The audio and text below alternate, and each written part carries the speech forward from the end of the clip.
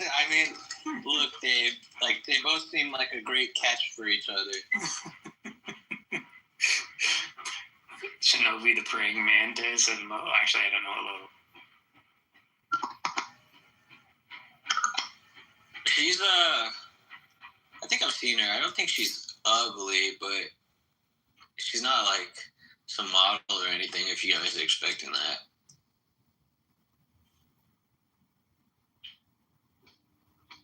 It's funny, she didn't always have good OPSEC and stuff, so I still remember her from those early days. And she wasn't always this crazy, and it makes me wonder what the fuck happened. She was like very polite and like respectful, and I think something like fucked her up. Look, stop talking about Shinobi that way. He doesn't ruin everyone's lives that he touches. It's fucked up. No, I'm not saying Shinobi fucked her up, but something or someone. We know what the implication was, and that's fucked up. I consider Shinobi a friend. And where was she anyway? Like The Rage? I've never heard of this publication. She just made it. That's her own. That's her own. Yeah, that's her own thing. Okay. No. This news outlet has existed for more than just a week. It's existed for at least months. On the About page, it says journalism isn't OnlyFans. Okay. Donate to Lola. It's .Helen.tips. What is it about?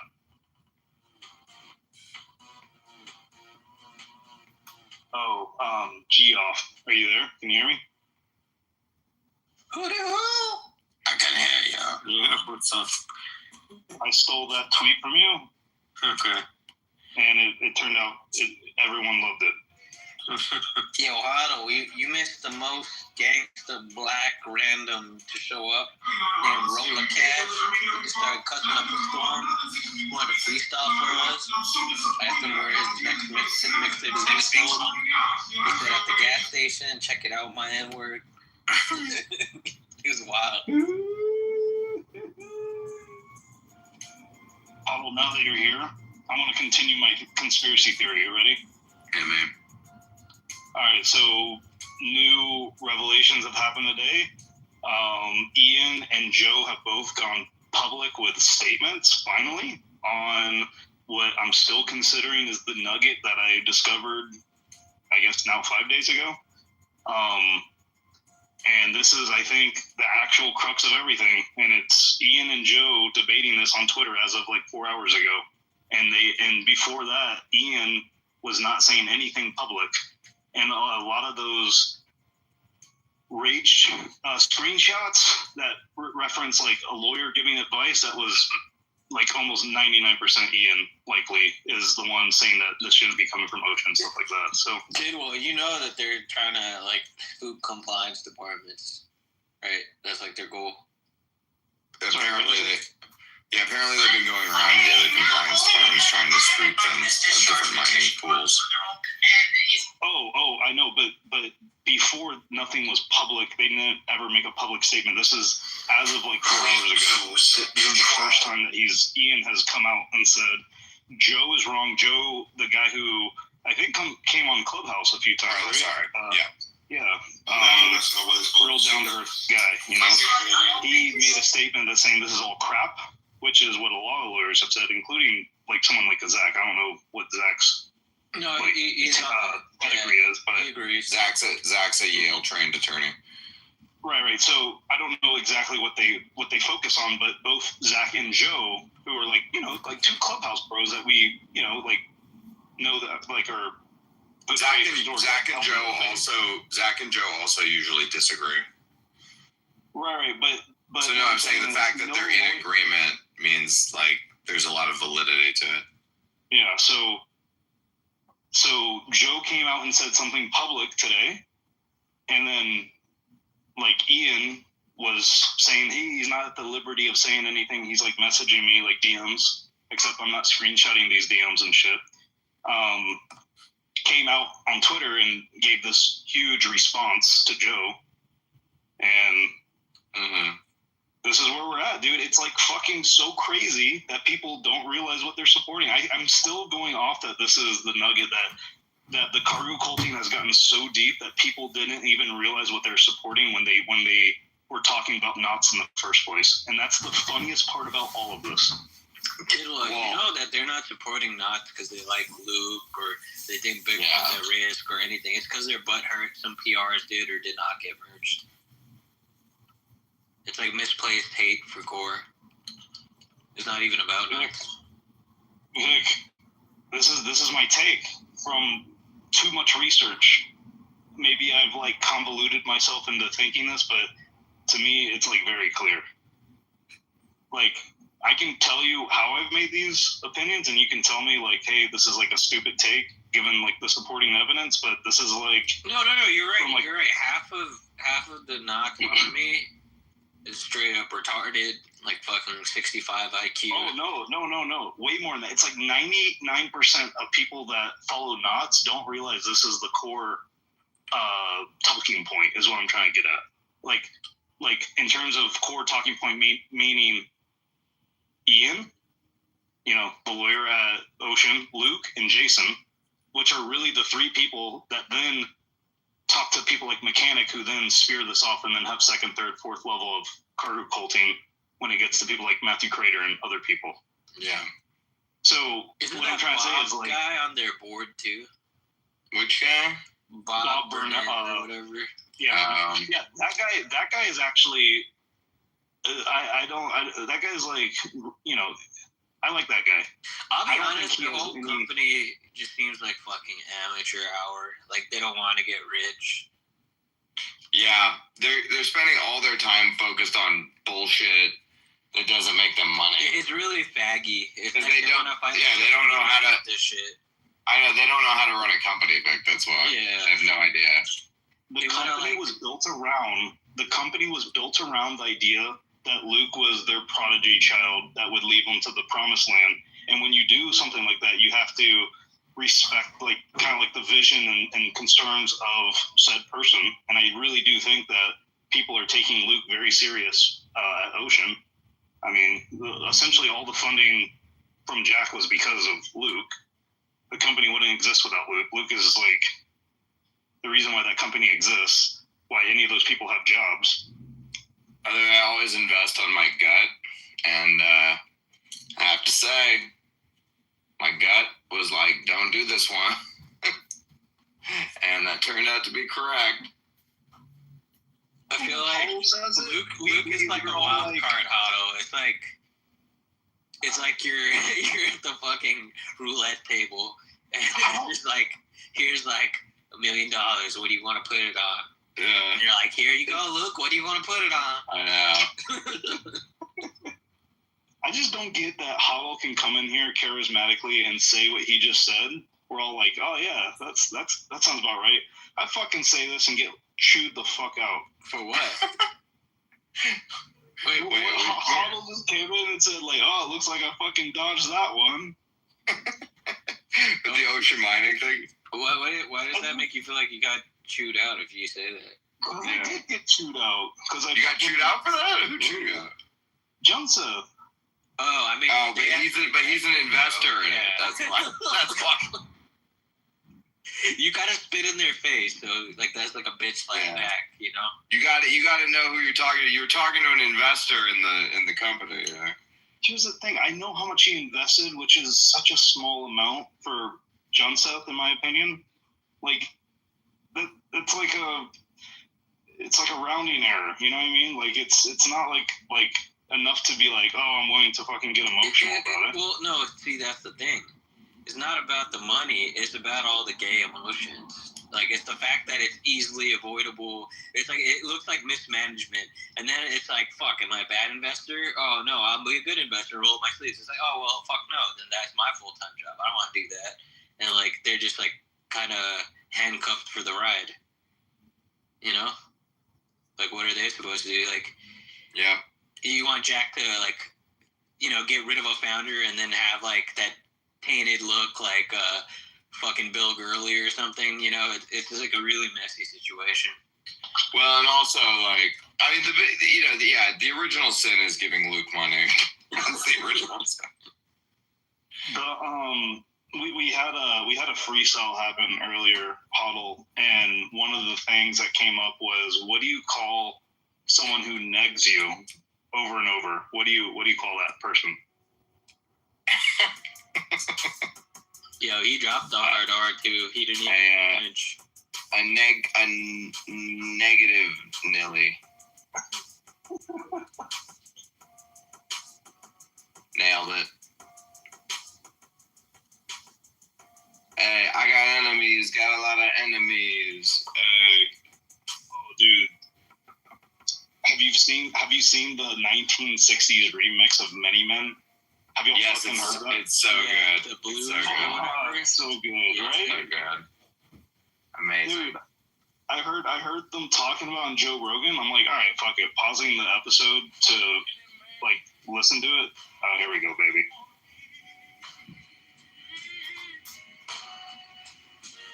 JC. Yo, this goes harder than the real song, to be honest. Dude, fuck yes, dude. This motherfucker to get.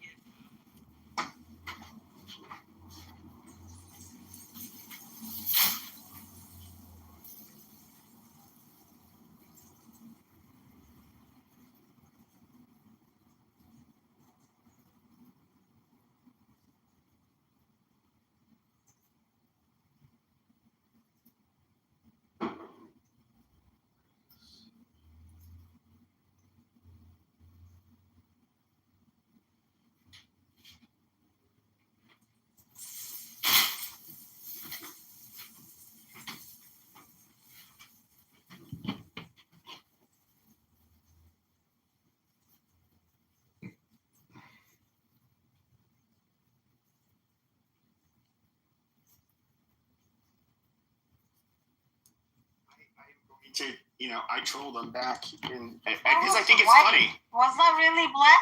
Oh, yeah, she's trolling as a white girl. Totally black. She was totally black. You can hear it in her lips. I mean, like, I'm not trying to be racist, but you can totally tell that was a black girl. She was doing a good job of talking like she was white. And by the way, a lot of black people can sound white when they want to. And she was doing that, and of course, like, she was. The reason why you can often tell the difference between a black and a white person, just like listening to them, is not, even if they both have like the exact same accent, they both have the same grammar, they're both equally as educated. Is mainly what really shapes your voice is going to be your sinus cavities in your nose. And so it's like how the sounds reverberate through places, through those areas of your face. It kind of gives a distinct signature. And so you could probably tell, like, I have a big nose, which I do.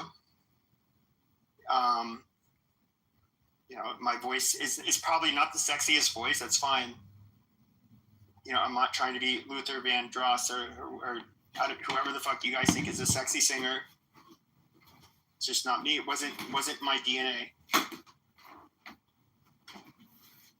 Yeah, no, listen, same thing. I'm not racist. I don't have a problem, but when I come on this app, I've experienced some outright, like, hey, you can't be here because you're cracker, pasty. Ludwig, shut the fuck up, bro. Anyway, Well, blacks can have their own safety. Like, I actually am okay with that. Like, I'll look at room titles, and I really hate how, like, you scroll. And like now, just listening in the hallway, it shows that you're in the audience. It's like, God damn it, dude! I want to look at the fucking title and not be seen in it. But if I see it's like an internal black community type of thing, like I would not go in those rooms. And so as a cracker, I wouldn't like if I have like a room, and of course, yes, I get it. Black people will be mad. It's exclusionary, that racist. But like, if I had like a title that was just like for white people, yeah, I would be like, dude, I don't want your black ass in here trying to center yourself as like a black male or a black woman. Suck a fucking dick. Like, this is literally, between us. and they can do that. Like, I don't have a problem with that. Yeah, it was pretty shitty. We were talking, during the Charlie Kirk thing, you'd have, black people coming in and being like, you want this shooter to be black so bad. Like, what the fuck are you talking about? Like, this isn't about race this time, dude. Like, I think this is about, like, an ideology. Like, what the fuck? Like, the racial... I get tired of the racial, conversations on this app, I will admit, so... But, whatever. I don't know. I'm looking on Twitter right now. It's like, can I even make a topic? Because I wasn't even planning on making a room, but then Rich ended up opening 2 rooms in my house and made a fucking. Oh, you want a topic of it? What should the topic be, Ludwig? The autopsy report of Charlie Kirk is, it's the mat ain't matting. Why would you need an autopsy report for somebody you saw get shot in the neck? Bro, are you serious? No, well, everybody, Stevie Wonder saw that he got shot in the neck. But it's about, the bullet, right? The damage that has been caused. It should have actually, pretty much ripped his head off. Yeah, if it was allegedly this certain caliber that does that. So there's a lot of, I've shot at 30-06. I wouldn't say it would take your head off. It is. I have heard that they said that and I don't know exactly what the bullet did, because it looked like it went through a part of his so it went through a part of your neck that's very thin and fragile. Then I would have guessed from there it would have had to hit his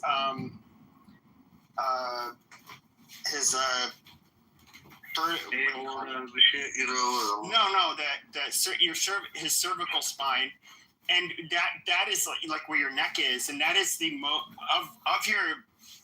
of all of the areas of your body, or your spine, I should say. That is where your vertebrae is the softest, because you have to have a lot of flexibility on your neck. I mean, is it possible? And they said his bones or whatever stopped the bullet from going through. I mean, is it plausible that maybe bullets are known for tumbling at times when they hit you? Is it possible that he shot him at a neck at his angle? It ended up ricocheting somewhat off of his cervical spine, and then not likely, because it was deflected inwards. That's a soft bone, flexible part that's moving. It's not likely. I'm with Ludwig on this, man. Well, I know it sounds weird for 30-06, and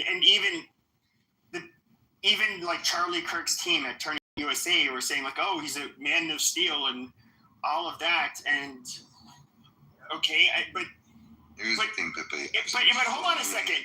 Well, hold on a second, because a lot of people are trying. This is where I get mad at conspiracy theorists and stuff, is that it ends up taking away from not only the responsibility of the person that did the crime, but at the same time, it ends up you end up scapegoating another group of people.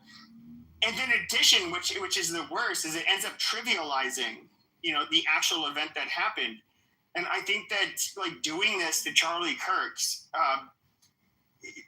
and his memory, I don't want. I think it's tarnishing his legacy to just I think we should be able to question it though, Pepe, because you can, but this is retarded.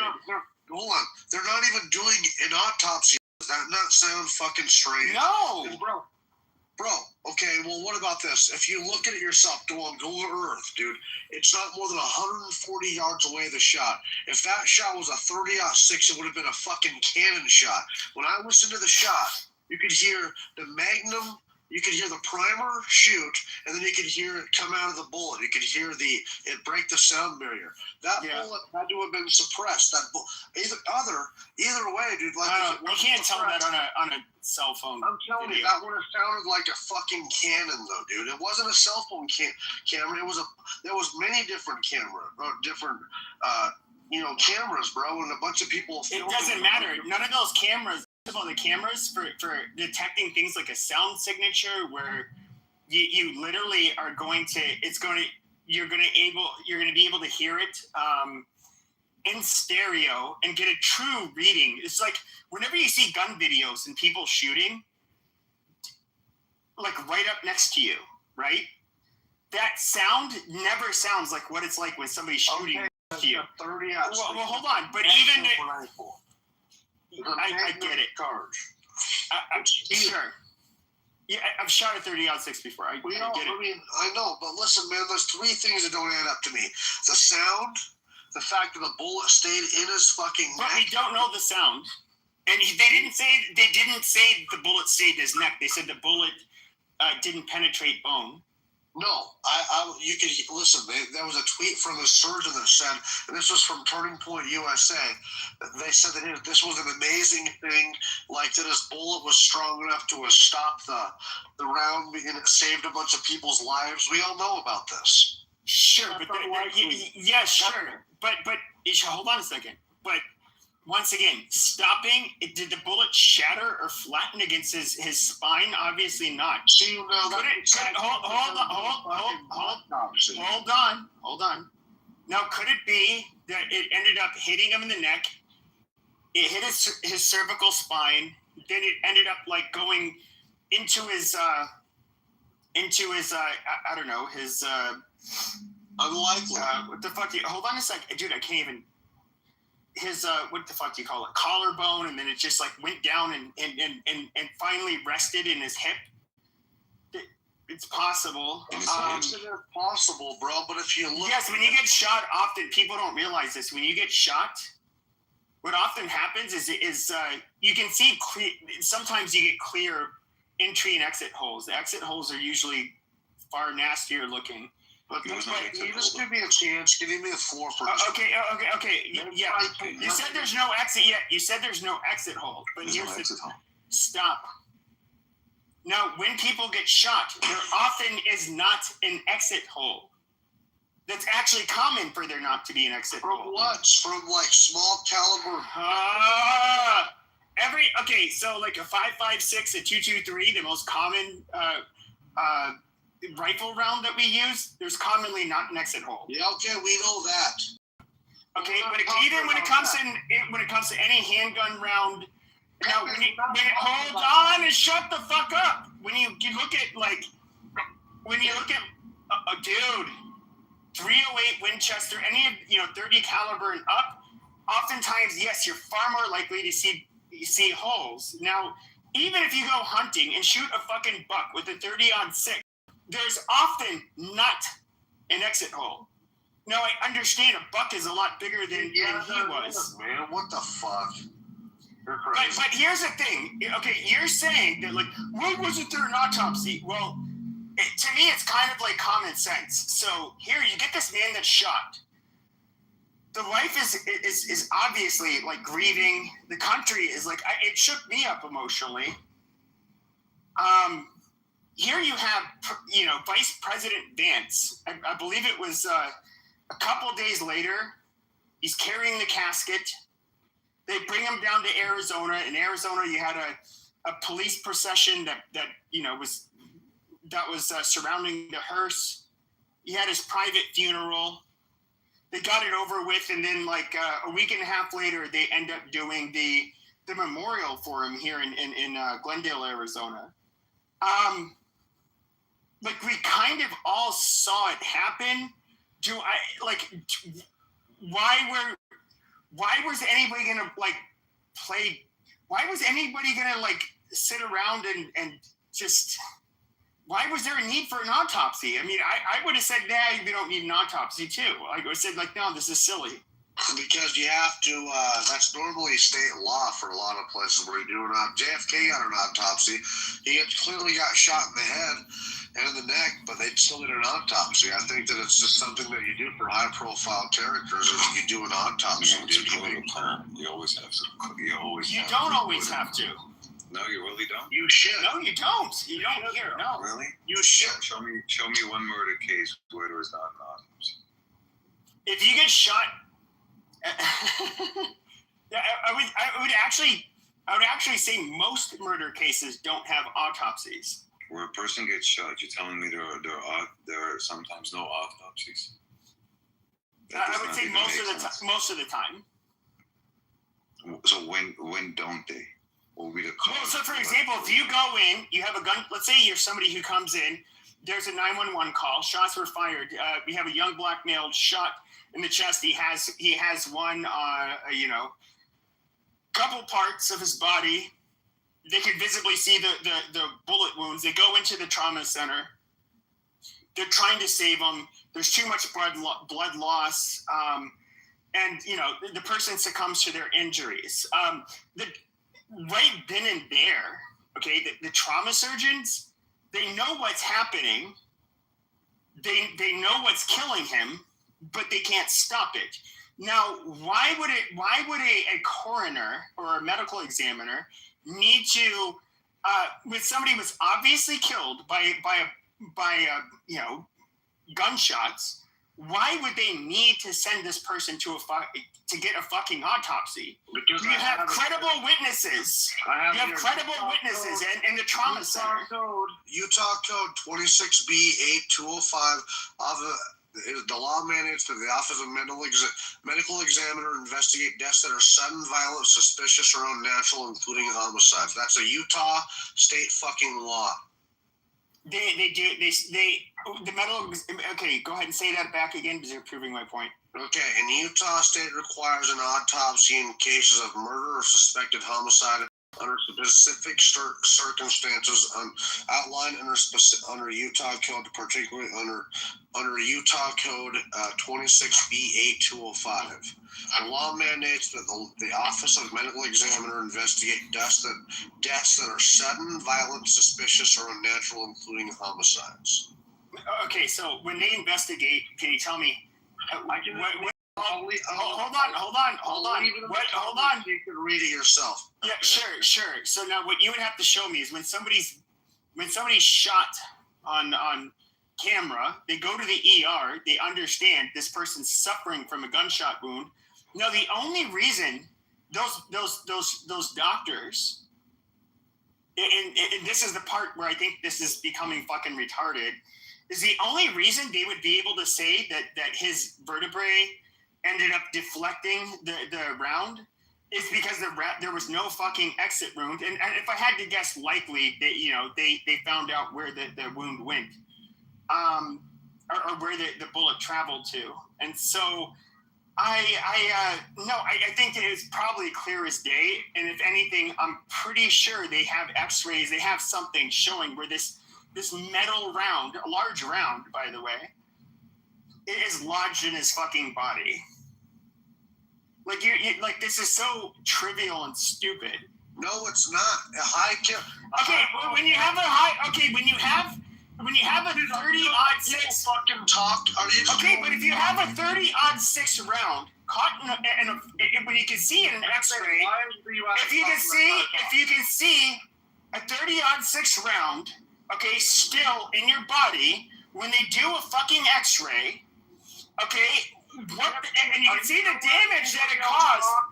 Are you just gonna always just No, because I have to kill this dumb conspiracy theory bullshit. I'm just gonna leave if you're not gonna let anybody else talk. Okay, that's fine. Promise? I mean, let fucking people talk, dipshit.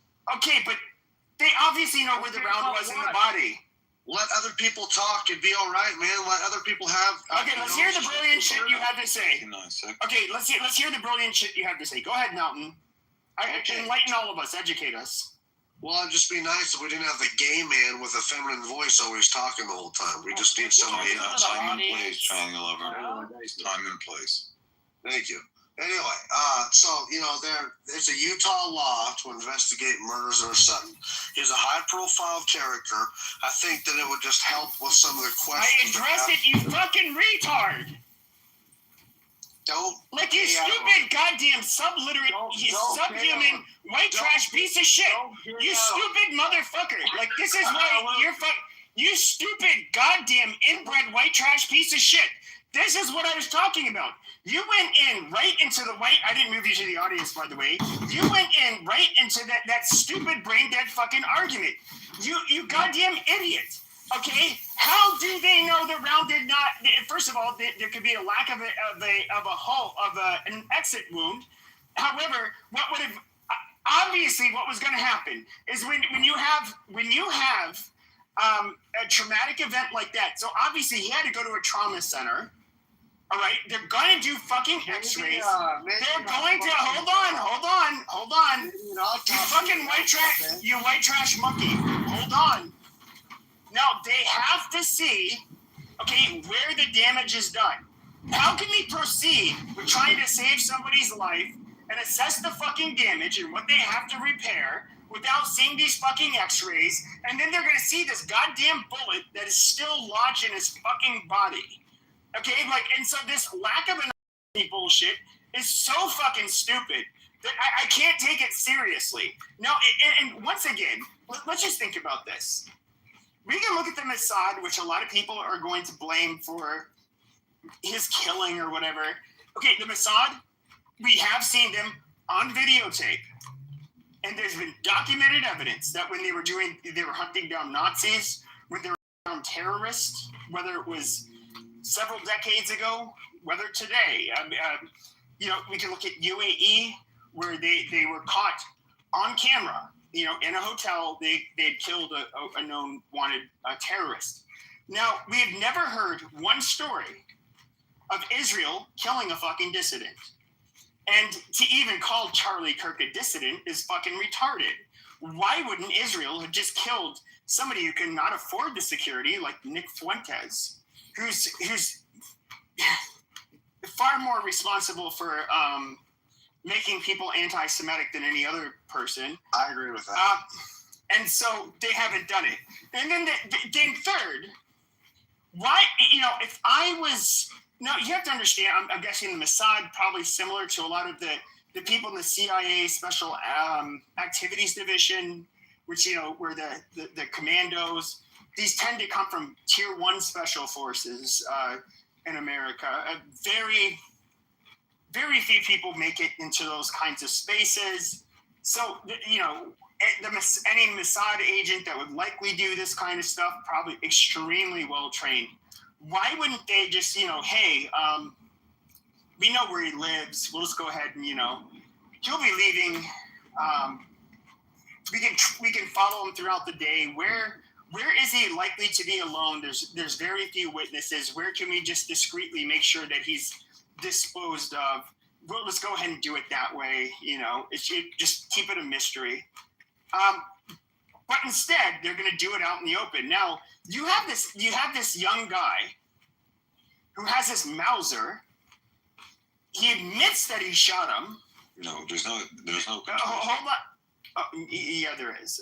No, there is not. But, okay, amazing. But sure. Sure. Okay. And so the murder weapon was discovered. Now the family said, like, yeah, it was a gift from his grandfather, or it was passed down from his grandfather, and his dad gave it to him. I forget which. So we kind of know where the weapon came from. There's nothing. To me, this is like an open and shut case. Like, it's, you guys are grasping at straws, and the people that were grabbing the equipment, TPUSA's team admitted that they were like, well, look, dude, I knew that if we didn't grab it, somebody else would. So we had to do it, and all of it was handed over to the FBI. It makes sense. I think he was a quick black thinking and guy. white, or is it just a possibility? Is what black? And I would say it's. That's what I'm saying, because you're acting like it's black and white, like it's just not a possibility. Everything they're telling us is just the truth. Don't question it. If you do, you're a retard. That's what you're saying. But I think you need to be right, because more powerful than the sensibility of it than even questioning it. Pepe. That's what's fucked up about it. No, it's not that. Like, look. It's true, though. His need to be right is so powerful that he can't even question the official narrative. While we know that JFK happened, we know that all this bull fucking shit happened. You understand, like, JFK, 9/11, all sorts of fucking shit that's happened in our country. We can't even question it. What the fuck, man? I think, Pepe, that we should be able to question the official narrative, man. I'm not saying everything's a conspiracy. Yeah, it is easy for that kid to have gone up there and shot him in the neck. I've watched it, man, and I know you can take a Mauser apart with 2 screws with a screwdriver in about 30 fucking seconds, and if you leave the scope on there, you don't have to sight it in. So you leave the scope on top of the barrel. You take 2 screws underneath the barrel, underneath the stock, underneath the barrel, and you can take the bolt off first. Then you take the screws off. You take the buttstock off, and then it just separates the barrel, and you leave the scope on top of the barrel. It's all sighted in, and then you can put it back together in 30 seconds. That is true. So everything you're saying is totally possible, man. Like, what, and the official narrative might be true. I'm just saying it just seems fucking weird, okay? Yeah, I would say this, like, nothing about the official narrative sounds weird to me. I would say the biggest problem is that you get people who for whatever reason, they think somebody deep down is behind something, and I do not see that with this killing. Like, there's a part of me, kind of, I wouldn't say wish, but it's like if there was a group of people that have been,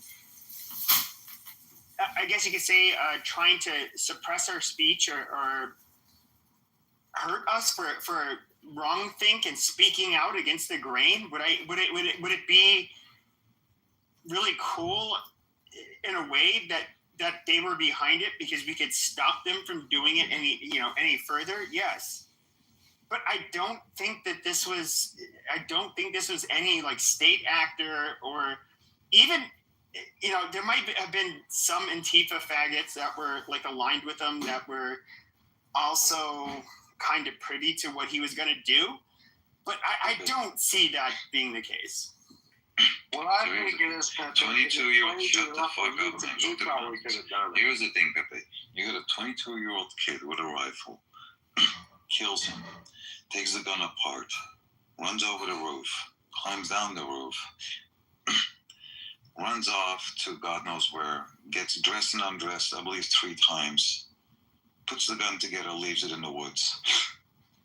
We got no camera footage other than like this brief moment of 10 seconds. Mm-hmm. No Ring doorbell camera footage of him walking around. No dash cam footage. I thought there was some of that. Hold on 1 second. You got all the people with their cell phones recording this shit. You got God knows how many people there were that were recording from the position, as in like facing the crowd, like in a way that Charlie Kirk was sitting, right? Nobody has recorded nothing, and somehow magically this 22-year-old kid has to have been the one. Then you got the old man. It was at 9/11. He was at the Boston bombing. Then it was like another bombing case. I don't know what that was, right? Then and then he was here at this event, right? Then they found like child pornography, whatever, on his phone, right? Or on his computer, whatever. It's like, and we got nothing, right? And there's only 2 words that cross my mind, call me fucking crazy, is deep state. Okay, well, I would say this. What I think would be very sloppy for an Israeli operative is that they were going to have a personal phone that they would look up, I guess, child pornography on. In fact, you'd probably want nothing on that phone, to be honest. That could lead you to anything that would get trouble. I don't really buy that. But when it comes to the cell phone footage, yes. So people, when they were at the Charlie Kirk debate, who were they going to be filming? Charlie Kirk and the people asking him questions. And then they hear a shot, and then people are just like, what the fuck's going on? They see all of a sudden Charlie Kirk's hit. People are scanning around with their cell phones. Now, what's really funny is the security cameras. Why are they all pointed at the ground? Why are they not showing the roof? Well, I mean, generally, you're not looking at people walking on the fucking roof when you have a security camera. You're going to have a security camera pointed at the fucking ground where people are. So with that being said, there's absolutely nothing suspicious about that to me. Go ahead, KK. So sorry, I was middle of eating dinner. She didn't have her show today, but Candace Owens was really close friends with Charlie Kirk. Like, she was on the ground floor of all this.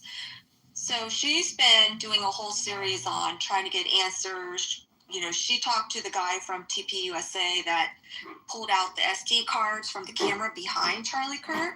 So she's been really like going down all these different rabbit holes, just exploring everything. So she posted up this morning, Tyler Robinson is not suicidal. The entire narrative that placed on the media about him having been suicidal is completely fictional, as are many other aspects of what we've been told. Hold on a second, sorry. Oh shit. His father having turned him in after confession is also, oh fuck. How did I lose it? White people turn each other in, dude. We do that shit though. That's not suspicious to say. I side with niggers against white people who do that, by the way. Hold on a second. Let me get it. Sorry. That's why your neighborhood will be trashed. Okay, all right. So she says, I want to break this news immediately because it feels important. I think I don't break it immediately, something bad might happen. I hope I have earned the trust enough of the people to believe me when I say I have verified this information but cannot reveal the source. Tyler Robinson is not suicidal. The entire narrative that was placed in the media about him having been suicidal is completely fictional, as are many other aspects of what we have been told. His father having turned him in after a confession is also complete fiction.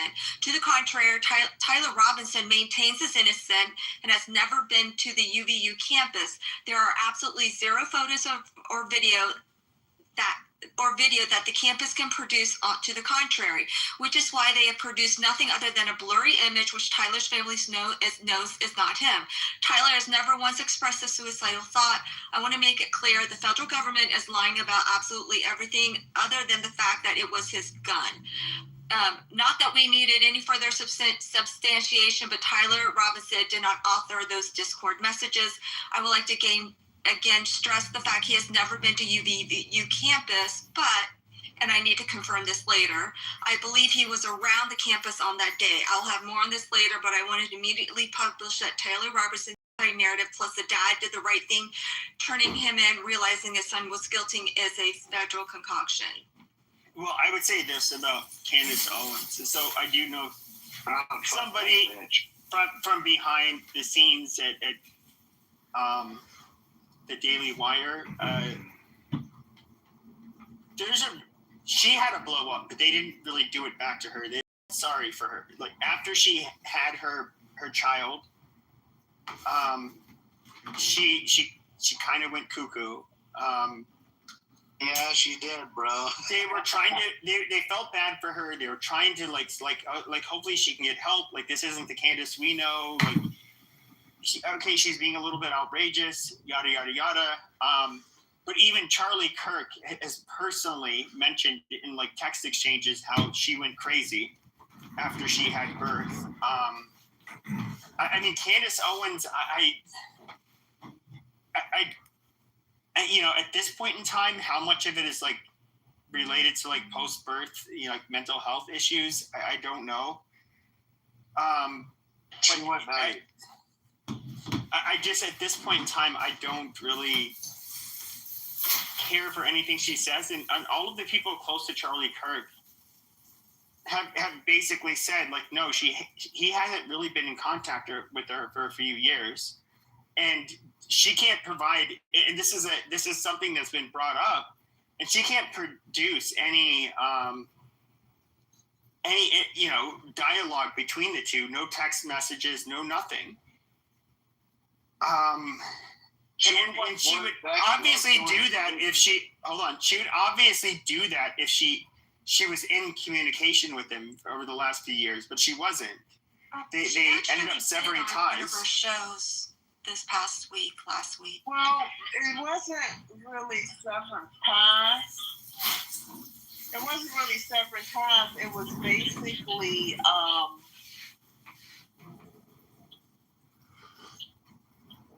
Yeah, but basically what's happening is that they weren't agreeing on the business matter of how to produce shows, and so they quietly got her off the job, and they lost touch. She did say she was not going to go to the funeral.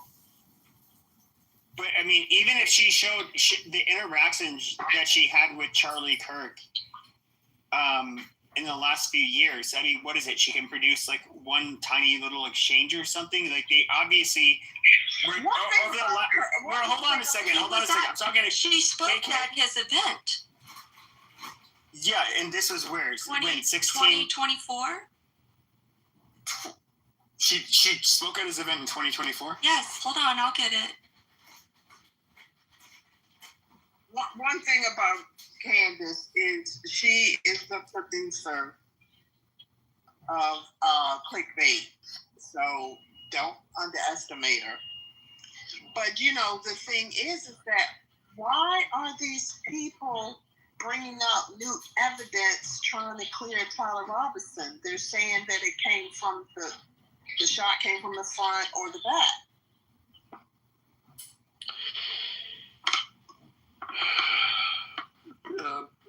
Pascal, let me know when you don't want to talk about this particular conspiracy anymore, so I may put an end to it and we can move on.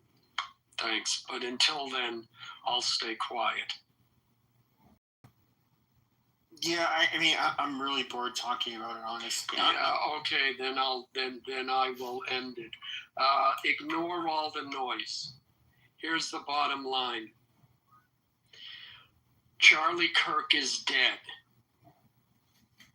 What matters is what everybody said afterwards. Keep your focus on the sadistic vultures that are the Democrats and what they're saying about it. That's what you need to focus on and ignore all the noise. That's it. The rest of it, let the conspiracy theorists go on. It's whether it was Tyler Robinson or some guy named Bob who works in accounting in the local Walmart. Fact is, he's dead. And Democrats did their usual thing. The Democrats are responsible. Their rhetoric for the last 10 years led to his death. And even if it wasn't Tyler, their rhetoric afterwards condoned his death. That's my position on it. And the letter that they found with his intentions. So, yeah, I just wanted to bring that up. And I'm kind of thinking that might be fabricated, But anyway, just thought I'd throw that in there. But like I said, with Candace, she's the queen of clickbait and clapback. Don't underestimate her. I mean, she did run a whole expose about Macron's wife, and then I guess she provided, proof that you she's can a biological woman, and prove somebody's personal. You can someone else. Yes, you can. You absolutely can prove whether or not you're biologically a woman. In fact, if you submit, nobody can prove anything about me unless I give it to prove. Yeah, hold on. Okay, first of all, they filed the lawsuit, right? And so they can produce evidence from maybe when she was a little girl, but that doesn't matter. The medical documentation. Pulled out. Sure.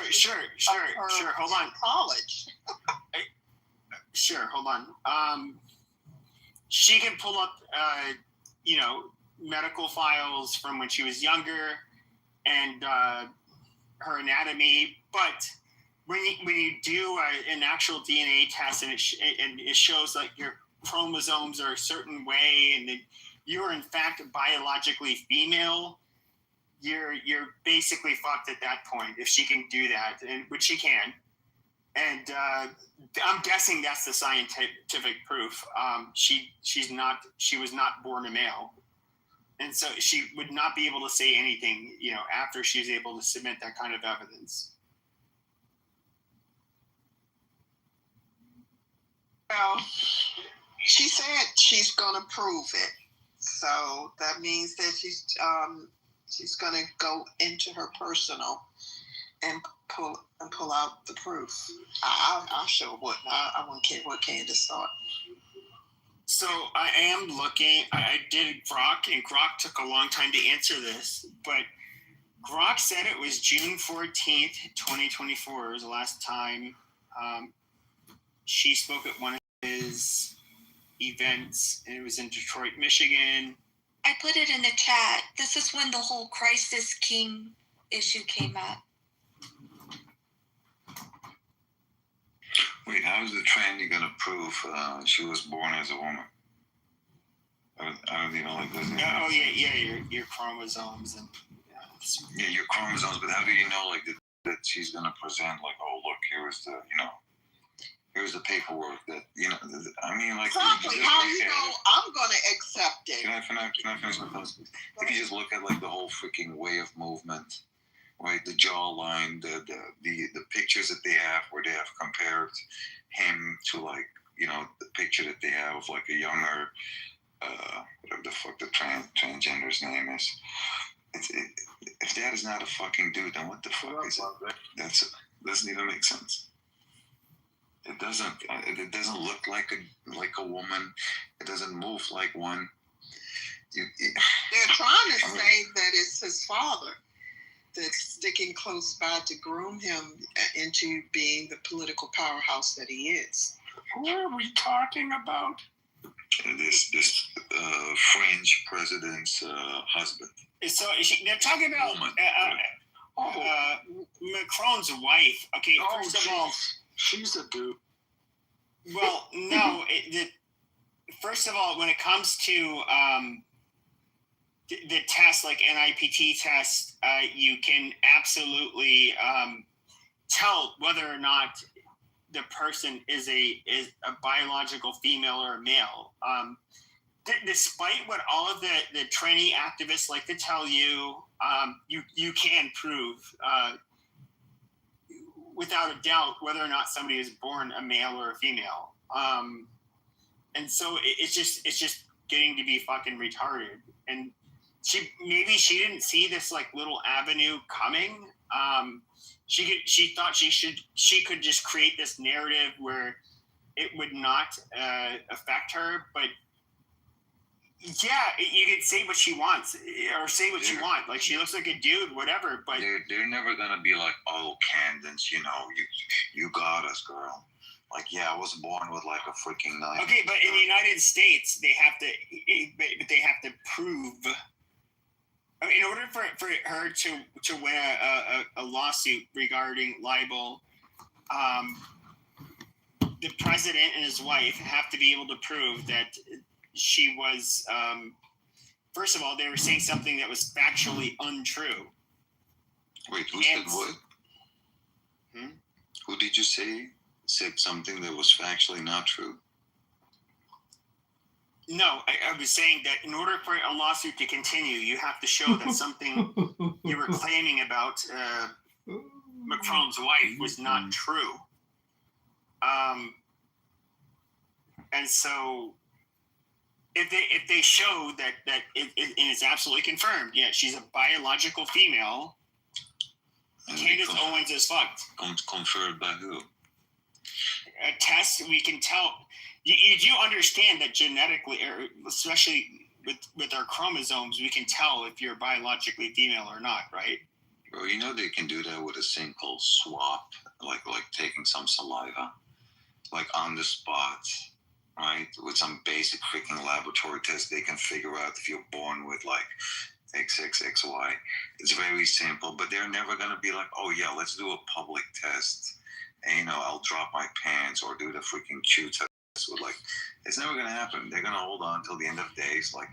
Okay, but apparently they said there was scientific proof, which we don't know what it is. But let's say she dropped her pants and then she did It shows, XX versus XY. It showed all of that shit. Where can Candace Owens go from there? She can't go anywhere. Well, the scientific proof is one thing: the chromosomes. Yes, which is a very easy test. Chromosomes. And so, since this is such an easy test, which I'm guessing that's where it went, they can absolutely shut her down just with that test. But they won't, because like everybody's saying, that is not a female. And as Charlie Kirk was saying, but what evidence do you have for that? But what evidence do you have for that? Facial features, all that stuff more. Yeah. The pictures that they have. I'm humiliated to even be aside something like that and be called a fellow woman. I mean, I tell you honestly, man, what have Candace Owens ever done? Like, told us there are two genders and that the chick is a dude. Like, I don't think I'll find it. Is that like amazing journalism what she's doing? Honestly, like, I don't even hate on her. I think she's a nice chick, right? Nothing wrong with her. She's but like, funny,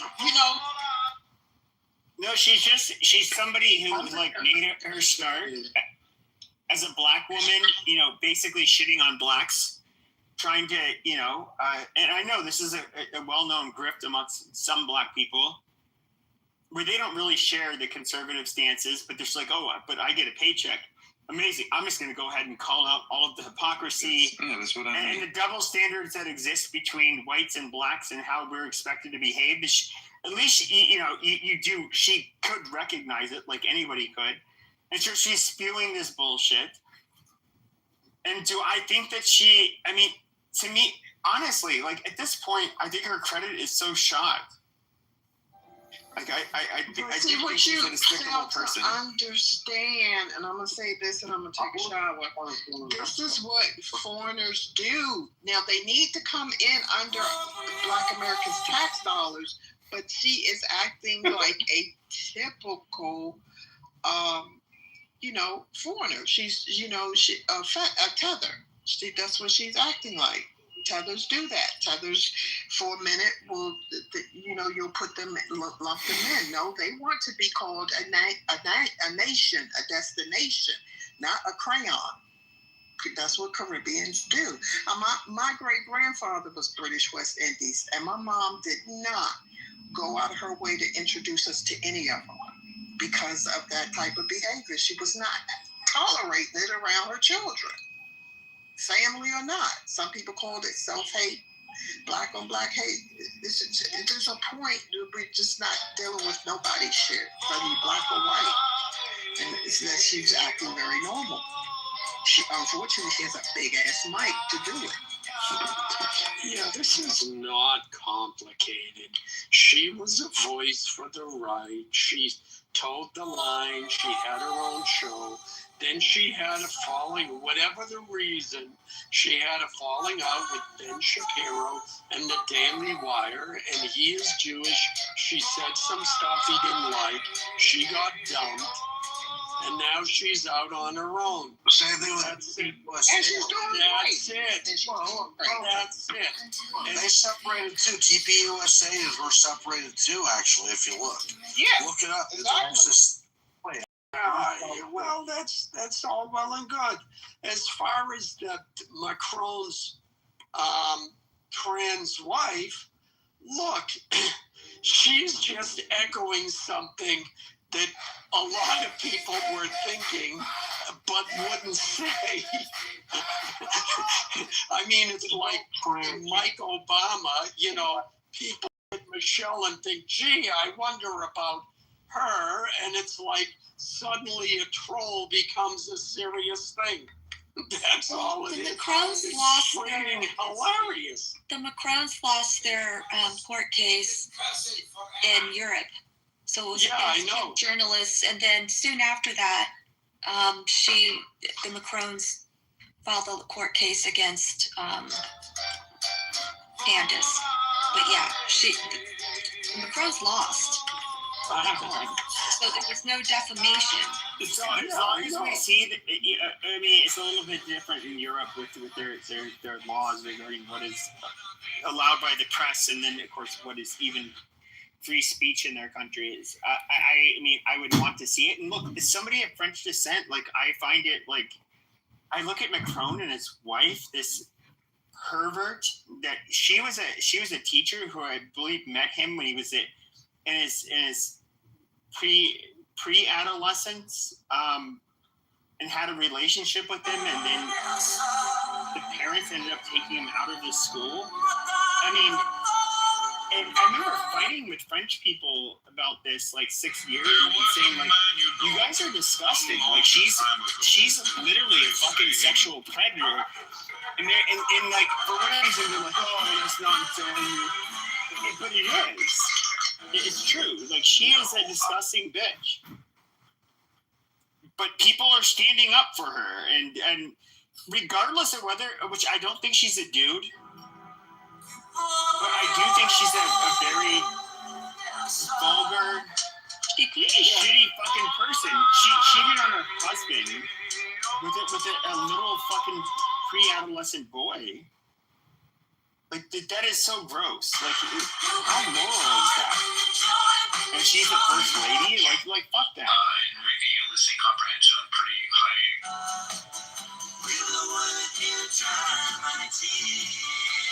I'm not gonna lie. Like I fucked when I was a teenager. I fucked at least one woman in her 40s. When I was underage, like I'm not saying it's like the end. How do I put it? I could tell she like wanted some kind of like loyalty and like a commitment of some kind. For me, it was like she was trying to be manipulative, but I was kind of like I didn't care. I was like, oh, okay, oh, you want that? Amazing. I'm just not going to do it. And then she would get like mad and leave me like nasty emails and that kind of shit. But I didn't. I don't know. I don't. How do I put it? I don't think he's like it's necessarily traumatizing for a male to have to go through this kind of shit, but I do think that at the end of the day, like women should be held to somewhat of a similar standard as men who would maybe do the same shit. And I can say conversely, like I knew girls who were underage at the time, like myself, that would fuck, adult men that were over a decade older than them, and it was just whatever. And these girls that to put it loosely, do I think they were necessarily taken advantage of? Not necessarily. These are or excuse me, girls, because they're underage. They were absolute sluts, like totally sluts. And like I think a lot of people have to realize like there are like boys and girls that are not 18 that are very hypersexual. They're players. They are people that are just they have sex like it's having lunch. Like that's just how they're wired. And they're not really affected by having sex with an older woman, but in this case, I think it's like really weird. How did he have a relationship with her? Like, it almost seems like there has to be a level of grooming involved, because I did not take the bait. How much better profit I am. There were several older women I had sex with that were a decade or two older than me when I was a teenager, and they thought they could tell me what I could do, and like Pepe talks about everything. I don't even give that same respect to my parents. Like you can suck my, like no, eat Pepe, shit. the PR crisis manager. But for whatever reason, he's one of these people who just kind Pepe, of like, the reputation management expert for himself.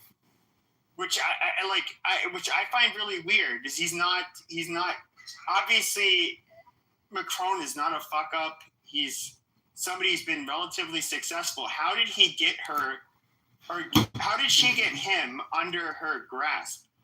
Was she involved in politics before? I mean, does she come from that kind of background? Just out of curiosity. But to answer your question, I think that maybe your background was such that the older women who prefer younger men because they feel they have a sense of control, you were aware enough that you were, like you said, yeah, bite me, you want to fuck me, that's fine, but don't pull any of that emotional manipulation. No, exactly. Yeah, but he wasn't that smart. And that's the thing. I mean, the fact that they have the clip of her slapping him across the face, that speaks volumes. She's in control. He didn't, when you see his reaction too, she slaps him and he doesn't look stunned like, where did that come from? He doesn't get angry. He just sits there passively like, okay, she slapped me. Yeah, so she's been manipulating and controlling him for a long time, I think. And that's why you can't understand it, but yeah, it's clear as far as my view goes. And he may have, along the way, he may have realized, well, she can give me, well, let me put it this way. In the same way a young woman will date an older guy because that gives her access to a level of affluence and social support that her peers can't give her. Then Macron's wife probably, if I had to guess, gave him that same kind of access. So it's like, wow, so he's seeing advantage to him socially. So he went along for the ride, would be my guess. The fuck? And he became president of France, But, the other thing I was going to say, look, the French have always had different and looser sexual mores than other countries. So that figures into this mix too. Do y'all think that this conspiracy theory that Macron's wife is a man that swapped identities with her younger brother? Younger sister, I guess. People have been saying they ended up suing Candace Owens for. We were just talking about it. Do y'all believe it or not? I think it's a hilarious troll. But the basic question you have to ask is, I mean, I do think she's a masculine, old, like, Jesus Christ. He's the president of France, and he has this old fucking bitch, literally old enough to be his mom. I don't know. It just hits me. It's hard to have respect for Macron. It's based on, this whole situation.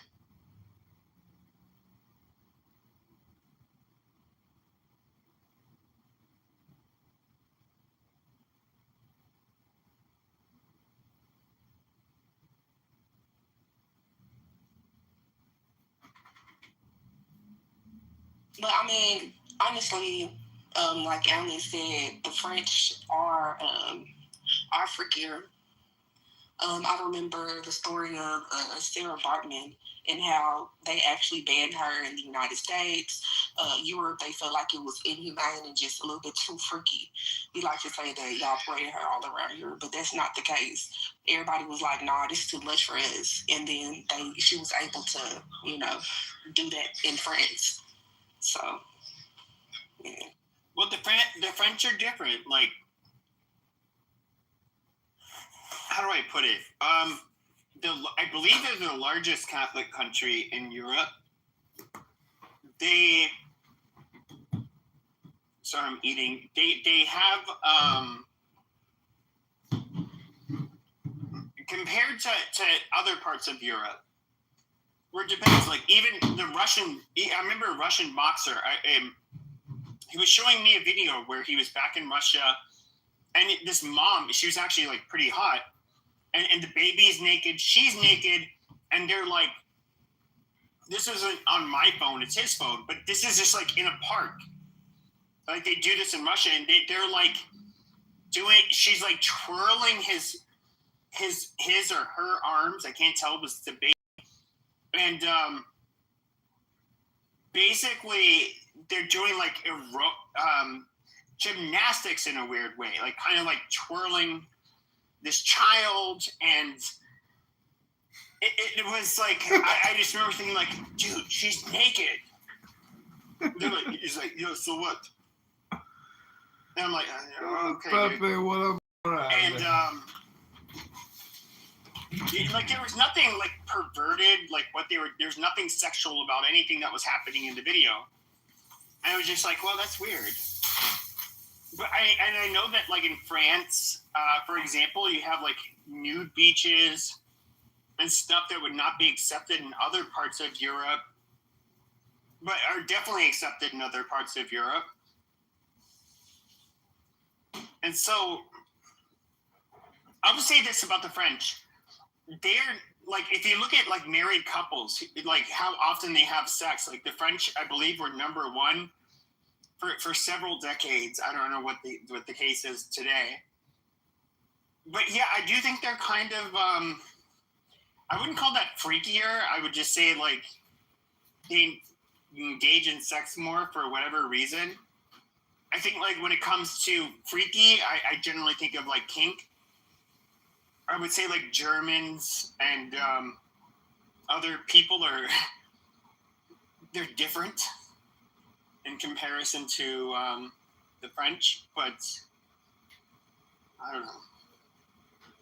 Yeah, I mean, the term ménage à trois comes from the fact that they are staunchly religious and staunchly Catholic, and you can't get divorced, period.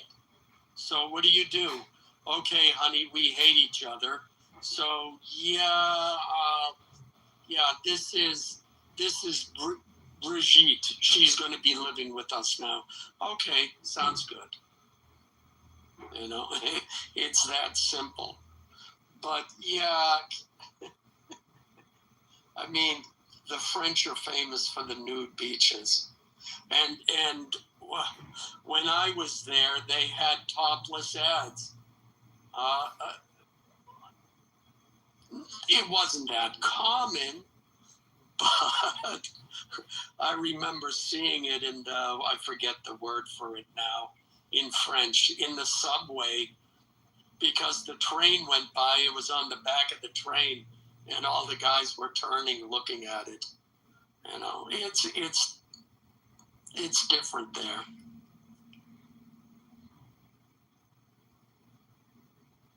Yeah, I mean, personally, like, okay, they're okay with showing breasts, like whatever. Like, I don't really give a shit. They in that documentary I watched it was like a movie about like Sarah Bartman. They made the French look disgusting compared to the rest of like the Western world. Like everybody else had obscenity laws that banned the type of behavior, and then they went to France and it was just like willy-nilly. They were, you know, aristocrats and elites were all like, ooh. You know, what's funny is that in this country, when you look at the beauty industry, it's obsessed with the French. It's, the latest beauty secrets from France, you know, from Yves Saint Laurent. When you go to France, it's the latest beauty secrets from America. It's the exact opposite. So, yeah, a lot of people don't like the French. Well, I'll just say this, like, I forget the name of the French prime minister, but his mistress and his wife showed up to his funeral. Now, there is this really weird thing when it comes to, like, Catholic countries, especially more, like, southernish Europe, and of course, absolute southern Europe. They're all known for having their mistresses, and these are Catholic countries. And they do this, and, it was kind of... even in Latin America, which this is where their influence came from. It's like you spend Saturday with your girlfriend, your mistress, and then Sundays with your wife and your family.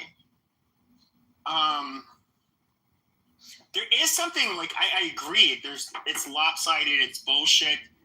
It's corrupt. But they do kind of have that culture.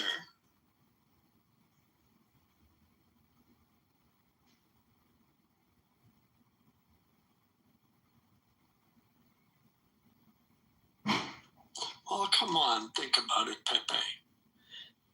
If your wife is on her period, you still have needs, right? Come on. Yeah, why not? Just convert to Islam.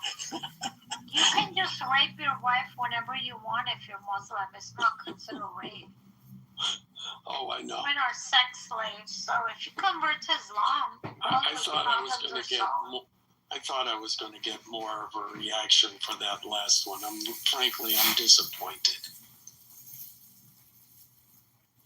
So, Alan, are you Catholic or are you Eastern Orthodox? Like, I don't know. There are Catholic Armenians, but and they're are they Orthodox? It's apostolic is what it is, whatever that means. It's not Orthodox, and it's separate from Catholic.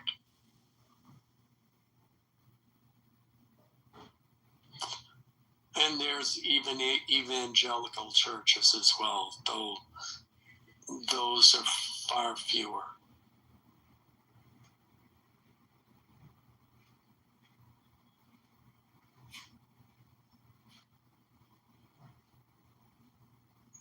What I don't get with Christianity is if you look at modern day Catholicism, if we look at the Coptic Christians, if we look at the Maronites, like, what is the true? What is true Christianity? Because they all call each other heretical. Yeah, well, people are stupid. What do you want? That's the answer. No, our flavor of vanilla ice cream is better than your flavor of vanilla ice cream. So ours is the true ice cream. That's all it is. But which one makes it so that I don't go to hell? Well, first of all, too late for you, so don't worry about that. Because you had premarital sex, so yeah, you're doomed. So yeah, but no, they all have the element. They all have a sufficient connection to the intent that as long as you believe in one of them, you're already ahead of the game. It's still no guarantee, but you're there.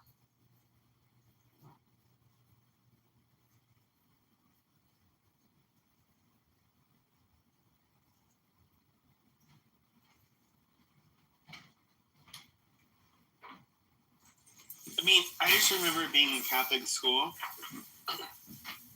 and us asking, like, these existential questions regarding the validity of Catholicism or God, whatever, and priests would be the ones teaching this. And the hardest part for me was never seeing a satisfactory response. And so somebody like me, it's not that I'm somewhat stubborn, but I do believe there's a creator, but I can look at all of these different religions. They all seem to have some kind of answer, but nobody can prove anything, period. And so, I get it. In order to have, to be religious, they have to buy into one of the, I guess you could say narratives. And I just personally, I'm somebody who has to see proof in order to believe anything. And I think there's a lot of people who like to claim that they have proven that God exists and, somehow their religion is the true religion. But they, at the end of the day, they never actually prove it. And this is why I never really participate in religious debates. It's basically rhetorical masturbation and people, ascribing to their blind faith and trying to win over each other with their, rhetorical tactics when it comes to debating. But they can't prove anything. And so, obviously nobody here can prove that God or their particular religion is true. What is the point in even debating it? That's one of the things I don't understand about a lot of these religious people is you can't prove anything.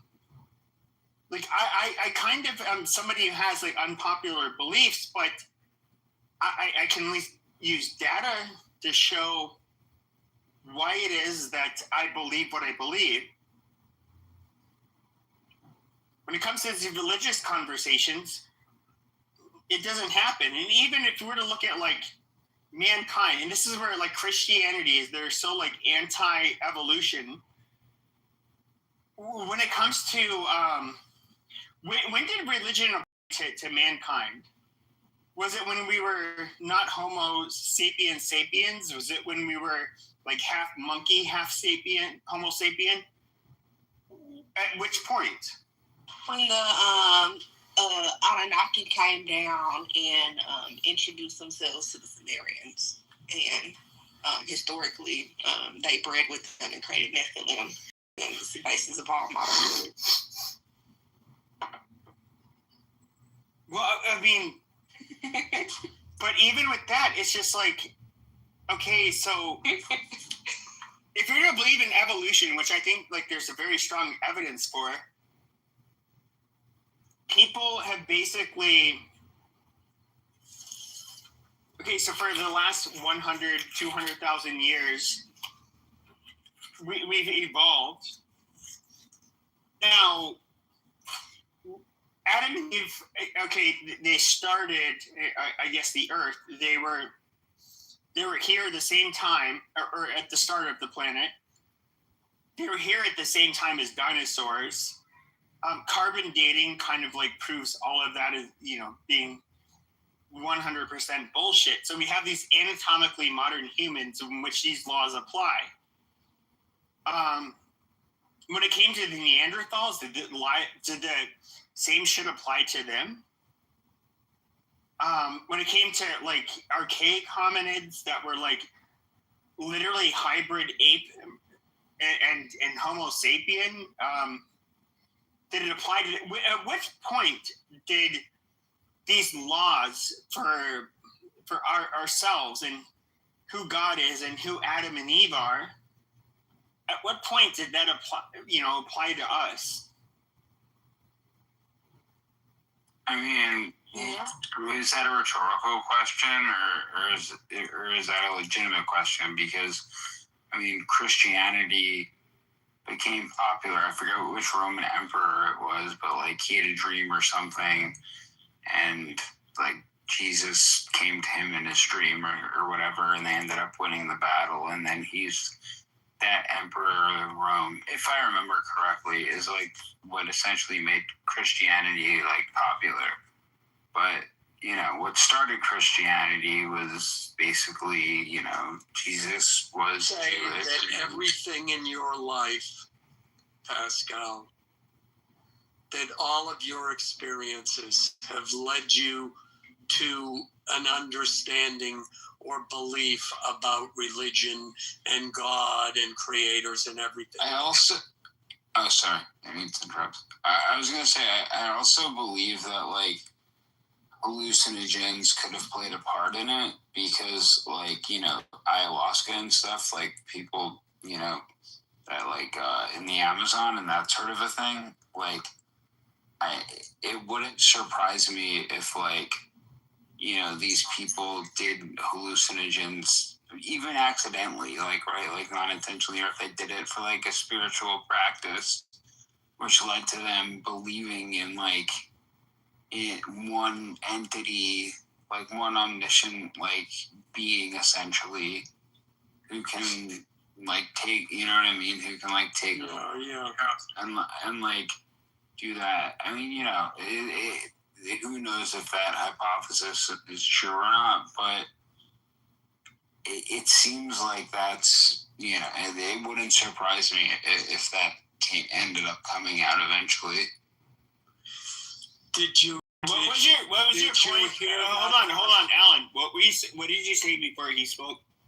I said, would you say that everything in your life, your experiences, what's happened to you, has led you to a conclusion and a viewpoint about religion and the existence of a creator or lack thereof? Would you agree with that statement? No, I would say it's me. It's not because of experiences. I would say it's or thought, whatever. No. With me, it's been more or less hearing very religious people speak, and them not being able to prove anything, and having blind faith, and just how much you're willing to warp. I guess you could say like warp everything in general just to fit their narrative. But you're still describing an experience and a reaction. That's still, the point is it's personal to you, right? I agree with you that the discussions about religion or atheism or anything else are kind of pointless because you've come, I understand you don't like the word experiences, but you've come to these conclusions on your own. And I can allow you to have those conclusions because they are personal to you.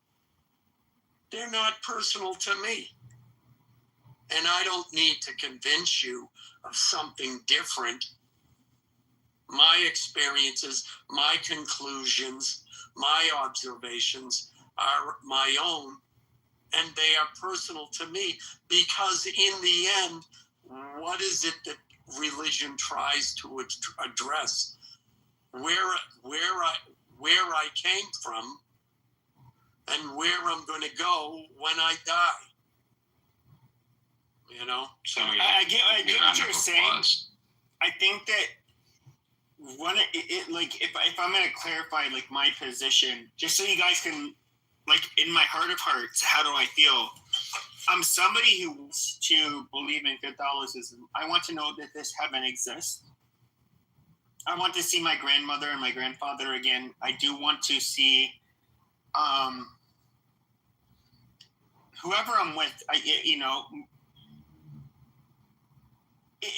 And this is not very. This is the not very Catholic part of me. There's this selfishness where it's just like I want to be able to see those I love again.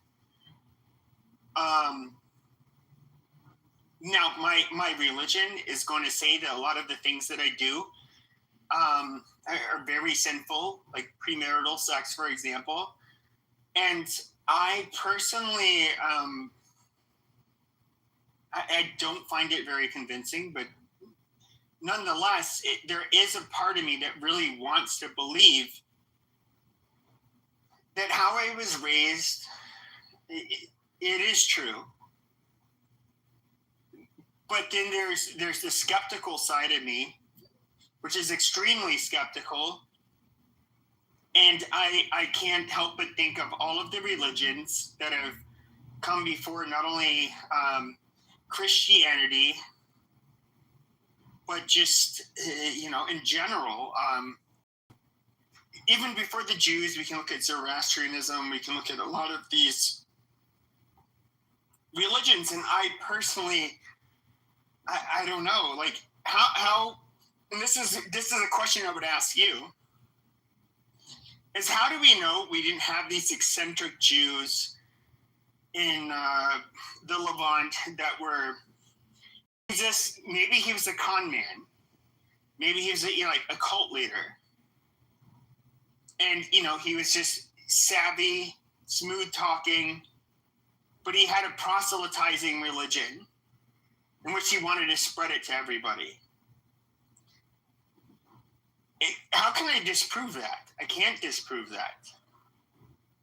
And so, at the end of the day, I'm supposed to have blind faith into this religion in which I cannot prove anything. And there is a place in my heart for like conservative Christians, but I don't.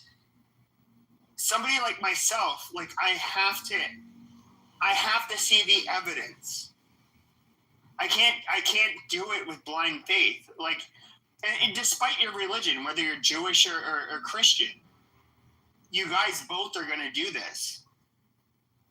And when I'll hear Jews talk about like, oh yes, this is what our religion says. This is why we're experiencing this and that. And and I'm just kind of like, okay, these are religious people, just men of the book who are just trying to make sense of what's happening now. That's fine. Christians do it as well. But I at the end of the day, I don't really buy into any of it. I do look at it as largely as bullshit. And this is like kind of an existential crisis that I have. I'm somebody who wants to believe it, but nobody can prove to me why I should believe it. Well, the thing is that the only way you're going to have faith is it's going to be as unique as your DNA. How I believed, being of Ashkenazi descent, so it was really easy for me, me to believe because I have, background in the Middle East. So it was easy to believe that he actually exists. Just like I didn't think Sam Houston existed. But some people, do miraculous. What do you mean you're like Ashkenaz? What do you mean you look black? I don't look like a color. You could be an Ashkenazi Jew and be black. I am a person of that descent by blood. I don't look like a color. According to who? According to me, I don't look like a color at all. And because Okay, no, you don't just get to declare yourself a Jew. I mean, that's so fucking retarded. I think that you're retarded for saying such an ignorant comment. Personally, I think that yeah, it doesn't make any sense. Like her like she even stated that she wasn't a color. But the other thing too is like, if she was, let's say, or if she went by like African American, if she decided to, right? Like there was a huge, like, there's a lot of like Ethiopian Jews, which, for thousands of years.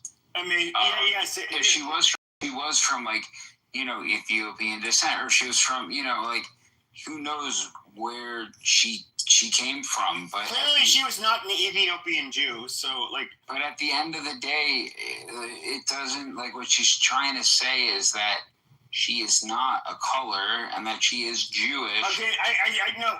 I think what you don't understand is on this app, there are a plethora of black people who call themselves Jews, even though they're halakhically non-Jewish. They have 0% Jewish DNA. And in fact, they're more Christian than, hold on a second. They're more Christian than they are Jewish, you know, in terms of their theology, but they like to claim themselves to be Jews. Now, with those black people, okay, like, I'm somebody who's not, it's not my religion to gatekeep, but I can clearly tell that you're trying to co-opt their identity. And it's not only you're like culturally misappropriating their identity, but you're actually like attacking them and shitting on them and trying to punish them for quote unquote stealing your identity. I think that, you know, you're just projecting right here in actuality, and I believe that, you know, what am I projecting? Here's the thing: you can think whatever you want to. What am I projecting? You stupid white faggot! What am I projecting? I mean, you just admitted that you're a stupid white faggot, right?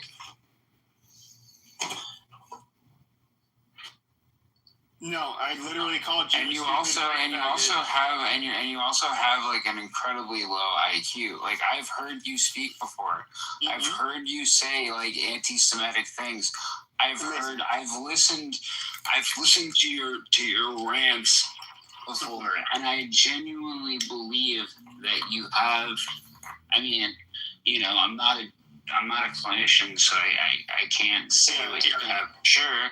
But it seems like you have bipolar disorder, or... What is bipolar disorder? I'm just curious. Well, I mean, there are two different types of bipolar disorder. Okay, there's bipolar 1 and bipolar 2. What is the difference between the bipolar 1 and bipolar 2? One is a longer mania and shorter depression, and the other one has longer depression and shorter mania. Okay, which one's going to full manic episodes? I think that again, I'm not a clinician. Okay, yeah, you're a dumbass. So bipolar. Yeah, you're talking about personality trait. No, hold on a second. Yes, it does. It does negate what you said. Yes, it does. Yes, it does. You fucking retard. It negates everything you said. You're talking about personality traits versus a fucking neurotic disorder.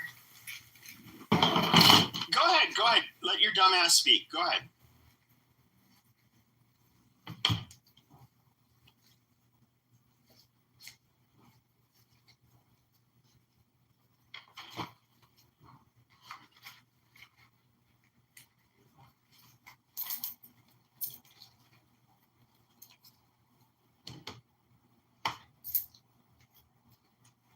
Comparing you to somebody with Down syndrome is essentially, you know, making fun of that individual due to your incredible ignorance within the realm of, you know, thinking that you're much smarter than you really are, and also making like anti-Semitic comments and making, like, you know, and not being able to differentiate a lot of things. Wait, did I say something about Down syndrome? I stated that I was not a clinician, and I stated that I was pretty sure. When did I say something about Down syndrome?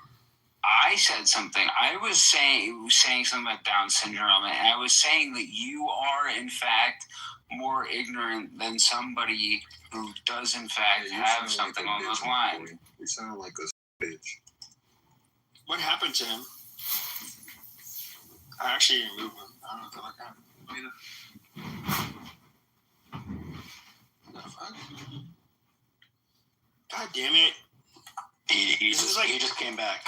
He just came back. Where is he? He just left. He came back. He's probably trying to connect. I actually kind of think this is like the type of shit I like on Clubhouse, so I would never remove somebody like him.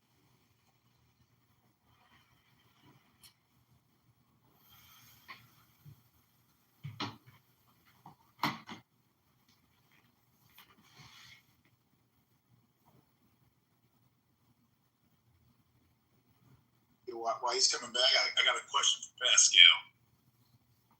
What's up, brother? Gentrification of the others. Yeah. So, let's see how long it lasts to take me down.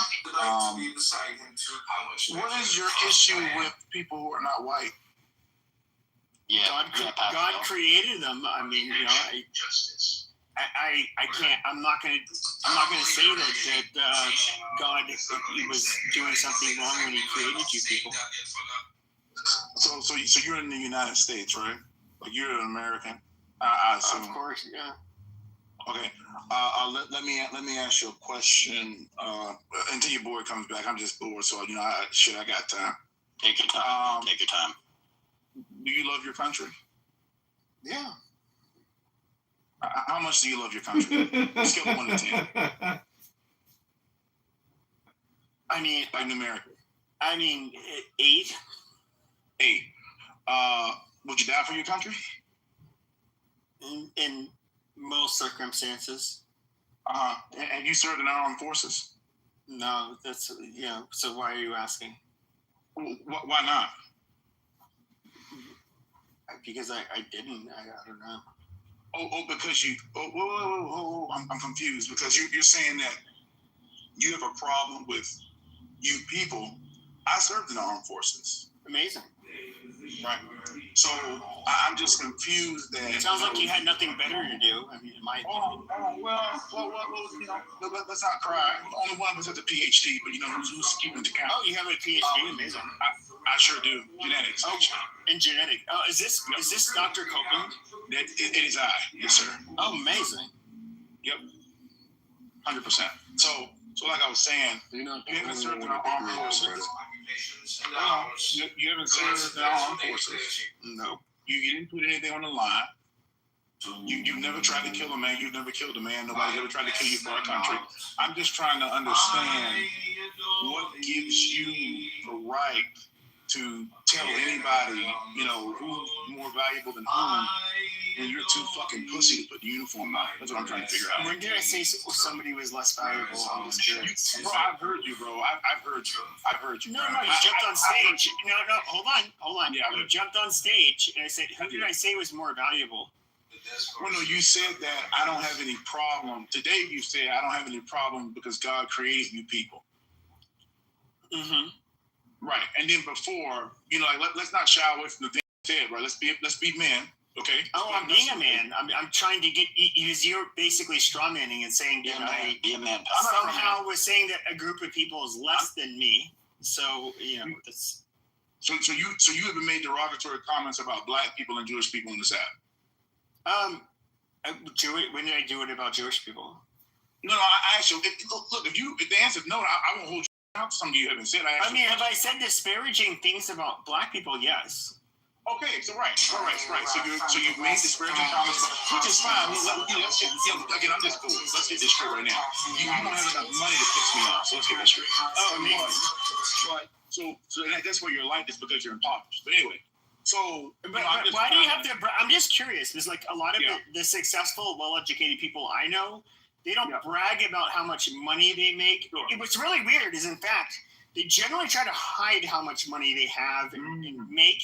Why? Generally, because they don't want to be used. And in white, at least with white people, you may not be aware of this. You know, trying to flex your status like that is considered, cheap and low IQ. But you're doing it, and this is kind of like why I think it's weird you're doing it. Okay. You want me to respond? And just like, I want you to respond. Just try to act like a white person. Just like not be, try not to be gaudy for a second.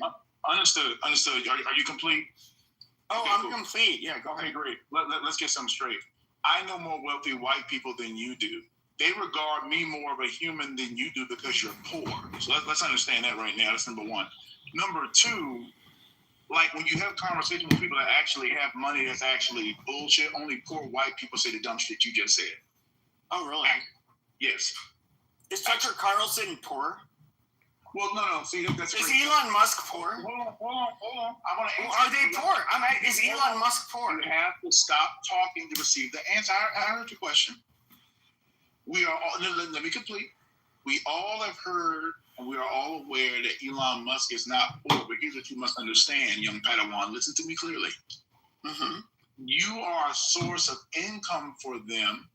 They realize that you are stupid. So if they play to your lower sensibilities, you will give them money, you see. It's a fiscal thing. They actually don't. But no, that's not what you said. You said people like me say what I say because I'm poor. Right. I'm saying like literally the richest person in the country says what I say. Right. And so he's obviously not poor. And quite frankly, you know, it would be a privilege for him to fart on your face when you're having a cup of tea. Cool. So, like, no, we have to be honest here.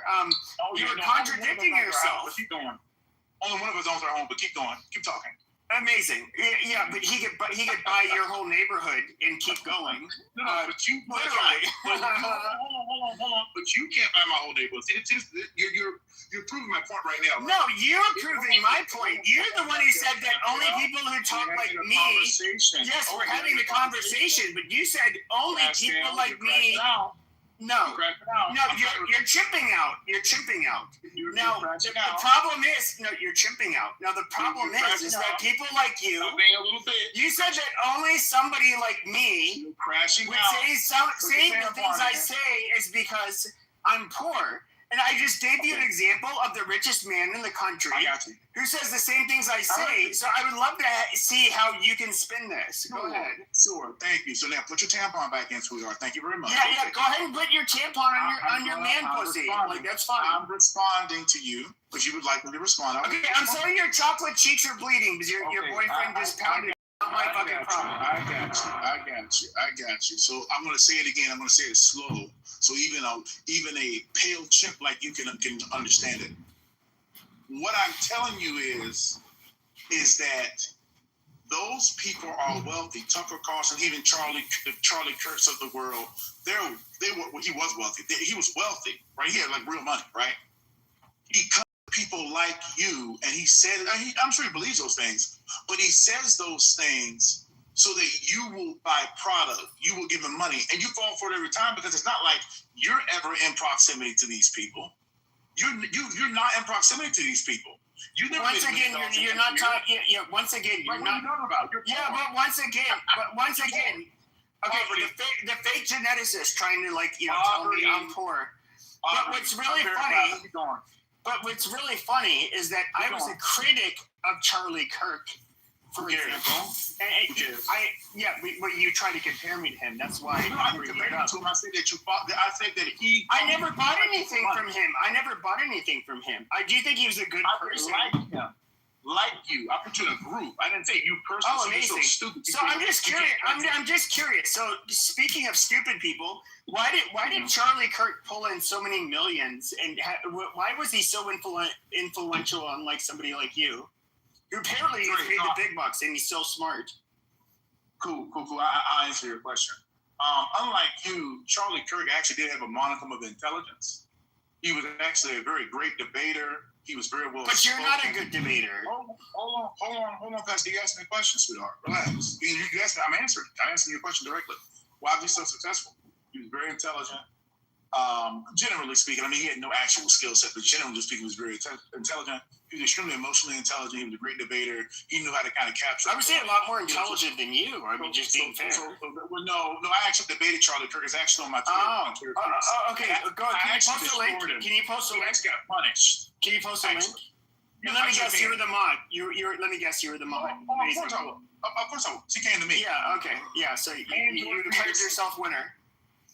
You destroyed Jordan Peterson as well. Amazing. Yep.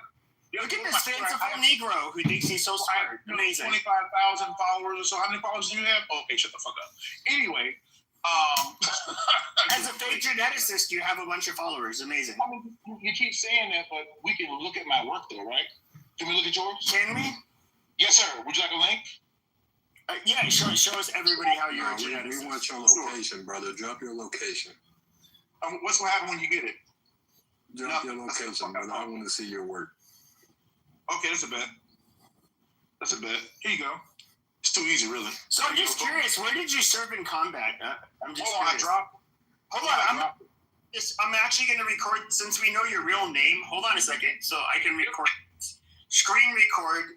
So here's Mr. No. Here's Mr. Badass. Where did you serve in combat? I'm not talking to you about my military service. Are you stupid? No. You came on here acting like you're a big. I was a captain in the army. That had a lot of experience. In the military. Where did you fight in combat? I never told you that. You said that. Did you fight? Hold on a second. Were you ever deployed in a combat zone where you had to engage in fighting? I am not going to discuss with you. You don't have it, you goddamn fake. Hold on. Hey, I'm not going to discuss with you. You fucking phony, stolen valor piece of shit. Coming on this stage, trying to act like you're a fucking tough guy, pussy. This is literally. No, I have it on. Okay, tell me, what is your experience in the military? I'm trying to answer it. You shut the fuck up. Okay, do you want to answer, or do you want to hear yourself talk? Yeah, I want to hear it. I want to hear the answer. Cool. Yeah, so I was a captain in the United States Army active duty at the 71 Bravo. I was a biochemist. I managed the Army's CBRN program at Fort Sam Houston from 2020 to 2023. I was a section chief at the FADL, Food Analysis Diagnostic, where I managed countermeasures for 50 states and 3 OCONUS territories. If you look at my PTR, I actually have myself in my service uniform wearing it. I also have a picture with the Surgeon General of the United States Army at the time, 2-Star General Dingle. Who the fuck do you think you're talking to? Nobody. Because you're a fucking civilian. Nobody with valor. You say that, obviously. So, pussy. I mean, no, you're the pussy. Like, shut your pussy ass up. Put the uniform on. Shut your dumb ass up. Why don't you go ahead and go in combat, bitch? So, why didn't you serve? Why did I have to serve? Why didn't you serve? Because I didn't have to. No. Nobody has to serve. We don't have a conscript-based military. You volunteer. That's the thing. Why didn't you serve?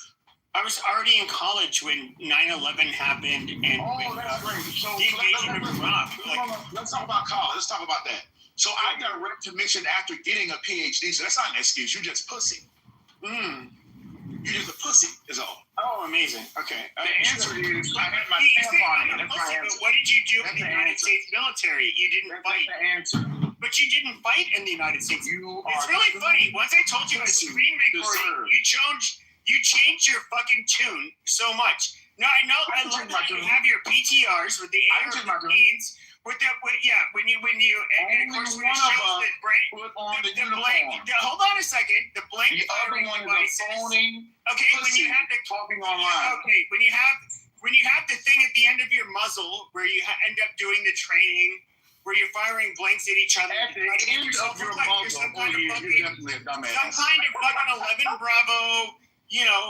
71 Bravo. 71 Bravo. Yeah, get it right. 71 Bravo. Obviously.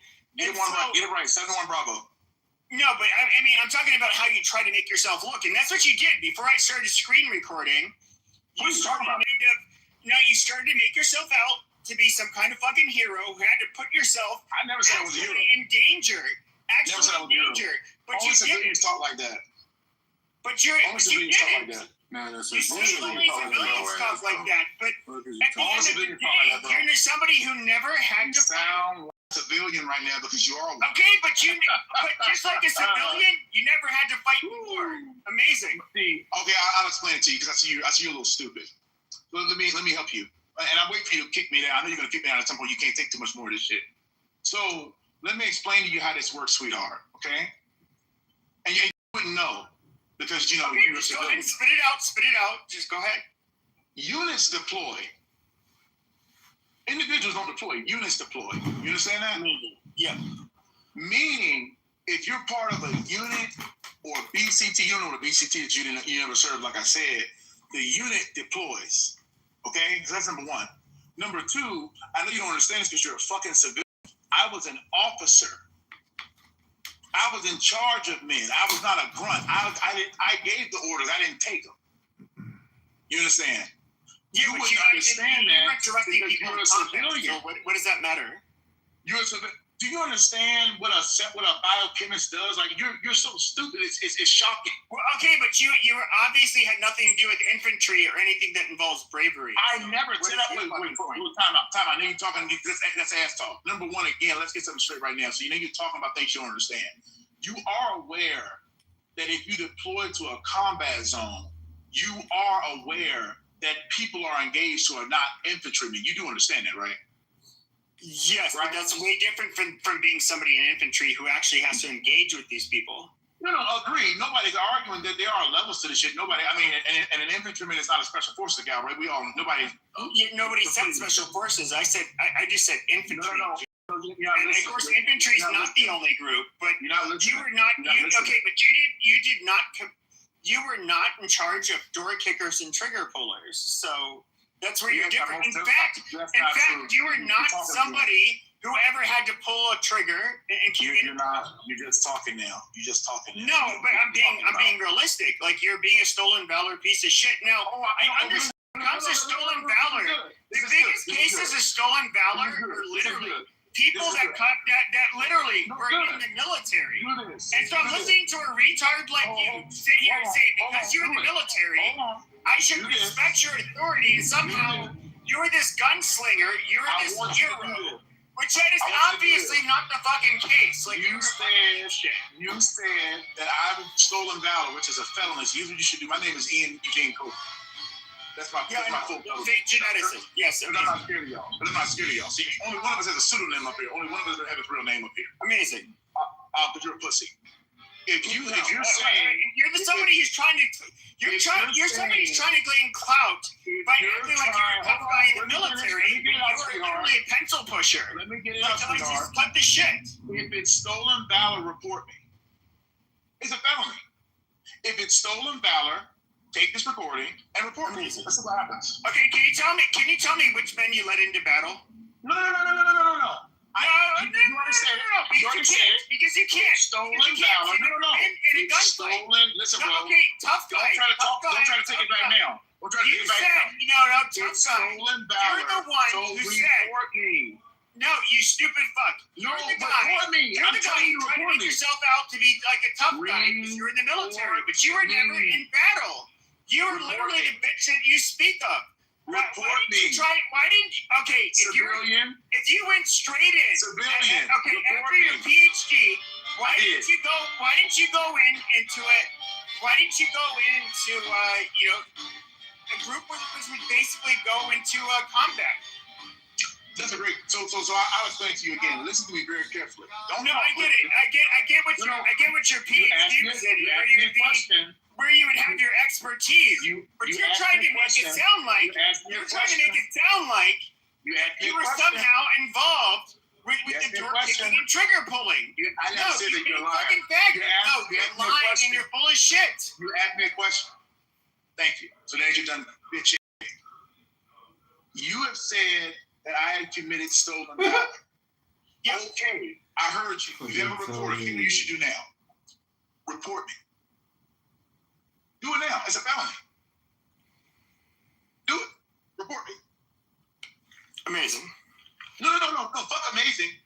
Report my black ass. Report me. You said that I said. Well, your ass was literally. I was a soldier.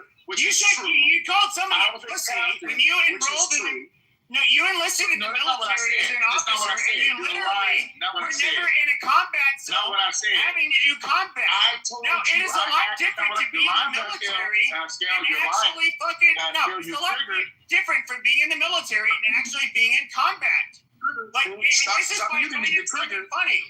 Listen to you that never were in combat. Sit here and try to call other people pussies. Why didn't you serve on the front lines? Okay, I'm gonna answer the question. That's a question. So that's a question mark. So thank you. Cool. Take a breath. So here we go. Again, here's how the conversation started. I asked you, why did you have a problem with people who are not white, and black people, Jewish people? You said, I don't have a problem with God making you people. I said, okay, you love your country. You told me, yes. I scale on a scale from 1 to 10. How much you love your country? You said, I don't know, an 8. I said, would you die for your country? You said, absolutely. I said, so why had you not served in our armed forces then?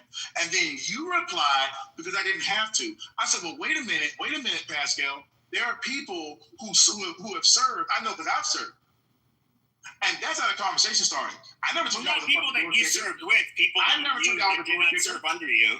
I told y'all with a 71 Bravo biochemist, which is a fact. I told you that I managed the Kitover response for the U.S. Army, which is also a fact. I told you I worked in Seaburn, which is a fact. I told you where I served at Fort Sam Houston, which is a fact. This is all verifiable information, dog.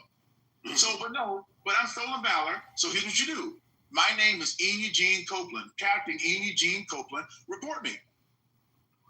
Report me. Report me and say, hey, listen, this guy, he's stolen valor. He's not in the military. He's a piece of shit. Go arrest him. Do that. No, you called me. Oh, well, hold on a second. But you called me. Yes, it did. And so. No, I did. Good. Do it. Let's see it. Okay. Yes. Sure. So. No, you just won't shut the fuck up. So once again, I literally, you know, you're trying to say I'm a pussy, but you were a pencil pusher in the military. You are a pussy. You're not somebody. Okay, a lot of people, when they think of people in the military, and you know this is why you're very disingenuous. Hold on a second. We think of the people with their M4s or whatever weapons. They're engaging in combat. They're risking their lives. Here you are, a pencil pusher, somebody who's not putting your own life at risk, and you're basically stealing the valor of the people that actually had to do the fighting, which you never had to do. Like that's why it's stolen valor. Good. So you called me a pussy, but once again, you are not somebody who is a fighter. So just shut the fuck up. You're a pussy. You talk. You're a pussy. Run your mouth. But the fact that you run your fucking mouth. You're sitting here saying like you're some kind of tough guy, but you're somebody who never actually had to engage in fighting. You could have went to any branch that you wanted to and joined at any time. You're an able-bodied male. You could have put it on the line anytime you wanted to. When you join the military, you go where you're told to go. You can't say, "Hey, listen, I volunteer." It doesn't work. It's not a fucking movie. You're not John Wick. You go where your unit goes. You deploy where your unit deploys. You don't get a choice in the matter. That's not how this works. This is not a movie. This is not Black Hawk Down. You do not get to say, "Oh, okay." So where you say you have degree. Okay, I do. Or I put it in the chat. I put it in the chat already. Amazing. So they're obviously going to put you where they feel you belong, which is not going to be in frontline. Which is understandable. So what makes you so tough? I'm just curious. Okay, cool. So you asked me for information. To be fair, Pascal, you asked me for information. I said, "Hey, would you like no, to verify?" I asked you what makes you makes you so tough. I'm just curious. What makes you, Dr. Copeland? Dr. Copeland. I'm answering you. What makes you a tough guy? I'm just curious. What makes you a tough guy? Okay, so then you have to take a breath. Stop talking. What makes you a tough guy? You can't answer the question. I'm answering it. I'm answering it right now. Here's what makes me a tough guy. I volunteered for active duty military service, not knowing what comes next. Biochemists get deployed all the time. Happens all the time. You go to a medical file, they have biochemists, vets, doctors, nurses. Happens all the time. Okay? This is not something that doesn't happen. It happens all the time. This is what unit you're in. Okay? When I joined the military, I'm a geneticist. It was during a health crisis, COVID. They put me at Fort Sam, which is right down the street from Bampsey Brook Army Medical Center, the largest Army medical center in the country. They put me there for a reason. Because I know what the fuck I'm doing. Because unlike you, I actually have skills that are transferable. Okay, but this is where it's retarded. Okay, that's like me saying that if I joined the Army, I could have been an Army Ranger, but I never joined the Army. Now, you joined... What are you talking about? No, I'm saying if I was to say anything. I never said anything. No, I know. I'm saying it's akin to me saying that. Now, absolutely. Now, you're saying you joined the Army, but you never had to be one of these people. Therefore, at least you had the balls to I guess, join the Army, and then therefore, you're a badass. No, that's not exactly not how it works. Okay, so I can join the Army with the aspirations of being in special forces all I want. You'll never make it if you're a pussy, but keep going. Amazing. And so, well, that's the thing is that if I don't make it, I know. like low IQ chimpery. Now, if I was to try out for special forces and not make it, that does not make me. Yeah, absolutely. And I'm in my 40s. I'm not going to try out for special forces. So I know because you're a pussy and you're out of shape. Keep going. Amazing. No, I'm not out of shape. You are out of shape. Keep going. See, this is like how low IQ you are. You're saying I'm out of shape, but you don't even know me. Like, it's so stupid. Keep going. But when it comes to, I can say, oh, I would have joined. And, if I would have joined, I would have somehow, I have the balls and the ability to be special forces or some shit like that. Okay, you're somebody who joined. Hold on.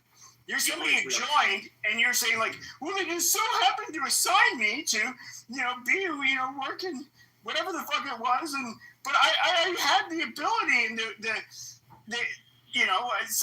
the drive to be one of these people. Well, okay, that's nice that you say it after the fact. You can't prove that.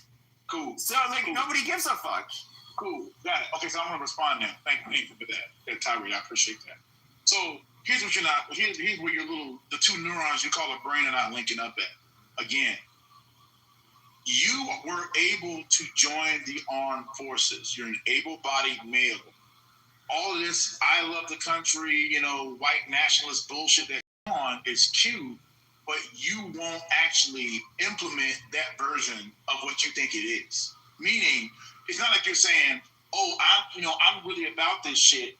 I'll go out there and really do this shit. It ain't branch. I don't care what branch is. Whatever. It doesn't matter. I mean, shout out to all the branches, man. Everybody's serving. Who gives a fuck?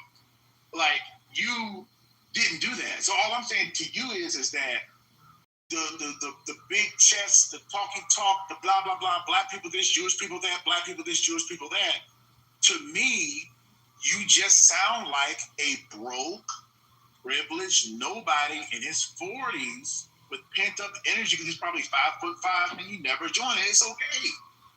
It's okay, bro. Don't get mad. I love how you try to go on with the trying to attack me. I'm not 5'5". I'm 6 inches taller. I'm not tall. I'm obviously within the range of average height. But with that being said, you're short of me, bro. You're short of me. You were short of me. Yeah, amazing. I never said I was tall. So keep going. Keep going. Okay, this is like low IQ chimp behavior. It's so stupid. You can't low IQ shit. You're in the high school diploma. You said you have a PhD, like high school diploma. No, I have a college degree. You got a college degree from community college. Oh. No, like a 4-year degree. But anyways, look at you go. What's really funny is that like once again, this is such low IQ rhetoric. People don't usually attack people in such a way, and I just have to be clear. Like, I personally, in my family, I had people that were combat veterans. Good for them. You're still a pussy. Amazing. You're still a pussy. Amazing. Amazing. Yes, but they, as combat vet, like my dad was in the 173rd in Vietnam. Look for your dad. He's not a pussy. You're a pussy, though. His son's a pussy. You're not. Sure. You're a pussy, but you're a pussy for sure. Sure, but shout out to your pops, by the way. Your pops a real one. Shout out to your pops, by the way. He really did that shit. Shout out to he is. And so what I would say is this: is that my dad. Sure. And so my dad, he's also a retired federal judge. That's amazing. Yeah, absolutely good for him. Does he know you're a racist piece of shit? He knows about me. So with that being said, okay, keep going. Amazing. So what somebody as humble as him, he's like, he grew up dirt poor. Good for your dad. Shout out to your pops, bro. My pops, as you say, accomplished some shit, and he was in the military and went through some. Yes, obviously. Is there a reason you have to, like a dumb fucking chimp, you have to interrupt? Well, it's just because I just love. But we know. Hold on. I love when y'all do this. No. Okay. Yes, my father. Shut the fuck up for a second. Shut the fuck up. You are a pussy. Oh, Jesus Christ! Now I have to mute. Yes, my father. Okay. No, you're the pussy. Now, what I find to be very ironic is that somebody like my dad, he's gone to the reunions back in Australia. He's in New Zealand, basically in 1965, 1966, when he served, the Australians and New Zealanders were attached with them. Amazing. Now, when it was brought to my attention like 20 some years ago when Googling my name because I'm a junior, shit about my dad would get pulled up, and then stories would get pulled up. There were parks all over the country that were named after people my dad served with that died. He went through some shit. But my dad never really, how do I put this, flaunted his military experience as if he was some kind of tough guy. He didn't really talk about it. The only time I'd really see him light up and want to talk about it is if he met somebody that was like, oh, where were you? Oh, you were there. Basically it's more, he would encounter somebody that maybe had, a similar experience. He was not my dad was not a braggart. He was not somebody who, I guess, would shove his service in people's face whatsoever. And quite frankly, he doesn't talk about it much, even with me or anybody else. But what I find very weird with you is you have this braggadocious person such as yourself, you're like this super tough guy because you were in the military in a non-combat role, and you're somehow flexing as if it makes you a pussy if you were not doing it. Where is the flex with that? So you want to just keep muting? Are you complete? Okay, he's complete. Oh God, thank you. Okay, great. Here we go. Shout out to your dad. You are not your father. It doesn't matter what you say. I can brag all I want. That's my personality. Because I can brag. You can't brag. The only reason you're doing this shit is you can't brag. The only point that I'm making is this. You literally are like not about this life. Like you're like super this, super that. I'm a racist piece of shit. I don't like Jewish people. I don't like black people. And that's cool. I mean, you're impoverished. Who gives a fuck what you have to say about anything? You're entertainment for me at this point. The point I'm making is that it's giving I'm 5'10". I want to be a tough guy. Look at my boxing PTR, blah, blah, blah. I'm super short. I have a problem with myself, which is why I walk around spewing racist rhetoric, talking about N-word this, N-word that, Jew this, Jew that, blah, blah, blah, blah, blah, because you're literally broke, and your father probably thinks that you're a failure because your father sounds like a very accomplished and intelligent man, and he had a piece of shit as a son. You probably disappointed him for the last 40 years. That's it. Sure. So, but what I'm curious about is that, like, I've seen the PTRs of you and thing is I actually boxed, but unlike you have pictures of yourself with the M4s that are, I believe it was in the back of a pickup truck. So obviously you guys were doing a military exercise where you were firing blanks at each other. And you're trying to make yourself like you were about that life, but you're not a combat veteran. You're not somebody who's ever experienced combat. And but at the same time, you try to put forth this image like you were this soldier that actually has, I don't know, about that life, which you're not about that life, and you've never been about that life, as you've admitted. You've never been. You're a civilian, dude. It doesn't matter. You're a civilian. It's okay. But as a civilian, I'm still calling you out, and you cannot dispute what I'm saying. You can't call me out. Okay, why? You can't. Yes, but have you ever been in combat? Have you ever been in combat? I already told you, I am not going to discuss. Yes, because I know. That's a very convenient excuse. I'm answering the question. It's a very convenient excuse. You cannot answer that because you've never been in combat. You're not about that life. If you knew anything about anything, when somebody answers like that, it would tell you something. But you're so fucking dumb that you can't get. No, you're fucking dumb. I'm not going to sit here and talk to you about what I did when I had a top secret security clearance. Are you stupid? You think I'm going to sit here and discuss with you on an app what I did when I was in the U.S. Army, where I had a top secret security clearance? Are you dumb? You do understand that's like You can't do that. You do understand that, right? Sure. So let me ask. Do you get that? Do you understand? I get that. Hold on a second. I'm going to ask you a very clarifying question. So, are you saying because you had a top secret security clearance? I am not going to discuss any details therein. It's not going to happen. You can say whatever you want. This is you doing your stolen valor bullshit again. Once again, are you trying to hide behind the fact that you had a top secret clearance that somehow that should, there should be some plausible deniability whether or not you actually had to engage in combat? I'm just telling you, I'm not going to discuss that. No, it's because you've never been in combat, so you're literally doing your stolen valor shit again. Okay, that's what you say. That's what it is. Any veteran can say whether they've been on a tour or not. I don't know why this guy's like, man, you want me to tell you about top secret? No one's asking you about top secret. You just say whether you've been on tour or not. Cool. Fantastic. So here's what we're going to do. The only question I asked him is whether or not he's been engaged in combat. I'm responding. It's a federal law. It's a felony in order to embellish your military record, and this is where this piece of shit is literally not going to do it.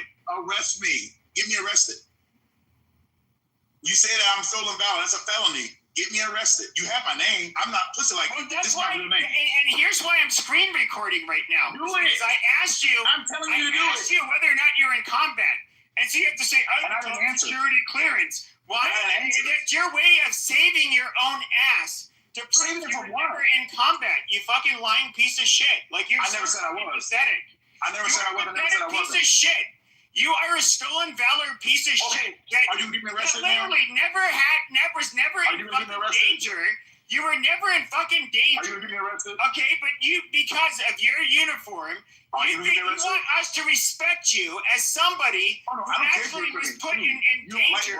You literally lost people they were serving with and put you in the same fucking boat as them. Like you are a pathetic piece of shit. You're a pathetic piece of shit. Nobody said that, bro. Wow, you really no. That's what you're implying. You cheap piece of shit. That's literally what you're implying. You're a worthless piece of fucking shit. That is what you're implying. That you didn't serve because you're a pussy. All the other shit you added up. Okay, then set the record straight.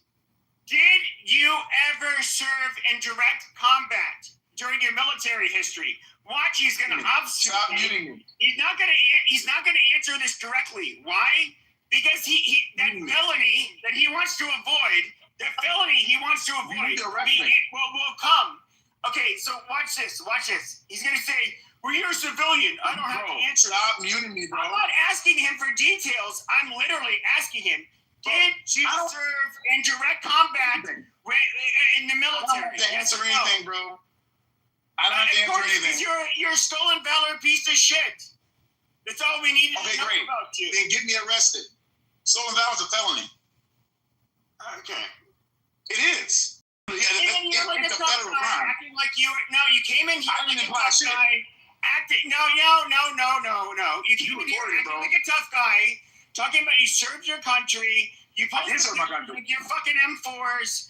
And devices at the end of the muzzles where you're training with blanks, and you're acting like you're a tough guy because you joined the military, all of this bullshit. Okay, but when you're asked direct questions, okay, you obviously, you're trying to imply or insinuate. I didn't imply shit. You're implying this shit. I never implied shit. You never were. Okay, you done? Cool. Hold on. I'm going to respond now, unless you're going to just quash my free speech. And I never came up here. Don't talk. I never came up here and said I was infantry. Any of that weird shit you talking about. You said that. I never said that. I told you exactly what I did. I said I served at Fort Sam Houston from 2020 to 2023 as a section chief, as a 71 Bravo, active duty, as a captain in the U.S. Army. I never told you I kicked in any doors. I never told you I did any of that weird shit you're talking about. I never said that shit. You said that. So let's get that clear right now. It's recorded because you said you recorded it, which is great because I don't have anything to lie about. My service record is public information. That's one FOIA request away. That's not a big deal. But the point is this: stolen valor is a crime.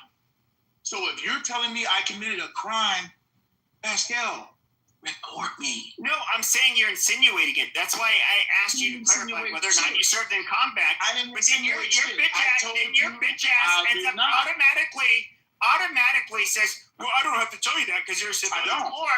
Or you end. No, that's what you're doing because you're trying to imply that you had combat experience. I didn't say that. Instead of answering directly, you literally have to. No, you literally have to say, like, well, I don't have to tell you that because you're a civilian. And so that's not what I said. I said, as somebody who's never been in combat, I never told you I was in combat. As somebody who's never been in this is recorded. Put yourself in danger. You need to shut your fucking mouth. You're not the tough guy. You're a civilian. Shut up. I'm a civilian. Yes, I was never put in danger, just like how you weren't. So just shut your fucking mouth. It's probably still a tough guy. I mean, military like training stuff, but I think we got to the truth. The truth? I never said, bro. This shit is weird now. No, I never said that. And I heard like, yeah, you're kind of like. Who said that? I never said that. He said that. Let me explain. Like you were like refusing. You were refusing, saying it's like basically I don't have to answer your question whether I've been in combat or not, right? So it's like you're leaving it kind of open whether you have or haven't. And I think we got down to the truth, right? So now we understand you haven't. No, because you came late. No, because you came late. I'm gonna say it again because I see y'all a little slow. When he asked me, I gave you the whole thing. He put all that shit in there. I'm not gonna sit here and just keep saying the same shit over and over again. No, I said to you in this recorded room, I said I was a 71 Bravo, which is a fact. I served. And you were never in combat. Amazing. So you shut down and shut the fuck up. You're not a tough guy. Hold on. I said Fort Sam Houston, which is a fact. That's verifiable. Section chief, Faddle, gave you the whole organization and everything. All that's factual. I was a captain, direct commission. After I got my PhD, you know the thing you said I didn't have. You the one that started talking about all these requirements, but this and the shit. I said, bro, what are you talking about? I even said to you 3 times, I was like, well, bro, you do understand that, like, there are people that do combat shit to infantrymen. Like, you do understand that. You start talking about infantry and shit. You said all that shit. Okay, once again, let me clarify. Never said any of that. When were you in combat? Never told you I was in combat. Okay, I never told you that. I never said that. Okay, so you're not a tough guy. Okay, so you're not a tough guy. So just shut the fuck up. But you need to report me though, because you said it was stolen valor. No, you're trying to make yourself out to be this tough guy. No. You're in the military, okay, since you're not a tough guy who was in the military, shut your fucking mouth. That's all you need to do. Can I get a date? Are you gonna report me? Can I get a date on my report so I can get my felony real quick? That doesn't matter. You're not the tough guy. You're not the combat guy. You're trying to make yourself out. I take stolen valor very seriously. Okay, then shut that. Why are you flexing on civilians? You're saying that it's really weird. Somebody like you need to report me. Once again, as you said, my dad's a good guy, but piece of shit. True. Now, with that being said, my dad never flexed his military, and he was an actual combat veteran who's still considered 100% disabled, even though he was a federal judge who retired. Right before he turned 70. Report me. Hold on a second. He's somebody who would never flex to civilians. I'm not saying other people in general. And then here's a guy that has never stepped, who's never been in combat, bragging as if he's some kind of fucking tough guy. We see the goddamn PTRs you've had with the fucking M4s where you're doing your training or whatever gay shit, which you're never somebody who's been in combat. So you're just pathetic. You're a pathetic piece of shit. That is stolen valor. Like you're somebody who's trying to, because you wear the same fucking uniform. You're making yourself out to be as if you have the same level of valor as these fucking combat veterans. It's so pathetic. Okay, great. So when you report me, you know the process of report is, right? Would you like me to help you with the process? I can tell you what to do, who to call. No, we're not saying that you committed a crime. We're saying that you already did. No, you said it 5 times. You said it 5 times, which is defamation, by the way. You know that, right? We know that defamation, right? You were implying stolen valor. No. You know that's defamation, right? Right? You know that, right? Right? Are you aware that it's defamation when you say that I'm committing stolen valor, which is a felony, which I'm not? You know that's defamation, right? It's not. I'm insinuating that you're implying that you're not insinuating shit. You said tough guy. Stolen valor. I recorded you like I recorded you. You were trying to imply I recorded you. Tough guy, fucking. I recorded you. But you were not. You fucking retard. I recorded you. Your IP address is attached to all you want, you dipshit. Profile. Record it all you want. Your IP address is attached to your profile. You're not as anonymous as you think you are. So, like I said, go ahead and report me for the thing that you said that I did. Do you know the process? I can give you the number to call. Nobody's saying you committed a federal crime. Wait a minute. Now you're saying I didn't commit a federal crime. No. What I'm pressing you on, you fucking retard. Interesting. Walk it back, I pressed you on. Walk it back. I pressed you on is you're trying to act like a. Hold on a second. You were trying. Walk it back. Okay. What you were trying to do is act like you're this big bad tough guy who was in the military, and so what I did is I said I'm going to screen record. Please tell me whether or not you've been in combat. Now you said you're a civilian. I don't have to answer to you. Okay, true. You don't have to answer to anybody. Now, with that being said, the reason you won't do it is because then you will get in trouble for stolen valor. And so my whole point in doing this is by basically saying, like, look, you're trying to imply that you're some big tough guy that ended up becoming an officer in the military. It makes you tough, but you've never been in combat. And so because you won't admit it, which we know why, is because it would be considered stolen valor, you won't admit it. And that's fine. We literally clarified you're somebody with zero combat experience. You're not a tough guy. You're not Rambo. You're not any of that shit. So you can just cut the fucking tough guy facade. Like, just shut the fuck up. Cool. You. I got $100 on Neg that he'll whoop your ass, past. Well, I'll take that bet. But anyway, like I was saying, no, I appreciate that. Shout out to No Way. Anyway, so here's the thing again, right? So you knew me, and that's cute, that's cool, that's all good. So again, just so everybody was clear on this, right? Just so this is like 1,000% like clear, right? I just want to make this clear. When you say, I counted 19 times you said it. You are committing stolen valor. You're telling me I'm committing a crime. And if I'm committing a crime, you have a federal offense at that. You have an obligation to report that. Now, if I committed a crime, you need to report it. If I didn't commit a crime, my friend, you just defamed me in front of 50 people online. So either it's stolen valor and it's a felony, or you just defamed me, and if you write it, it's libel. So, what we gonna do now? What happens now? What do you want to do? No.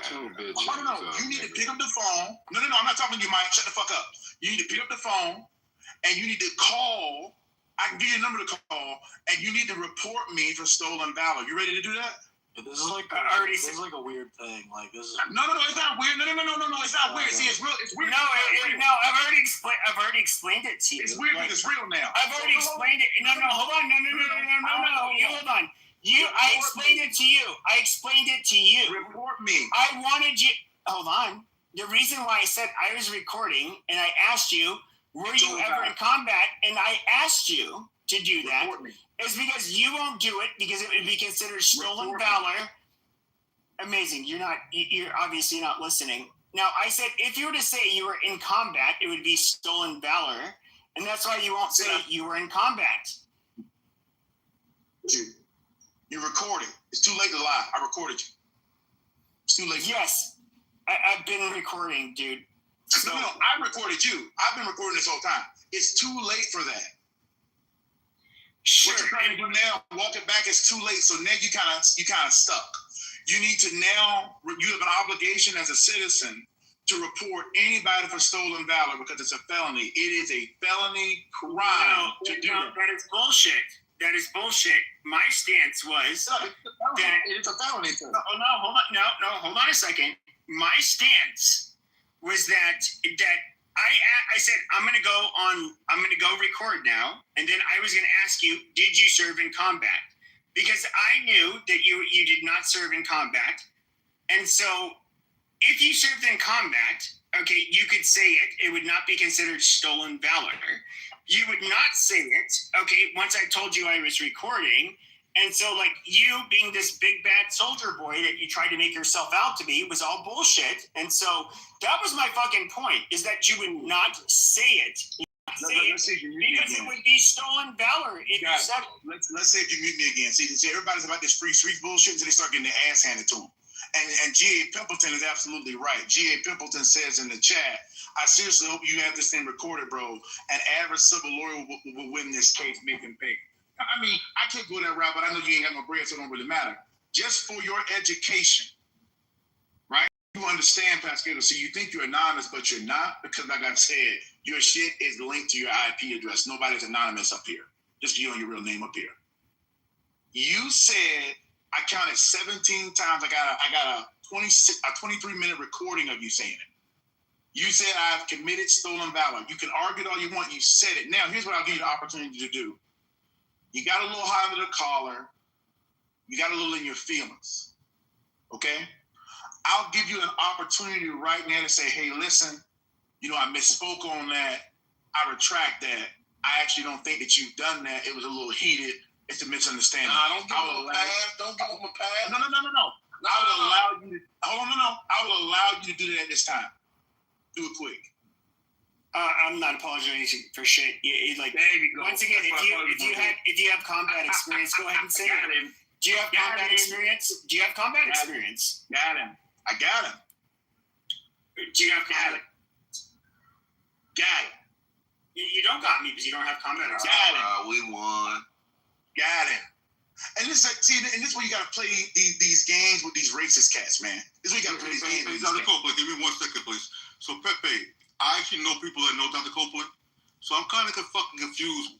Who the fuck are you to disrespect another veteran on the stage when you know goddamn nothing?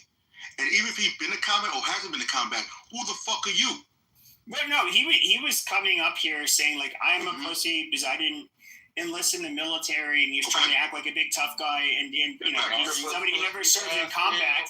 And so, once again, I'm definitely going to, it's like, okay, so you joined the military, you weren't in combat, amazing. Pepe, you do realize, right, like my generation from 99 on, we deployed several times. People before me, some of them didn't fucking deploy. Does that make them weak? Does that mean they didn't fucking do what they supposed to do? Does that mean they weren't in special ops? Does that mean they weren't airborne? Hold on, man, nigga. But he was not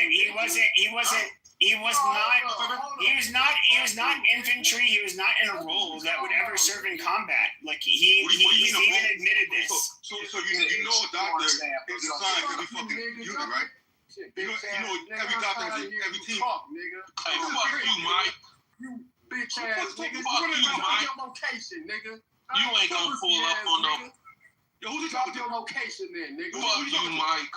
I don't give a fuck if you a veteran, nigga. Fuck you, Mike. Out of you, nigga. Fuck you, Mike. Drop your location. Fuck you, Mike. Nigga. Fuck you, Mike. Pepe, nigga. Fuck you, Mike. Real nigga, nigga. Oh, wait. This Pepe. Whole ass nigga. Nigga, shout out to my Haitian. Shout out to the Haitian. It's all good, man. It's all good. Shit out of You know what from machetes, bro? Fuck you, Mike. You know what from machetes, bro? Fuck you, I'll Mike. chop a nigga quick. No problem for me, You brother. got my IP address, don't you, nigga? Pull up, nigga. Bitch, we want the home address. Home ass, nigga. We want your So like I was saying, it's all good. We want your mama address. Damn, I was joining your mom's house in 5 minutes, motherfucker.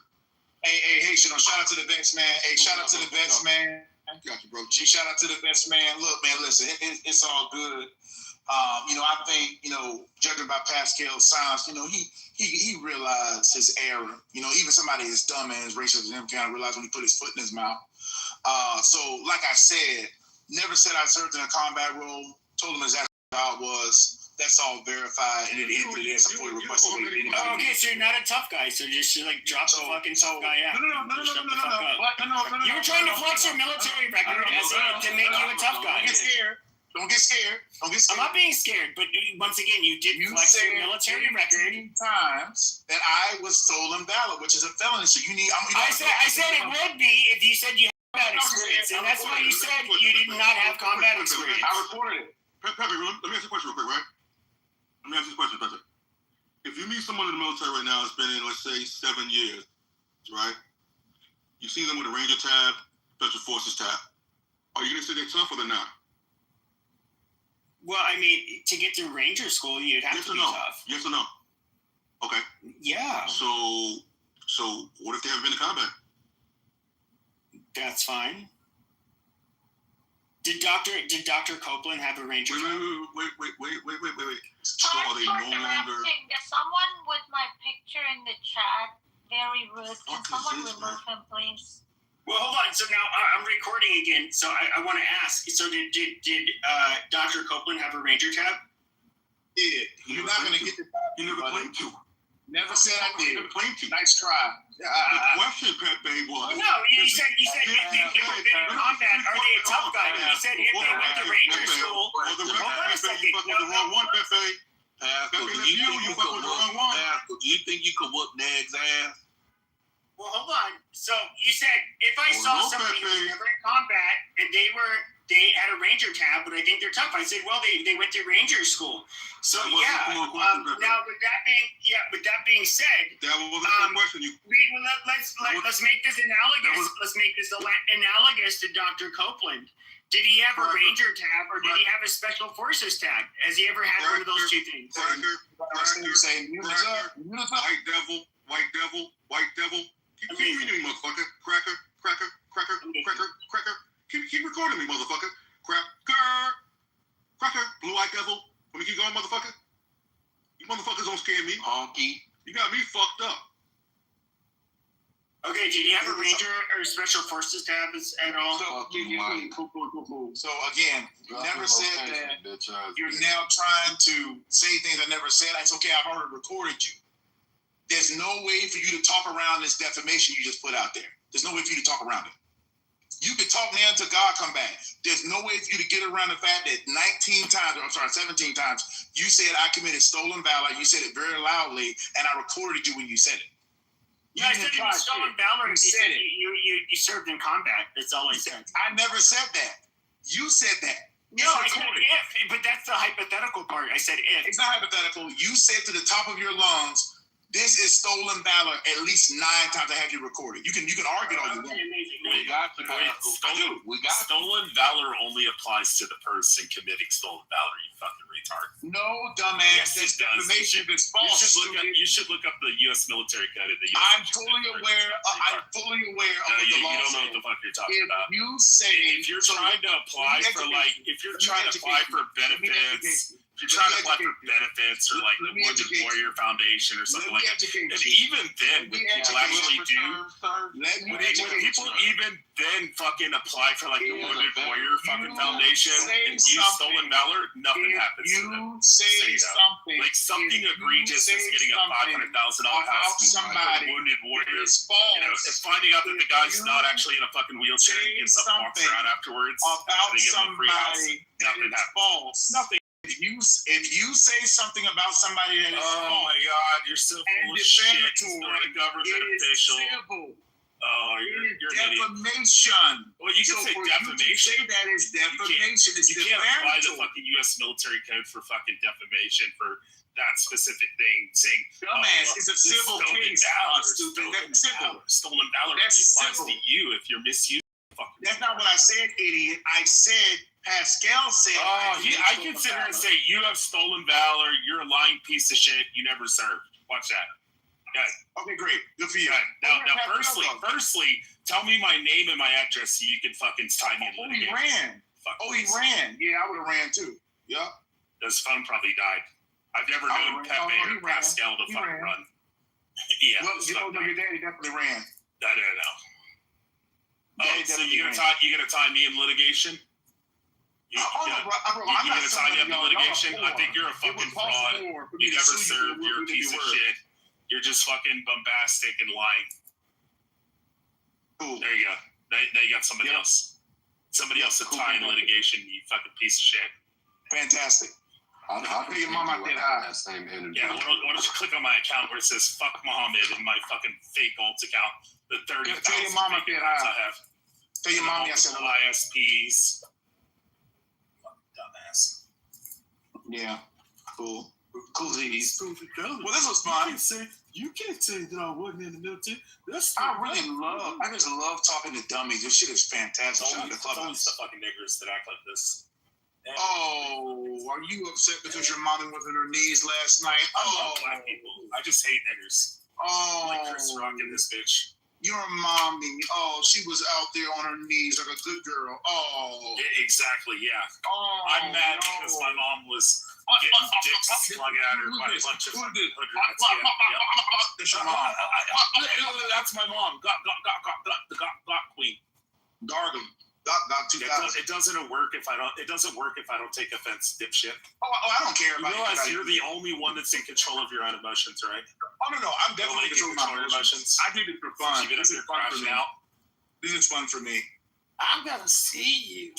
I'm gonna This is see fun. you for stolen valor, which doesn't work that You see your bitch ass ain't come back in here. Shut his racist ass up. Yup. Dumbass. Oh. Pepe's known. Pascal's known for saying, "All right, I'm done with you fucking retards," and then instantly closing out the room without saying anything else. Cool. Good for your daddy. Well, this has been fun. I'm gonna go make some money now. All right, Have bye, a good time homosexual. being a racist. See you later. Go suck some dick, you faggot. You can hear it in your voice, you fucking queer. That guy was gayer than a $3 bill. That guy was gayer than Adams. Where's Adams? Is Adams? Nice. Bitch ain't here. It's still in valor to say that I wasn't in the military. It's not the way that works.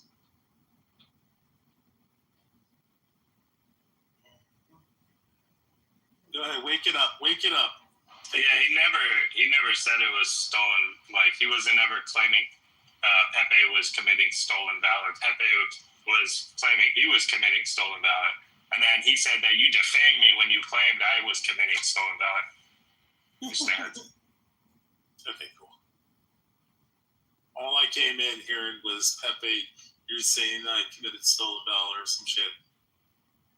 He came in saying, Pepe, did you ever serve in the military? He said no. He goes, oh, because you're a pussy. And so Pepe turned the tables like, well, did you ever fight in combat? And he wouldn't answer. So, I mean, neither would make you a pussy. If you didn't serve, if you didn't never join the military, doesn't mean you're a pussy. And if you never fought in combat, it didn't mean you're a pussy. It's such a stupid fucking argument that he started. Yeah, Pepe was too busy. Pepe was too busy going in and out of prison to serve. Sorry. Okay. Sorry. I was bit. You know what's the odd thing is there's nothing wrong with if you didn't serve in combat.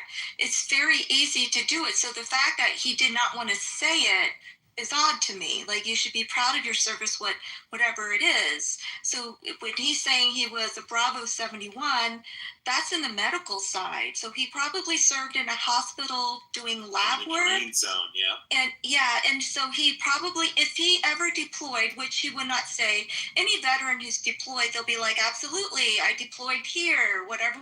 Like, they would tell it. So, and then he's a doctor, medical, so he maybe if he was deployed probably forward to Germany, Landstuhl, which is the large, it's by a bunch of civilians, so which is fine, but I don't understand why that he could not answer that he did not serve in combat. He didn't want to commit stolen valor. It was a dig if he didn't. It doesn't matter if he did or he didn't, but what Bieber was saying, the introduction to it is like, oh, well, so yeah, that was his MOS, his military occupational specialty was in genetics. So he did a lot of lab work. I applaud that. The Army needs it. So he said he had his degree first, so he probably graduated, then went to officer OCS school. From there, yep. So then there he was probably first lieutenant, and he got out. He got served as 4, and he received rank as a captain, which would be right on time, and he served in Texas, which is great. We need that, So KK, we had this guy in Chillism came in, and he's like, I served 12 years in the Navy. We're like, thank you for your service. And then he started to proceed to tell us how the whole World War III would break down, and like gave us a full fucking breakdown how the United States will lose to China and Russia and this, that, and the third. Didn't know what the fuck he was talking about. So I was like, what was your rate? He's like, oh, it was an E5. And I was like, no, your rate. Rate's like MOS for the Navy. So Army and Marine Corps uses MOS. And then the Air Force uses Air Force class something bullshit. AFC something. And but the fucking Navy used this fucking rate. And he's like, E5. And I was like, no, not your rank, you dipshit, your fucking rate. And he's like, oh, it's E5. And I was like, no, your job title. What did you do? He's like, oh, it's a corpsman. I'm like, oh, so you're a fucking nurse on a fucking ship. And you're in here telling us how the whole fucking World War III is going to break down with fucking China and Russia. I said, I said, everybody in the room, just learn this lesson. Just because somebody served in the military doesn't mean they fucking know what the fuck they're talking about when it comes to fucking world wars or like conflicts. Like, somebody fucking cleaning the fucking latrines or driving a semi-truck is not going to be able to tell you how this all fucking breaks down in World War III. Like, fucking retards. He's like, did you serve? And I was like, no, but I was up in fucking Fort Meade. So, just figure out what the fuck I did, dipshit.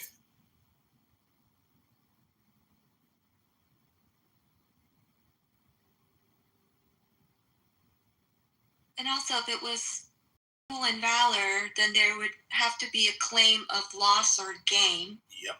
For that. So that was. Well, so let's bring up the Wounded Warrior Project. That dipshit that rode around in a fucking wheelchair talking about he's a paraplegic. They gave him a $500,000 house. Then they caught him out fucking pushing a lawnmower like a couple months later on camera, and nothing came of it. They didn't get no trial, no fucking break, no one went to jail, no one went to prison, nothing. They don't give a shit. Well, you know what is interesting, F, is first of all, I never know who you are. It's Rich. I know, but you keep adding me on these weird ass accounts, and I don't want to add you back, you fucking weirdo. I gave Pepe access to the 30,000 accounts, so if he keeps getting clipped. Okay. Shit, I forget my point now. Oh, you know what is interesting is someone on this app tried to say that I was like a stolen widow. That I was under Jason Breska, JP. Yeah, exactly. Unhealthy debates, who's no longer a moderate. Right. So the reality is, the reality is actually I could file a complaint towards him, and it's actually a defamation suit, and there could be a claim of loss since I sit on a lot of military boards and I have audio file for it and I have a death certificate to prove it. So yeah, because you've received benefits. So if he's making that allegation, it could affect that, or it could be considered stolen valor if it was inaccurate that your husband didn't die. Exactly. Yeah, so that makes sense. But being on a social audio app and saying stolen valor is not illegal. Well, I mean, what I have recognized and people have been called out for and outed for since Clubhouse season 1 is there'll be veterans, and which is great. I'm like, I don't understand why people need to exaggerate who they served with or what they did. My cousin served USMC in military intelligence. He read everybody's dear chain letters. But whenever we were around girls and shit, when he was on like home leave, and when he would be home, he'd be telling everybody he was like kicking in doors in Afghanistan and shit. I'm like, dude, you were sitting around in a fucking sandbag fucking bunker, building with a 10 roof reading fucking everybody's dear chain letters. And listen, like we need water filtration specialists. Yeah. The forward forces need them, but I it bothers me when, in particular, veterans, they feel the need to over-exaggerate when they don't appreciate, like someone like me, I appreciate that they just served. I went to Buds in 1978. Oh my God, stop it.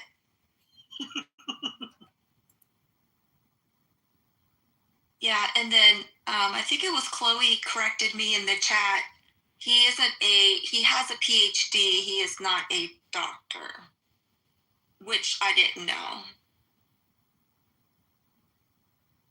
Yeah, I was talking about the Navy guy earlier, and I told everybody, I said, the reality is he doesn't know what his fucking rate is, but he keeps thinking that means rank. I said, clearly it's like his cousin served in the Navy, and he's just heard enough shit that he can go on Clubhouse and be like, I served 12 years in the Navy as a corpsman.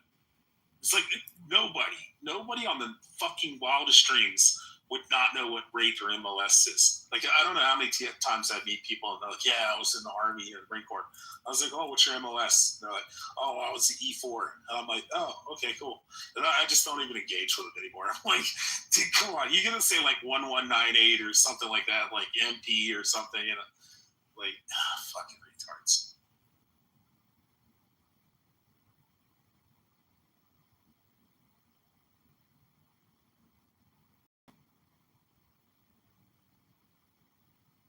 Wait, is this the same Dr. Copeland that was saying he was a doctor and giving out talking about medical advice during COVID? I only know Kenneth Copeland in the airplane. He was the biggest vaccine shill in this app, and he would like curse people out. But then said he got myocarditis. Now I don't know if that's true or not, but that's some people. You shut your fucking mouth. You're supposed to stay on mute all the time. You're never allowed to talk. Has anyone else heard this?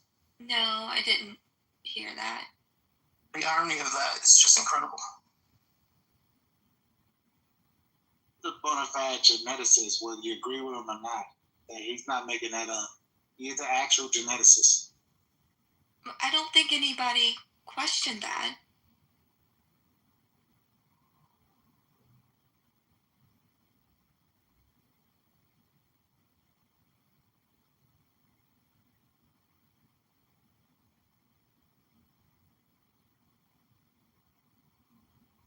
No, Dr. Copeland and Rohan are completely different people.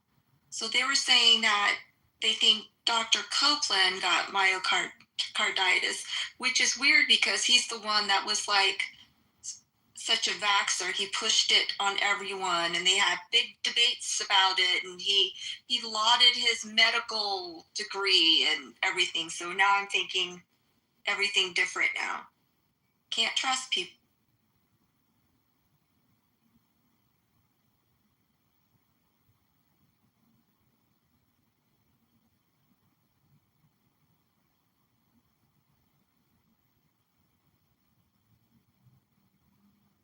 Chloe in the chat said, Beaver, that you were right. It's him.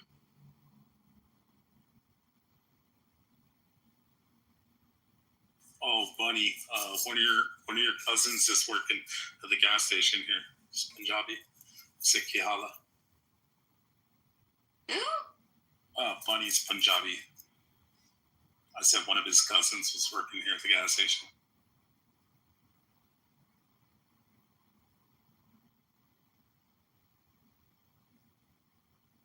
Wait, you don't know Bunny?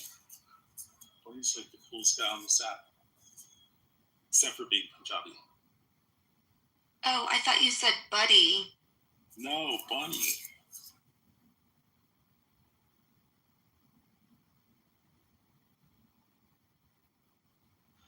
Hey, you better shut the fuck up, motherfuckers, because I'm the motherfucking man. I'm the motherfucking man. I'm the Crash out motherfucking man. And you better not forget it. He ain't the shooter, he's the crash out boy. Hey, I'll fucking rape you in the ass, bucko. He's clearly black. What?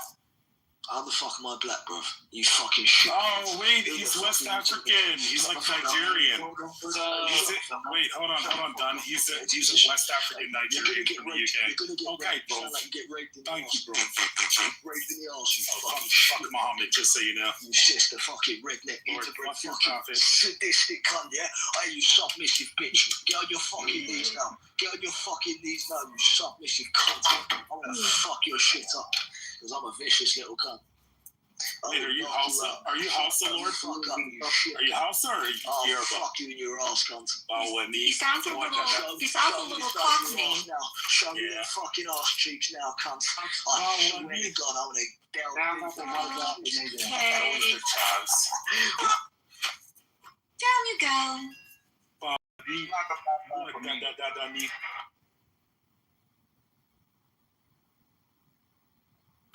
Who's the West African Muslims? Okay, bro. Now, bring that wanker up, you fucking ham. Bring the fucking cunt up. Mother chode, Elmo. Ban chode. Ban chode. Where's the fucking twat? Just bring him up. Mother chode. Fucking cunt. Where is he? Where is he? He's a mother chode. He's a mother chode. He's a uli, big eye, baby out.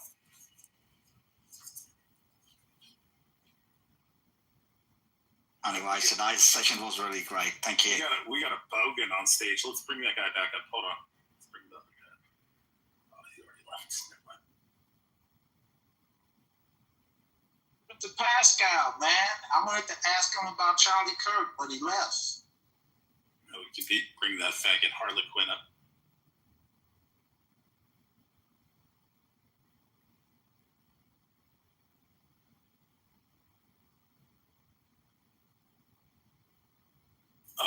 CAA, just want to let you know, free Israel from Palestine.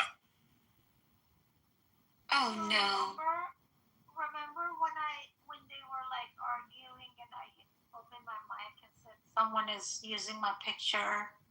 Can you guys remove the person? Yeah, who was that? I was busy. I would mod that person, Sarah. It was the same black female with the Count J something that came on the stage at the beginning of the room.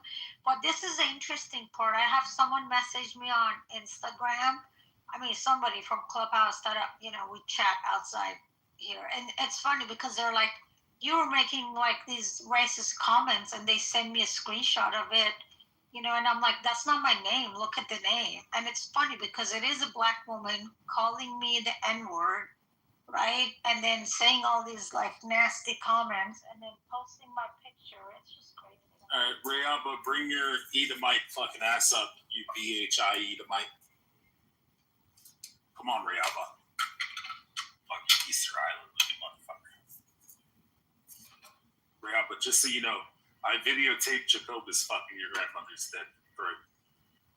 It's amazing. Muhammad, do you hate black people? What's that? Yeah, of course. No, I'm just joking.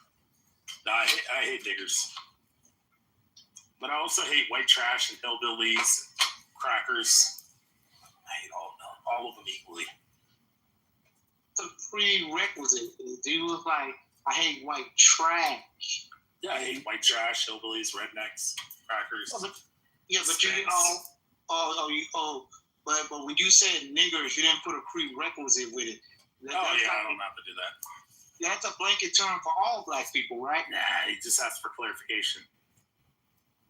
Okay, clarify. Do you mean all black people? I just explained myself. Do you mean all black people when you say niggers? I just clarified that I don't mean. Oh, okay, you don't mean. I think I actually did immediately clarify when I called him a piece of shit. And I said that. What do you classify as a nigger? What do you classify as a nigger? Oh, low class piece of shit who rob little old ladies, dip out on their kids. I same goes for whites too. Oh, okay. What are you like? A Muslim? What are you like? Arab? What are you? White guy. Oh, you're a white man. Oh, okay. Oh, okay. I'm an equal opportunity hater. Right. Oh, okay. Like Melissa, I'll give you an example. Melissa down in the audience down there. I don't mind Sicilians, but she's like this big time Gaza supporting jihadi fucking. Oh, okay. What's wrong with wanting to support not killing thousands and thousands of children, most of them under the age of 12 or something? What's wrong with that? Okay, boy. Are you there, F. Muhammad? I don't know. What's up, kite boy?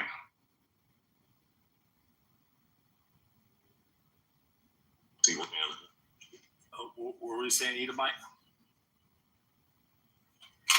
What was wrong with stopping the killing of thousands and thousands of children, most of them under the age of 12? What's wrong with that? You talking about the 16-year-olds with Kalashnikovs and M4 carbines that are shooting? I'm up here, bitch boy. What's happening? Oh, I was talking to Dunn first. Why are you being so rude, fucking faggot? What's up? Post a picture of your dad where he's in prison. light-skinned fucking Edomite. Yeah, but isn't it wild that your grandmother doesn't have a father on the birth certificate for your father? Isn't it funny that she's a broke bitch talking shit? Yeah, exactly. Audio all day, every day. Also done. I'm part Jewish, but I'll call Jews kites too when they're being assholes. You are a kike. Big little hot kite. What's on Zionism? Is Zionism good or bad? Oh, Zionism's amazing. The right of the people to exist in our indigenous homeland of Mount Zion. Like, I'll give you an example. Like, when Buttercup's in the room, I call Buttercup in New York sacrifice the babies and drinking baby blood. Yeah. You know what I mean? That's what Zionists represent. Wait. You asked way too many fucking questions, bro. Oh, you say me? Yeah, you. I just got one more question for you. Like, if you're irritated, I won't ask you anymore. No, it's not irritation. It's just like, it's like a kid tugging at your fucking shorts, you know, like, you kids like tugging at your shorts and like, can we go to the store? Can we go to the store? Can we buy candy? Well, you seem irritated. You seem irritated, but you're saying you're not. No, it's annoying. Okay, well, you're annoying, irritated. I'm just trying to, listen, I've never had the chance to talk to a Zionist supporter. Oh, okay, cool. Yeah, I guarantee you've spoken to 1,000 of them on this app already.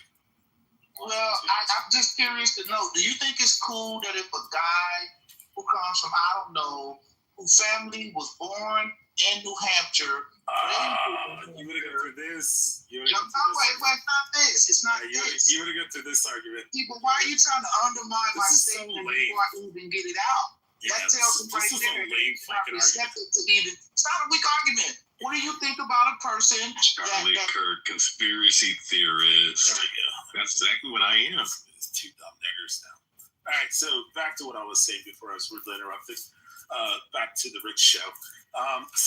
It seemed that Jews had their temple destroyed in 70 AD, that 120, 130 AD, were kicked out of Judea and Samaria, and then were put into the diaspora where they spread across the entire world.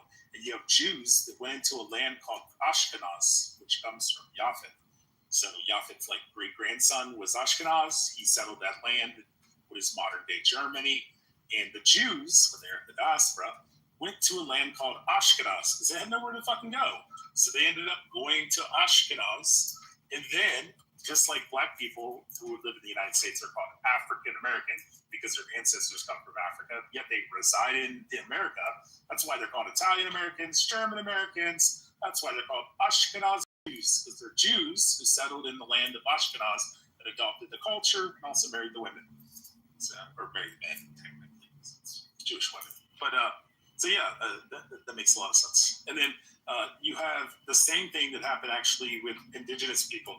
So you have East Band Cherokee people who were taken on the Trail of Tears to fucking Oklahoma. If the United States decided tomorrow that they're everybody who's in Oklahoma, who's on the reservation there in that area, if you want to go back and have your land in fucking North Carolina, you can have that land. We'll give it back to you. It's going to be yours.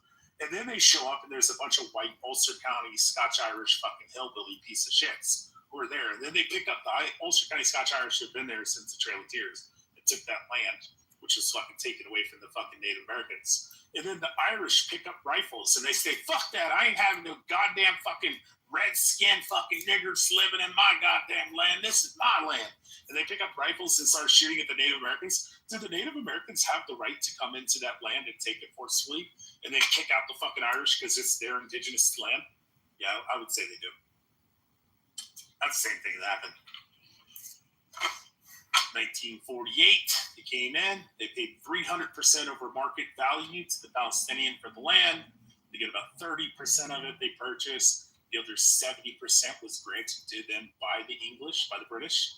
And the reason that the British had that land is because the Ottoman Turkish Empire fought in World War I and they fucking lost. And when they lost, they fucking fell apart. All that land became the fucking war booty. And the fucking British and the French came in and they fucking established that area. And they said, hey, what are we going to do with all these fucking Jews? These fucking kites that we don't like. What are we going to do? Maybe we should get them the fuck out of our country and let them have their own land so they can go over there and live. Then we don't have to listen to everybody bitch about how much they hate fucking Jews. Did that make sense? And And then the Palestinians are like the Irish, and they're all picking up rifles. And I'm not going to have these filthy, dirty Jews living around me. I'll die before I give up this land. Just like the Ulster County Scotch-Irish would do in fucking Cherokee, North Carolina today if they gave the land back to the people in Oklahoma. It's fucking wild, ain't it? Yeah, funny, half Jew.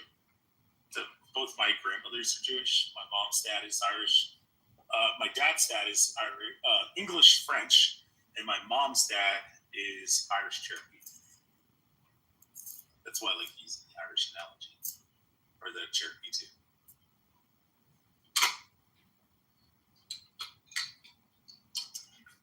So we've been having to deal with all the heathens today, Alan. Also, Alan, I'm going to get you preemptively started. Sarah said that she's at the hospital getting prepped for surgery. She's having a breast reduction in the morning.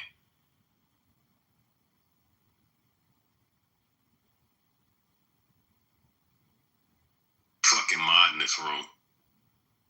What's that?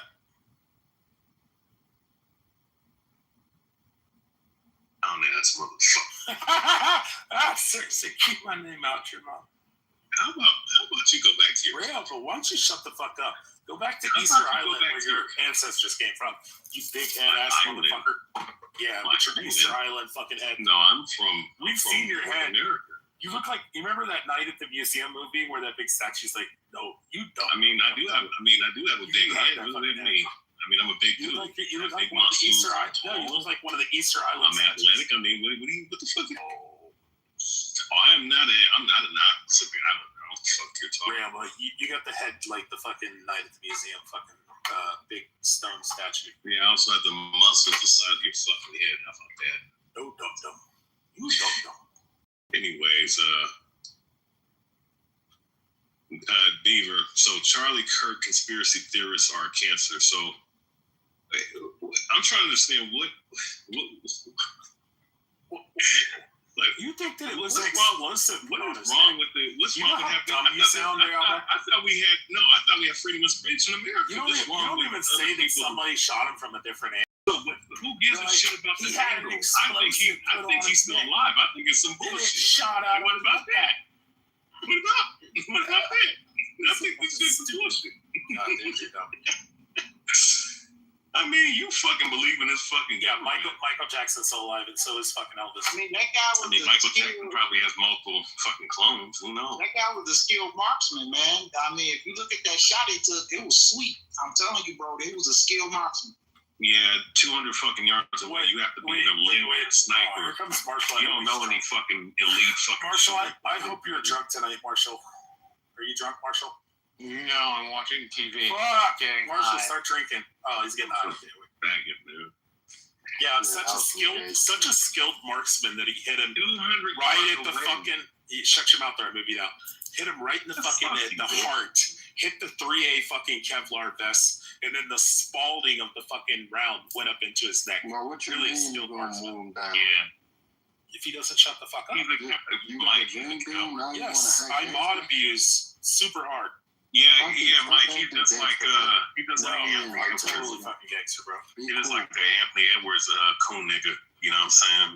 Beaver, did you see that the mod is? I mean, the replay still on the White America room, Beaver, for the house, where it says our Ashkenazi Jews, the superior group, but they can't remove it. Who Ashkenazi Jew come from? Where did it come from? People who are Jewish who settled in the land of Ashkenaz. The same reason you're called African American. Yeah. You're not going to call African American because your ancestors are even Ottoman. They come from the Ottoman Empire. America. Yeah, they were in Europe. They were in Europe. They wasn't in Israel. They were Ottoman Turkey. They come from the Ottoman Turkey Empire. All right, Rayaba. Yeah, the Khazar theory. Yeah, you know the theory. Rayaba, I have a genuine question. What was the land of Germany and the Rhineland River called during that time? At around 130 AD. Do you know what it was We called? said around 130 AD. Yeah, Why don't we deal with what was going on? No. And during Romania, Rayaba, tell me what the Turks name. were going and Tell conquering. me what the name of the Rhineland River is. You already know the answer. Just say it. It was the Listen, name man. of Ashkenaz. What is it? What does that got to do? Listen. These are stupid questions. They come from there. They don't come from Jews who moved to the land of Ashkenaz and adopted the culture and the traditions of Ashkenazis. Technically, you want to get They never technical? really were white. Germans, like European white Germans who are in Germany during the Rhineland would be called Ashkenazis. And the Jews who settled there would be called Ashkenazi Jews. So like those white Europeans that are living in fucking the Rhineland would be called Ashkenazis. But they're not Jews because their ancestors aren't Jews. Make sense? Netanyahu, he look like a white man. It's a white man. I know right there. No, these Bro, are what do you think? fucking What do you think? Caucasian. What do you think? Okay, let me ask you a question. We've all seen what Rayappa looks like. Clearly, his dad is half white. Rayappa's My dad is not half white. Bro, What the fuck are you talking about? He is a native of fucking America. You're like a couple shades darker than, and I'm white as fuck. Hey, F. I'm Muhammad. a couple shades darker than you. changed his name. He has a Polish name. He changed it to Netanyahu. Wait, Don, I got a question. Have you ever seen, what was it, President Jefferson, Marshall, who, was it Jefferson or Jackson, who had married the slave? Was it? Yeah, it was Jefferson. So Jefferson married the slave after he freed him, after his wife died. And then they did. They were inherited from his mother's family. So He didn't free any of the slaves. He did. He told them if they wanted to leave, they could leave, but if they left, they might be captured and sold back to slavery. They told them they could stay there on the property. So then he ends up, all right, okay, even if there's, okay, let's just say they're slaves. They were never slaves. He never released them. But he ended up intermarrying with her. Have you ever watched the fucking like Oprah Winfrey shit? Where the fucking white fucking old lady was up there on television? Okay, let's say he raped her. Yeah, cool, he raped her. But have you ever seen that white fucking lady with blonde hair, blue eyes, who was on there, who's a descendant of that fucking slave woman that he fucking hooked up with? I know that. So now let's do this. Now let's go 1800 years of intermixing Jews with fucking white Europeans in Germany and the Rhineland. What do you think they're gonna look like? You think they're still gonna look like Palestinians? You don't listen to my point. I'm not arguing with you on that. Hold on. I'm not arguing with you. You don't understand my point. I'm not arguing with you on that. I'm saying, I'm not arguing with you on that. I agree with you on that. I'm saying that your people, you white people that are Jews today, you don't directly come from Israel, and you claim that that's your land. No, they don't. They do. It's called haplogroups. It's called the J1 and J2 haplogroup. Yeah, because don't Jews believe in migrated up to those regions and mixed with your people. Yes, What Jews happened? went up there and mixed with white people, but they still share the You same converted. haplogroup. Man, when I look at Netanyahu, that dude look like a Polish dude. He from Poland. Okay. Let me ask you a question. Even if we accept Khazars, which I actually do accept the Khazar theory. Why are you playing Because you're fucking stupid, dummy. These are people retarded. Hey, Rayaba, I'm gonna move you to the audience. I swear to God, I will move you to the audience, Rayaba. I will kick you the fuck out the room. So listen. Even if I accept the Khazar fucking theory, it doesn't matter. I can move in the room anytime I want, but I'm not going to.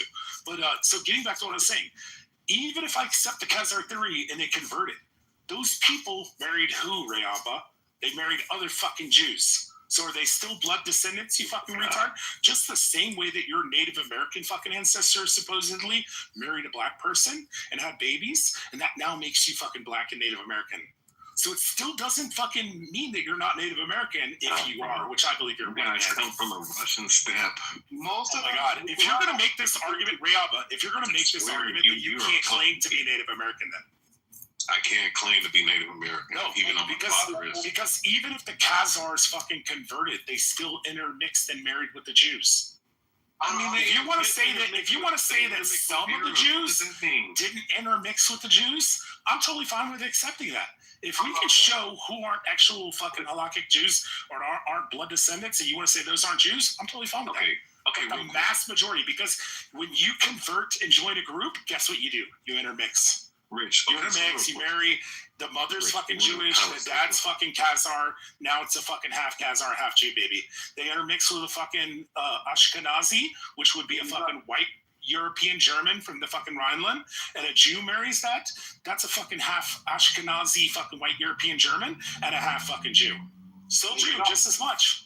Just as much as you are Native American and black. Rich. No, but that's not the high the other dipshit. Watch it.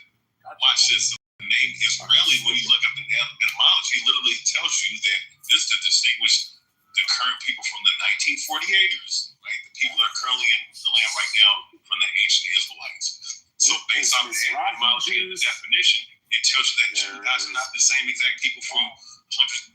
There's Mizrahi Jews, which means Jews. But they come from North Africa. They come from Iraq, Syria, Lebanon. Yeah, go ahead. Yeah, what difference does it make if they're... Oh, because Rehabba claims he's the real Jew. He's a real Israelite. Well, I can't be a Jew. No matter where they come from, I mean, the black people are real. Everything is still their fault. Rehabba, if you could show me, if you show me you got a J1, J2 haploid group, or you could show me that your 11th great grandmother was fucking Jewish or grandfather, I'd be like, yeah, he's a fucking Hebrew Israelite. Oh my God, this shit, bro, this black shit, Hebrew Israelite. Dumb motherfucker keeps using shit that's fucking arbitrary. That shit is not, bro.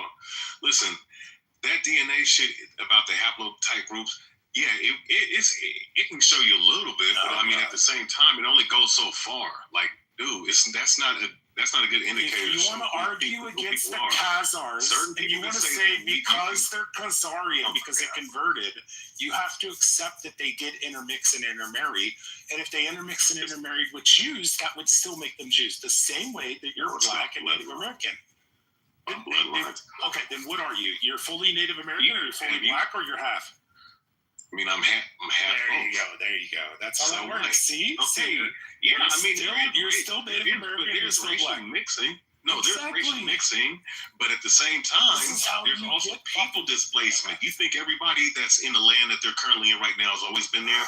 It's not like that for every single nation, every single person, every single ethnic. We basically came from Lithuania. It doesn't matter. Dope. Even if they came from Lithuania and Poland. All right, check this out. Even if they came from Lithuania and Poland, if they intermix with Jews, they're still Jews, right? No, but that's not the question. If Jews went out in the diaspora and they went to Lithuania, and a Jewish woman came up and married a Lithuanian man, would she be a Jew? Would the kids be Jews? Jewish woman married, of course, but that's not the question. Yeah, but how does, wait a minute. That's not the question, though. How does a person, and this is what you threw me down for, how does a person that, okay, just say a Jewish person migrated from the Holy Land, went over there to Lithuania, married a Jewish man, and they have a child together. How does that give you the right to come back and take a Palestinian off of their land who's been on that land for hundreds and hundreds of years? All right. I'll make this point. Watch. Rehabba, do you believe the indigenous land that was stolen away by the American or Canadian government, where your ancestors are from, do you think you have the right to go and get that land if they gave it back to you? I mean, why wouldn't they? There you go. But to the point, to Don's point, you want to go all the way back to the Romans who exiled them? Palestinians didn't and then you had the Arabs. The Arabs come in, and then you had the Ottoman Turkish Empire, and they fought World War I. They lost. Hold on. Here's the thing: the Ottoman Turkish Empire fell in World War I, and the land was up for grab by the British and the French because they won the war. So they took the fucking land, and then they gave it to the fucking Jews. That's from Palestinians. Oh my God, it's so stupid. And the League of Nations conspired with them. Wait, one quick thing. Everything the Balfour Declaration happened. The Balfour Declaration happened because the Ottoman Turkish Empire lost fucking World War I, who had control of modern day Judea. Wait a minute. And the Rothschilds displaced them. Where does Hitler pay his role? Wait. Here's a question. If that was your land, wait a minute. If that was your land, this question. If that was your land and it's originally yours, and you just come to get your land back, how come when those European Jews were looking for They was thinking about going to Africa some damn where. Because they didn't think it was possible. They didn't think it was But possible. that's your homeland. Why would you still be going somewhere else? Because they didn't believe it was possible. They didn't think nobody thought in 1947 that in a fucking million years that they would actually give the Jews their land back. Their indigenous homeland. That's literally what Zionism means. It means the right of the people to exist in their indigenous homeland of Mount Zion. That's what it means. But Palestinians in that land have deeds to their land. That's fine. And they paid 300%. Why do they have to get off of it to give it to you? Why do they have to do that? And what did the Jews do? The Jews went in and offered 300% over market value. And the fucking Palestinians were like, here's my house. No, you use terrorism to get them off their land. That was Jewish terrorism. No, I'm not lying about that. And you know I'm not lying. You like to cover up the truth. Where was the state or the kingdom of Palestine? What year was that? The state or the kingdom. I'm not talking about a state. Okay. So there wasn't a state. It was a bunch of fucking people living in the land. Okay, but they don't have your style of government that gives you the right to their land. You sound like a white man. Don, let me ask you a question. Don, let me ask you a question. What authority were they under prior to World War I? Excuse me. Ottoman Turkish Empire, right? Yeah, of course. Okay, so their government fell because they lost the war, and then the British and French came in and took over. Which is exactly what would happen. Which is exactly what happened. You remember when the British came up the Potomac and they fucking burnt down the White House? If they fucking came in and took over the United States, it would be the British now. No, but your whole the British had the right to do whatever the fuck they want. They could have deeded it to fucking Canada and been like, now it's all called Canada. That doesn't change the fact, though, man, that these people had deeds and titles to their land, and your people literally walked them off their land and put your people on it with the help of the United States and other allies. And it's called the spoils of war.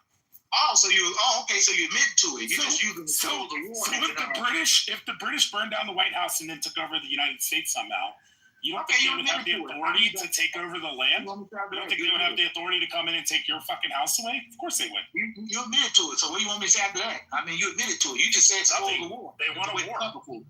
Right, you admitted to it. This is what has happened for fucking ever in war. Right, okay, so you admit that it's not your land and you had to steal it from it. It's our indigenous homeland. No, it's not. If it was yours, then it wouldn't be a spoil of war. The British gifted it to us. Listen, it wouldn't be spoils of war if it was yours originally. Come on, man. Hey, fuck you. How the fuck is it not? Somebody else was controlling it. What do you mean? No. See, here's the thing. Little Tintin? Big FUCK to you and the British. Give it back to you. Wait. So here's the thing. What you're doing right now is what the United States did. When the white people, the British Americans, what they did. Okay, and then the British in general, what they did. The United States won the war against the British. Let me tell you. Before you cut, let me say this one thing. That's what they did. Okay, I got you. They started a revolt. They kicked the shit out of the British, and we got bro, I just want to say this one thing. What you're doing is, this is exactly what those white settlers did. They came into the Americas, and they basically justified taking the Native Americans' land by saying, you don't farm the land the way we do it, so you're not using it correctly.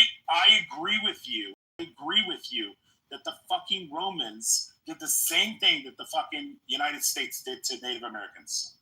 Now, if whoever's in control in the future, and if it happened to be the British, decided to say, hey, we're going to give back the indigenous homeland that's stolen away from these people, they have the right to do that. The same thing. Hold on, Don. You make it seem like white Jews are the only ones. Don, you're not listening. The United States woke up tomorrow. Trump woke up tomorrow and said, hey, I'm going to take all these people from Oklahoma and let them have their land back in North Carolina. And they show up there, and these bunch of white fucking hillbillies start fighting against them. Do the fucking people from Oklahoma who originally came on the Trail of Tears from Cherokee, North Carolina, do they have the right to go back and resist against the fucking white Irish? Of course they do, but that's not the question. Oh, no. Because the way you explained it, you make it seem as if because you brought up about how the Romans attacked under Titus. Actually, I got a question for you, Don, just for clarification. Do you know prior to the 6-Day War in 1967, who was the governing authority over Gaza and the West Bank? Last time I checked, it was the Turks. It was Jordan. That's why it's called the West Bank of Jordan. And it was also Egypt and Gaza. And after they lost the 6-day war, they gave Gaza and the West Bank to the Jews because they didn't want to deal with it. No, and we what gave back happened the fucking is Sinai Peninsula.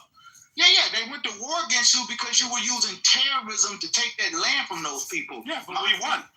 Yeah, We but won. my whole thing is you would fucking see it's terrorism. I don't care. Yeah, but my whole thing, no, I'm not making that up. I'm not like the rest of the Jews on here that are gonna like, be like, oh, it's terrible, it's bad. I don't give a fuck. I really don't care. Listen to me. I don't care. It spoils the word, bro. I got you. No, I got you. But what I'm telling you is this here. I'm not using that word for shock value. I'm saying literally they did use terrorism. Oh no, I'm just saying I'm not gonna come to you. I'm not gonna go. Okay, man, but what I'm saying to you is this here. You make it seem like when the Romans attacked. You make it seem like when the Romans attacked with Titus. Hold on, you make it seem like they destroyed the second temple. Yeah, just let me finish though. Trying to revolt against the fucking Romans. Wait, let me finish though. Which is what Jesus declared would happen. Let me finish though. One stone upon another. Let me finish though. My point is that you make it seem like when they attacked. Let me finish. You make it seem like when they attacked, that all of the Jews left the land. That's what you made it seem like. That all of the Jews left and ran off to Europe or somewhere, and that there wasn't Jewish people still in that land that had land, and that there wasn't other people like Palestinian people who are not Jewish, who may have been Christian, who may have been Muslim, that had land there and deep ties to the land. Deep ties to the land. And your people, who gives a shit? They lost the war.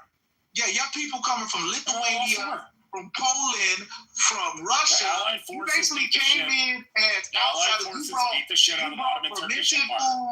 brought fermented foods and what do you call them? Matzo balls. That's what you brought there. Yeah, those foods don't grow in that region. You don't come from over there. I tell you, you don't come from there. They were living in Ashkenaz in Europe for fucking almost 2,000 years. What's your point? They found what? Wait, how many years has it been since the Trail of Tears? Like 250, 200 years?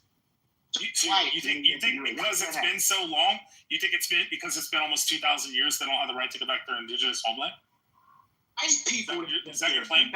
Those were white people that went there. Those were not like Iberian Jews. Is white. Put up your PTR, Riaba. What do you call Rayaba? Change your picture. Like Rich is a change your PTR, Rayaba, so we can see that you're lighter than fucking Drake. No, I'm definitely not lighter than Drake. Oh, you're definitely lighter than Drake. You look like fucking Sarah's complexion. I do not. From Iberian Peninsula. What do you call those Jews? Sephardic Jews. Yeah, Sephardic Jews. Yeah. Those Jews, hold up. Those Jews that got on those boats, that when they flee to America, then America put them on boats and sent them over there. Maybe some of them came directly from Europe to over there to Palestine. Those were white people. Those wasn't like Ashkenazi, Sephardic Jews. Come on. Oh my God. You realize that they mix the people of the Iberian Peninsula? Northwest Africa. Yeah, just like you guys did, right? No, my point is that those people don't look like Sephardic Jews or any of those Mizrahi Jews. Yeah, I mean, those are white people. Mizrahi Jews just means Eastern Jews. Let me say this. Yeah, the Iberian Peninsula, all throughout the Mediterranean, people were mixing and they had admixtures. No doubt about it. I got an ancestor that lived in Istanbul. I guarantee they were dark as fuck. They look like Turkish people. Because they were fucking everybody. Everybody's fucking everybody, bro. Culture is based off of their base. Most let me ask you a simple. People keep their customs and culture regardless. All right, you want to hear how stupid this argument is? When you go back to this argument is stupid. Yeah, I'm gonna make you right now. All right, cool. And if you come off mute, I'm just gonna kick you from the room.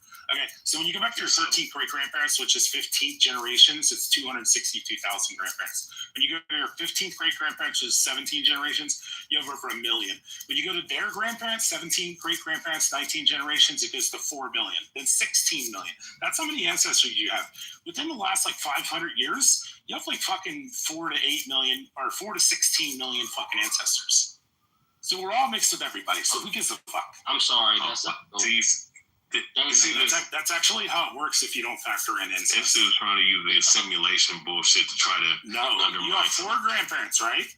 And each one of your grandparents have 4 grandparents. Are all those your grandparents? Your great-great-grandparents? That's why you stick and then just do the fucking math. Go on Google and type in if I go back to my 13th great grandparents, 15 generations, how many people is that? It's 262,000. When you go to their grandparents, over 1 million, then 4 million, then 16 million, so on and so forth. If you go off neo-Darwinian evolution, it's 3.4 billion grandparents that you have ancestors. 108 billion people have lived and died, or 108 billion people have existed. 8 billion currently. That means 100 billion people have lived and died before us. We're all mixed, bro. Jews of color came to Europe. No, he's African, West African. You got this dude's argument is silly because it's African, and nobody would care about. And if you're African American, multicultural. If you're African American, if you look at Ancestry DNA and 23andMe, they have stated that they have not tested one FBA person who came through transatlantic chattel slavery that does not have white DNA. Every one of the black people up here who are African American all have white DNA, including DNA has been proven to be flawed, though. I mean, what the fuck does that mean? You a grandparent. Fucking idiot. You fucking idiot. One of your ancestors is white, Ray. Just so you know. One of my ancestors. Also, if you go to 1 Samuel 8, hold on, Ray, I'm gonna wake it up. 1 Samuel 8:26. King David is called a ruddy. What is ruddy? Ruddy for that word in Hebrew. The same word used for red and ruddy. It's talking about my skin complexion. No, light brown. You're gonna show those Sudanese and orange skin boys. Wait. 1 Samuel done. 1 Samuel 8:26. Okay, And the Philistine looked upon David, and he. I'm about to pull out something. That's about to say what he said. The Philistine looked upon him. I've already packed you up on this shit. Hey, wait. Let me ask you a quick question, F. Muhammad. Do you think that David looked like? Hold on. Let me ask you a question, F. Muhammad. Do you think David looked like Netanyahu? You think that's how David looked? Here's my answer to it. My answer is that if Esau is called red and David is called red, then in the Black Hebrew Israelite doctrine, King David is an Edomite. I'm not part of the Black Hebrew Israelites. I'm not saying you are. I'm not saying you are. King David. Do you think David looks like Netanyahu? Look up 1 Samuel 8:26. And the Philistine looked upon David, and he said, ruddy means red color. So Esau's called red, David's called red, and that means David's an Edomite. There's other translations that said he's dark skinned though. Like, what do you mean? Why don't you look up what the word ruddy means? No. Here's what I'm gonna do. Look up in the Strongs. Look up in the Strongs and look up the words red and ruddy. What does it say? The word ruddy and red. Dictionary and show you something real quick. I'm gonna show you. It's the same Hebrew word. I'm gonna show you. I'm gonna show you something. No, it doesn't. It has genetic haplogroups, Nelson. Haplogroups are regions, specific groups of people. What's that Jewish comedian on the YouTube? What's his name? Andrew Schultz. Ari Shafir? Andrew Schultz isn't even Jewish. He's not Jewish. He's German. No, he's not. He's actually came out multiple times. He said maybe there's some Jewish in my ancestry because he knows that when you go back far enough, there's fucking hundreds of thousands, if not millions of people within the last 100 or 200 years. Like, what the fuck are you talking about? He even said himself, he said, I'm not a Jew. He said, but if you want to say I'm Jewish, he said, there's probably a chance that maybe there's somebody in my family that might have been Jewish. I've never heard him say it. I heard him say he was Jewish. You should look up on YouTube, type in, is Andrew Schultz Jewish? And it'll actually have the clip. I've heard him say he's Jewish. I thought he was Jewish too because he's named Schultz. Yeah, he came out against Nick Cannon when Nick Cannon was saying all the stuff he was saying. So yeah, he even admitted open-minded I ain't saying my ancestors come from that region. He said it's not saying my ancestors come from that region. So you like when I see these people, they look like everyday white people. Can somebody answer that? Like if your people were like, check this out. If your people were walking through, where was David from? David was an Israelite, which was Judah, right? Mm-hmm. Judah. I'm using. Okay, hold on, Tien. I'm using their logic against them because they say that Esau was ruddy. He was red. They say that Esau was red and hairy like a garment. He came out all red all over, which could have been placenta and blood. Also, they're biological twins, so they would have been in the same fucking placenta sac because he was grabbing his ankle. So that means that they would have been the same. Also, secondly, if David in 1 Samuel 8:26 is called ruddy, then by the Black Hebrew Israelite logic, then David is a fucking Edomite. That is pathetic. That is such. Rayaba, why have you never been able to refute it like the last 30 times I've used it against you and you crash out and scream? It's stupid. I mean, I got something for you though. It's all good. I'm just remember when Lion screamed last time and ran out of the room crying? Well, Lion, listen. Lion's a different story. I'm a different breed of fucking teacher, bro. All right, I'll get back to writing code. Mike, you got it. Be safe. Don't have too much fun. Hey, yeah, listen.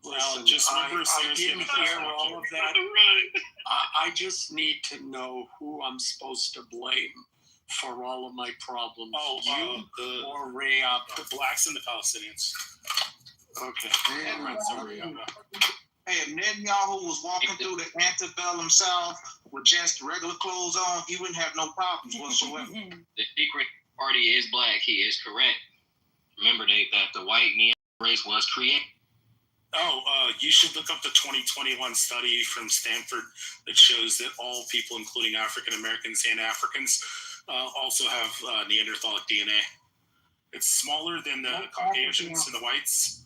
But black people do have Neanderthal DNA. Yes, they do. That was the whole study that was released in 2021. About that study. It shows that everybody on Earth has fucking Neanderthal DNA. It's smaller in percentage. I'm giving you that. I'm saying that white people have higher percentage of Neanderthal DNA than Africans. But Africans do have Neanderthal DNA. 2021 Stanford, anybody wants to look at? When AMH left out of Africa, and they went into places like France to the northern regions, they interbreeded with Neanderthals and limited amount, of interbreeding going on. And what you're talking about is more recent people coming back in. It's called DNA that shows. Man, you got fucking white folks who set up shop in South Africa. Force those black folks down there going to have some Neanderthal in them. What are you talking about? It's called a scramble for Africa. It's called a scramble for Africa. Also done. If you came over through transatlantic chattel slavery and you're an African American, you have white DNA in you. So if you have white DNA, you have Neanderthal DNA. People are savage. We know that. I don't give a shit who raped you. That's fine. You have to concede that you're white. They did that. You're white. They do that. That's fine. I'm willing to concede that. I'm willing to concede that some slave masters snuck in and went in there and raped your great-great-great-great-great-grandmother. That's terrible. It should have never happened. But at the same time, that still makes you an Edomite. That's why. Because even off of Rayaba's basis, it's the paternal. It comes from the father, the Israelite. So if that's the case, Rayaba, and a white slave master hooked up with your great-great-great-great-great-great-grandmammy and got pregnant, and that then makes you an Edomite, Ray. Not one person through 23andMe and or Ancestry DNA they reported. Not one black person who came through transatlantic chattel slavery doesn't have white DNA. They all do. Every person ever tested. Maybe one of you guys can be like the Conan O'Brien who came through transatlantic chattel slavery and be like, I am 99.999% fucking black. Or West African. But the reality is you're not. Like Conan O'Brien is like 99.9% Irish. He's the most Irish person they've ever tested. So maybe one of you guys can come forth and prove 23andMe ancestry DNA. Good language, you coding. If a man walks in the room and he has black ass butt, it's pretty close to C++ from what I can tell. Yeah, I've done a lot of C++ and C++. He's going to be considered as Mexican. We're going to call him Mexican. Now, if his dad's black genes took over. Oh wait, are you doing the one drop rule that the Ku Klux Klan says? Might just get mistaken as Cain Tejada. Still black. Tien, are you talking about the one drop rule that the Ku Klux Klan espouses? If you have one drop of Negro blood, you are Negro. Yeah, but Bible genetics is pseudo anyway. That's all pseudoscience. All of that stuff. Ooh, I started developing a game engine, but then I needed to go to assembly, and I lost interest. What do you think about the savage? What do you think about those savage Jews who suck the foreskin when they do the circumcision on the young man. They shouldn't be doing that. It's gross. Yeah, those are savages. What do you think those about are those are Rebecca Jews. from South Okay, so you can here's the thing. You can't use Judaism or the Talmud against me because I'm a Christian. I was born halakhically Jewish, but I became a Christian. I became a follower of Christ, which makes me a Messianic Jew. Are you a dirty Jew? I'm a Messianic Jew. Yeah, you're a dirty Jew because you believe in a Jew who follows Christ. Yes. Yeah, don't do that. Don't spit on you like you did those crossing procession. They'll spit on you. Hey, not too much on the Jews, man. I fuck with the Jews. Yeah, but they'll spit on you. Not too much on the Jews, man. Yeah, don't talk about your overlords. Not too much on the Jews, man. I fuck with the Jews. All right, Joe, come on up. I gotta make you a mod up too. You talking about the traffickers? You know, the funny thing about this argument, if I may interject, the funny thing about the argument is when you talk about these kinds of things, if you're talking about evolution, the world has moved from less complex to more complex. Matt, come up. I'm gonna make you mod. So, you know, I mean, 120,000 years ago, white people separated from black people, and then 60,000 years ago, Asians separated from whites. So actually, this whole argument is arguing over who's second. All right, hold on, guys. Alan, give me 2 seconds just to set the precedent. Okay, if you guys don't shut the fuck up while Alan's talking, I will do the worst fucking thing ever, and I will make Alan a mod, and he will kick every one of you out of this fucking room, or just constantly mute you.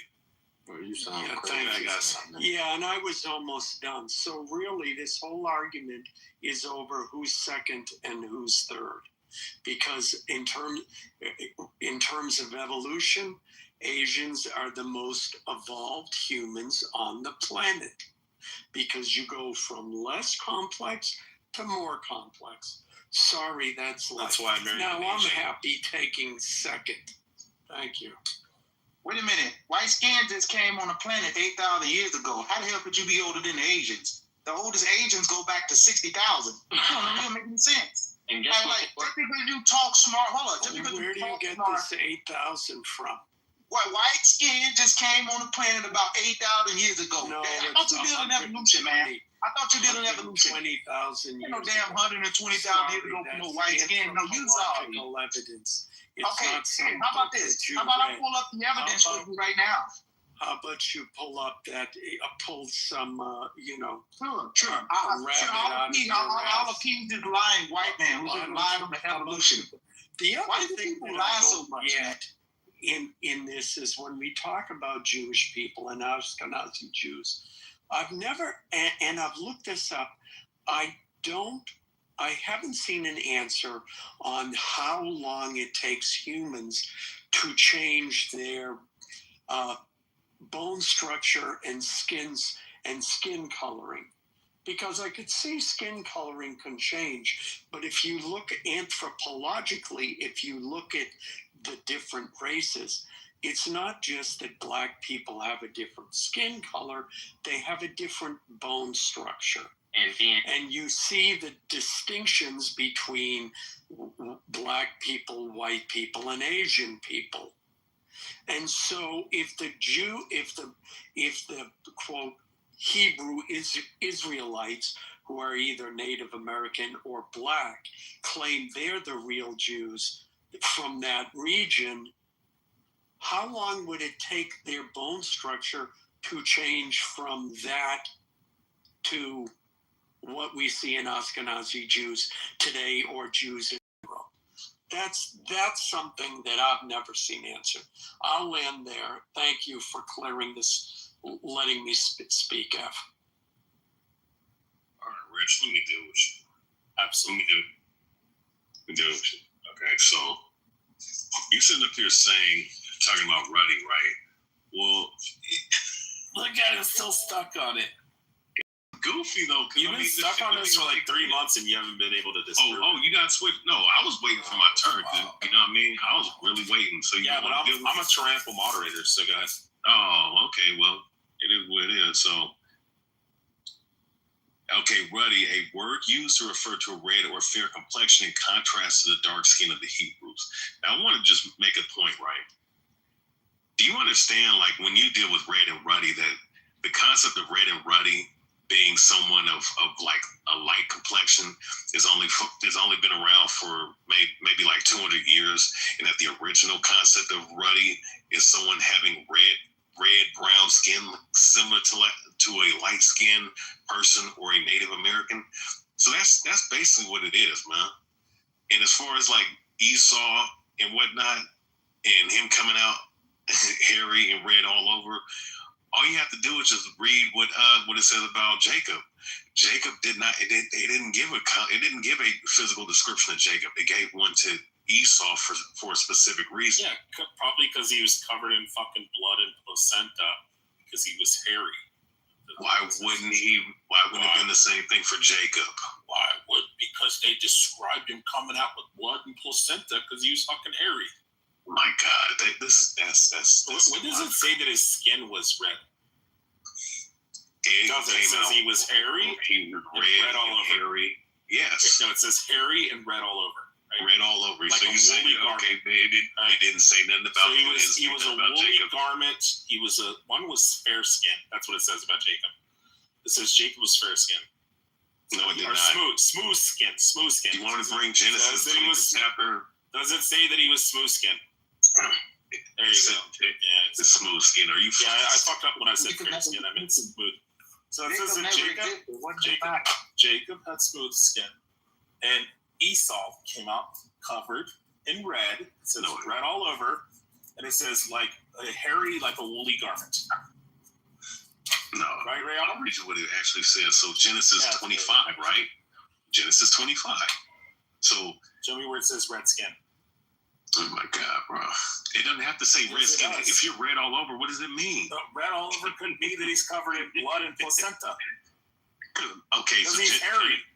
I'm going to read this. Genesis 25 and 24. You ever seen a baby with hair? 25 and 25. No shit, but that doesn't mean it didn't say blood. It would have mentioned blood. Would it not? So Genesis 25 and 24, and the first came out red all over like a hairy garment, and they called his name Esau. So what do you mean it's not talking about the skin color? Let's talk about him red all over. Where does it say, say skin color? It didn't have to mention. So it doesn't say skin color. It doesn't have to mention. It says he came out all red. He came out red, like hairy, like a woolly garment, right? So let's read 26. True says he was red.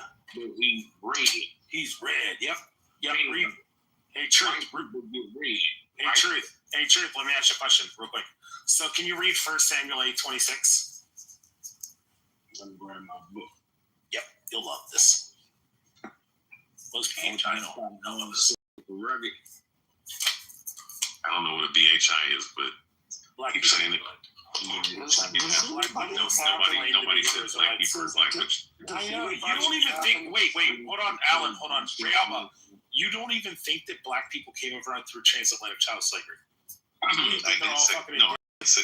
said that not. I said that majority of them didn't. Oh, now you change your position. Okay. No, my position. I said that black people in America are not. They didn't all just come on the transatlantic slave. That's all I said. I've never said that. You must have heard someone else say that. All right, Truth. Did you read 1 Samuel 8:26 about King David being ready? Yeah, but that's still a dark brown though. Can you look up the Strongs and see what the word ruddy is? See what the word ready. See, can you look up the word red and the word ruddy? See where it is. I just told you. It's ruddy red, but it's not that color red. It's Do you know what the definition? It's like brownish red, bro. Like, do you know what the definition? Do you guys know what the definition of ruddy is? A healthy red. Be smarter than we talking biblical, bro. A healthy red stripe. Yeah, it's red. Yeah. That we already know. We know how to read between the lines. Oh, you can read it between the lines. Yeah. Yeah, we know how to read between. You can put in everything you want, like Abba Bibbins used to do. See, I could talk to my brothers and get a very good acknowledgement. Yeah, but do you know that Abba Bivens actually moved to Israel and became a full-blown rabbinic Jew? Abba Bivens is a Freemason.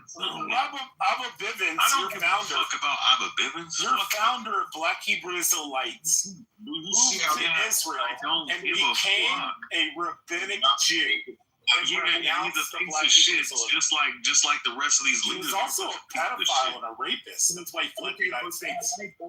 Rich, you're talking to the wrong motherfucker. I don't Abba give a fuck about Bivens him. fled the I United don't give States. a fuck about Ariana. I don't give a fuck about none of them fucking what's a bunch of reformation. You know, Israel has a long history of protecting pedophiles. They've been doing that for years. Yeah, I know. Abba Bivens, you're also founder of Black Hebrew All those white Jews, like Abba Bivens, all those white Jews that fled America and went to Israel. Yeah, all those white Abba Jews. Bivens was 17 times darker than you. Done. Yeah, but all those I white can see Jews on your end. pedophiles. All those pedophiles that fled America. Abba Bivens looked like he just came off the plantation. No, these are different people. He looked like fucking Wesley Snipes. Like the ones you're talking about, yeah, you're right about that, but he's talking about entirely different. Africa, white think they go to Australia, white think they go to Jamaica, why do you think they go to China, Mexico? They blend in the system. They do all of that. That's what white folks do. They try to move around. So until they get caught, white think they kill people, then skip out of town before anybody find out. We been people now, white folks do. See, this is the game of life, chess. You see what I'm saying? You got white with white, black with black. You don't have anybody. I ain't never seen a person play black and white and black on a chessboard game. So if a white person trying to teach me about my history, he kind of fooling himself. But if a black person teaching another black person about history, he might So I'm just going to say it real quick before I leave, guys. Joe, Mike, Matt, if these chimps get out of line, you guys got the mod badge, whatever you want. But y'all, the monkeys, came from monkey. It's a white man. Y'all keep it up. I'm a mod Allen up. I'm telling you. Hey, you say one of them chimps down, Especially monkey in here is Allen. Hey, you say one of them chimps down, it look like Netanyahu. Yeah, you say one of them chimps down, it look like Netanyahu. Straight up.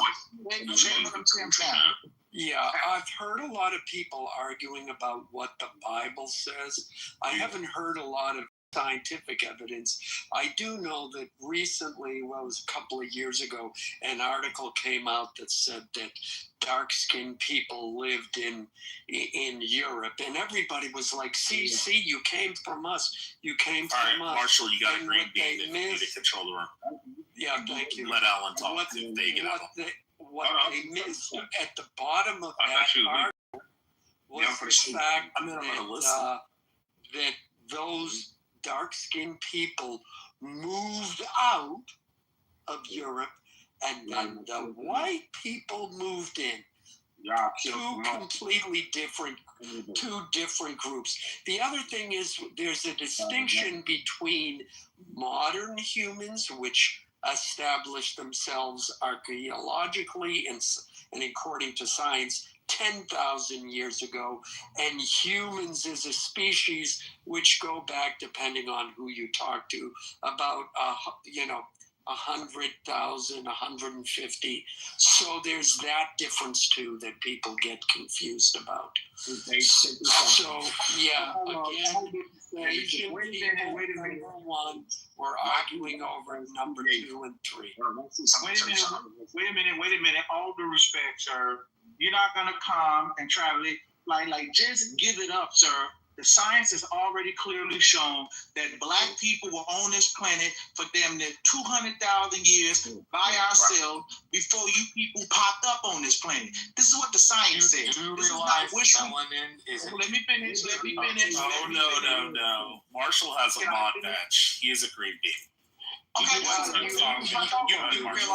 owned it and you didn't do crap with it. Hold on. Why are you so hateful? Because you got that Neanderthal in you. Why are you so hateful, Neanderthal? Hotter climates. All right, hold on, Marshall. Just 2 seconds. 2 seconds. Done. You sound too gay and zesty to be that angry. You can't be talking like that. to meet me in person and say that. You sound like your loafers. You Come in front of me and say that. I love to meet you in person and tell me that. Tell me that in front of me.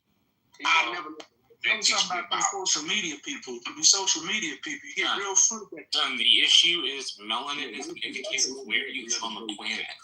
If you live closer to the equator, like Central and South America, or like part of sub-Saharan Africa, you are more than likely brown. If you live in climates like Northern Europe, you are more than likely white because it doesn't have a ton of sun.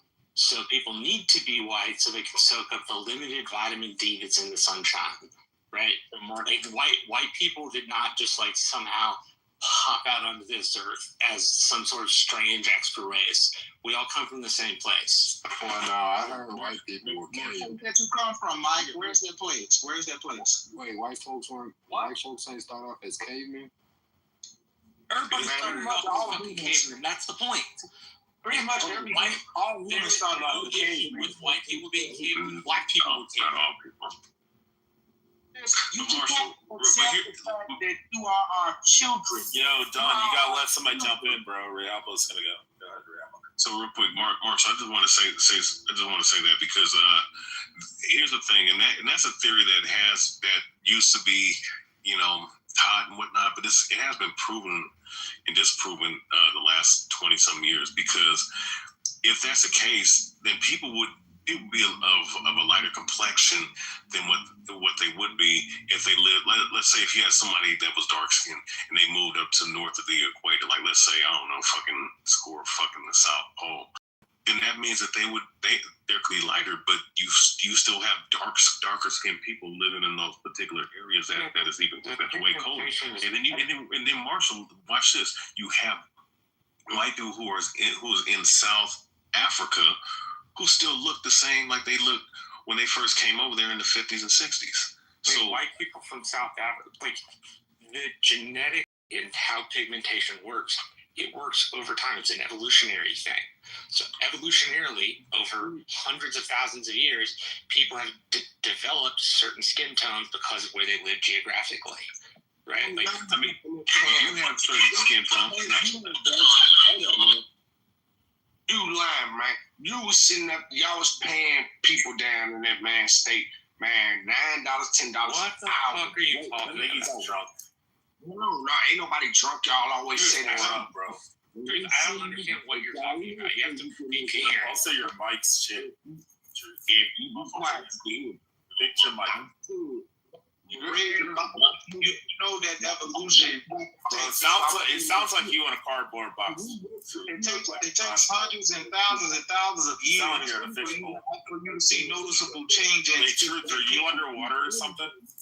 Because I'm ready for y'all white folks to die anyway. Fuck you mean? I'm ready for y'all white folks to die anyway. Fuck y'all. Y'all ain't on shit anyway. Fuck you. I hope your kids die, bitch. It's all right, brother. Marshall, I just want to mention, Marshall, this is what you sound like when you're drunk. Yeah, this is Marshall when he's drunk. Shut the fuck up, you motherfuckers. Shut up, motherfucker. That's what Marshall sounds like when he's... We ready for that war. Yep. Fuck is you talking about, bitch? What war are you talking about? Y'all speed up now. Race war. Like what fucking word? Race war between whites and blacks. The blacks dominating. And we taking y'all shit. And y'all stole it, so why we can't take it from y'all? Bitch ass motherfuckers. I'm glad everything's I'm glad I live in a state that allows me to protect myself when people break into my home. Marshall, you have to read me. Hey, listen, True, real quick, brother. Hey, so and Marshall's like the nicest guy on this app too. That's his wild. I'm an asshole. I don't know what you're talking about. If you want to yell at me, you're taking this shit, like the most I gonna do all that shit, bro. Yahushua Mashiach, y'all disrespecting him too, talking about his 666 neuromelanin children. Y'all know who they is though, but hey, y'all want to keep lying? Go ahead. Y'all know this. You think we're demonic? Our genetics ain't like the Neanderthals, and this is ours. I know that. And we ain't from Africa. We not African. Get ass talk, man. Y'all bogus as hell. That's why we don't fuck with y'all white folk. That's why we won't separate. We need on the niggas, man. Let the niggas talk. separate from y'all. I don't appreciate that kind of shit. We don't need to be around you white folks. Y'all demonic. Y'all evil. Y'all liars. Y'all kill people. Truth. I'm trying to let the niggas get it out, Joe. I know, but when I go to speak, you're going to let me speak, all right? Truth, I'll bring you back up. But does it make you feel better to talk shit to us? I'm going to bring you back up. I want to hear your answer, Truth. Does this, like, enlighten you? Does it make you feel a lot better when you talk shit? We don't even like you white folks. We just trying to make sure y'all acknowledge it. Just get the fuck on, separate yourselves from us. Quit trying to mix us. We don't got the same God, the same father. None of that shit. Y'all gay. We straight. We like to have kids, grow our kids up around, teach them what they need to really know. Y'all want us to be equal with y'all when we really not. We don't care for y'all. Y'all really don't really care for us. So why should we be with y'all? You know, y'all trying to mix up with us so y'all bloodline don't die out. Y'all fake love game. You see what I'm saying?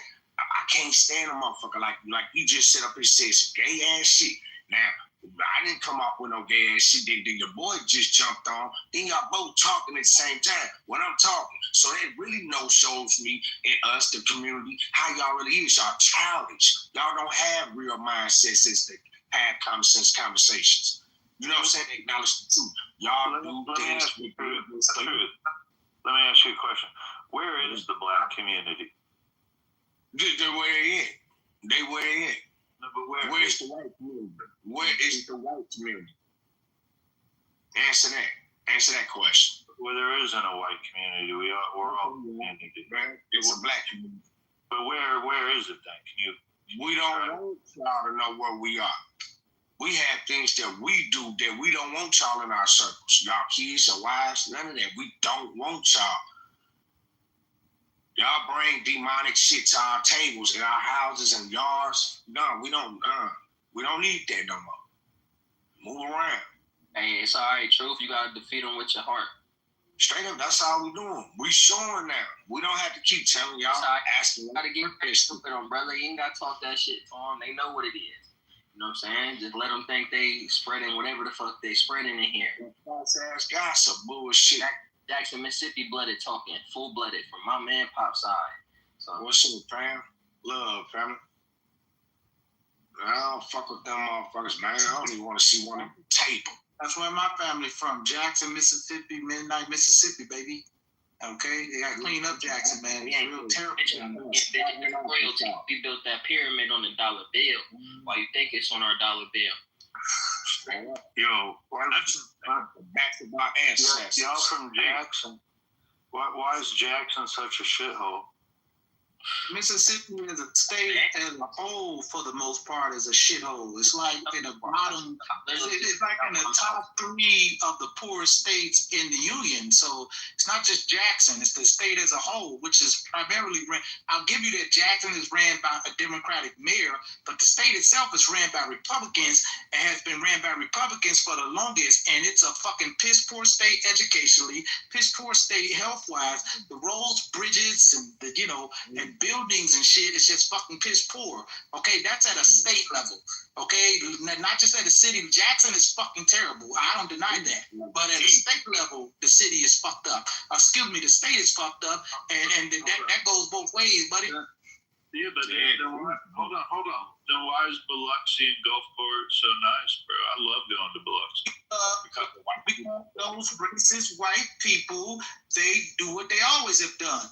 They they take the money and they build up their areas while neglecting all of the other areas. Why is the education in Mississippi at the fucking bottom?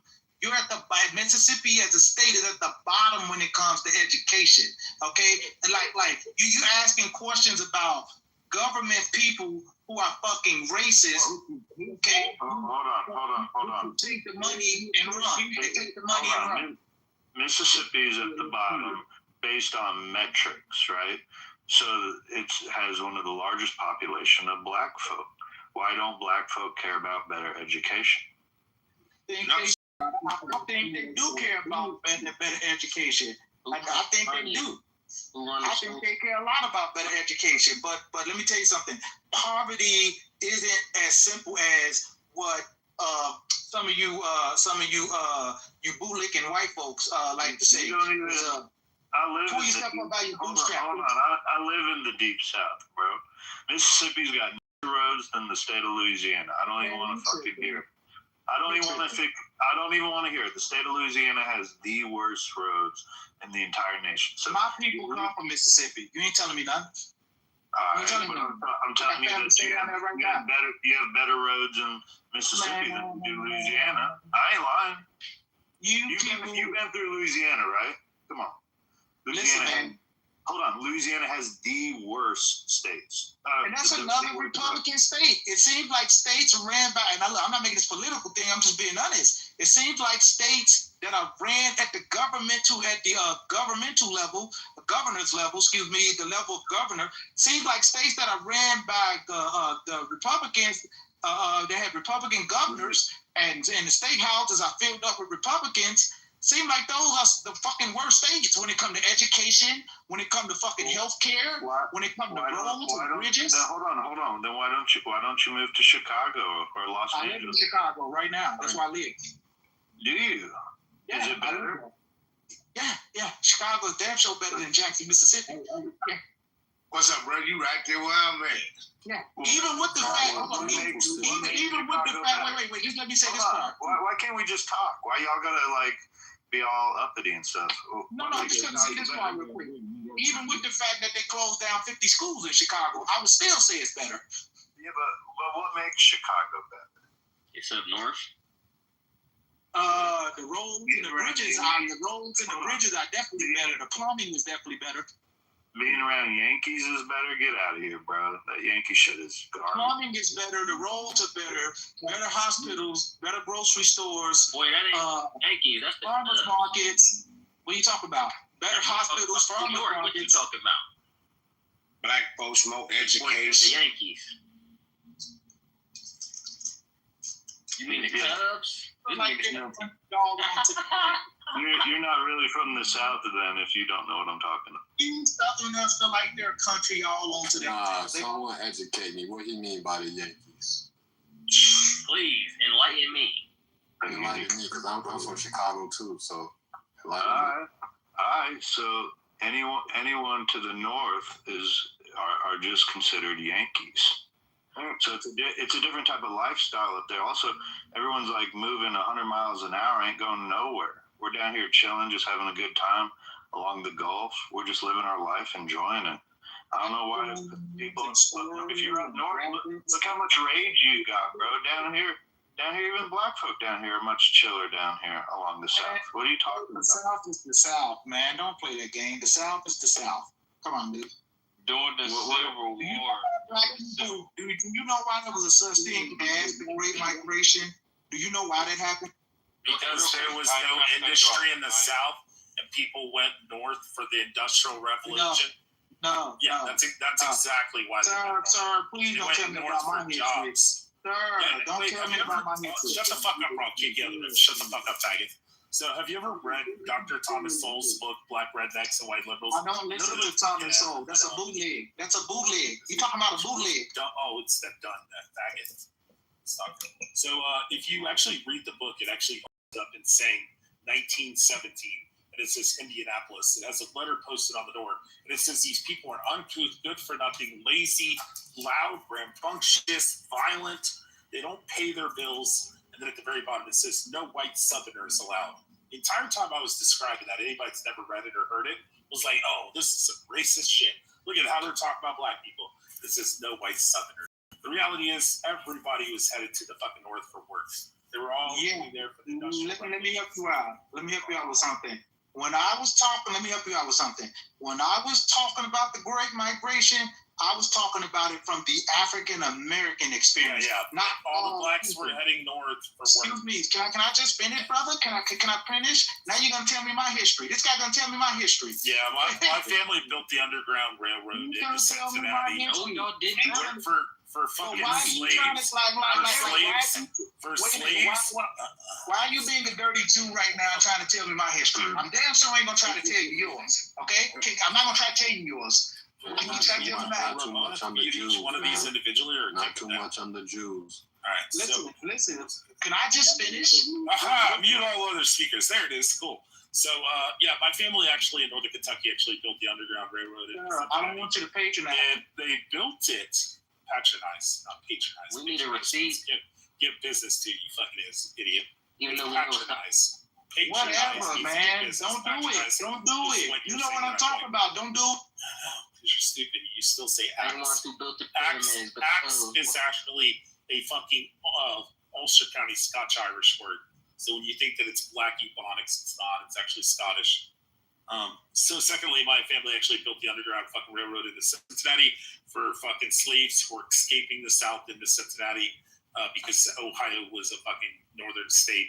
So, like, the ideal that all the fucking whites were against fucking black people is ludicrous, because if you actually read in 1775, the Quakers actually asked the founding fathers for the abolition of slavery, and they said no, because they knew it would cause a fucking civil war. So, like, you had all these fucking Quakers that were opposed to it, all the Anabaptists, all the fucking millions of Anabaptists and Quakers, and all the fucking Amish and Mennonites and all the shit, the Anabaptists, that were all saying, hey, slavery's wrong, you guys shouldn't fucking do this. And what they did, they said, no, it's going to cause civil war, it's going to destroy the entire fucking country, so unfortunately we'll have to fucking continue on. Rich, no, that's a good point you make. But hold on.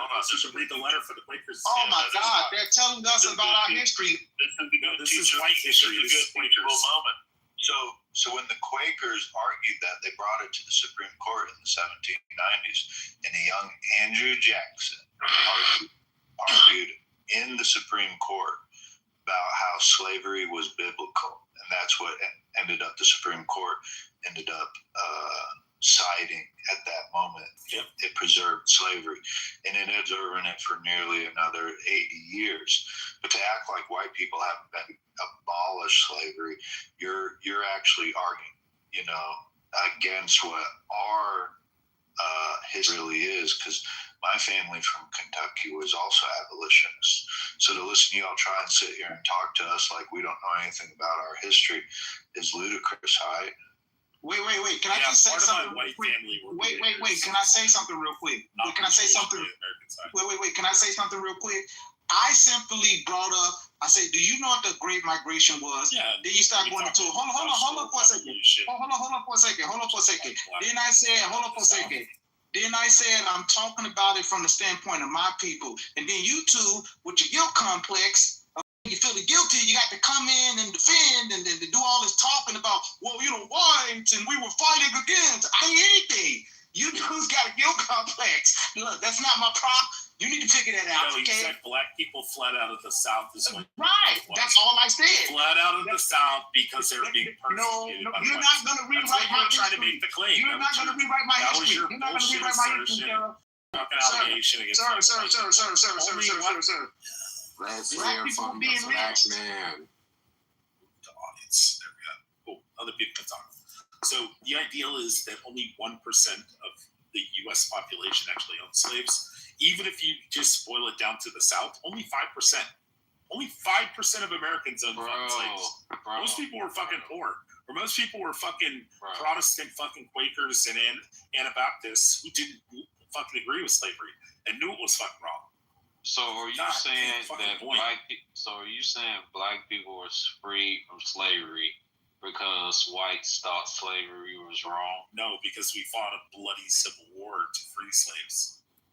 So you're telling me we're talking about 80 years prior. That's the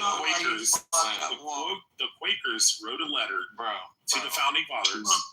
Let's be real. And they asked if the founding fathers would abolish slavery. And they said no. What did all the fucking Quakers, all the Anabaptists, all white people benefited from our slavery, from the north to the south. I benefited from slavery. Hold on. I gotta hear how. Tell them how you benefited from slavery. First of all, when you look at the Northeast, the insurance companies benefited, and you were allowed to keep your wealth. You was allowed to keep your wealth Hold up. Are you talking about the 1% of the population who owned slaves? All right, so no. What about the 99% of the population? Just because some people own slaves, you still benefited. White America benefited. That 1% makes up all of benefited, you. And you that's like saying that black people are a monolith. Listen. Wait, are you saying that black people are? Wait, hey, lady, shut the fuck up. Are you? Yeah, shut the fuck up. I don't know how to respect for people like her.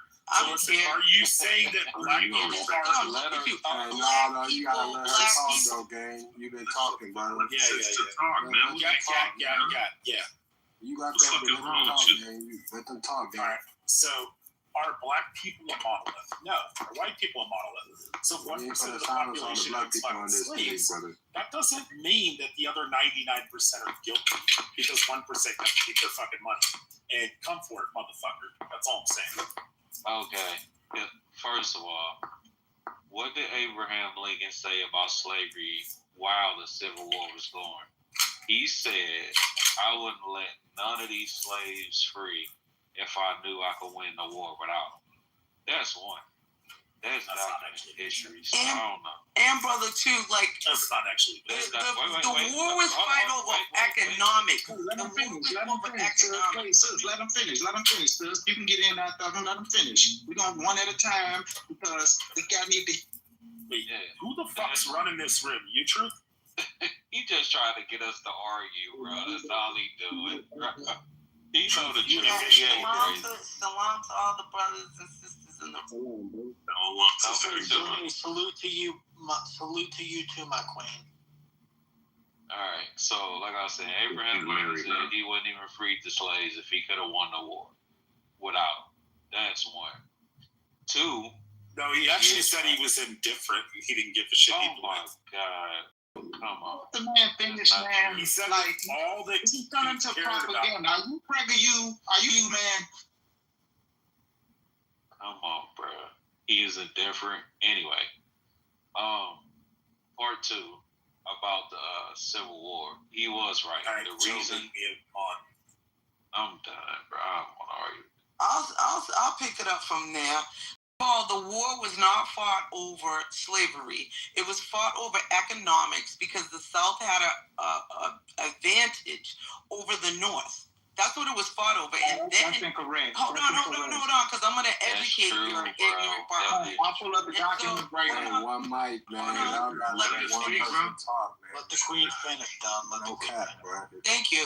And so first of all, after slavery, on the books to this day, you all were supposed to pay us 40 acres and a mule, okay? For the 300 years we worked this country for free and built this country. You never paid your debt to us. Second, after we were free, you made black code laws so we couldn't own land, so we couldn't own equipment, so we couldn't go certain places. Then the Jim Crow came. So we left. We made an exodus out of the South and came up the North. You know what you did up North? You started making unions because we were the blacksmiths. We were the maids. We were the ones with all the skills, and you guys started making unions. So coming into the 70s and 80s, we had to make laws just so companies would have to hire us. We were overqualified for the jobs, but we had to make companies, which you all call DEI now, just so we can get employment.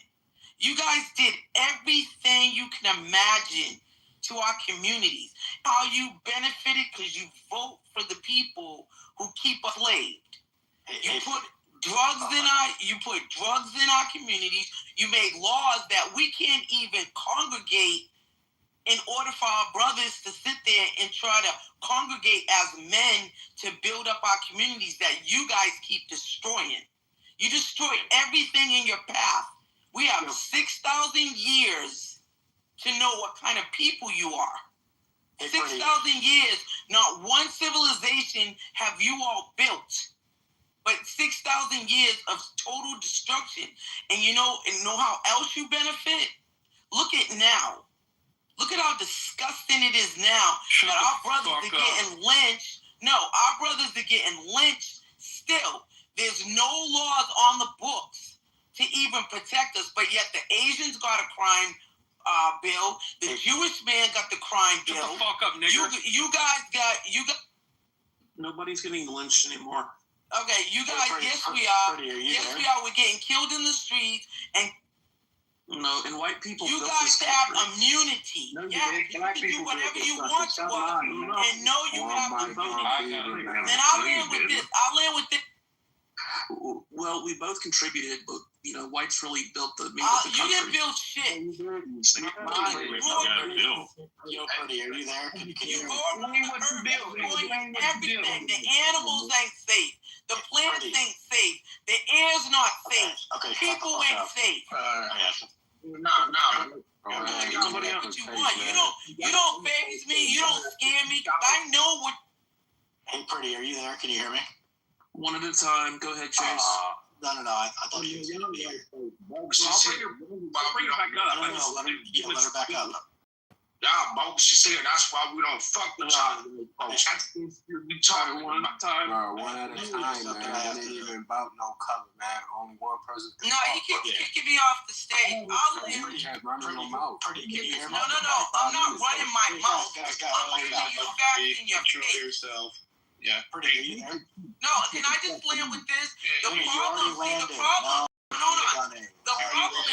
hold on, let me just finish. I'll just land. Give me like 20 seconds. Just give me 20 seconds. All right. I was in Italy for 3 weeks, right? Everywhere the white American is, you are hated because of your behavior. Even other white people don't like you. Okay? And so I'll land with this.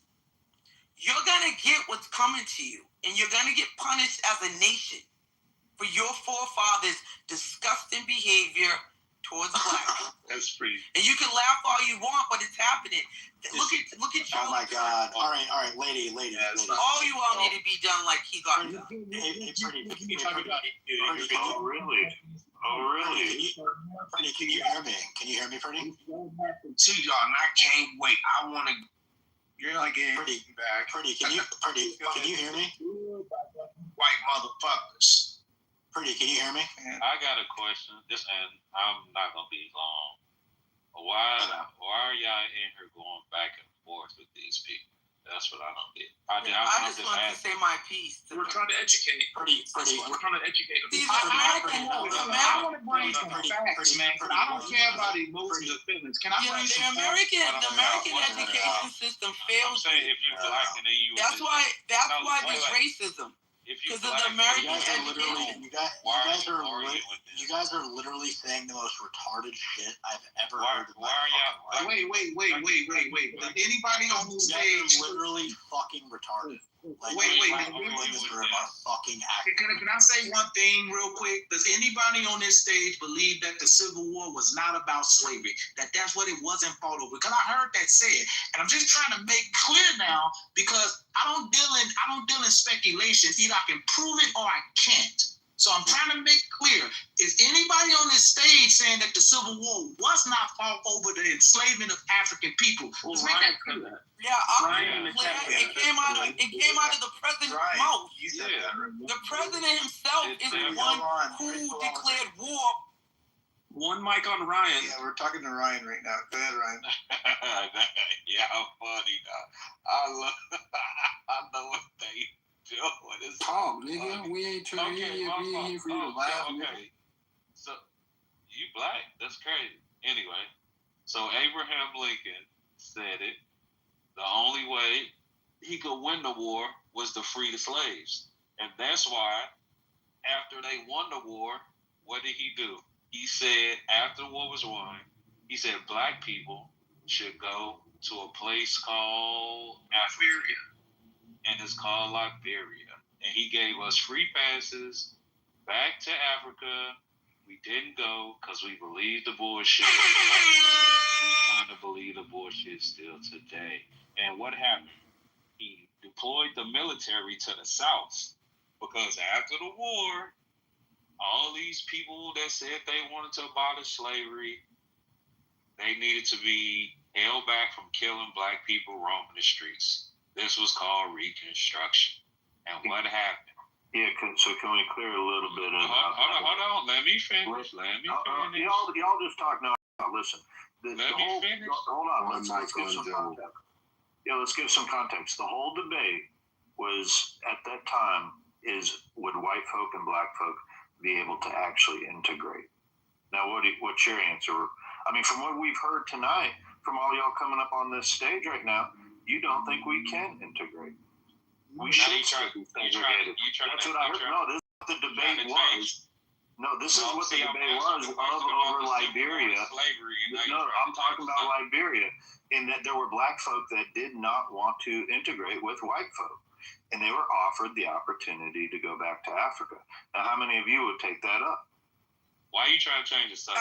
Literally what the subject's about. I mean, go back to Africa. That's like a compliment. Why y'all want to go back to Europe? Y'all afraid to go back to Europe? Or the caves? You don't know.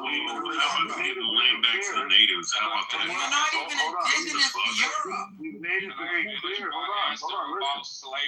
You made it very clear that what you've said, that you can't integrate with us, right? That we heard Truth say right here and go on and on about how he don't want to be part of America. Why you let me finish the answer? Y'all, I am an original American. You're not. You're a European. All right, just give Ryan 20 seconds. And then Joe. No, you're immigrant, really. Let Ryan finish. 20 seconds. No, let Truth finish. Why are you kicking him off? Lady, it's on Ryan, nigga. Lady, you were trying to say Ryan. I ain't no nigga. Lady, we literally had to hear you talk about how fucking the people who were enslaved were overqualified for jobs. Man, go ahead, Ryan. We trying to hear Ryan right now. And the reason the Civil War happened is because the South was fucking filthy rich off of slavery. And they wanted to do whatever that they wanted to fucking do, and they said they was going to succeed from the Union because they didn't have no reason to fuck with the North. And the people up North was starving, bro. And what did Abraham Lincoln? No, I don't think it's true. It's not true. My family's been here for like 1,000 years from the North. That is not true. Yeah, that's correct, Brady. Wait. Do y'all know how much money the South was making compared to the North during slavery? A few families got rich from cotton. No, that's not. They were not poor. They were not starving, though. What are you talking about? They were starving. Wait. I don't mean starving like everybody was homeless and it was the Dark Ages. But the North economy was damn near broke. They couldn't get none of the South money. That's not true, man. That's not true. It's not true. No. It sound like you spread the Mississippi River was going all the way up. They was, Revolution didn't even start. No, it's not. Sir, no, it's not.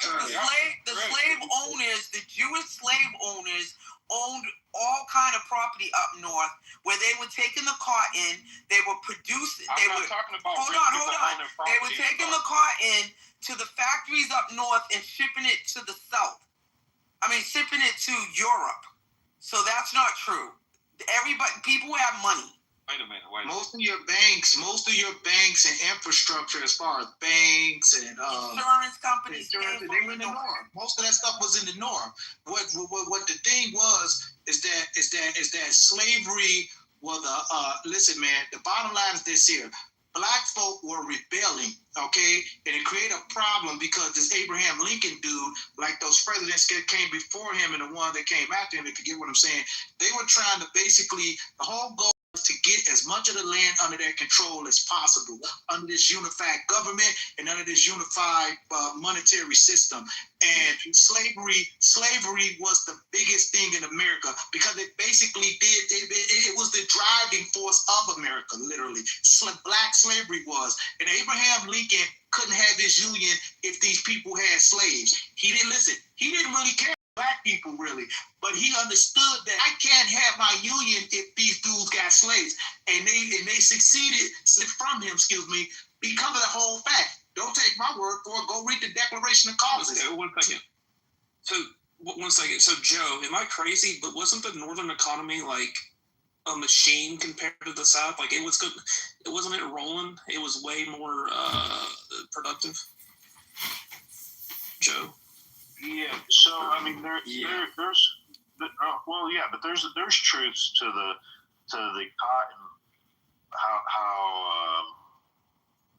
How much money was made off cotton in New Orleans? They were making a ton of money off of cotton. And off of the blue indigo colors that blue indigo that was being done in Louisiana, they were making money off of that. They were making money. Go ahead.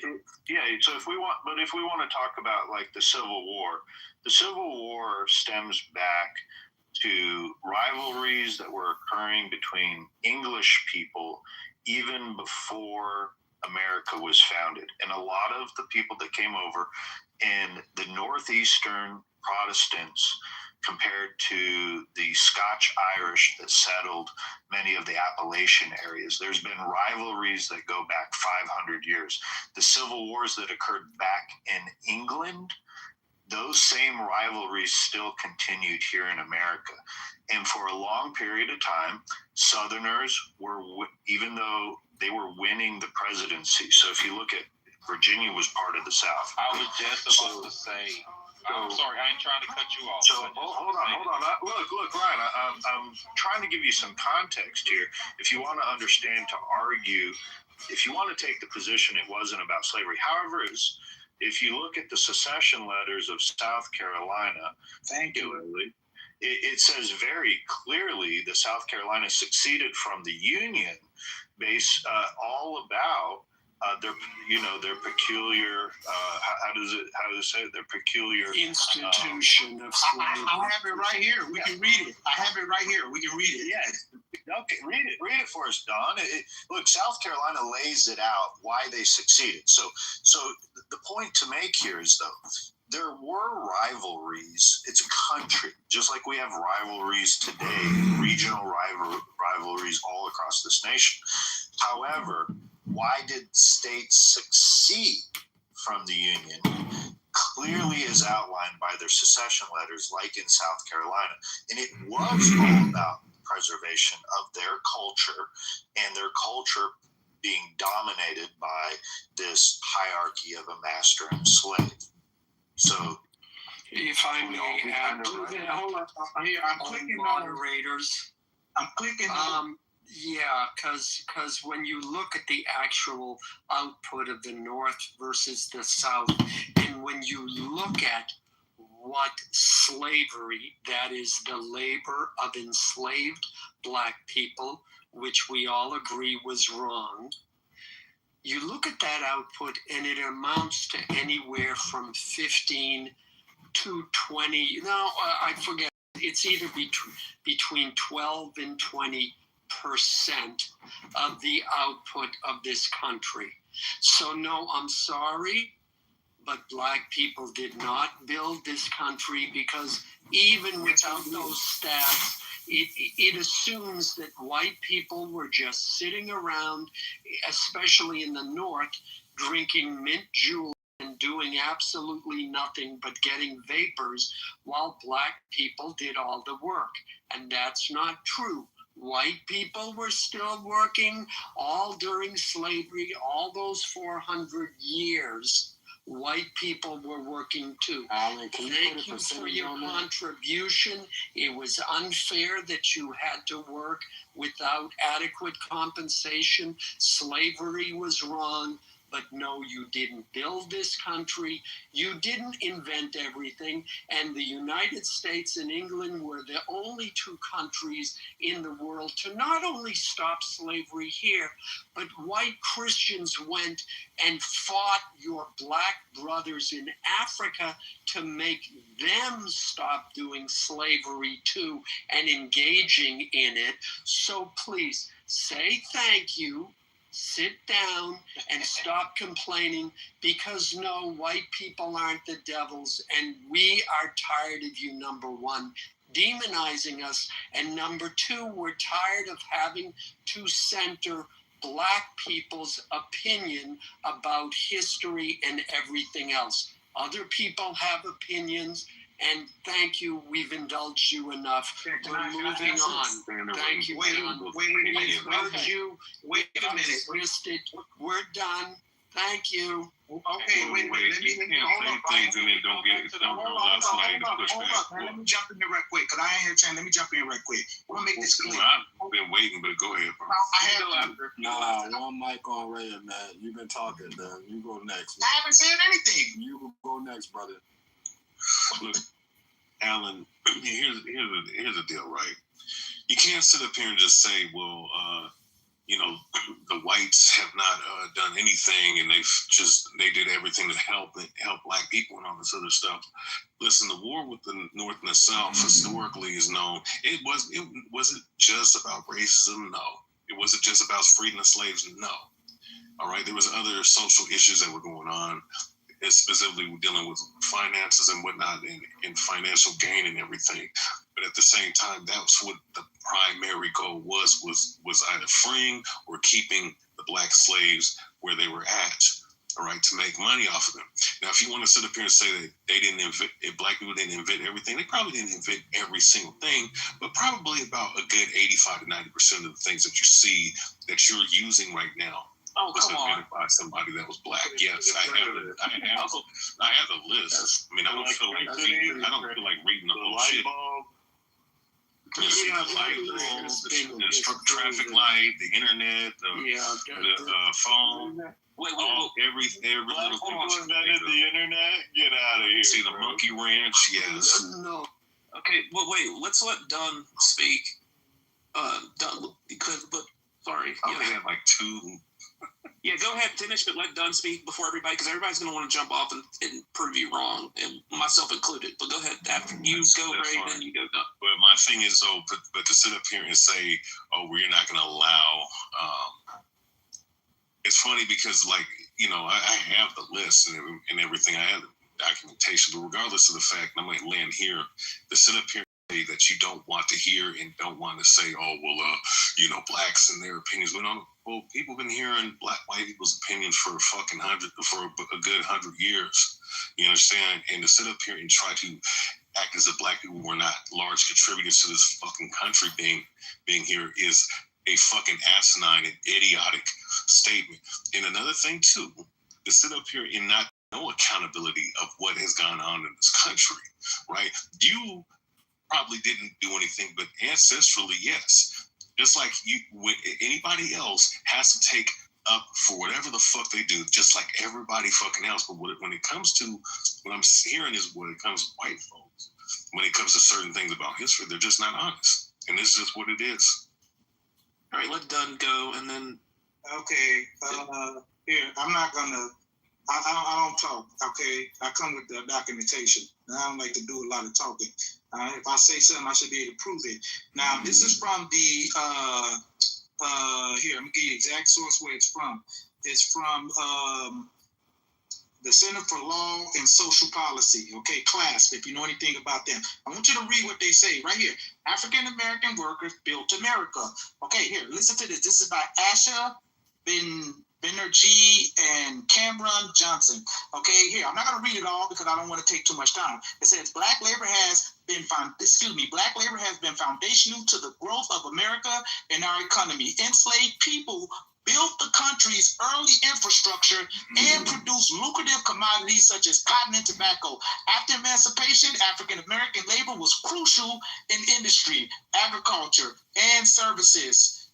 Yet the Federal Bureau of Labor Statistics, BLS, which was established in 1884, only started gathering consistent data on African-American workers in 1972. For nearly a century, African-American workers did not appear even as data points, let alone in meaningful policies or labor legislation. So here, I'm going to stop right there, okay? Right off the bat, they telling you that the foundation of America, building its foundation, was built by black people. Okay, well, let me just go real quick. It was my turn. It was? Yeah. Right. I just want to go back real quick. Well, I just said one more thing and I was done. 30 seconds. And then I'll go after you. You can give me 10 seconds. All right, go ahead. So I said I heard y'all say two things. I heard one person say the North was booming, and that they have more money in the South. Then I heard another person say everything was done in the South and shipped to the North, and all the powerful politicians were from the South. So in business, you tell me this. If you're dependent on somebody and somebody says F you one day, what would that make you want to do? And if you didn't need somebody and they said F you one day, what would that make you do? Answer. Does that make sense what I'm saying in business? If I don't need you and you say F me, what am I going to do? But if I do need you and you say F me, what am I going to do? All right, so what I'm saying, okay, so answer that question. I'm done. Okay. All right, great. So listen, I'm going to just read a statistic, then we're going to go to Beaver. Black folks have never accounted for more than about 19% of the entire country's population. And that would be in 1790. There were more black people per capita in this country in 1790 than any other time in history. And it only amounted to 19% of the country. The point is, you're trying to convince people that when you haven't even had, at the best, 1 out of 5 people were black. Trying to say that you've contributed to, everything, at least 80% of all of America's success in the last 250 years, it mathematically doesn't work out that way. There's been at least 80 to 90% of the country has not been black for the last 250 years. I just wanted to point that out. Go ahead. No, I'm not talking about that. I'm talking about when you guys said. I'm not answering your question. Go ahead, Beaver. Exactly. Ryan, you get 20 seconds, and then I'm gonna go, and then I'm gonna throw it to Alan. Wait, no, I'm going back to the original question where y'all said that when I said the North was starving, they was dependent on the on the South. And y'all said, no, they were industrialized. But then in the same sentence, I heard someone say the Jews were taking all the money out of the cotton and stuff out of the South and taking it to the North and selling it and whatever. But if that was the case and the North didn't need the South and they had everything up there, why would they go to war with the South if the South said they leaving? If I'm rich and I don't need you, I'm not dependent on you. I'm not going to go to war with you after you say you leaving. I'll answer that after you. Wait, Alan, let me go, and then I'm going to throw it to Alan. Yeah. I would just say that I don't know, Ryan, I don't know the particulars about that. But to say that, not you, someone said, black people invented 80% of something. To me, this is basic common sense. That's not true because, number one, you guys weren't allowed to participate, and it wasn't fair to you. But how you guys, if you're not allowed to participate in the free market and get educated and go into a shed and think about how to build an invention, which is what they did back then, whatever. It's just not. It's not practical. Who's to say you wouldn't have done that? I don't think you would have done a whole lot more. But to say that, the founding fathers built the infrastructure of the country so that a free enterprise could run.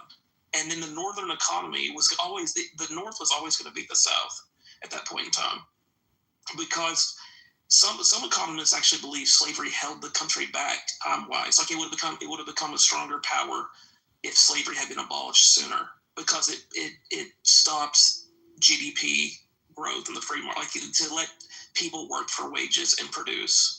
That is a strong theory that I've read about. But who's to say? I don't know. I'll go to Al. Hold on, Ryan. Hold on. I got another statistic. The easiest way to track the most largest contributors to America is by the patent office. Okay, the most blacks have ever held a patent is between 1870 and 1940. Black folks held 2.7% of the patents. As of today, right now, black folks only hold about 1% of the entire country's patents. They stole them all. It was racist. Yeah, okay. Listen what I'm trying to say. Y'all playing crazy. If black folks invented or were success, to at least 80% of the country's history and built everything. Stop it, bro. Stop it. It would be at least more than 1%. We're not that dumb, bro. We're not that dumb. Arguing that. No, wait. Nobody's arguing that African people build Ray Abba. No, Ray Abba got up here and said that black folks are well, that's Ray Abba. That's Ray Abba. That's not my argument. My argument, that's Ray Abba. That's what I'm pushing. Okay, but my argument that's what Ray Abba said. He said black folks have contributed to 80% of the inventions here in America. Yeah, but and I'm going off. When you talk about the early roads, when you talk about building the early stores in America, the list goes on and on. Black folks were building those. Those were skilled. When you talk about the blacksmiths, the early blacksmiths, a lot of those people were enslaved Africans. They were skilled in that labor. Go to the Nok culture in Nigeria, West Africa. They found over 13 iron smelting furnaces in Nigeria, where a lot of the slaves came from. Those people already, listen, they went from Stone Age to iron smelting. They jumped over the copper stage. That is a feat of engineering, in human history. They jumped over that. They brought that same technology here to the Americas with them. That's why they were highly prized and valued. When we're telling you that black folk built early America, sir, that's not a pipe dream. That's a fact. The scholars will tell you that. What are you talking about? Let me ask you a question. Hold on, real quick. Do y'all hold any animosity towards the Arabs that sold y'all across the entire world? So why are we talking about the Arabs when we're talking about I'm entertaining this pivot. Yes. Who ran the slave trade.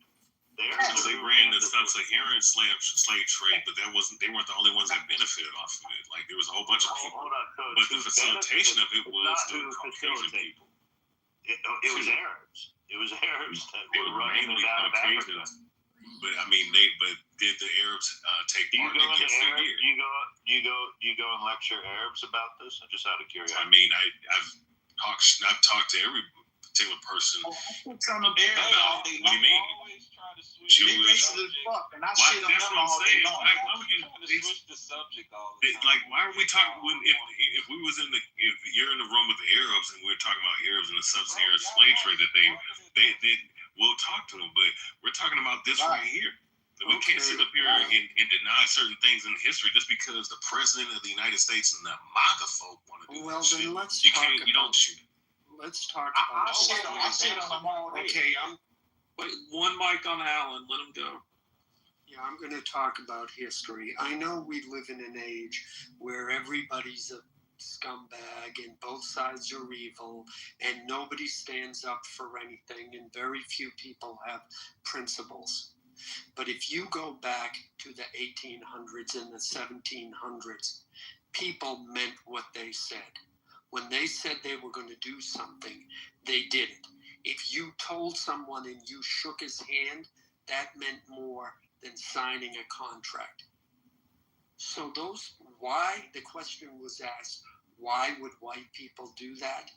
Because they believed in the principle that no human should be a slave. Abraham Lincoln spoke extensively about abolition and the injustice of slavery. And he meant it. And the fact that he gave that speech that black people seem to obsess over was simply a political maneuver because he knew he would not get the backing from European countries if he made slavery the central issue of the war. He was a brilliant tactician and he saved all of your asses. Is exactly what he did. Wait. Let me ask you. Point of moderation. Beaver. Seriously? You're not a motherfucker. No, I'm asking beavers. Yeah, well, I'm still talking, so that's okay. That's okay. And Rayaba, look, I'm not saying what I said earlier. I'm not saying people can't have their opinion. What I'm discussing specifically is how this entire country has listened to the perspective of black people, which is not a bad thing. they have something to say. And we have all listened to that perspective, but we are listening to that perspective run wild right now on this stage, and it's enough. There are other perspectives too, and we're going to listen to those. And we are not going to suddenly forget reality just because there are some people who want to boost their own egos and say, we invented everything. That's not true. What did happen is that there were white people and there were black people who had principles, who were willing to put their lives on the line to abolish an institution that was morally wrong. And over 300,000 people died for that principle. And we've worked together since then. Sometimes well, sometimes not so well. But those are the principles that we live by. And forgive us if we're not going to buy into all of your narratives. That's the nicest way I can put it. Wait, let me ask him a question real quick. I'm going to ask him a question. Do you agree with the other guy that was and just give me a yes or no, and because I'm trying to be concise. The guy that was on the stage who said that about 1% of the Southerners own slaves. Do you agree with that sentiment? Yes or no? I've heard between 1% and 5%. That's the correct number. Okay, between 1% and 5%. Okay, now my simple question is this.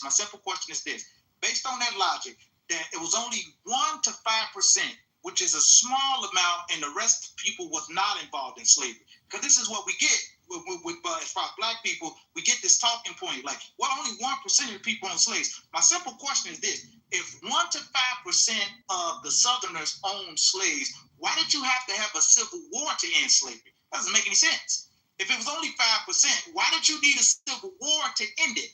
That doesn't make any damn sense. The logic doesn't make sense. No, it does. Yes, hold on. Tell me what the logic makes sense if only 5% of people own slaves, but the whole fucking country have to go to war. Very clearly, when the election of Abraham Lincoln went down, he ran on the abolition of it. Those states seceded from the Union prior to him even taking office. South Carolina and Texas pulled out of the country. So when the war was starting up at that period in time, when then Lincoln takes office. And is Bro, wait a minute. You got South Carolina, you got Mississippi, you got Georgia, you got Virginia, okay? I believe Texas was one. Don't quote me on that, okay? But here's the point. That seems like more than, these are whole states fighting to preserve their way of life, which is slavery. That don't seem like fucking 5%, my man. Like, come on, dude, stop the cap, as the young boys say today. Stop the cap. And listen, I just want 10 seconds. You keep talking about 1% of people own slaves. Hold on. No. If it's not 1% to 5%, then what is it? Tell us what the number is. Stop. When South Carolina, Georgia, Virginia, Mississippi, Texas, I believe. Well, you tell me how many goddamn people that is. When you got like 5-6 states getting the fuck. All right, we got to share the mic down. Let's go. Well, he asked me the question. I'll answer after Ryan. 10 seconds, Ryan. Okay. Yeah, I still ain't answered my question about the North-South thing. That's okay. So, if 1% of all of slaves were owned by somebody in the South or whatever, and it was the biggest money maker in the Western Hemisphere, right? That's one thing. How many people today own what percentage of people today own all the world's wealth? Or like 98 or 95% of the world's wealth today, something crazy like that. I think it's 1%. All right, go ahead, Alan. I think it's 1%, and that 1% is very powerful. So Let's talk about the 1% that had them slaves. They basically ran everything. So let's talk about it. I don't know about that. What are you talking? That 1%. I'm not saying you're wrong. I believe that's Alan. All right, you go. Yeah. Again, Why would they do it? Done? Because again, they had principles. And maybe it's hard for you to understand, but they saw you as a brother. They saw you as a fellow human being. And as far as that 1 to 5%, the other 95% were trying to get by. They were trying to survive. It's not like now where we're all sitting around in a nice, comfortable house with gas and running water and toilets and everything else, and we just have to go to the supermarket. It was an agricultural society. You can't compare then to now because of Therefore, technology, bro. the average person grew their own food. If you didn't build a house, you froze to death. If you didn't plant your own crops, you starved to death. If you didn't hunt, you starved to death. If you didn't make your own butter, you didn't eat. It's not the same world. The other 95%, they were trying to get by. They weren't concerned about what the slave owners were doing. So sorry, you know. Hold on. Let me answer him. Let me answer him. So 30 seconds on 30 seconds. Let me answer him real quick. So what I'm trying to understand from you is this here, okay? Because we got South Carolina, Virginia, Texas, and I was correct about Texas, Georgia, Mississippi, South Carolina, Texas, Virginia. We clearly see that's more than 5%. Okay, those are 5 states. All right, 5, and Mississippi and Texas is big as fuck.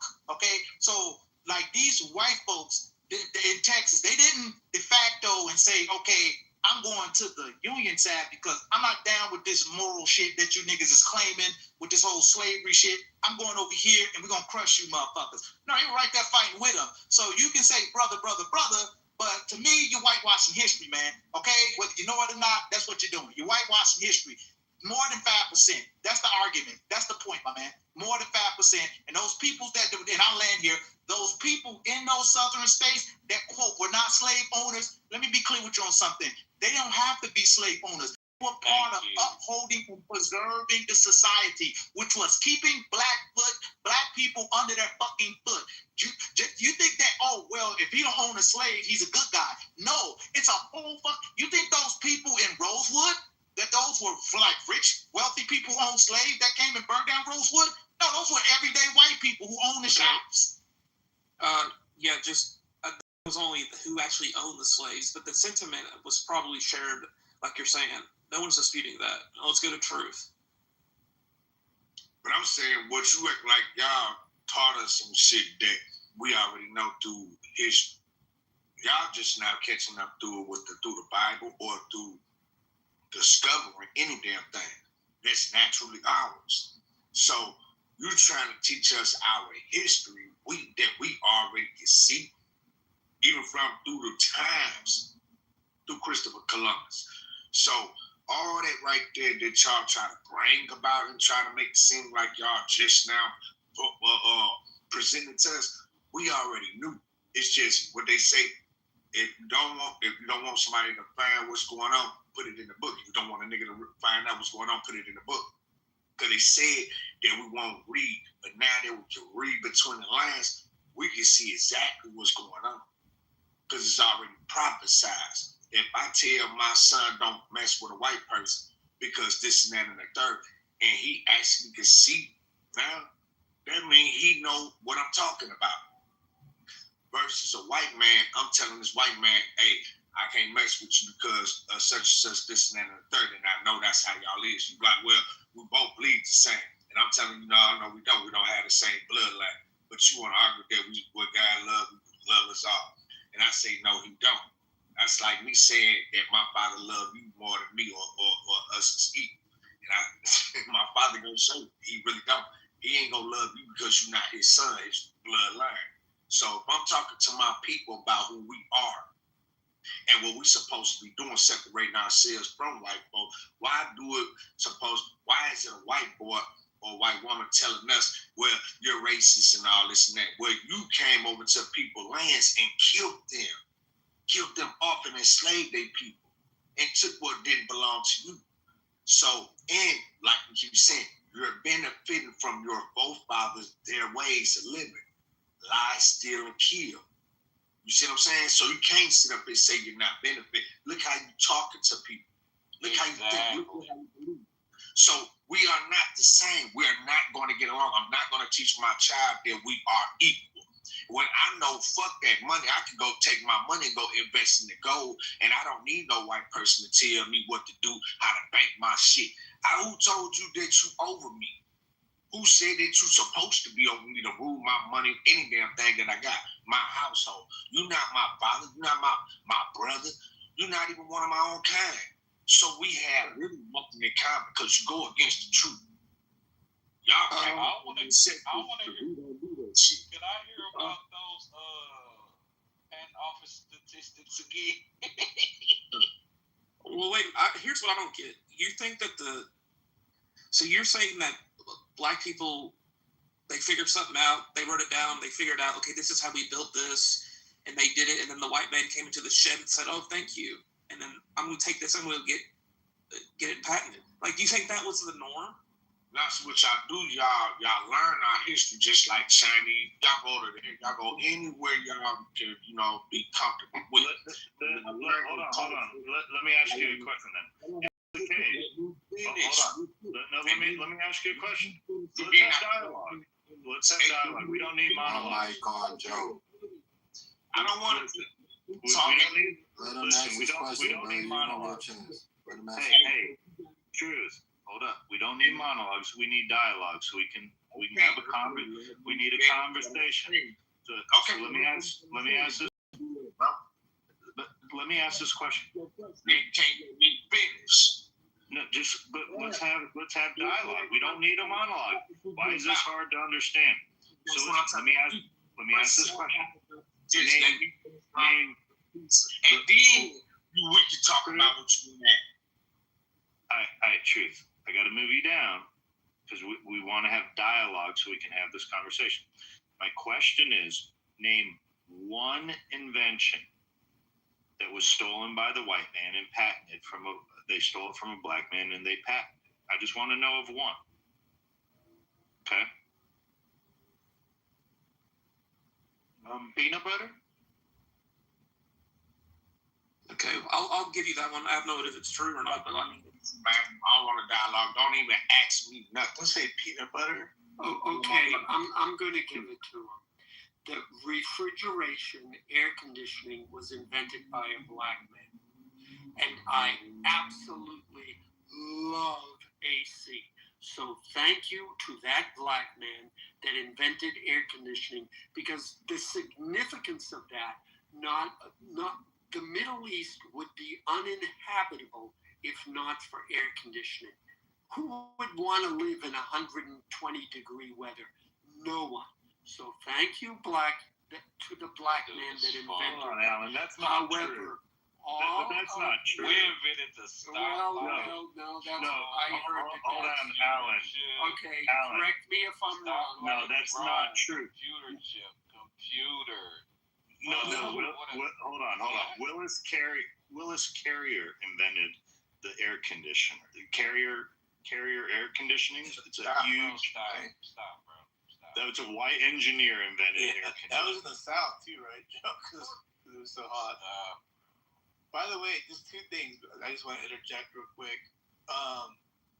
I'm assuming it took slavery for you guys to invent everything. Is that a fair statement? And then my other question would be, did anything get invented in Africa?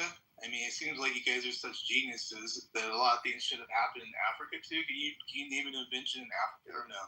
Man, why do you think? My thing is, because we can't. Why do you seclude every black person to be coming from Africa?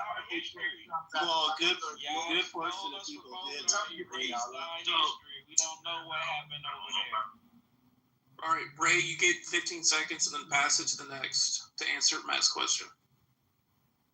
So your question was what invention in Africa? I would say that's kind of a loaded question because not all of them come from Africa. But if you want to say an invention, drums.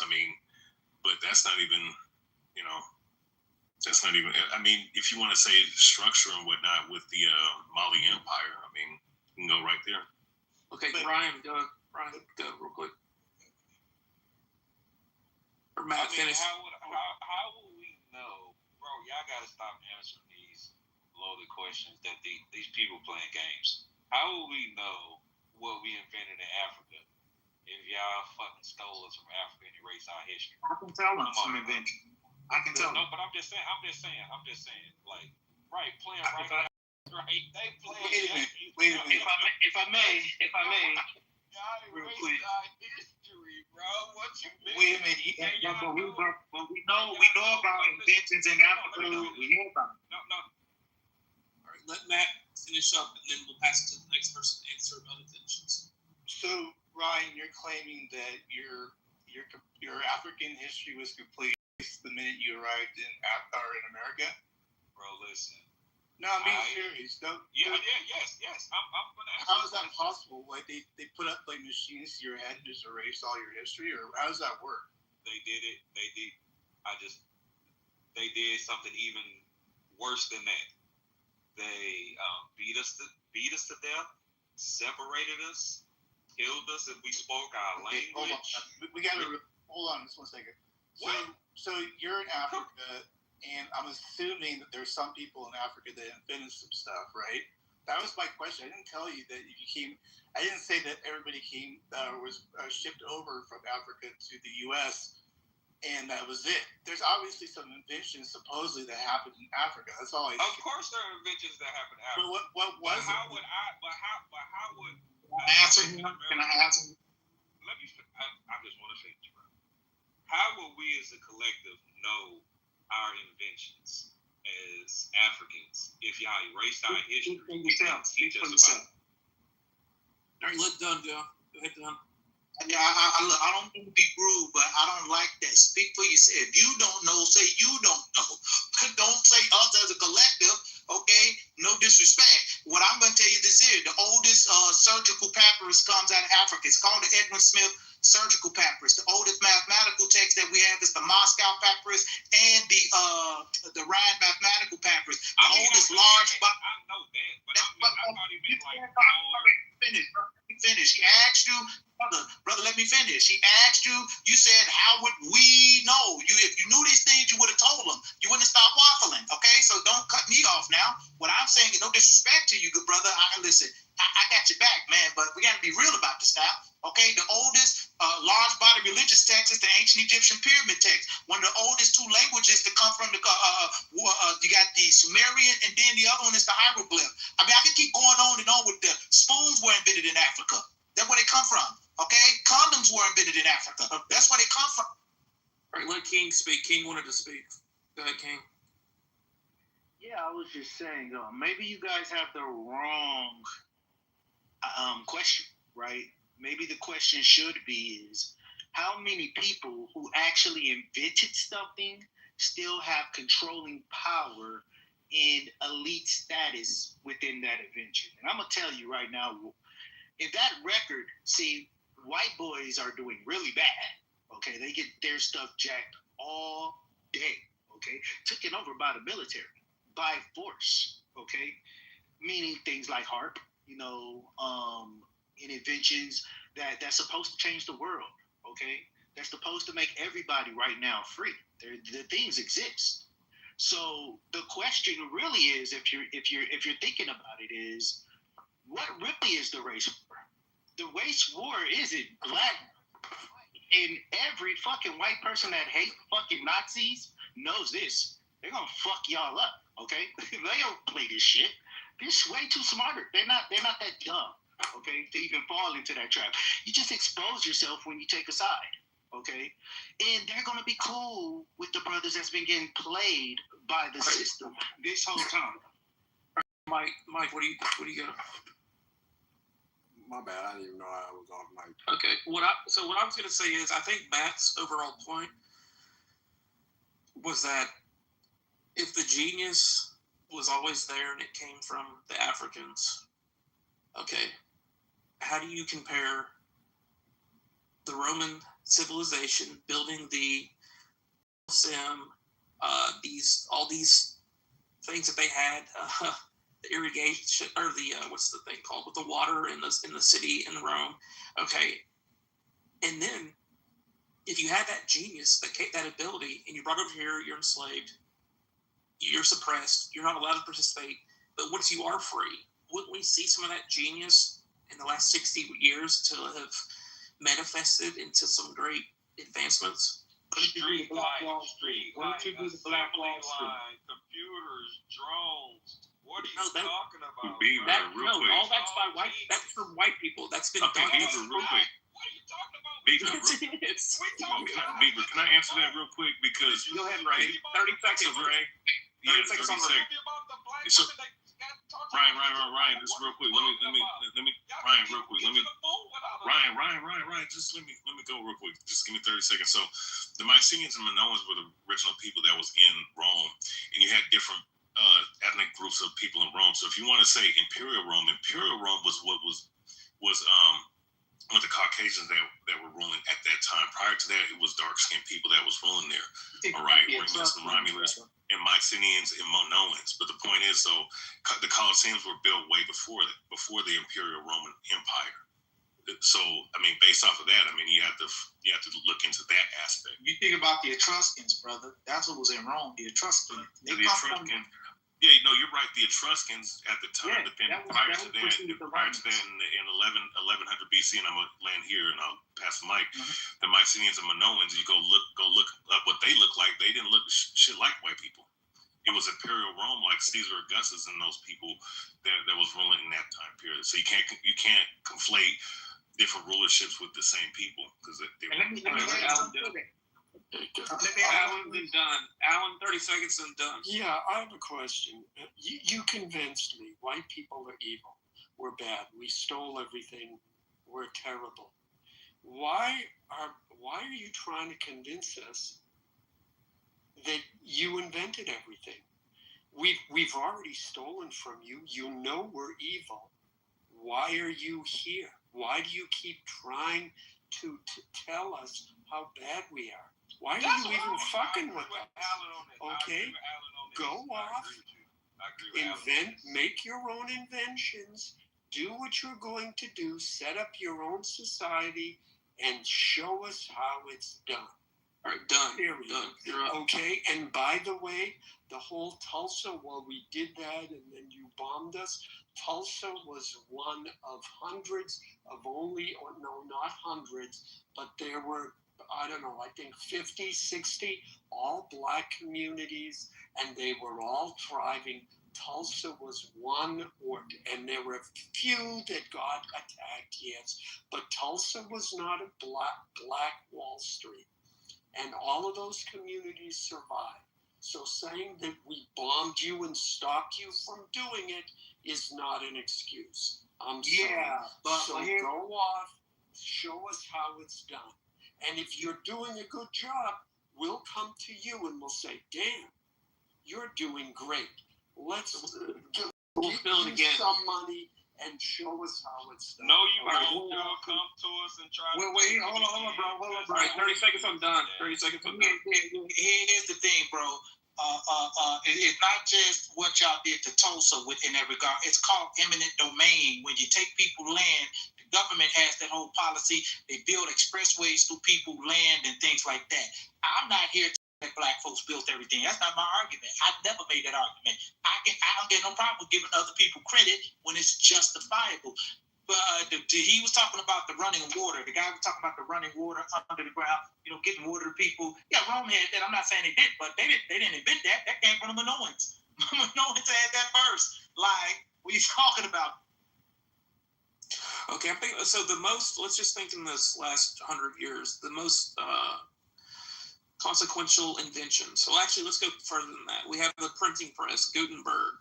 The transistor, we have William Shockley, which then led to the microchips and computers. And then let's see, what else do we got? We have air flight. We have automobiles, and we have let's see, germ theory. We have modern medicine. But this is not to say that black people didn't contribute and that they could have, if they were allowed to, they would have had some of their own. But just to say that, I'm not saying all of you are saying 80% or whatever, but the people that are telling me that black people, 80% of the inventions, and it's just unbelievably ignorant, and the computers and the internet, that's just not true. So, I mean, when you say things outlandish like that, that's just going to kill your entire credibility. Yeah, so the problem is none of the white people, as far as percentage, right, are just considered to be a people that are creators. What you're taking is a few that actually had the resources from the rape, robbery, and murder in the gathering that they did, that actually used the resources for a better advantage in life. And listen, any society could do that. Like Asia's whooping white people ass in inventions right now. And you got a lot of Saudis doing things and Middle Easterns and things like that. Like, stop playing the game like anybody isn't a thinker and can't nobody out here do shit with resources. That's dumb as fuck. First of all. Second of all, if you're over here playing that game where you actually think that black people need to go get their own and build their own, then you're fucking so stupid, because you don't even know that the government stops even your little ass from doing this shit. Go ahead and gather up your people and go take over and go build your city and watch what the fuck happens, dummy. You got an oppressor over you. Don't understand that shit. That's why you can't talk with enough sense, right? To actually make even a good point that anybody should consider, like, this shit should not be taught to nobody. Okay. Everybody should just go ahead and teach their kids something different than anything you're saying at this point. So Africa has all these incredible natural resources that we use, for cell phones and whatever. Why hasn't Africa? Are you going to tell me that the only reason Africa has not become a superpower in its own right is because the white man has suppressed them? If they had that genius and capability, then why didn't they? What's there to show for it? Well, here. I'll answer you like this. I'm not going to tell you that that's the only reason, but it damn sure is one of the biggest reasons. Because here's the thing. There's a book you need to read. It's called The Social History of the Machine Gun. Learn how Europeans created weapons of mass destruction, and they tested those weapons out on Africa. And the Africans, for whatever reason, they didn't advance their weaponry up. Okay, they didn't scale up with their weaponry. Why didn't they? Well, I don't know. You know what? That's always been a question of mine. Why didn't they come and take us as slaves, and then why aren't we under their? Well, that's not how we get out. Because black people don't get out like that. We don't have a history. Well, maybe it's because they didn't come up with the technology and the weaponry. They didn't have that. No. I'm talking about even when everybody was dealing with swords, pretty much. They still didn't do it. Like, they didn't do it. Like, when Europeans got on their exploration, starting with Portugal and Spain, people were still primarily, for the most part, dealing with swords. Okay, they had like swords. And then gunpowder changed the game. And then right. But what I'm saying is, even at that time, Africans didn't get on boats and go to Europe and come out they go and enslave you. The Moors came up there and did that to you, but Africans from sub-Saharan Africa, they were enslaving us. Them goddamn Arabs, they were enslaving us. Why didn't history have why didn't it end up as where white people were slaves? Did you ever ask yourself to think that? Like, why? Whether it's evil or not, we all agree it's evil. White people been getting slaved more than Africans, okay? White people been destroying each other, fighting, enslaving each other way more. Listen, in Rome, you was nothing but either a gladiator or a peasant if you wasn't part of the kingdom. You have misinformation here. White people have been slaved, okay, and oppressed more, okay, than anything in the world. Because listen, you can't name all the wars that all the villages, all the fighting that's happening right now with Republicans and Democrats, okay? You guys about to kill each other. And we just get caught in the middle of y'all bullshit because y'all motherfuckers are killing each other since the dawn of time. You go over, you fuck each other's women, you rape each other's women. You don't give a fuck about a white man. White man didn't even exist until 1680. But we created the USA federal government with checks and balances to prosper for 250 years now. It's the greatest experiment ever. The white man. No, you didn't. The white man did it. No, you didn't. It was shown. No, you didn't. You were shown by black people and Indians. Look, listen. The Constitution is the Kanisha Kawa Wait, from the Indians. Hold on a second. Why? America is the greatest country that has ever existed, greatest civilization. If you feel that way, that's fine. You're saying Republicans and Democrats fighting each other, but we have a system in place, checks and balances, most powerful military. How did this come to be? It wasn't luck. I came to be. Don't say it's luck. Savagery might show everything. No, I'm saying it's not luck. Amazing people. Listen. All people have the ability to be amazing, especially with resources. Now, white people, they're no different. It's not that they're not. No, it's not relative. People that has done magnificent things. It's not that. Okay, it's that. Hey, listen. At any time, you could destroy yourself, and you've been destroying yourself. Don't tell me. Don't make that your comeback. Oh, why have white people? No, I just told you, white people been killing each other since the dawn of time. Look. You said, though, all people have the ability if they have the resources, but that's not true because history has shown that to not be true. Hold on. Why is Africa a shithole still? First of all, listen. You listen. Europeans, okay, they smelled like dog shit before they ran into the Moors and even learned what civilization is. Okay, the Constitution. That's teaching us how to walk. It's such a stupid, insane remark. Like it's just such a tired throat. It's so stupid. Wait, Nero's don't lie though. Listen, I'm teaching you how to wipe your ass. Now listen, when the Indians gave you the Kanisha Kawa, which is the Constitution today, that's what you got from them. You guys keep on getting into people's houses because they accept you in, and then they teach you their land. They teach you their life, and then you gain from that, but your evil ways only use it to your own manipulation for yourselves because after yourselves. That's why you guys have shit like patents, because you'll steal from your brothers all the way to like 1760 and shit when you guys had to put in patents just amongst each other because you guys are such savages. You guys will just kill, rob, and take. Okay? That's been the nature. And the nature has to be checked because you have to now look at yourself and say, I'm not aligned with that nature in these days. And in order to not be aligned with that nature, you have to look at just bare truth. One of the bare truths is you guys have done a lot of these things. And listen, don't act like having all these countries with nuclear weapons is the best thing in the world, which is what the white man did. Okay? They've actually gone home to make sure every nation is a nation of. All right, I hear your okay. Let me add in just. Go ahead, you don't think that you're referring to a dark age? You don't believe that? We're dialoguing. We're not monologuing tonight. So look, I just wanted to point out, isn't it remarkable that white people make up about 10 to 15% of the global population, and we've been as successful as we have over the last 100 years? Your diseases, your weapons and your diseases. Your weapons and your diseases. I call it success. I call it pitiful. Wait, hold on. Because you're a white boy that got played. I call it pitiful. You probably would have left the world alone. In conquerors of conquerors. You don't know what world. I love We are the champions. Somebody music.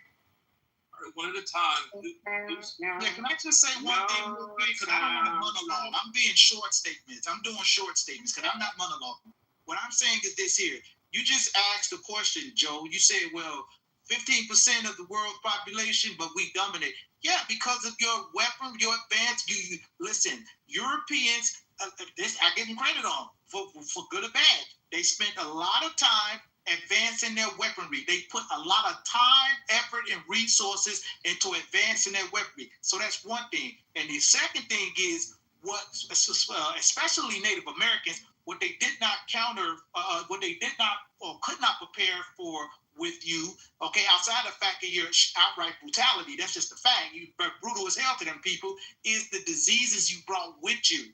The diseases were killing them more than your outright brutality was. Okay, but who was more brutal than the Native Americans? Serious question. No, I'm saying what you did to them. I don't want the what about it. He asked, no, wait a minute, let me finish. He asked, how was it?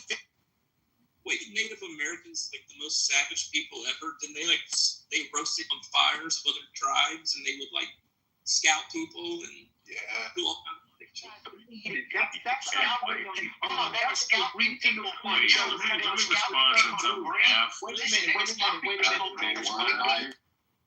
One Mike on Ray. Real quick, when you're talking about some of the people that did some of that shit, and mind you, scalping came from white folks doing it to them before they did that to them. You know what I'm saying? Now, as far as like certain rituals and certain things being done, no, I mean that's just when you go look at the history of scouting, that's what you're gonna find. But as far as like doing rituals, doing like witchcraft and yeah, they did all that. But you also had the pilgrims who were digging up their own fucking ancestors and eating them when they were over here. They didn't even know how to really bathe or do anything. Like they were savages when they came over here. And actually, when they came over here, and they looked at the Aztecs and some of the societal structure that was there. They said that it was more advanced than some of the cities that they were in coming to America. So to sit up here and call them savages when they had structures and buildings and civilizations greater than what they were coming from because they were coming from an impoverished land. How can you say that? And as far as I'm just saying relative to other groups, like if you're gonna say white people are these savage people, my point was, well, relative to the Native Americans, I think they have a pretty good case for being more savage than we ever were. No, because that was a regional thing happening in. Hold on, one second. That was a regional thing happening in Mesoamerica at the time. Okay, at least when I studied, it was going on in Mesoamerica with the Aztecs. That's why they had those pyramids with the steps on top and it's truncated on the top. Yeah, that's what they had that for. And look, I'm not making excuses for it. It's pretty barbaric as far as I'm concerned. But what Europeans did to them, read Bartolome de las Casas. I mean, that was pretty fucked up, bro. I'm sorry. Yeah.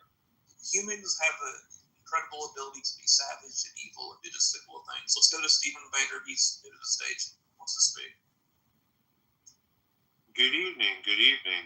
I was just breaking up the hate session with a little bit of a musical journey. The excellent band, One of Legends. Just incredible music. Hopefully everybody can get behind that. But I actually pinged in a few people. I told them, I said, if you want a good laugh, come in here and listen. And they are not disappointed, I'll tell you that much. Some of the claims that you hear, you can only hear them on Clubhouse. That's probably the one thing that keeps this app alive with its last little string hanging on that side of the cliff is just that you never know what you're going to hear next. Example. Like for example, there was a really goofy comment. It was made with confidence. I'll give him that. He believes it. But there was a really goofy comment earlier that said, yes, I've got a list here. Yes, just call me Santa. I'm looking at my list and it says 80% of the inventions. 80%. That's incredible. Wow. And if you hang on, there's more. Wow. It's crazy. Imagine actually thinking that, but he really does. And then you have other people, Dunn and King, with like weird anon profiles that just spew hate against whites. I don't know why they have such anger at 2:50 in the morning Central Time Zone, but you do you, Chicos. Anyway, wait. I see some really cool people in the room. Hello there. Michael Green's in my PTR for number one. Michael Green's in my PTR. Number two, what hate did I spew against white people? Yeah, that's an anon profile. You have an anon profile. Yeah, but what hate did I spew against telling the truth? Well, first off, so are you denying that you're in a non-profile? I don't understand what you mean when you say non-profile. What does that mean? Anonymous. Are you an anonymous hidden profile? No, I've had my picture up here before. I don't have a problem putting my picture up there. What are you talking about? Your name and photo is on there? You can't speak on stage if you're anonymous. Yeah, what did you talk about? I don't know. Wow. Okay. Well, I suppose, done with it. Okay, well, Mr. It, it's a pleasure to meet you. I take my claim back. You're not anonymous. Thank you, sir. Well, one thing that I learned, Stephen, is that black people invented the internet. Do you know what's in my PTR? Guys that invented the internet. But why are you punching at the low hanging fruit, though? You punching at the low hanging fruit. Wow. Well, very leftward. I guess what I get okay, I'll answer your question. The concept and the architect of it wasn't those. I'll answer your question, Dan. Are you ready? Here's what's crazy. Hang on, Kitty, mute up. I'll answer the question. Are you ready?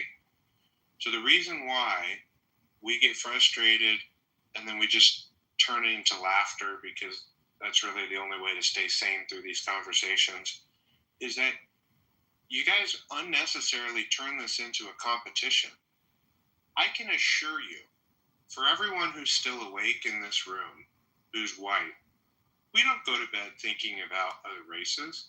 We don't wake up thinking about other races. We don't at all. But we come into these rooms, and my God, you think it's 24 hours, 7 days a week. And it's like, imagine trying to have a competition about hundreds of years ago. Who invented more by what percentage? And who built this canal a little bit more than the other person? It's the craziest thing. No. We don't hear any white people going, Wait a minute, bro. Let me answer him.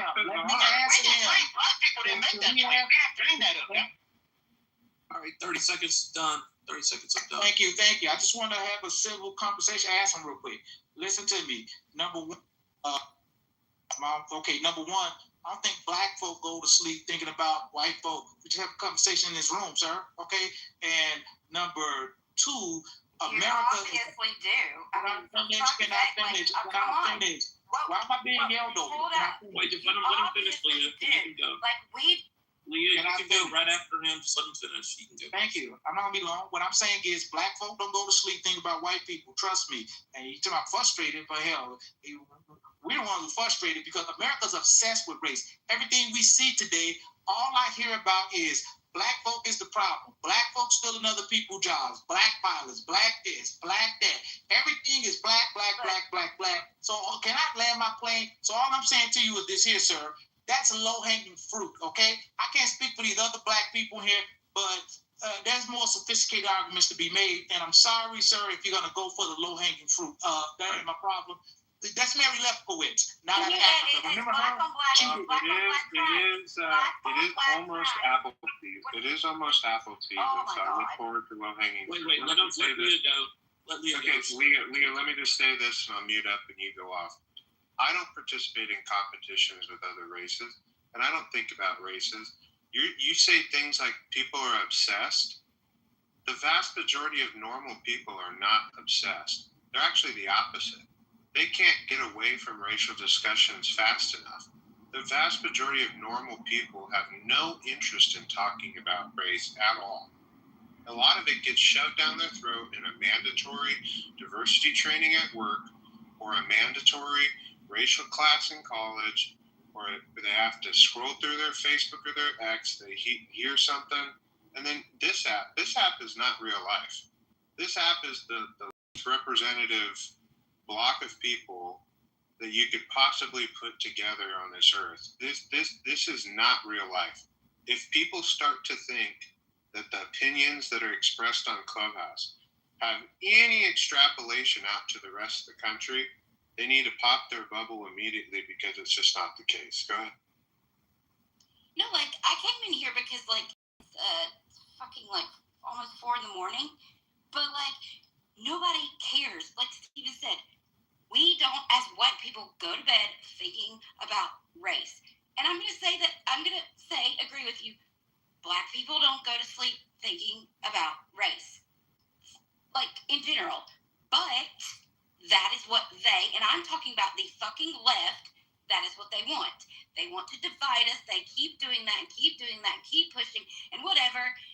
And it's retarded. I'm sorry, but it is. So there's that. Okay, I'm done. Yeah, I think you're right. Most people really don't think about this shit. They have their actual problems with their own lives that they're actually worrying about. what they're doing the next day, their kids, whatever. How am I going to pay for this? But I do think this is what sells. And it does interest me. I'm just totally fascinated by the fact that some people actually believe like the earth is flat or that black people invented 80%. I mean, that is low-hanging fruit. I know all you guys don't believe that, but just hearing these things is mind-boggling to me. Go ahead, Ray. So real quick, the reason why, this topic, and the reason why I'm saying the things I'm saying is because, I mean, on this app and other fucking platforms, it just seems like there's a mass obsession with black folks, and it's to the point where it's like motherfuckers are always talking about bringing up these stupid ass topics about black people. And the thing is, when you see people get pushback, it's really in response to this. You know what I'm saying? Yeah, I mean, it's funny to you, but it's just like it's every time you see this, the same shit over and over again. All right? I'm just saying, there's no black people. Can I ask you a question? There's no black people talking about. Okay, but I'm asking the question. There are no black people talking about like this. Now you have some people that do certain rooms, but goddamn, man, like not just like I said, not just on this app, just everywhere else on social media. It's just like a fucking obsession with black people and what the fuck they're doing. Whenever you hear people bring pushback, that's the whole point. You know what I'm saying? And there's all these arbitrary, fake ass fucking stats and numbers. It's stupid because when you go look at the shit, you find that a lot of the shit that is some fucking conservative talking points. The left does the same shit too. But God, it is fucking annoying. It's like it's the same shit over and over again. And mind you, honestly, you have black folks that might talk about this, but it's like in mass, it's like other races of people, specifically Caucasians, are always talking about black people, about what they're doing and shit. It's fucking annoying. What? No, we don't. No, we are. I could promise you. Yeah, hold on. Let's go 30 seconds to Matt, and then 30 seconds to Alan, and then Leah, you can go. So would it be fair that you're mostly doing like that particular stat for shock value, just to kind of like get back at us kind of thing? Like you don't really like kind of believe it, but I'm just pointing out, like, for a discussion, wouldn't it better to point out like 5 or 6 inventions versus just coming out and saying 80% was invented by a group? Don't you see our perspective of how we would react, why Beaver is reacting the way he is, why others are reacting? You see that, right? That topic, because I mean, I don't know, somebody changed the topic of the room because I was with Rich ran like a little bitch, but regardless, so as far as the topic that you're speaking on specifically, I'm going based off of what I have as far as my own research and my own sources. All right, I'm not speaking on like specifically any kind of thing, and that's why I said these numbers as far as what percentage is arbitrary. I just put the number out there just based off of the amount of shit that we see that's been invented, of who invented it and who was the architecture of it. I'm just basing off of my information. Now, cats don't have to believe my information, but that's just what I'm basing. Let's go to Alan. Yeah, and Ray, I share your frustration, which is why I am always coming down hard on Democrats. Look up the term everyday CRT. The point, if you look that up, the point of everyday CRT is that we should be thinking about race all the time. Anytime there's a problem, you should look to race as the explanation. If there's a disparity, it's race. If there's an inequality, it's race. And that whole doctrine has been fully adopted by the Democrats. I agree with you. It is tiring as hell. But this is what the Democratic Party wants. And if you dare say that, well, gee, maybe this problem isn't about race, how many people are going to get up on this app or in real life and tell you, no, it's absolutely about race? So, yeah, I mean, that's the answer to that question. As far as I can tell. I was going to say something else. I can't remember them. Yeah, but so No, it's Leah's turn, and then you can go, King. Let Leah go. Oh, okay. Oh, no. Okay, so Alan, I don't know who you are, but I totally agree with you 100%. I am on the right, have family a lot that are on the left. At the end of the day, I don't give a fuck what race you are, whatever. Like, are you a good human? Are you a good human? But I go back to what I was saying a minute ago. That is what they, and I mean the left, or like the elites, however you want to put it, that's what they want to do, is like keep us fighting with each other constantly, so they just gain more power. But also, again, it is like fucking in the middle of the night, and we could probably all agree that Joe Biden sucks. Can we agree to that? Anyway, I agree. Go ahead. I'm on Joe Biden and Trump suck. yeah, so basically, you could look at the Democrats, and I could agree that they've been trumping up the race card, okay? They literally been making sure it's in your face. And you could look at the Republicans right now like, look, we ain't even doing nothing. We ain't even saying nothing, but we have to defend ourselves from this bullshit and this rhetoric that you keep spewing at us every day. And you're making this your politics, right? But then you have to look back and then see when like Obama was in office and the Tea Party was in there and all the racist shit that they were doing, like hanging donkeys on the noose and stuff like that, and really going against. But that's not true. But that's propaganda. Hold on. Let them propaganda. I have pictures. Okay, it's not propaganda. Well, no AI back then. I seen it. Yes, I seen it. On the black caucus. They stood on black caucus. Listen, it was so much racism coming out from the Republican Party. I just spewed. I had to listen to MSNBC. And now that Democrats in office, I'm looking at Fox News. Why? Because, okay, it's the racism coming back. It's just a spew opinion. Like, they're not even doing news. They're just doing the opinion all day, every day, okay? And if you can't see something that's happening here, it's both parties that's been working every day since this party shit existed, and not even let no other party get in and get any action, and have been ruling the parties together, okay, are pretty much working this shit out together and really fooling all of the citizens. They're planning this shit. This shit's a big ass hoax, okay? It's the biggest. Do you really think this country is racist against black people? It's 2025. Yeah, it is. Like, yeah. 100%. Really? Oh my God. 100%. Hold on a second. Let me ask you a question. Wait a minute. Let me ask you a question. Just one last thing.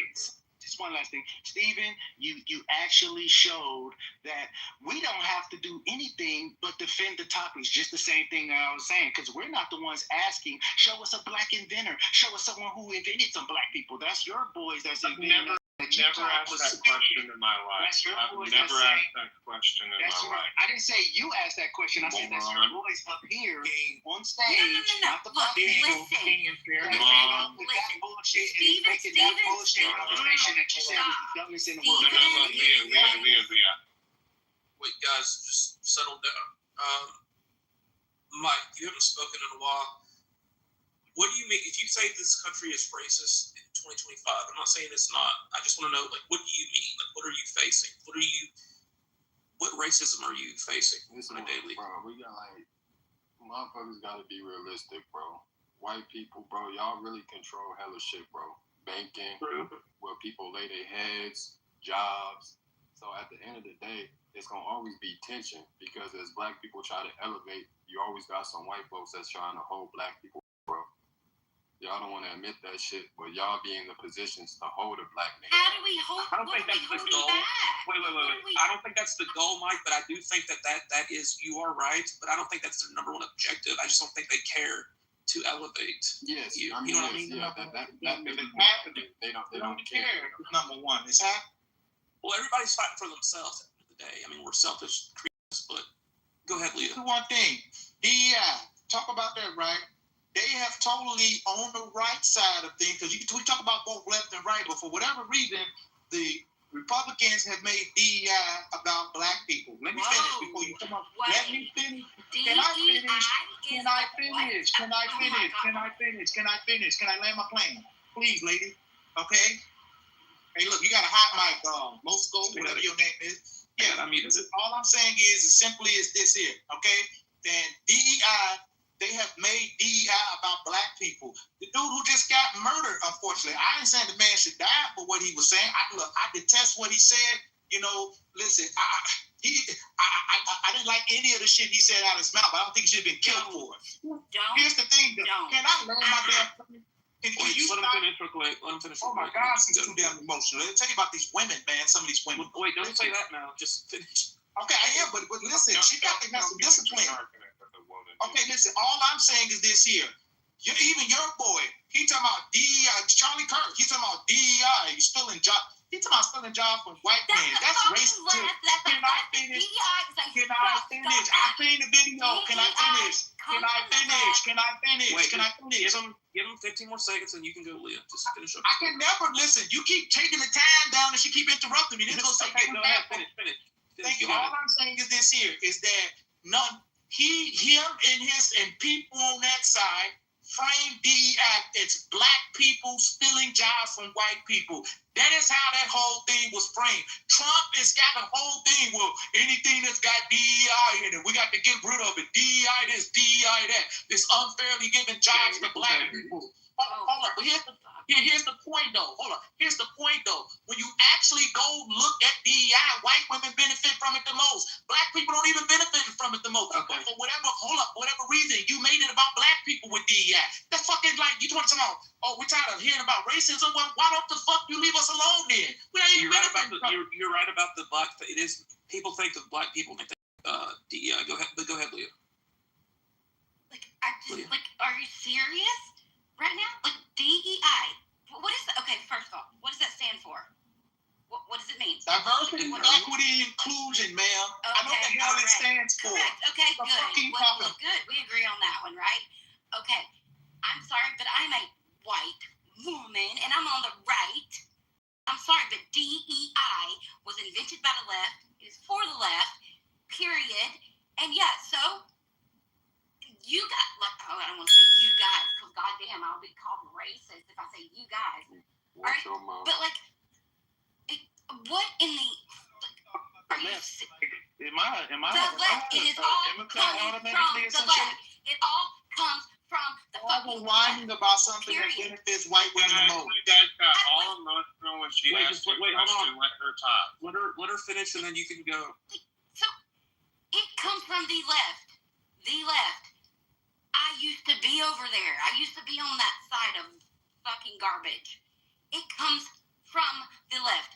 DEI, you had like fucking... Okay, let me ask you a question. Do you think affirmative action, whatever, do you think, which comes from the left... Affirmative blaction. Okay, whatever. Do you think that they are looking at, like, black people, like, in this light, like, oh, well, this is how it is. The left is saying, black people are so stupid that we need to, like, give them a leg up because they don't equal whites. Let me ask you. No, right, but you don't. Like, you equal us. It doesn't matter race, but that's what the left is saying. Let me ask you. Let me ask you. Okay, go ahead. Let me answer you. Okay, and I'm going to ask you simply like this here. Your boy Charlie Kirk, and I'm using him as an example. You better Charlie Kirk, watch it. let me I'm not, listen, ma'am. Don't play the emotional game with me. I'm not disrespecting that man. I'm trying to have a conversation. If you want to get emotional and play that game, go somewhere else. I got it. Go ahead. Yeah, okay, no problem. What I'm saying is this here. Charlie Kirk said out his own mouth that Sheila Jackson, Ketanji Jackson, Joy Reid and Michelle Obama are not smart enough to get to where they got to, and they needed DEI to get them there. Affirmative action to get them there. They're not smart enough to get there on their own. I want you to understand something. Just taking Joy Reid as an example, she had a 4.2 GPA. What are you talking about? Affirmative action didn't take a stupid woman and put her in Harvard. Affirmative action is a program that said, hey, listen, you have black people that are actually qualified to get to college, but guess what? They're not legacy like these white kids. Guess what? Racism. So these people are looking at these black folks and say, yeah, they're qualified, but we don't want them here. Affirmative action, basically, the government had to step in and tell these white folks at these colleges, hey, listen, man, you can't can't keep doing this shit, okay? These people are qualified. You got to put some of them up there. You got to give some of them a shot. She got there. Affirmative action. Hold on. Let me...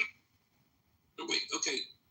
Yeah, I mean, you're right about it, but it did force some things to happen that wouldn't have happened naturally. I mean, people did get positions, but the argument is that it had to happen so we could at least get to it somewhat of an even playing field. But let Leo respond, and then you can respond back. Every time black people go on diatribes on this app, it sounds like they're rapping. Let me go after them. All right, go ahead. I just can't, like I just came in. Leah, just tag me in. There's a few things that you said that there's a straight up misinformation. Okay, one, Ketanji Brown is the first Supreme Court justice that had the entire rest of the justices write a statement that her position was so far-fetched that in the statement said she might want to pick up the Constitution and read it. She is a fool and an embarrassment in the Supreme Court. Second, okay? You talk about college admissions. People who were actually qualified were being passed up for people who were not qualified. And I don't care if that's rich, liberal Hollywood people faking somebody being the third string rowing team star that never existed, or people who didn't even get a passing mark on ACT or SAT or failing out of school, but because they check diversity boxes, they get through. It's all wrong. So when we try to pick and choose here and all this kind of stuff, we got to actually define our terms. We got to deal with reality. And I'm going to say one more thing. You guys continually keep projecting that we keep talking about race. Nobody's talking about it. We go about our lives, nobody's talking about it ever. Okay, let's go to Dunn, and then we'll go to Allen. But go ahead and finish a few seconds, Steve. Hey, Beaver, can I get in when you get a chance, please? Hold on, I want in the queue though. Hold on. Yeah, thank you. I'm not going to say anything. No, I'm just going to read. Hold on, Don. Hold on. I'm always very fast, okay? I just want to point out that no one's ever accused Clarence Thomas of achieving his position because of affirmative action or DEI, because the man is truly brilliant. That's why no one ever accuses him of it. But he got, hold up. But he got there for affirmative action though, and we can pull that up. Now here, I'm gonna go right here because I don't do emotions and opinions. I got it right here. Hold up. This guy just made a claim about Ketanji. He tried to say Ketanji Brown. Her last name is Jackson, sir. That's her middle name, Brown. Okay, so I don't know what you think you're correcting here. Her name is Ketanji Brown Jackson. Okay, I know who this black woman is. I want you to listen to me. You think you're not pleased? Can I just want to read something? You're going to get emotional. I'm not emotional. Can I read? I just want to read. No, we all know who he is, and some people just shorten it for that reason. Just go ahead and finish. Done. No problem. I'm gonna get straight to it for you, B, because I appreciate you being fair, bro. Okay, here. Ketanji Brown Jackson, formal education education includes Miami Palmetto High School, a Bachelor's of Arts from Harvard University. Can I finish reading? I'm trying to get up out of here. Can I finish? Wait, come on, Beaver. Let up, Beaver.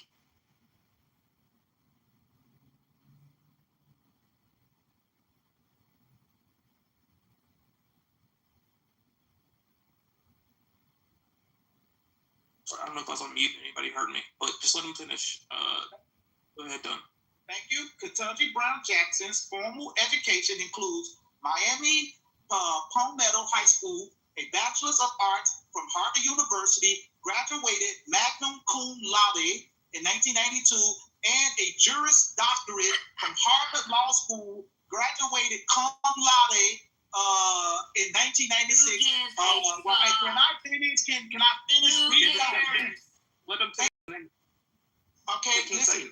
and a Juris Doctorate from Harvard Law School. She has a doctorate from Harvard Law, graduated cum laude 1996 while at Harvard Law. She was supervising editor for the Harvard Law Review. So to say that this woman is qualified, excuse me, I'm landing right here because this woman ain't got no decorum.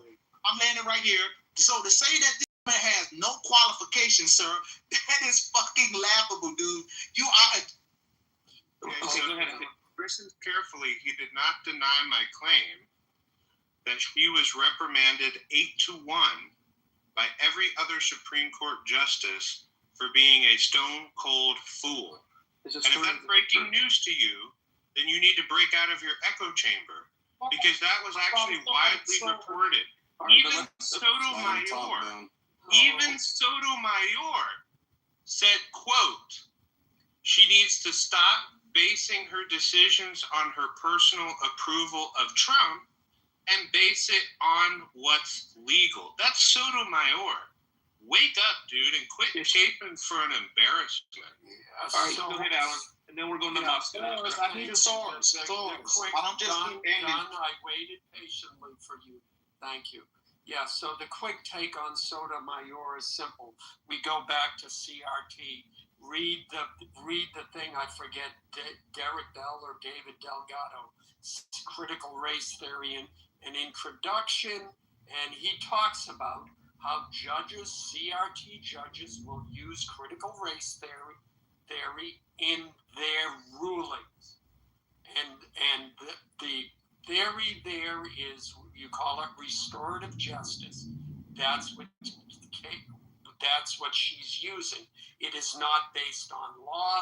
It is based on a theory entangled with CRT.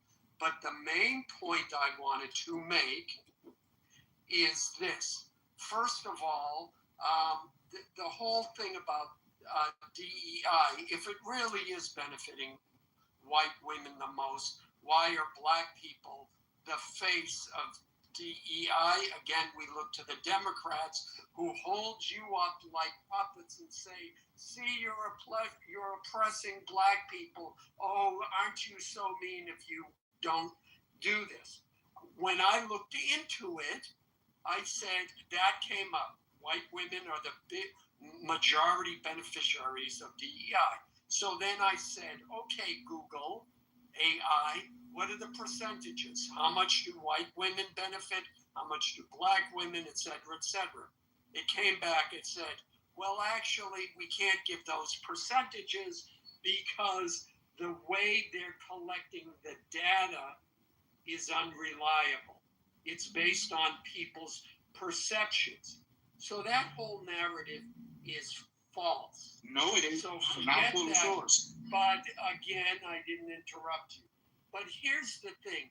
DEI, as Leah said, stands for diversity, meaning white people have to put more minorities and traditionally marginalized groups into their corporations and institutions. Inclusions, meaning they have to include them.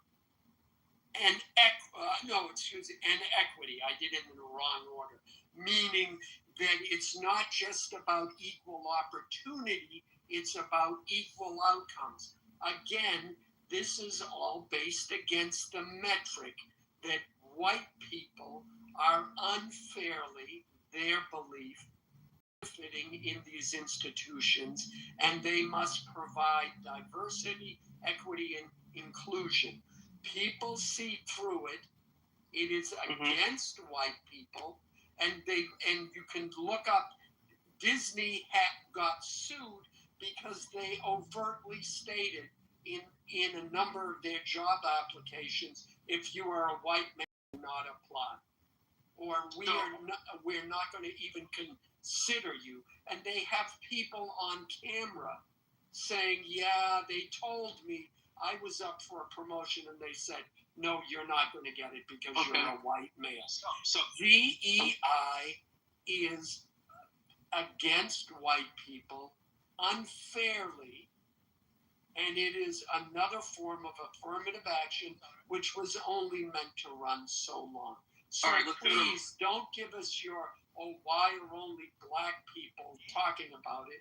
Why is the reason why black people are the face of DEI is because they put you up as the face of it. You're the ones talking about it the most, and you're the ones complaining the most that it got removed under Trump. All right, we got you. Moscow, then King. You go after. Congratulations. Hey, I appreciate it. This is a great topic, and it's good for building edification. When you look at when DEI came in, I think that was the 1960s. I think that was when that was the equal rights movement, if I'm not mistaken. I might be wrong. But there was a movement that tried to give European women equal rights in their household because they wasn't equal to white men in society. That's when black people joined in on that fight and in that movement. Like the gentleman said before, it was to equal out the ratios or the field. But my reason for joining in was, why would there be a reason to provide equality or an act or a right, like civil rights and human rights for a nation of people, if it was an even playing field? There was no need for it as well. So when we look at the institution of the United States, remember, there's a nation of people that was denationalized and their nationality was taken away and replaced with titles of slavery in 1766, which that's when the title of black started coming to describe the so-called enslaved people. So if you look at law, you'll understand that black means civilator mortus, dead in the eyes of the law. So if there's a nation of people with the title of black or going by a title of slavery, then there's definitely a reason or a problem that's going on within that system that gives understanding to systematic racism and other disenfranchising of that nation of people.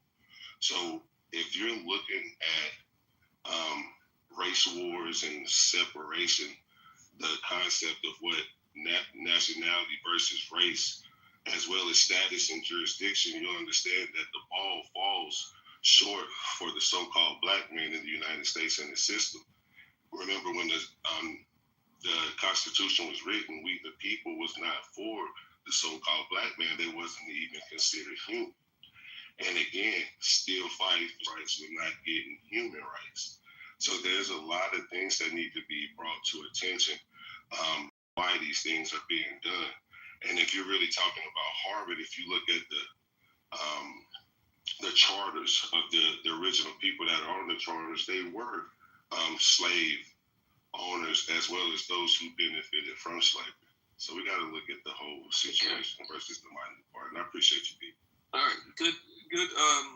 Just to piggyback with what you said, okay, affirmative action came about in the 60s or whatever. So my mother, this is just a personal anecdote. My mother worked for the federal government, so of course they have to follow these whatever guidelines. Her best friend when she started there, black woman, they're still best friends to this day. Okay, they both were up for the same position, and my mother, she would never tell me this. I had to read between the lines, but her best friend Emma, black woman, she got the job over her, and it didn't really bother my mom, and she still says this. I think she really probably on merit deserved it over her based on performance, but she says at that time things like that had to happen to make headway with because I mean, like you said, right, people weren't given fair opportunities. It wasn't equal. So the argument for affirmative action, I can buy this argument for a little while. Like the scale has to be artificially tipped. People have to be, put in, get jobs where maybe they shouldn't. And they got sued for this actual job. A white guy that was also put in for it, he sued them, and they had to go to court. And my mom had to testify and say that, yeah, I helped Emma write her application. We helped each other because they were actually good friends, and that settled the whole case. But Emma got the job, and I think those things had to happen But I just have a hard time swapping now with Asians working their ass off and trying to get into Harvard, and they're handicapped with this all came out in the Supreme Court. Like to me, that's just wrong. And you can't expect equity across the board because people won't like to hear this, but races are different on average.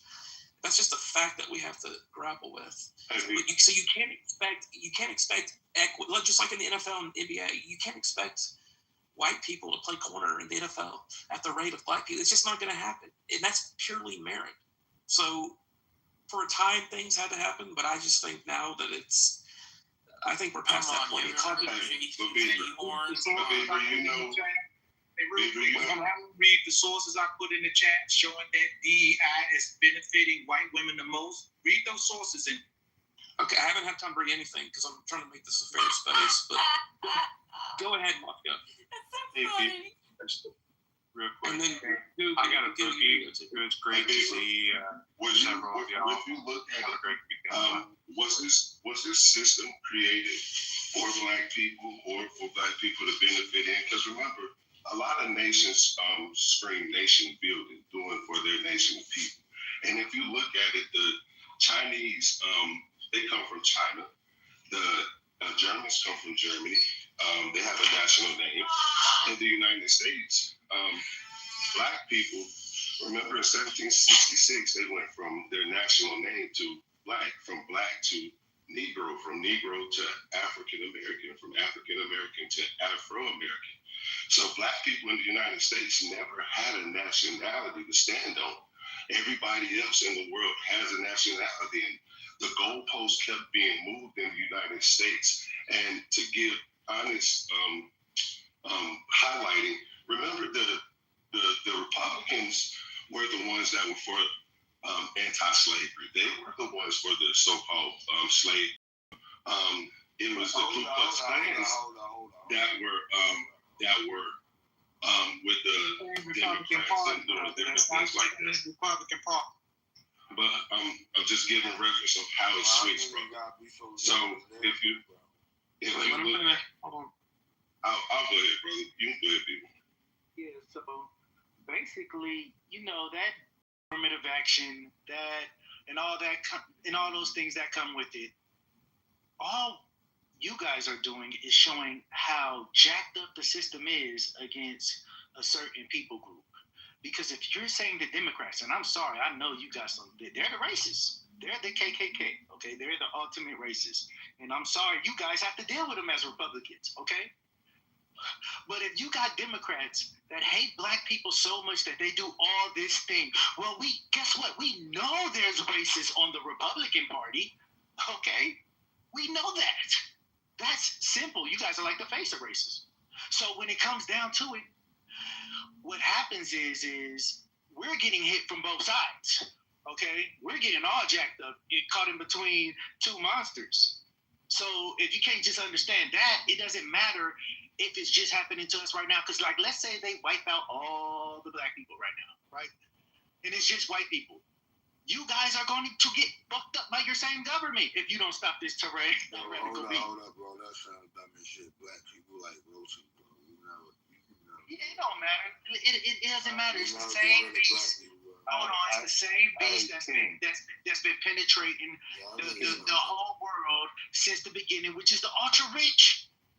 King, I just want to assure you, we'll fight them Democrats for you again, bro. Don't worry. Hey, which is the truth.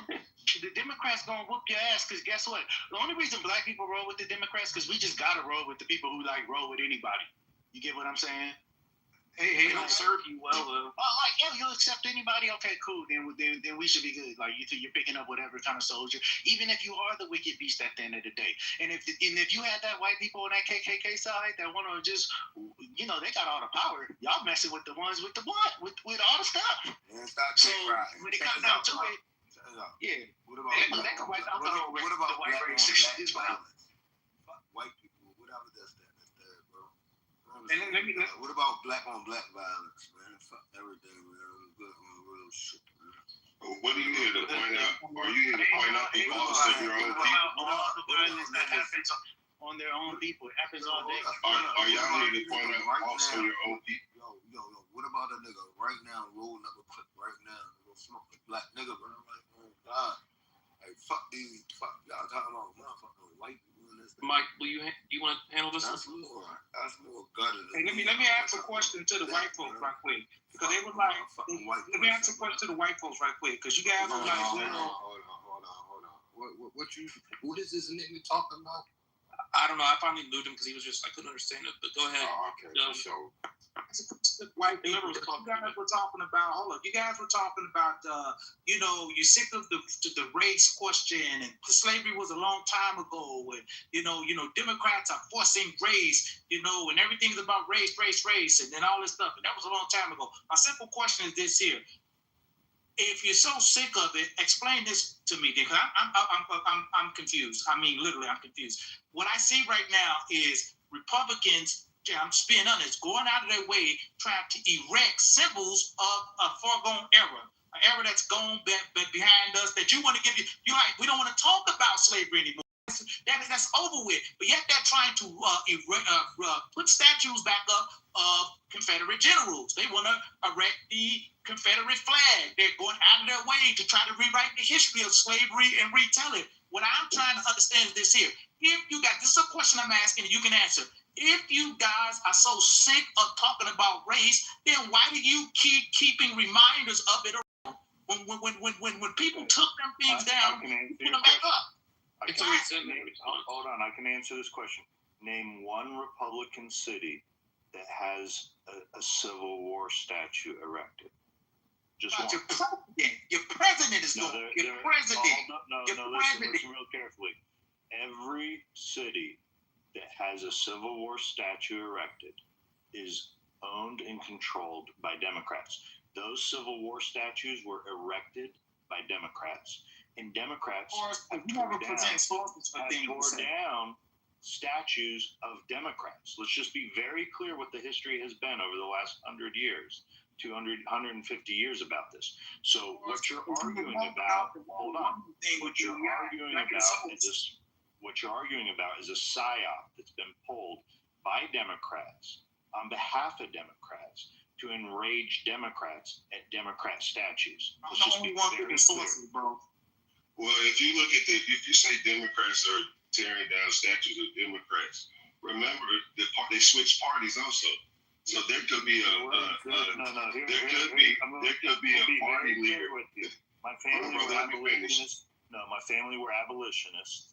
So I can't finish my point. They never did switch parties. That's a fucking lie. Making that up. It's 100%. So what is that abolition lie? So what is an abolition? Rewrite history. I'm not trying to rewrite history, man. We're white Republicans, bro. White Republicans that wanted to get rid of slavery. My family's been Republican for 150 years. Dude. What are you talking about? So your family didn't switch to dealing with other people that wasn't. I'm not going to trust what you said because you didn't provide a source. I'm not going to argue with you on something you don't provide a source for. You just made a claim and like, now defeat my claim. This is the biggest lie of the entire Democrat Party. It all hinges on this idea that the Democrats all of a sudden switched, and all the racist Democrats became racist Republicans. It's a lie. It's a complete lie. That's not a lie. Never happened. If that was the case, why did the Democrat South still have Democrats all the way up into the 90s, which goes 20 to 30 years after the Dixiecrats? That's an entire generation. Think about yourself. 30 years is an entire voting generation that has gone on. It's the children of the Dixiecrats grew up and felt that it was wrong, and that's what changed the South to where it is today. Did Lyndon B. Johnson, when he signed the Civil Rights Act and the Voting Rights Act, I believe, what was it, 64, I believe it is, when he's 64, 65, when he signed those two acts, did he not say out his own mouth that we were going to lose the South? He's talking about Dixiecrats. He did say that. He did not. He said we're going to have them niggers voting for the next 200 years. Yeah, we're going to lose the South. He said we're going to also lose the South. Let's be very clear what Lyndon Baines Johnson, a Democrat, said. That's what he said. He said he was going to get all the Democrats to start voting. He's talking about He was going to get all the black folk to start voting Democrat. That's what he said. Do you want me to pull up the quote? Oh, now you want to pull the quotes now. We going to pull it up right now. He called I shouldn't black put it on top of people white the people, but he did say N-word constantly. That's what LBJ said. I mean, he did. I mean, that was He called his said. I mean, own shit. I'm not even on the white people's side. Yeah, I know look, that. I reckon. look, hey Joe Beaver, I gotta go. But let me depart with leaving you my wisdom that I've learned over the years. As Mike says, I'm an old man. You know who doesn't care about any of this? Pussy. Now go with me a moment here. Pussy don't care if you suffered 100 years or 400 years of slavery, or if the Dixiecrats did it, or if the Republicans did it, or the Democrats. Pussy cares about that you put her in a nice car, that you put food on her table, that you're in a nice house, and that you help her take care of the kids. And you know what she really hates? Is excuses. And all of that, if you're a man, I guarantee you know what I'm saying is right. She wants you to deliver. She wants those things, and if she doesn't, and let me tell you something about black pussy. If she doesn't get it from you as a black man, she'll go to a white man and get it. And you know what I'm saying is true. Do you have one? Do I have one? Moscow, I'm old, and I've experienced all of the flavors that life has had to offer. And I would be an idiot if I didn't. And I can tell you, pussy works the same no matter what. It doesn't matter what race it is. You stick your dick in it, and you're good to go. So that's my wisdom of the day.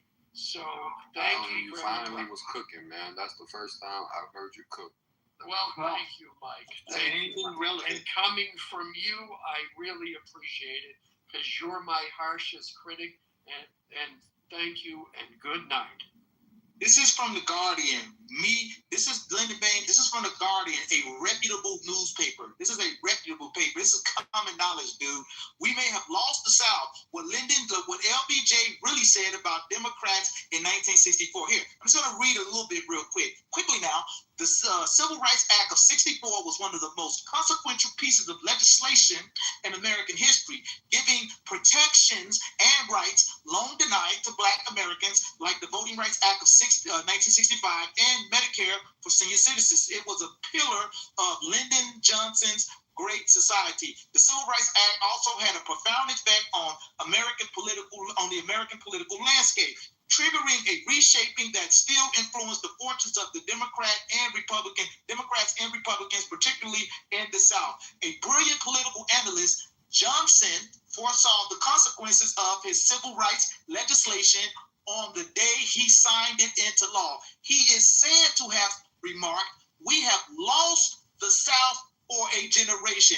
Indeed, the South has become steadily more Republican since the victories of Joe Biden and to the Democrats. Okay, they talk about Joe Biden and all that. Listen, dude, this is not up for discussion. Them dudes switched over because the Democratic Party was becoming more inclusive and they wanted to hold on to their way of life.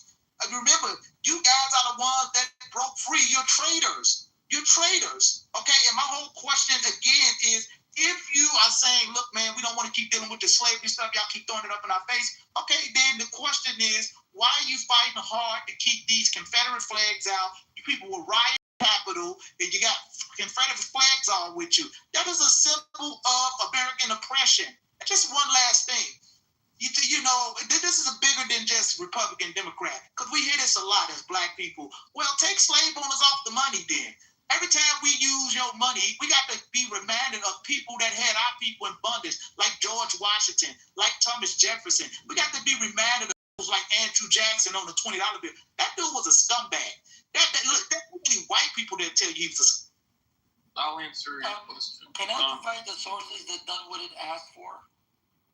Well, I just want to point out Andrew Jackson was a Democrat as well. care. He was a scumbag. But you have to understand, and that's something that's notable. Hold on. That's something that's notable in American history that we have to understand. There was a great cultural schism between the North and the South, especially given, slave labor, whatever, because the Southern economy ran off of slave labor. So it was a big resource for, their livelihood that brought them a lot of money that built the Southern sector of this country. With that being said, I learned recently that a lot of this rhetoric that's, in the evangelical church, initially, a long time ago when I was a child, I was told that this was just like a Texas thing. Like, in these deep southern areas, people believe differently, different versions of the Bible in Texas. But I'm learning now that there was a schism in the church after slavery because people wanted, Black people integrated into the congregation, and other people feel like it wasn't a good thing, and they feel like we should stay separated. So the church split. Like, it seems like every major institution split because of this. And the uprising of those beliefs, that's from, that come out of the places where I'm from is insane. Like, it's what do Pepe be saying? Amazing? Shit is amazing. It's amazing. But I have to read more about it. I went to the library. I seen 3 books on evangelical Christianity and the schisms and how it started and how it plays out in society today. So I'm gonna report back to y'all. But yeah, a lot of the institutions split based on the idea of owning slaves, and because there is a biblical perspective of slavery too. So. Okay, go ahead, Alpha. You wanted to provide some sources? Yeah, Dunwood had asked for sources that of the statues and who erected them. Well, in fact, we can look at the Southern Poverty Center. That's one. There was an article in August 8th, 2023, published by The Conversation, which is an academic publication. The article is titled "When Confederate Glorifying Monument Went Up in the South, Voting in Black Areas Went Down." Actually talks about how the article explains that after Reconstruction ended in 1877, the Democratic Party gained full control of the South and enacted Jim Crow laws. Counties erecting Confederate monuments, peaking around 1911, saw a 5.5% point increase in Democratic vote share and a 2.2% point drop in voter turnout, especially in areas with larger Black populations. And also there's the Cato Institute, which talks about the Confederate monuments in the post-Reconstruction South, which was published last year, May 22. And that article shows that the Confederate monument dedications between 1819 and 1920 were linked to a 4 to 6% point increase in Democratic Party vote shares in those counties as the party sought to impose racial segregation. Served as tools to drive social and political change under Democratic dominance. Also, the state court report titled "Confederate Monuments and State Constitutions," published last year, July 18th, also speaks about the fact that in the 1890s, white Democrats overthrew Republican governments via terrorism and fraud, then rewrote state constitutions like Carolina in 1895, Virginia in 1902, to disenfranchise Black voters and embed white supremacy. This coincided with a wave of monument building to celebrate Confederate ideals and remind Black communities of their subjugation. Also, we can talk about the Mississippi Free Press that published an article in 2023 titled "Confederate Monuments Caused Voting Decline in Black Areas," where the article says something to the effect that echoing how monument erections boosted votes for the quote-unquote then racist Democratic Party by up to 5.5 points while reducing overall turnout, reinforcing Democratic dominance in segregated South. Okay, they provide the links for you. Yeah, no problem. Just let me respond to that real quick. I don't think you understand the argument that was being made. My argument isn't that those statues were put up by Democrats. I know they were put up by Democrats. They were put up by Dixiecrats. That's not my argument. I'm not arguing that. So all of those sources you bring in, I'm standing right there with you like that's accurate information. I know about the Daughters of the Confederate, how they come up with the lost cause narrative. I'm very familiar with that. Those were Democrats. What I'm saying, for the most part, those were Democratic people with Democratic values. What I'm saying is What we see today, I'm talking about today. What I see today is Republicans doing the most, as they say. They're doing the most to keep. Let me land my plane, brother. You keep going let me on. land. I'm not going on and on. Let me land my plane. I'm going to read. I'm not going on and on. Let me land my plane. Okay, before you read some facts, let me land right here. Before you read some facts, let me land. Sir, I'm not spewing. Let me land my plane, sir. Don't be rude. Sir, let me land my plane. Don't be rude. Let me land. Sir, I'm not. Sir, I'm landing. Don't be rude. Let me land. Don't be rude. What I'm saying to you is this here. What I'm saying here. Okay, thank you. You can listen. I'm about to land. You can bring me the facts like he did, and I'll sit there and listen to what you're saying. I want to hear you. I'm just asking you to hear me. What I'm saying to you is what I'm saying today. I'm seeing Republicans, sir. They're doing the most, trying to either get these statues put back up or preserve the ones that are already up. They're the ones doing the most with that. Tell me why I'm incorrect with.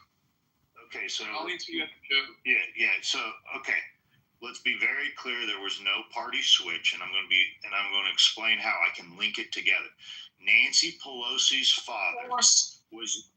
Wait, hold on. Let me have my opportunity. We all know who Nancy Pelosi is.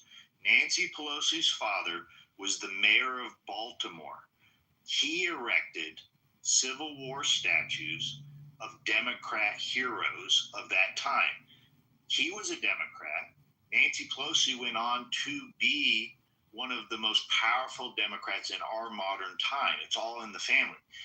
Al Gore's father was a Democrat. He was a Dixiecrat, as it's framed. Al Gore's father held one of the longest filibusters on the Civil Rights Act. He was a Democrat. We all know Al Gore was a Democrat vice president of the United States within our lifetime. What I'm saying is it's all in the family. This connection of where you think this racism is and this switch is, you can link up family members of Democrats today that have been in power, and their parents, their fathers, were the Democrats of the racist Democrat Party only 60, 70, 80 years ago. Yes, but Joe, one thing y'all have to realize that racism is a bipartisan issue. Like, it wasn't like racism wasn't like what we feel like it is today. We're trying to put it in conservatives and liberals and Republicans and Democrats. But in reality, like the entire country, like Black people were better off in servitude.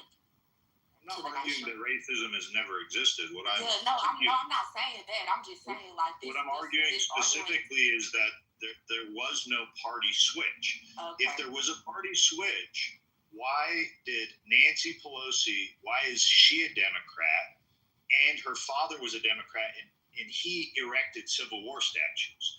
Why did Al Gore, who is a Democrat, his father was a Democrat, and he's the famous Democrat that filibustered the Civil Rights Act in the 1960s and stood there for a day saying that Black folk didn't deserve to have the same rights as every other white person in America. These are the same Democrats. So I think in this situation we're agreeing. I think we're agreeing that it isn't a partisan thing. Like what happened to Black people in this country had nothing to do with political ideology whatsoever. That we, especially not the ones that we use today. It's not like Republicans versus Democrats. But I understand what you're saying. I think we're agreeing that both Democrats and Republicans enslave Black people and contribute. It definitely. Let me tell you, and I like the dialogue. It definitely has something to do with an ideology, and I'll give you the framework of how the left, the Democrat ideology works today in the same way they thought of it just 150 years ago.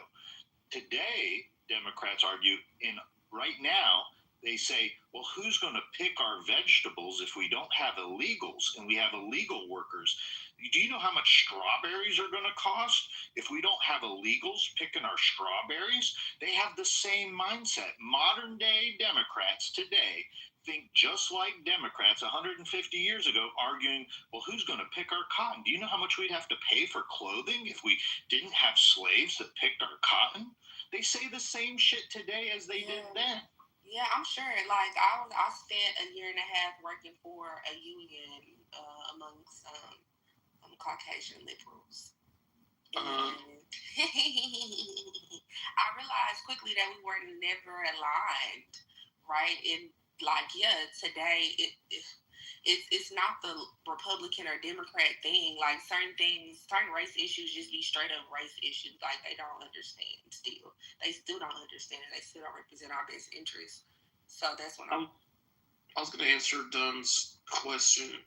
So if people, conservative or Confederacy statues that are up, people arguing about those, like I personally don't care. They can put them in the museum or whatever. But I mean, I think when you start doing stuff like, if you start taking that, to what end, when you take down statues, okay, then what's next? Okay, you want to take off George Washington. Okay, well, he did a lot for this country. It probably wouldn't exist without him. And then, okay, the Lincoln Memorial. Once 10 years from now, when people start arguing about what he said about black people and how black people are inferior and all this and that, what are we going to do? Tear down the Lincoln Memorial? And then it'll just, because morality is relative to the time, and it's always going to shift. So, like, if you keep, eventually, everything will come down. I mean, I could give you Andrew Jackson. I could take him off and put on Donald Trump. I mean, I would go for that, for whatever. But you see what I'm saying? Like, it's relative to the time. Yeah, I hear you.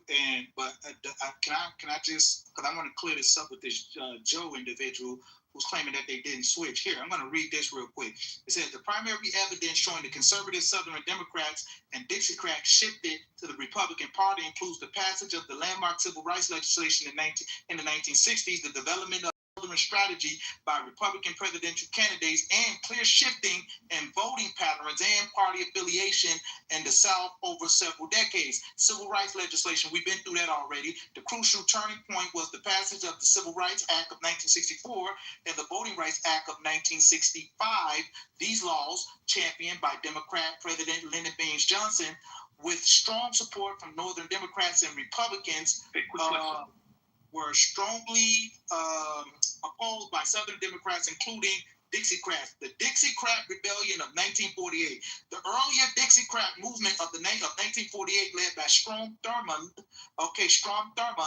had already showcased the deep regional divide within the Democrat Party over civil rights. The movement nominated Thurmond for president in opposition to Harry Truman's progressive stance on racial equality. After the election, the Dixiecrats weakened loyalty to the Democratic Party among white Southerners. Though many rejoined the party for a time, Thurman's party switched. The symbolic culmination of this shift occurred in 1964 when South Carolina Senator Strom Thurmond officially switched his party affiliation from Democrat to Republican in response to the Civil Rights Act. The Southern strategy. Quick question. When you say it was a shift, or do you think? Or I think people get confused and they think like, okay, there was suddenly like. There's a trade, like in sports. Okay, we're going to become the Republicans and you're going to be the Democrats.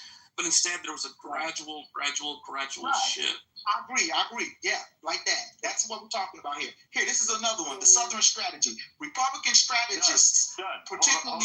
Hold on. I just want to read this last one and you can go. No, that's not how it works. You stacked a point. You brought up Strom Thurmond. Okay, yeah, you're right. I'm going to stack them. There you go. Let's talk about Strom Thurmond, okay? Go ahead. You name one national politician, parties in the 1960s in response to this. Can you name a second one? They nominated him though. Like, no, I can't name a second one right now. Not right off the top. Hold on. This is my question. If you can, look, you're accusing a party switch that an entire swath of I didn't say an entire squad. I didn't say that. That's not what I said. No, that is what you're implying. No, that's what you're saying. I'm implying. You don't get to tell me what I'm saying. You don't get to tell me what I'm saying. You don't tell me I need to. Was the party switch? Hold on for a second. Hold on, bro. You're making it more messy than what it is.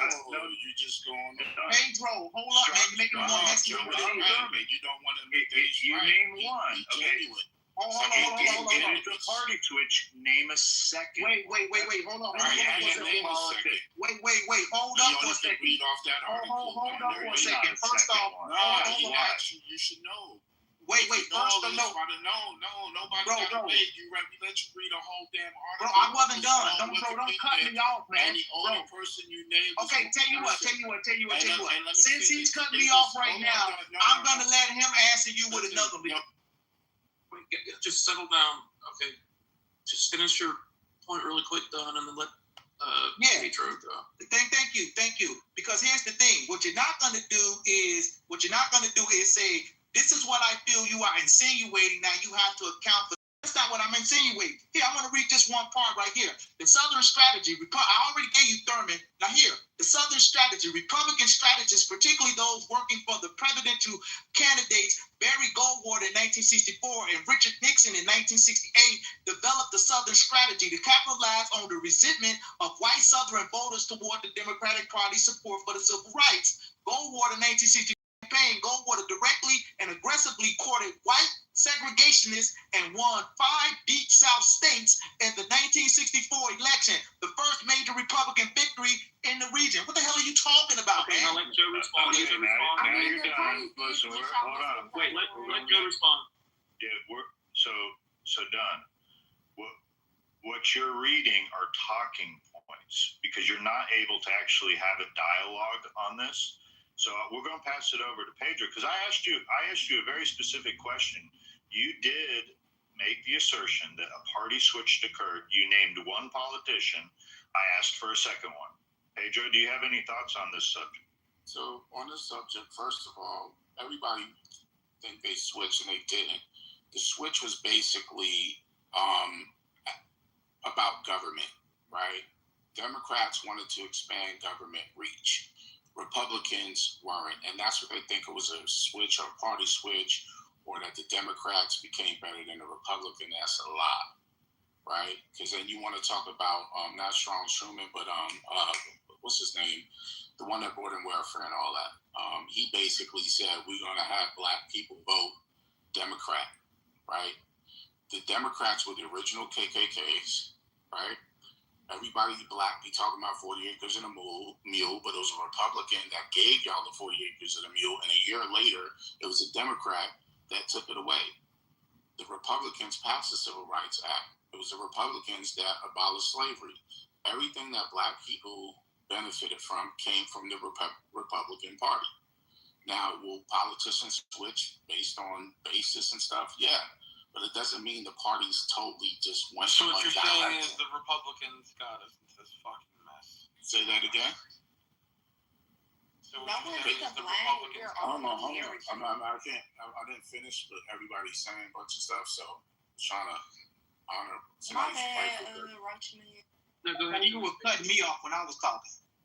All right. Cool. Man, quit yapping, bro. So all I'm saying is that you pull up these bullshit talking points and you read these opinionated articles, but when you really deep dive, you'll realize that everything that black people benefited from came from the Republican Party. You wanted civil rights movements. Republicans that voted for it, right? You wanted to abolish slavery. Republicans voted for it. And that's why you got slavery abolished, right? 40 acres and a mule. You wanted reparations. You got it from the Republican Party. Every opposition black people had actually came from the Democratic Party, the ones that they voted for, right? And I'm going to say this, I'm going to close it out. We could go all the way to today, right? The migrants was to replace your black ass. And you voted for the party that wanted to usher them in and move you out. But I digress. Okay, so I'm going to look for the quote, but I'm going to paraphrase. I believe that George Washington said political parties are fucking stupid. Like, literally fucking stupid.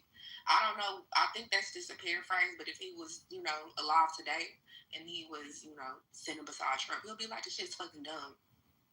Right? Because we can all agree on these American values and these American issues, right? And we can all agree that our parties, the Democratic Party and the Republican Party, and back in the day we had the Whigs and the Radical Republican and the Dixiecrats, they all exchanged values at different points in history, and the shit just evolved. It evolved. Sometimes the Democrats were the ones who were racist than a motherfucker. Sometimes the Republicans were the ones who are racist than a motherfucker. Because, I mean, we have a race issue in this country. I don't know how else to articulate it, but I don't know. I don't think we should just be pointing fingers at each political party, because that's what George Washington said. I'm going to look for the speech that he said that shit was fucking stupid. Get the direct quotes. Argue with Oxford. Argue with Oxford. Argue with Oxford.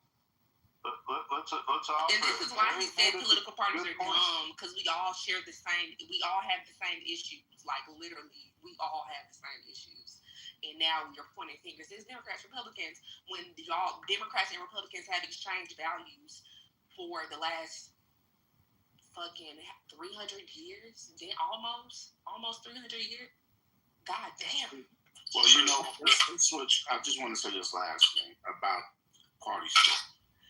Everybody wants to talk about, that, but Trump was originally a Democrat, and he supported the Democrat Party. He funded Jesse Jackson's campaign, right? You know why he left the Democrats? It's because the Democrats wanted to bring in David Duke, who was a known racist and KKK member. And he said specifically that's why he left the party. He realized it was going way too left. And he had to go Republican because his values. And he was like, no, they're selling out the country. But y'all don't praise him for that. Y'all want to say he's racist. Y'all want to say he's this, he's that. But he wasn't racist when he was funding Jesse Jackson, when he was taking pictures with, Al Sharpton. They loved him. They loved his money. Matter of fact, he won the Rosa Parks Award. But nobody he became racist in 2015 is when he became racist. Yeah, right. It's crazy. They always want to say he became racist. Bro, man, listen. Folks is confused. Right after he done helped all the black people, we had Judge Joe Brown was talking about, and there was so many people that talk well about Trump, like, yo, he funded so many black businesses and didn't even ask for the money back. What? Yeah, look up Judge Joe Brown. I'm bringing sources, and people come on here talking about some talking points. This is 20K and PPP loans, man. Look, so Dunn brought one that switched parties. I'm going to bring one that didn't. Robert Byrd, a famed segregationist, he was a grand wizard of the Ku Klux Klan. He was a Democrat for 50 years. Joe Biden did his eulogy when he passed in 2014. I just wanted to point that out. He never changed parties. I don't care. Okay. Yeah, Joe Biden, even when Joe Biden started going into politics, and he was a segregationist as well. He argued for keeping buses segregated. This doesn't go that far back. We have politicians that were Democrats still that never switched parties. So if there was this great party switch, why did so many segregationists still stay in the Democrat Party? And as a black person right now, a lot of black people are segregationists right up under your nose, and you know it. A lot of African American people believe that we should stay segregated, and they vote Democrat every election. You believe they really think that, though? Yes, they do. I know people who are part of Nation of Islam. Yes, they do. They really think that, like, generationally. So with that, they think they'd be better off. What I'm telling you, these are American issues. These are not partisan issues. Because there's a lot of people right now voting democratically who don't believe in abortion, gay rights, and believe in segregation. That's normal. And I'm a text, and I'll tell you that that's normal. Hold on. I can get in a room full of 10 black people I know, at least 4 or 5 of them are not going to believe in segregation, and at least 6 of them are not going to believe in gay marriage, and at least 5 of them are not going to believe in abortion, and they vote Democratic. So these are American issues. Yeah, let me say one thing to Joe real quick. Joe, I don't think you're listening to me, man. I didn't say an entire party. I said the Dixiecrats. The Dixiecrats. That's not an entire party. That is part of a party, Yeah, but sir. Let me land my plane, my man. I don't want to hear talking points about Biden. I don't care about Biden. I'm talking about history. I don't know why you dudes feel like every black person who says something negatively in your mind about the Democrats, about the Republicans, that automatically makes us in favor of Biden and that shit. Like, dude, I don't give a fuck about the two parties. Listen, I don't give up. Neither one of them. I didn't vote for either one. Bro. Can I just land my plane, bro? Don't stop. I don't want to deal with this talking points because that's all you get from me.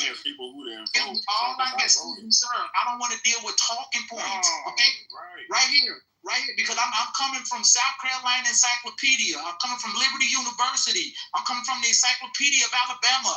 These are the Southern folks telling you this stuff. That the Dixiecrats, like I read you from the sources where they said that these people were upset over the Civil Rights Act being passed. They were dissatisfied, and then it came along that they even nominated a dude for president over their guy. Okay, but the guy was more Truman, who was more receptive to giving black people some rights and things like that. He was more receptive to that. So they're like, you know what? Fuck him. We're gonna go with a dude that's more like traditional what we like, which is basically fuck them niggas, and they went and got that guy. Okay, and nominated him. This is what they did. This is like history, bro. And you trying to act like it didn't happen. Come on, Joe. Don't be like that, bro. Look, everything ain't damn racist, right? People don't always be thinking. I don't know why you think people really care about what niggas do, right? Let's just be honest. No, I'm not random shit that he's talking about. No. Talking random. Historically, nigga issues have been the biggest issues in this country. Right. Started entire war. Because you were Man, Pedro, stick to bashing black women, man. Politics ain't your space. Like, just say something that started. You're a clown. Can I provide some statistics? You're not representing. What you say, all I'm saying. Man, this Pedro dude is a clown. Yeah, he don't even be in. I wouldn't even take his political conversation seriously. But in general, race war, blacks separate from whites. Like, how are we not separate already? Like, what the fuck do that even mean? Like, one day we're gonna wake up, and I'm gonna say this for real, black and white folks. One day we're gonna wake up and realize the vast majority of Americans all face the same basic issues, and we got more in common. But Pedro, I don't want you to agree with me because you can't. Let me say this: we do it just because we have common plights. Just because we have common plights, don't mean that we can't have these type of conversations. Because generally, what happens, a lot of like white Americans tend to play like, I don't know if it's a obtuse thing on purpose, but a lot of white Americans, because you guys don't have to really like walk around and worry about whiteness per se. You don't have to answer for everything that white Americans do. Like, you don't have to like answer for whiteness. Like, we sit in spaces all the time where we got to answer for blackness and things that other black people do that we may not do. But now that the shoe is on the other foot in the last few years, a lot of them have I'm not this, I'm not that. When you speak of white people, we might not be speaking about you specifically. We're talking about the general population. And in general, white Americans have shown that they're not willing to stand up for actual American rights. It's not about standing up for us as black folks. We don't need y'all to do shit for us. But if you claim to be the American patriot that you are, and you know that this disparity is real, we shouldn't have all of the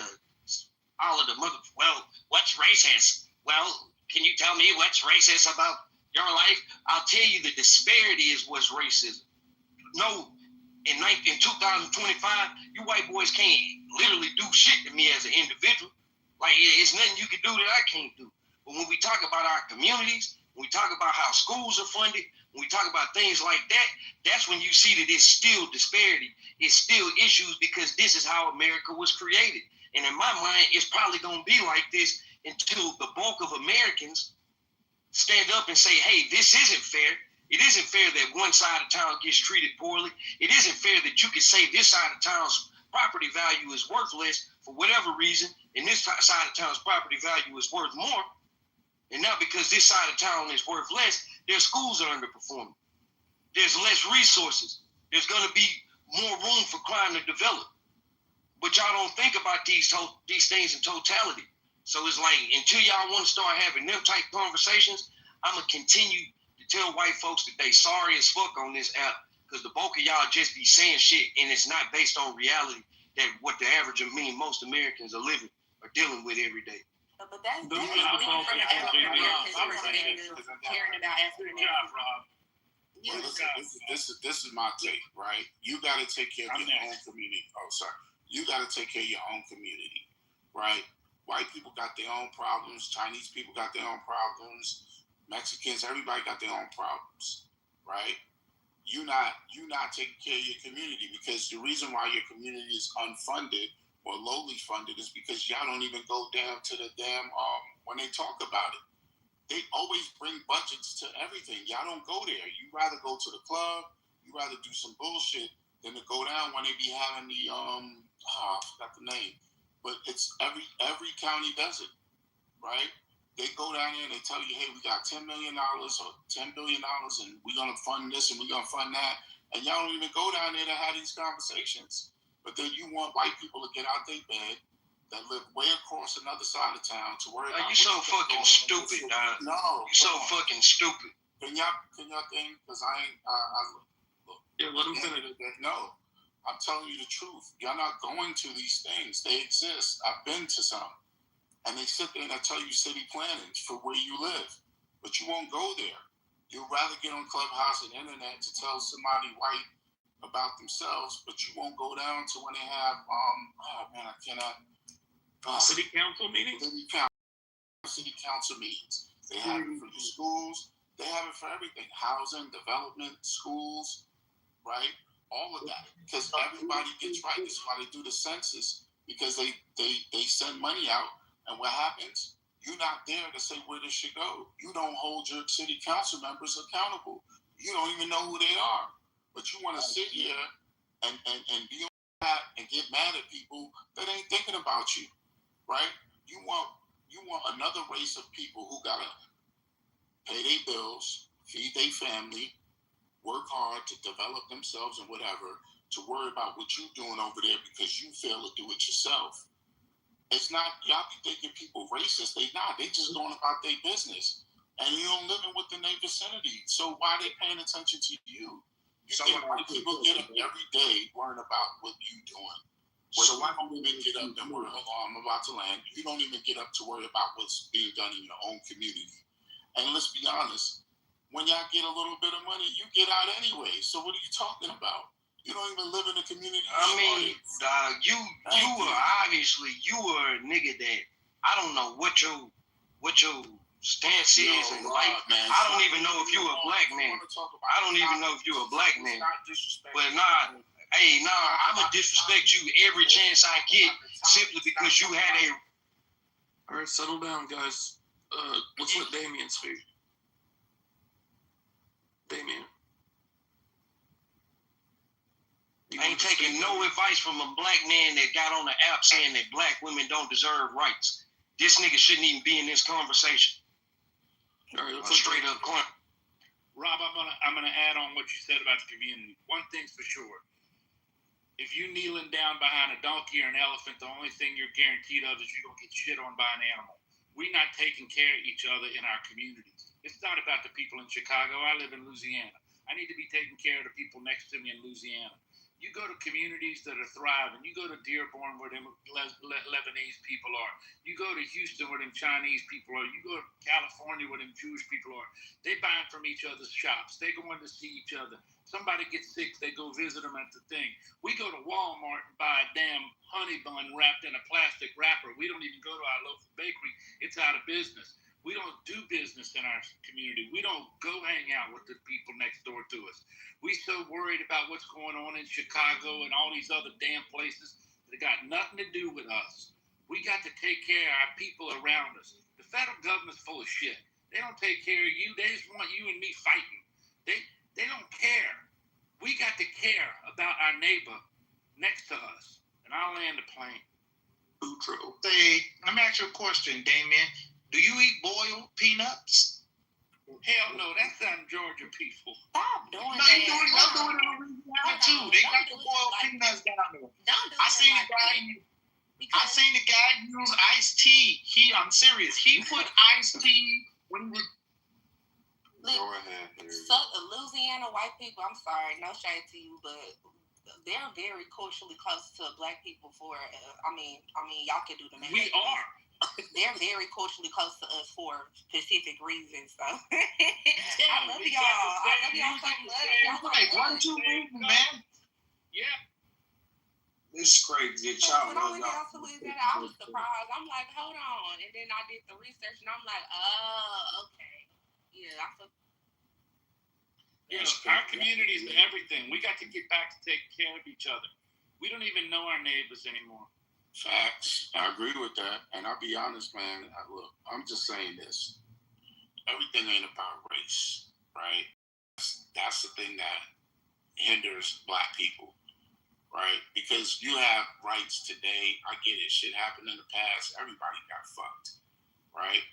Other races of people, Irish, Jews, you name it, got fucked. Chinese got fucked. At some point in history, we all caught the smoke. Every race has endured some form of slavery, right? We could take it back to... Show me where they were enslaved on the United States government.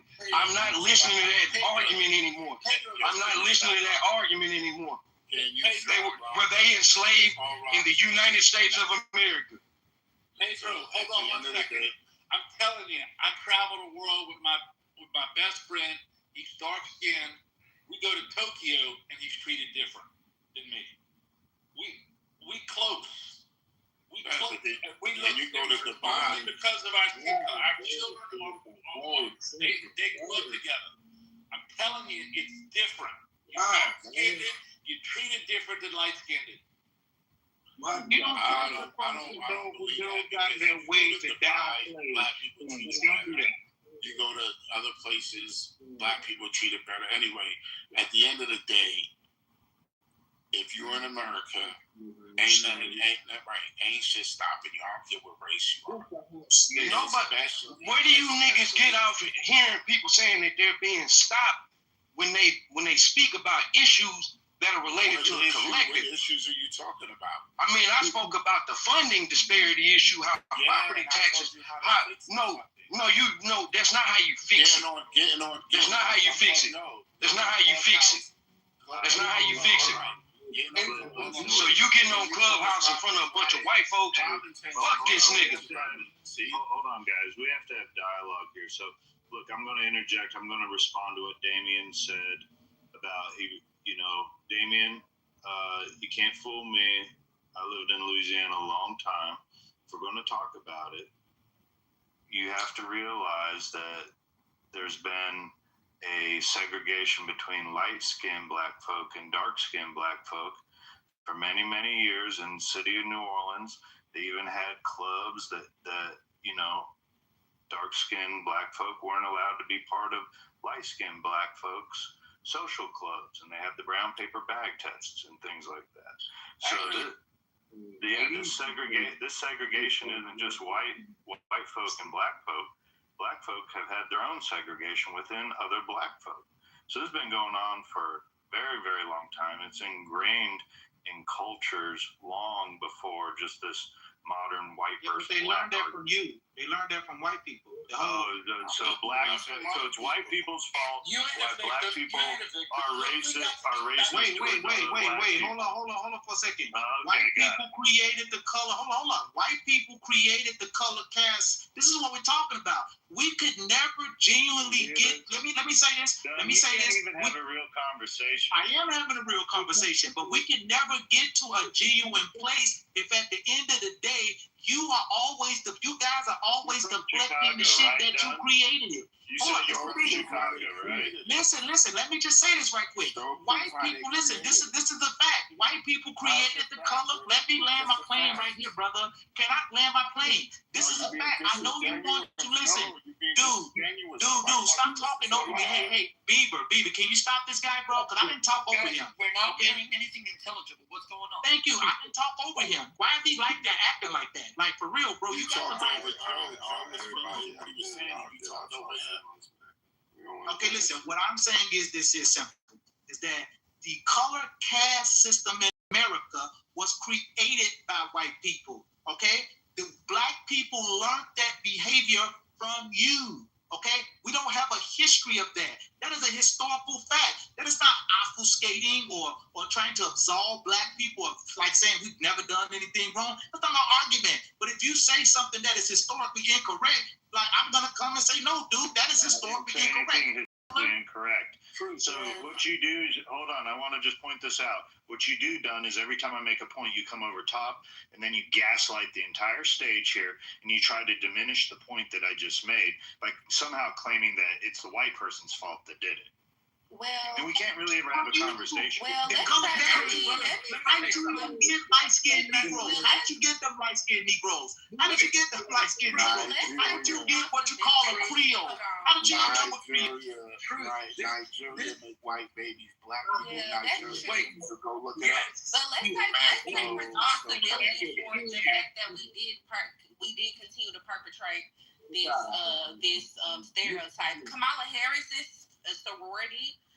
If you look it up, they are the first, Hellenistic sorority, and they had the largest culture of this all the way up until now, to the point where if you went to a HBCU, you understand that this particular sorority is inclined to be colorist because of their history. And, we can take responsibility for perpetrating it, continuously perpetrating it, but it did come from us being in a racist system and black people trying to find esteem through education and different social constructs to, better themselves. And some of these organizations adopted the fact that lighter skin was better. And that was because we were in a racist America. I wasn't saying that to say that black folks don't have no responsibility in that. I was just simply saying that it came from white people. That's what they think. Yeah, but it didn't come from Joe. And they know, but here's the thing. Come from Joe, my man. Look at the Captain Saber white man right here. This is Captain Saber white man. You're muted. Yo, what's up with that? At the end of the day, you're blaming something that happened a long time ago, right? So people today, it has no difference. Here's what I'm trying to say. Meaning, if white people did it in the 19 whatever, we're in 2025. You're not doing it now because white people did it. You're doing it now because you want to do it now. Right. If you know better, why you still? If you know this was a construct of white people, why are you still doing the same shit? I'm not doing anything. I'm not doing anything. Stop, bro. So what I'm saying is that people, right? That you want to blame something that happened a long time ago for today, because black people had their own way to talk around. Once black people have civil rights, right, and they have equal rights, they can stop it. Right? They can stop it, but they ain't stop it. They want to do it. Sir, my grandmother was still alive. She grew up in slavery. My grandmother was still alive. She grew up in slavery. Your own black men are attracted to light-skinned women, and they do it for that too. But you don't talk about that. And it wasn't white people that created that shit. It's taken from white people. He's like He's going to defend dark-skinned dude date light-skinned girls. Does that got anything to do with the white man? No, that got everything to do with his sexual needs. That's what he's attracted to. No different than when light-skinned girls said they like dark-skinned. We know raccoon here. They don't defend white people at every turn. At the end of the day, right? That's your diversion, right? Listen, raccoon right now. All right. I got you. I'll be the biggest raccoon ever. That's fine. At the end of the day, that got nothing to do with white people, right? Not today. If you like a light-skinned girl or a dark-skinned girl, prefer one or the other, that's you. If a light-skinned girl, dark-skinned girl prefer a dark-skinned guy or a light-skinned guy, it got nothing to do with what white people did. Right, and we can take responsibility for the fact that, and no shade to our organizations, because I have a lot of respect, and I ain't trying to shake and jive in front of white folks about it, because, we had to do that shit. You feel me? But the AKAs, they do. Yes. We all know. We all Deltas. Yeah. No, not the Deltas. Hold on. The Deltas were created because they weren't letting dark-skinned women into the AKAs. The AKAs. No, hold on. The AKAs were, they believed in esteeming themselves through etiquette and through appearances and through social connections, which was cool. But the Deltas came after the AKAs. They split from the AKAs because they didn't fit the mold of femininity that the AKAs were trying to shape, like the high esteem, high society, brulee type of situation they were trying to shape, because they were dark skinned, just straight like that. So they created Delta Sigma Theta. Jasmine Crockett, that's her sorority, if y'all are wondering. And Delta Sigma Theta. Retarded women, but but Delta Sigma Theta felt like they needed to progress, the Black community through service, education, and political advancement. So, in the first women's suffrage march, those ladies out of Seneca Falls, when they did their march to organize it, the Deltas were right behind them, marching. Y'all can look it up. So, with that being said, those are the differences. I don't know if it's based on colorism, but it was definitely based on colorism. The Delta Sigma Theta was created because the AKAs. So they were originally AKAs. They were originally AKAs. Yeah, right. But so that means they were led into the organization. That's why I'm saying if they were already AKAs, but they would not let most dark skinned women into the organization. Right, but they let some in. So that means there was still a value. There was still a value there that wasn't shared. So it was the light-skinned girls that wanted dark-skinned girls, right? Either way, they were originally AKA members, and then they diverted for whatever reason. You say colorism, and then you say levels of activisms in their community. They diverted. They created the other one. Yeah, they felt like the AKAs were social. Yeah, that's what I'm saying. It's right. It's just.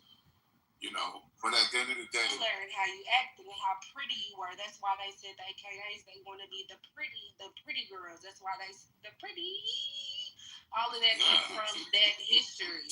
Like they still do that shit. They literally still do that shit today. And the Deltas are in opposition to them, and the Deltas are always on the yard considered the more vulgar, gangster girls. And they're considered to be dark-skinned because of the history. And they all know, when they join these sororities, they know the history, and they lean into it, and they cool with it. And they're cool with it. Yeah, I agree with you on that. And then, but we want to say it's a white folk issue. It ain't. That shit was measured. Here's the thing. That shit was already. White people didn't create it. White people just had their standards. And they felt at that time maybe safer with lighter skin complexion Black people than maybe the dark people. But they didn't create it. They didn't say you have to be colorist. They didn't create that. They just had what it was. Now, did light skinned people have an advantage? Probably so. But it's not. White people didn't come in and say, "Hey, you gotta separate dark and light." It was Black people wanting to integrate, but Black people didn't have to integrate. They could have stayed segregated, and they still could accomplish the same thing. Because the purpose of Martin Luther King originally was separate but equal. Like, hey, we are separate people. We have our own thing, but we want equal protection of the law. That was really the whole thing. But Black people took it as, I want to integrate. And it's like, you have your own culture. Other people have their own culture. You like your food, they like their food. What Black people didn't want was that as they're trying to prosper, that no one could just violate them as if they're, that Black people weren't protected by the law. That was the original context of it. Then it turned into integration and all of that. And now we're integrating. It wasn't separate. Right? It wasn't equal, sir. It was separate, but it wasn't equal. I get it, but now, I'm gonna just say this, and I'm gonna land. We are equal now. By and large, we could do the same shit. I keep saying Emmett Till was killed because he blew a kiss at a white woman. Right now, the biggest, blackest dude with the biggest dick to fuck the whitest, littlest white woman, and nobody can give two shits about it, or vice versa. Nobody cares. You could do it on 42nd Street, and everybody bring their camera. White men won't lynch you. White women won't lynch you. Nobody. Most you got to worry about is police giving you a ticket or putting you in jail for indecent exposure. So all these things that would happen then has nothing to what happens today. Today, you can set your own shit together. You don't even got to go to no white man job. You don't got to go to no black man or Chinese man job. You can actually create your own thing. Sir, you're lecturing. And I'm right. And I'm gonna land it with this. With the internet and the way everything is going, people don't even got to see who you are, and they will do business with you based on your skill set. So we're still crying over something that happened a while back that doesn't affect you today. It doesn't. You get up and you have the same abilities as everybody. You can invest in stocks. You can start your own business. You can have your own online. Sir, you're lecturing. Right, whatever. You could do all of that. So stop crying about all these things that you are not affected by today. Simple. Sir, hold on for a second.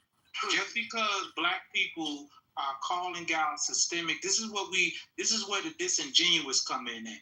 Because basically what you're doing right now, sir, is you're trying to create a climate where even when there's legitimate systemic racial issues within the system, as that brother was talking about, just because I can walk down the street and the average white guy isn't yelling at me nigger or got a sign up in the window saying don't come in the shop, come in his shop, that has nothing to do with if there are systemic issues in the educational system, in the healthcare system, in the financial sector, et cetera, sir. So, you can blindly walk through it like everything is just peachy keen, hunky-dory.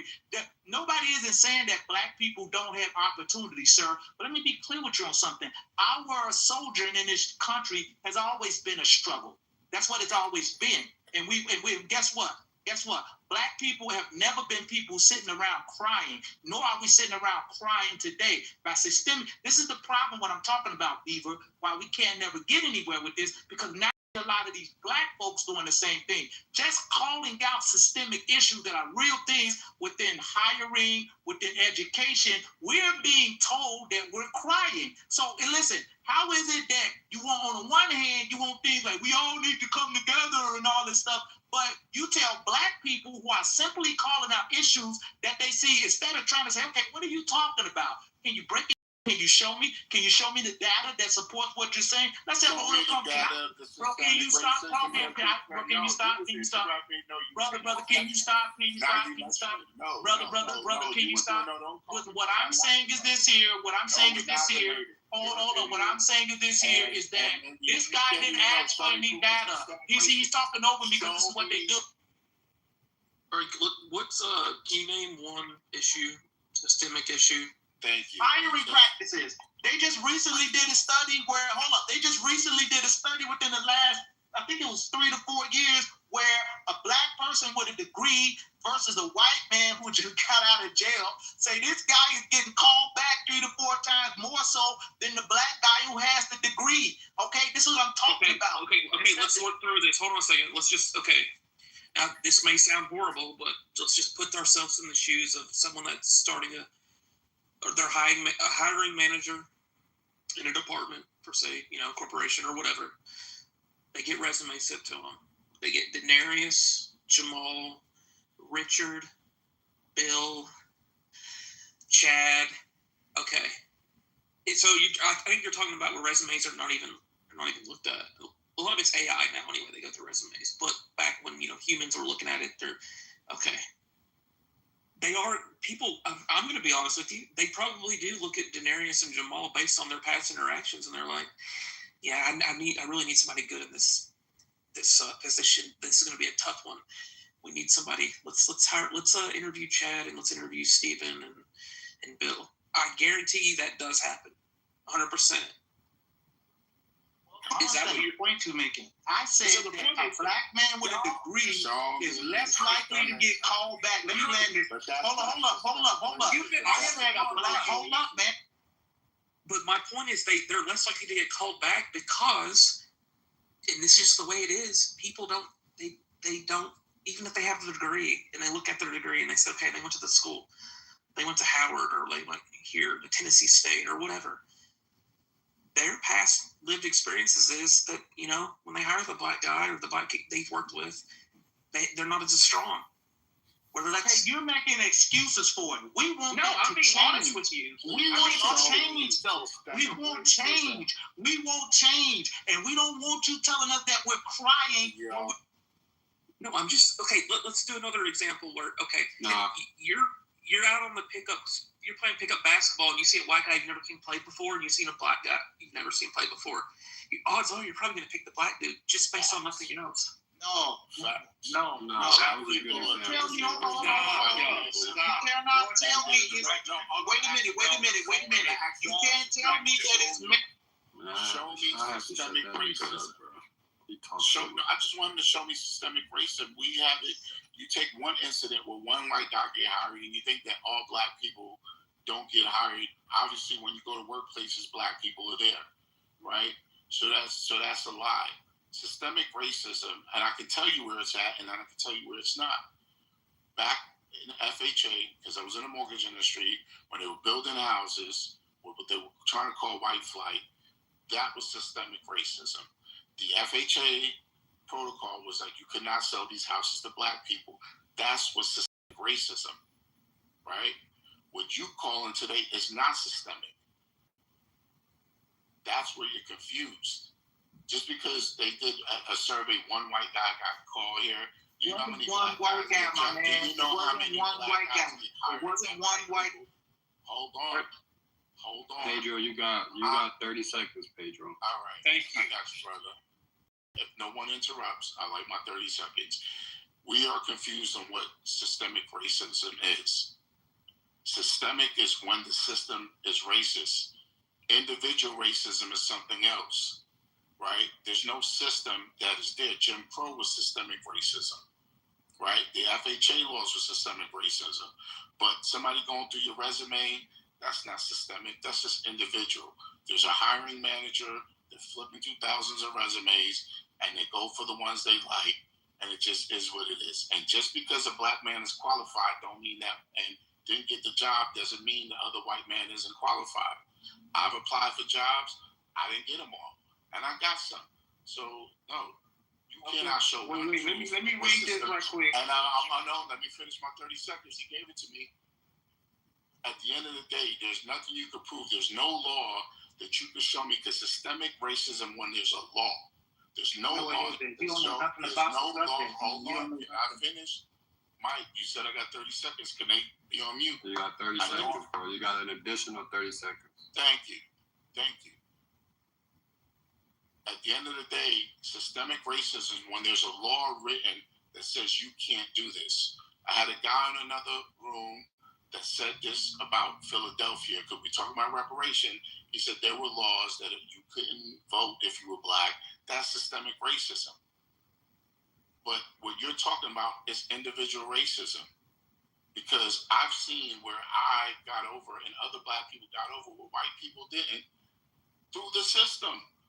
So cut the nonsense. Until you can show me a law that says black people can't do certain shit or can't get certain shit, then everything you're saying is bullshit and hot air, because you cannot prove systemic racism. Okay, I got the evidence right here.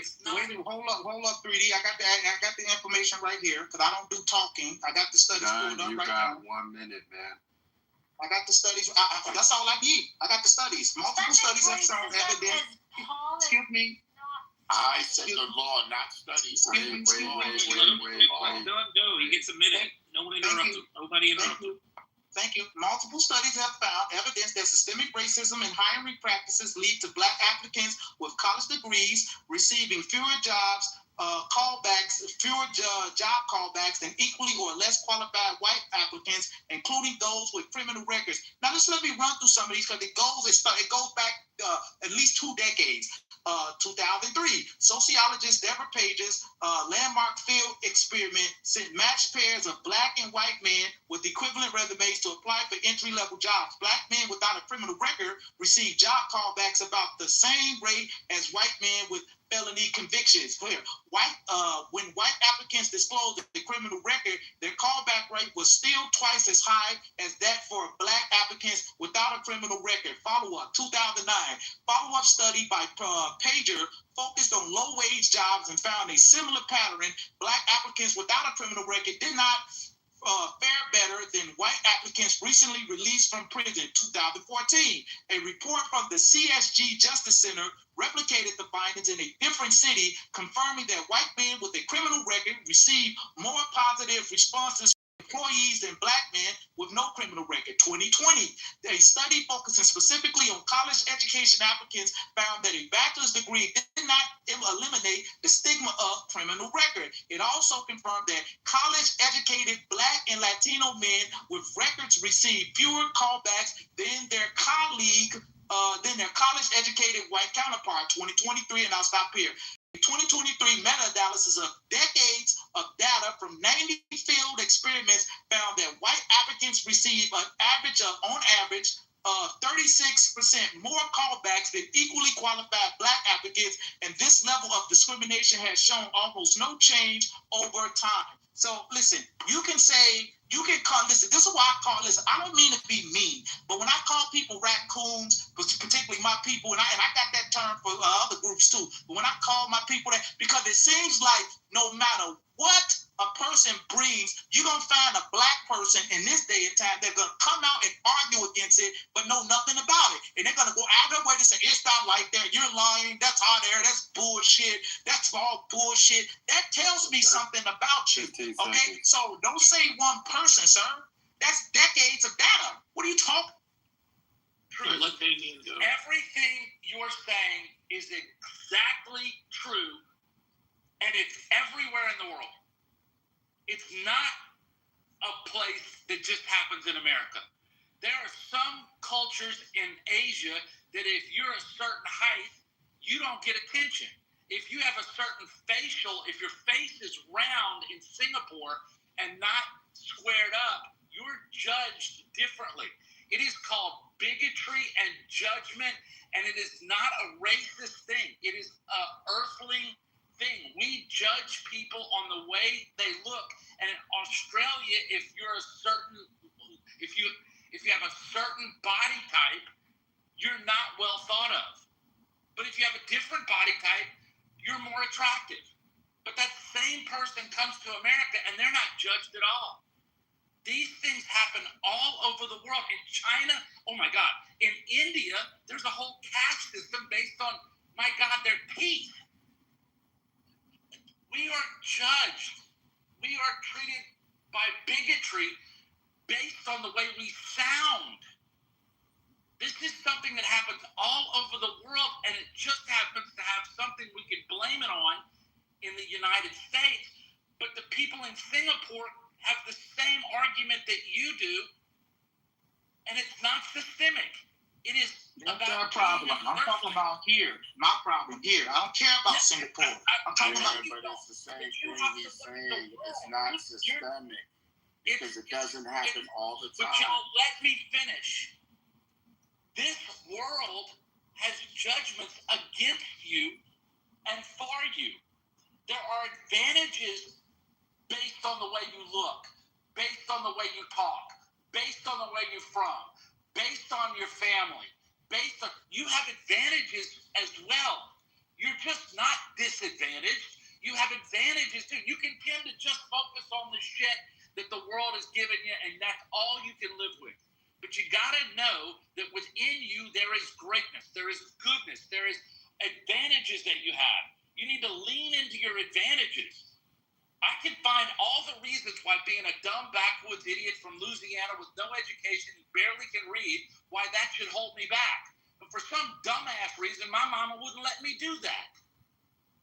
So you have to find a way. We have to help others find a way to succeed in spite of the bigotry and the judgment all over the world. And I know it's hard here, and I'm sorry for that. But what are we gonna do? Shit, I'm not sorry. Segregate. We need segregation. I want to segregate from fucking crying ass black people. Hold on, Pedro. Well, there's gonna be somebody. Pedro, you're not healing at all. We got the heal thing. Man, I ain't trying Your to experience is different from somebody else. You don't heal. You ain't helpful, damn it. I can't move forward because I gotta hear Negroes cry every day. You don't have to. You can somebody else needs to talk, bro. Hey, hold on. We heard from both of y'all for the last 30 minutes, man. Go ahead and let that nigga in the bottom corner talk. Yeah, thanks, man. Well, basically, race was created by definitely this white supremacy, and there's a guy called William Beckley in 1809. He created a race war just because he wanted to separate the slave and from the whites, and he definitely created a privilege for more white people and the house Negro, obviously, and that actually impact people today. So if you're going to talk about institutional racism, we see in police, we saw it in when black people are doing better, they always put them down. We saw it on all these innovations, all these creating people that are actually inventing stuff that we're using today. And most of them are black melanated, and some of them have been killed. Their name is not being promoted. They're not credited for their work. So it's still institution based on the privilege for white people. And when you go to court, most of these people are favored by when they do so much crime, and they say they justify because they have a mental issue. But if it's a black person, he's going to die in prison.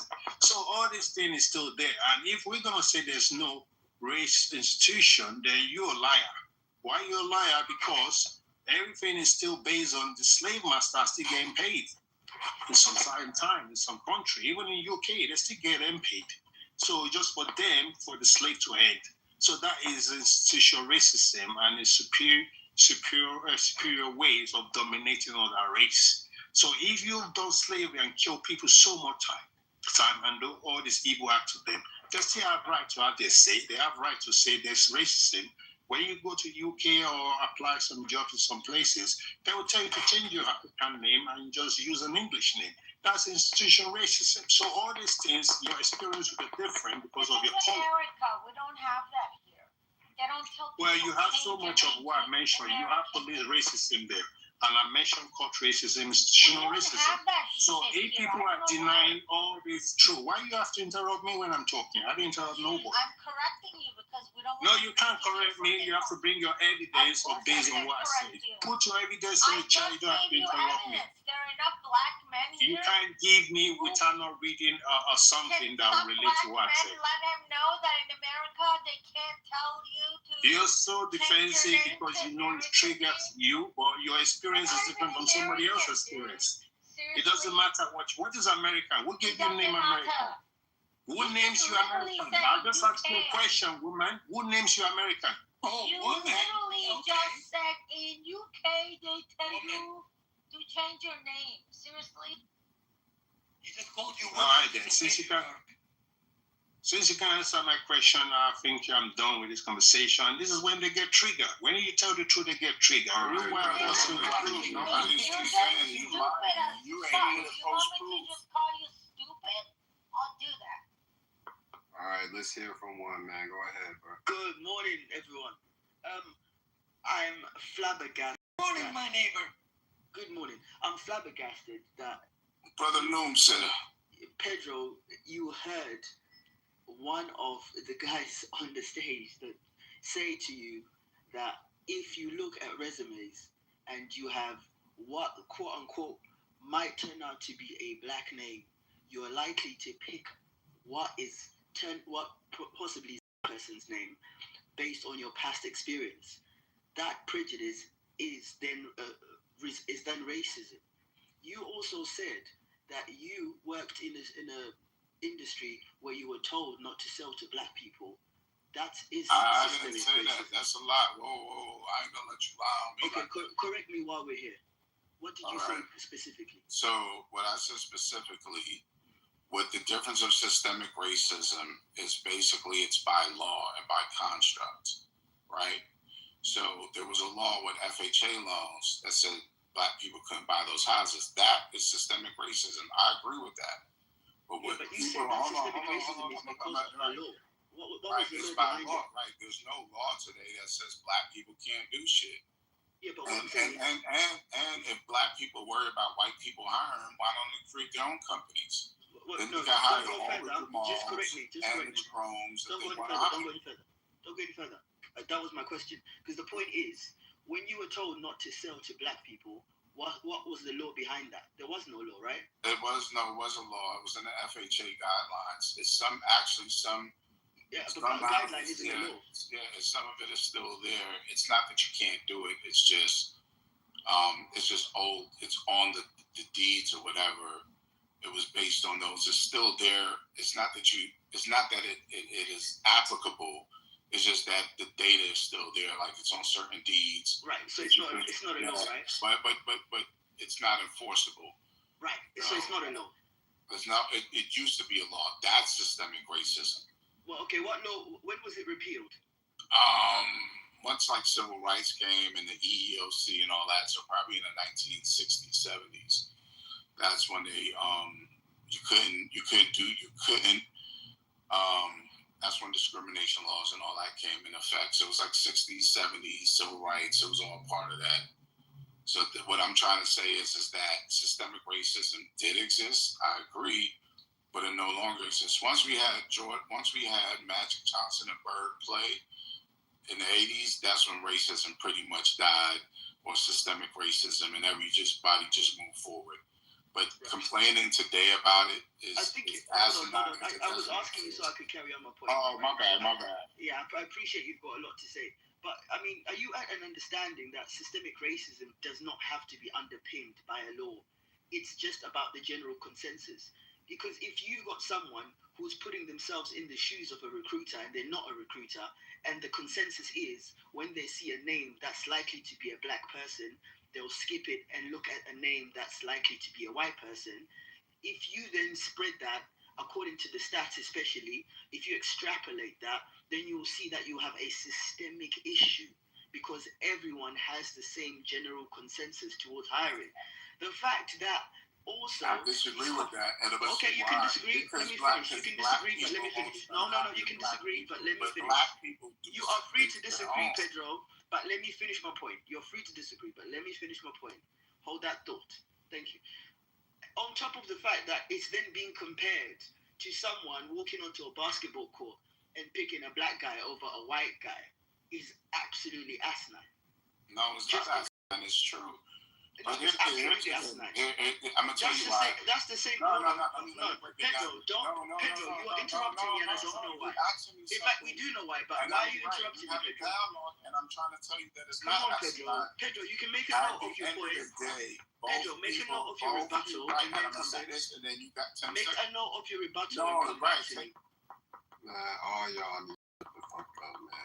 That's not the motherfuckers about to be talking to each other. We do one at a time. Bro, you don't have to interrupt me, right? Make a note of your point, and then you can come after. It's fine, right? So, nevertheless, the point is, you've got white people on the stage who are actually justifying prejudice on the fact that it happens elsewhere in the world. That's absolutely crazy. Ask them if it's okay for them to get robbed on the street because someone else in China gets robbed. It doesn't make it okay. That's ridiculous. Yeah, that's so lying and denying that there's nothing existed. When the people wrote a book about all the superior bullshit they did, and this is now you've been talking a lot, and we all know you're a house Negro, so keep kissing your white ass, all right? Right, and you want to be white, so at the end of the day, no, you want to be white, right? Because especially you find black African, when you hear my voice for black African, and you cry about it. You need to buy bleaching cream cockroach and bleach your cockroach skin, yeah, so you can enter the white house too. You're like, are you coming here with no fucking force? Why are you worried about America? Why are you fixing country? What is America? Check my PTR and tell me who came here first. Share my PTR and tell me who came here first. PTR, it doesn't matter. Yeah, it doesn't matter, but yours matter as a brown fake ass cockroach. You want to bleach yourself to a white cockroach. You're a cockroach, man. You're a white one too. You're trying to paint yourself a brown cockroach, right? Faking that shit. And why you hijack somebody else's car? That you criticize. You're racist. You can't put your fucking lemon on your voice, man. You're smoking too much, you dumbass. I don't smoke. Yeah, he trolling. You eating your cat later, then. Stop eating cat later.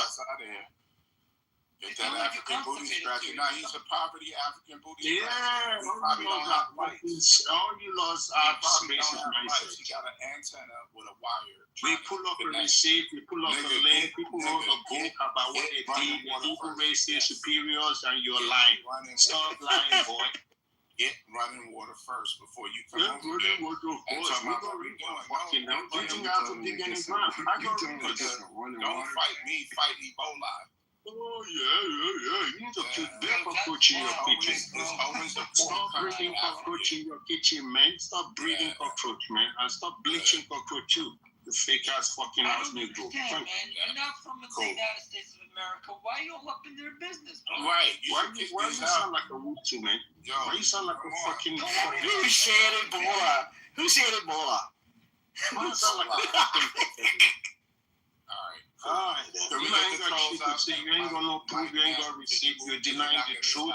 You're lying against your own people and your piece of house Negro. Hey, one yeah, you done. I can't be talking over you. Man, ain't no luck, man. Shut your mouth. My Arabian Prince is not listening here, mate. Sorry, one mic, man, before I boot y'all to the... Yeah, we trying to let's go, one mic. Let them take over. One mic. Who was in Africa first, the Afarensis or the Australopithecus? I'd like to know. All right, Africans ain't nothing but pieces of shit. So I see your true self is coming. Conversation now you're coming out, Mr. Cockroach. How many white toilets have you fucking kissed? I'm sorry, can we have a conversation where we can all engage? Yeah, we're gonna have one mic on. We're not gonna have that with serious here. Yeah, if you're not moving them, they're gonna just. I know you want the numbers, man. Who's talking right now? Shut up. Paula, you can go, and then Kayla, if you want to go for it. Go ahead. All right, let me finish. Okay, cool. Pedro, Paula. You just said Pedro. I could speak. Pedro, 10 seconds, and then the He girls said are Paula. He said Paula. Yeah, I said Paula. Yeah. Oh, I thought you said Pedro. No, sorry about that. Yeah. First, you said one mic on Pedro. You said Paula. You could speak next. That's what I heard. Just go to Paula real quick. Mute your mic. Yeah, I'm not trying to derail the room anymore, but I kind of just got here not too long ago. So I just want to know what you guys were speaking about so I can speak on it, if that's okay. Paula was going to say room topic. All right, can I speak now? Because at the end of the day, y'all confused about she was just trying to speak, bro. What are you doing? No, she said she was. I asked a question and I was waiting for an answer. Thank you. And that's what I was trying to give her. Yeah, you too. All right, give her the answer then, bro. Race wars, black separate from whites. What we've been kind of discussing. Right. Well, with the last conversation about systemic racism, and the argument was, is it, still prevalent, whatever, if it's not. And then we were saying some things which you think is racism, is just bigotry, and everybody across the world deal with it, irregardless, So that's what it was about. And my argument was that it no longer exists. It used to exist. But do you have bigotry? Yes, that will always exist, but it's on both sides. It's no different than what Damien said, who you going to pick, black person or white person when you're playing basketball. Not knowing how they play, you're going to do that. The only problem is that black people are not in the position to be as racist as they think white people are. And that's where the frustration comes in, because they do practice it. Because I know the dude that would sell a black nickel bag of weed will see the white boy come in and want to sell it to him for $20, right? Wherever black people can be racist or bigoted, they will do that. And the problem is they limit themselves. And then they cry about systemically, but they don't build their own shit and hire their own people. Okay, thank you. Right. Did you want to say something, brother? Yeah, I land. Yeah, thanks, Pedro. Well, I think Kayla, you want to respond to that now that you know what the topic is? I'm not trying to be rude, but like I didn't really understand anything that he was saying. It just sounded like a whole bunch of mumbo jumbo type shit. Like, it just sounded like nothing. I mean, it didn't really sound like, I don't know. Is that really what y'all were talking about, or was that his summary of it? Because that just sounded stupid. Okay, I'm so exactly. sorry. I'm so sorry. Can I just say something? Bullshit. Ryan, are you there, brother? Mike, can I say something? Hold on, Matt. You want to explain it? Well, now I'm all confused too. I guess we'll just go. I don't know who just said they wanted to speak. That was me. That was me. All right. All right, I'll speak after you anyway. Well, maybe so the moms Kayla, don't know the topic. maybe Kayla will know or will understand better after the guy goes. That maybe she could tag along. After Yeah, I he just goes. needed the argument to stop. I appreciate you, Matt. I got Just you. go ahead, y'all. Yeah, I think people need to be very clear on the definition of terms. I think Pedro, you need to maybe understand what racism is, as opposed. Dear to God, I think he understands. I don't think so, because saying a black person can be racist to a white person is actually incorrect. If you're part of the minority, you can't actually be racist to the majority. You can be prejudiced, but you can't be racist. You need to actually look that up, because you can't inflict any unfairness on a whole on the other race. You can be prejudiced towards someone based on their race, but you can't be racist. So you need to understand that. Number two is systemic racism can occur from one of two ways. The first being the fact that one race isn't given the same rights when it's codified, when it's put down in law, in practice. The second is the one that's more covert, which is where there is a belief and there's a culture, something that is unsaid, which is why when one of the mods said, when you see a black person, you're more likely to pick a white person's name. That's not written down anywhere. That's not part of the code of practice, but it's an understanding and it's a belief that's ingrained in everyone. Still makes it systemic. It does not have to be by law. So you need to get up to speed with these terms so you can actually understand what's going on before you speak on these topics. But I do, and I'm telling you. Kayla, did you understand? Would you like to respond now? Yeah, I'm gonna respond. That was for Pedro. He was talking to Pedro. Oh, okay. Mm-hmm. Yeah, so I'm responding, and what he's saying is a lie. Black people practice the same shit. They just don't have the leverage because they don't own shit. They keep trying to get a job at a white man's place and cry when the white man don't pick them. If you don't want your kid to go through it, don't name him Jamal. Don't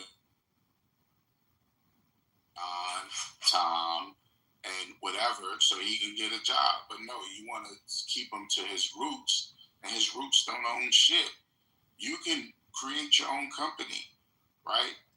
There's no one company. Everybody has competition. Even Google competition is Bing and other search engines, right? You could create your own shit, but you won't do that, and then you beg the white person to give you shit.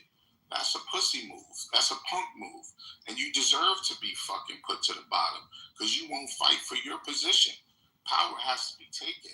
It doesn't have to be given. And you're sitting here begging white people to give you shit, and when they don't give it to you, you fucking cry. And my thing is, go back to England, go back to Africa, fix your fucking countries before you talk about what's happening here in America. You motherfuckers don't ever fix your shit, but want to come here and talk about our shit. Like Africa needs running water. Niggas don't do shit about it. They do Nigerian scams, asking for people for money, and always scamming. And then you English people want to be fucking fake ass proper, but y'all sitting running around getting your guns taken from you and don't fight for your fucking rights. So cut the bullshit. You want power, you want privilege, you want leverage, you gotta fucking take it. And you're mad because white people took their shit and they maintain it. So you don't think Africa has running water? Like what? There's some parts of the United States that doesn't have running water that you can drink out of either. Like, or you should take baths in. I don't think that you should. Well, you've been talking for a while. I think you should be done now. I think you're close. Yeah. Right. Let the You've been speaking. You heard that? I'm sorry. Did you hear that? Can I finish? He said Kayla. He said Kayla. You cannot finish. One mic on Kayla. Oh wow. Yeah, I appreciate that because I'm sick of hearing those type of things. Like they go through the same things that we go through in the United States. Outside of the United States, they go through the same shit we go through. They have certain names that they can't put down. I'm sorry. They can't put down certain names because they'll get judged as well. Because that's what we're talking about. I don't understand why the running water is a thing. I mean, Africa is so advanced now. That just shows me that you guys have never been. If you tell me that all of the people in Africa are poor, I know that you're a broke that just sits on TV. And watches TV. So yeah, y'all gotta come with better talking points than that because that's not true. Africans are living better than you. Would you figure that? Africans look better than you. At least they have their parents, you know what I'm saying? At least their parents work together. Their families stick together. They are one band, one sound. You niggas don't even, I'm sorry. You men don't even like your parents. So, there's that. Well, that's actually excellent for that one because this guy doesn't know what kind of he doesn't know what kind of a situation. You have the same rights in Africa, in the Middle East, and Asia the way you have it in the United States. And then instead of just speaking to me, you're screaming, hooting, yelling. I can't even say it right. Like this is just out of control. So to the title where it says "Blacks separate from whites," white people don't do this. When we have conversations, we speak to one another. So we are different from you guys. You see how you just came off the mic screeching? I didn't hear anything that you said. Yeah, whatever. You came off. One mic on Kayla. If y'all interrupt her, I'm moving you down, then. Okay. I appreciate that, Mike. You're so kind. Mike, get mad. I heard that. Yeah, like you guys are such bitches. Like for you to come off the mic and just start screaming at me instead of speaking to me and maybe helping me understand you guys, then maybe we could get somewhere. You came off the mic screeching like a little girl. That's all I heard. I'm sick of that. I'm sick of you men acting like we owe you anything. Nobody owes you shit, right? And blacks are separate from whites because we would never do that. My friends and my uncles, they talk to me so I can understand. They don't talk at me. The way you were just speaking to me was disrespectful and rude, and there's no way that I would even listen to the shit that you're saying. Well said. Respond to that dumb shit. All right. You sound like a muppet from Sesame Street, bro. Hold on, serious. Hold on, you prince of, I don't know, Zimbabwe. Hold on. First of all, it's Can not we leave about... Zimbabwe out of this, please? Yes, and their shitty dollar. First of all, it's not about, you sound like a little girl. What's wrong with sounding like a little girl? Well, what's wrong with sounding like a little girl? Are you serious? I'll let you speak my turn. Excuse me, mother. You're excused. Excuse me, mother. Right? But you are right. Larry, you are right. Don't come around here, right? Why you are talking to so strong, rowdy tone? Are you done? Mother? One mic on Alpha, man. We're going to let him talk. Once Alpha done talking, you can talk next, whoever was speaking. You got a pink ticket, cash your shit in, or you can't talk. Thank you for carrying me. Go ahead, Alpha. You got 1 minute. First and foremost, when you try to sound like you're such a top feminist and you stand up for women, then you imply that somebody sounds like a little girl as if that's an inferior thing. You contradict yourself in principle. Read a book, right? And you are so stupid for calling people N-words. Do you listen to yourself, Miss Uncouth? It's unbelievable. See, I don't take you as a representative of all females. You know why? Because I've seen so many intelligent females, and so many intelligent females have been my professors in university. You stand in no shape or form in their caliber. That's for sure. And second, you don't know anything anything about Asia or anything about Africa. I don't even know why you guys went to Africa, a different continent, and Asia, a different continent. We're talking about the United States of America, which is one country in the American continent. Simple. And it has nothing to do with your uncles and aunties. I don't want to know what goes on in your domestic life. I'm not interested. Okay? Well, Alpha, it wasn't me that brought up the different countries. It was someone else. So I think that you should probably listen and maybe ask questions before you just say anything else, because you sound stupid, right? The dude that was up here, I don't even recall his name, but he brought up Africa. Pedro, yes. Pedro brought up Africa, you dumb bitch. I want you to know that. I didn't bring up Africa, Asia, or any of those. All I did was comment on the dumb shit that he said. And you are right here, right now, commenting on what the fuck I said as if I started this. I didn't start this. I actually politely asked what the fuck the conversation was about. That's what the fuck you should have done. But you just came in here screeching like a little bitch, right? And then, no, bitch, I'm not talking to you, right? Because I don't even know who you are, right? I'm talking to Alpha. Because you came in here screeching like a little bitch, and any real man would at least say, hey, guys, what's the conversation about?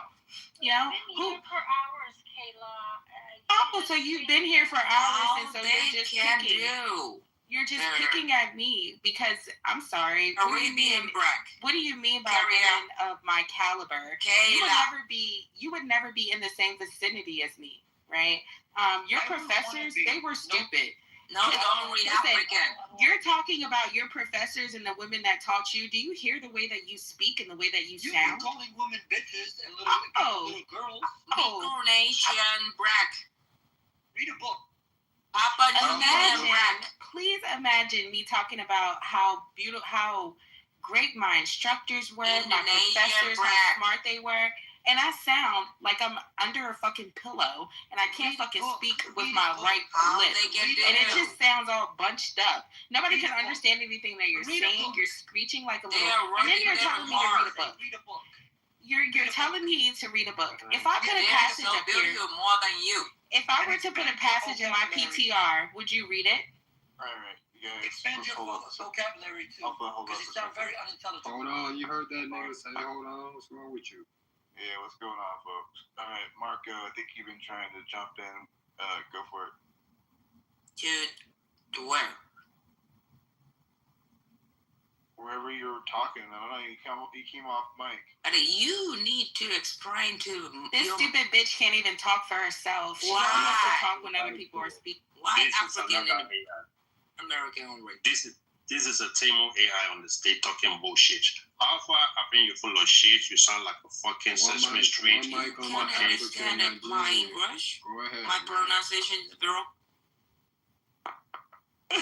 Hey, let the Nigerian friends talk, okay?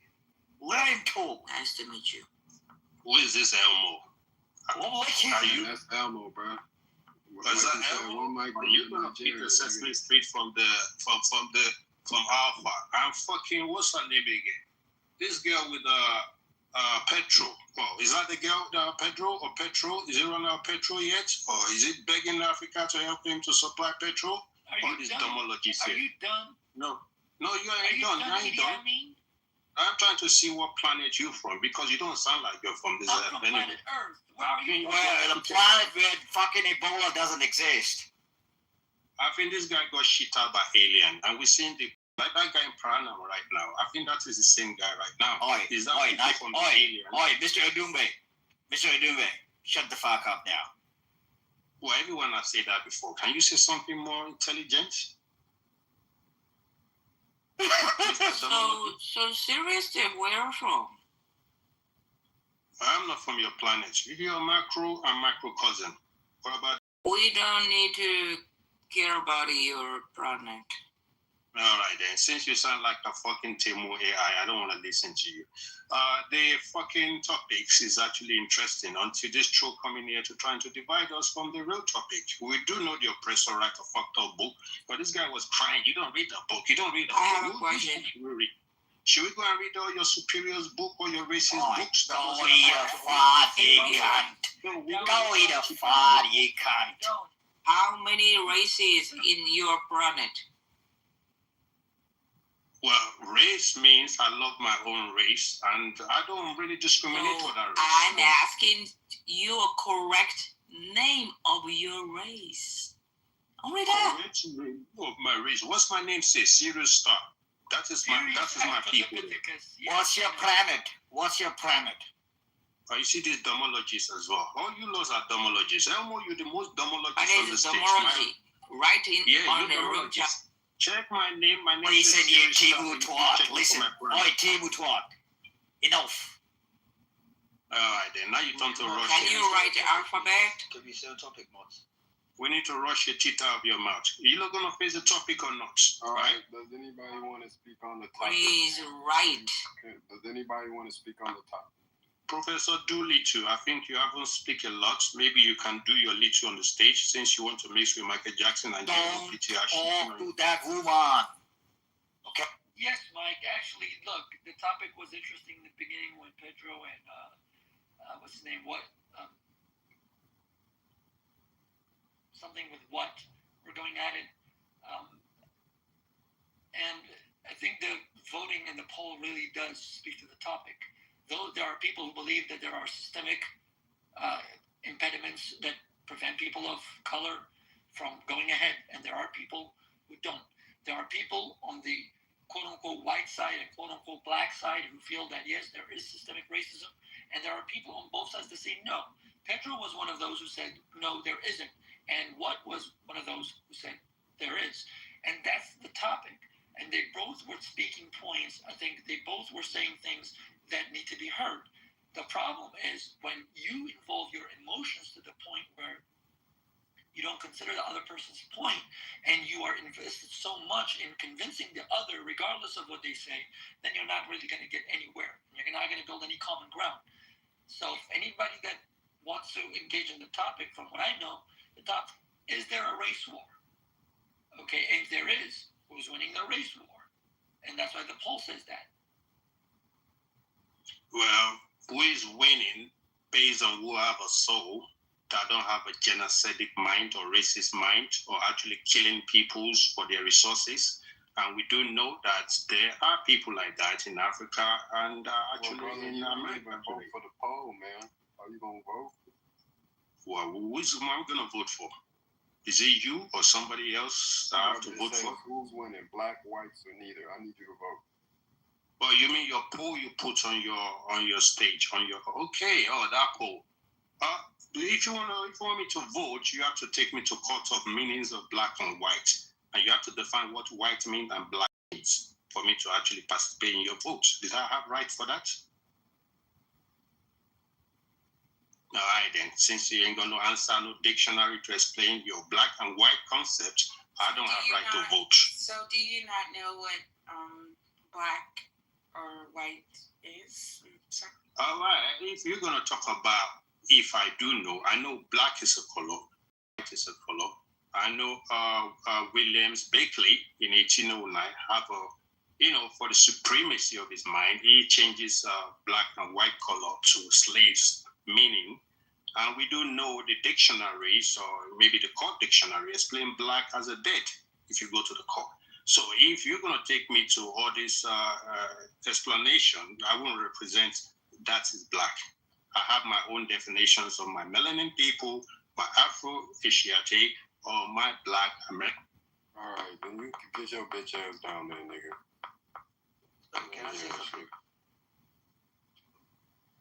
But for all intents and purposes of this apparent vote, how is this even a question when you've got black people at just over 12% of the entire country?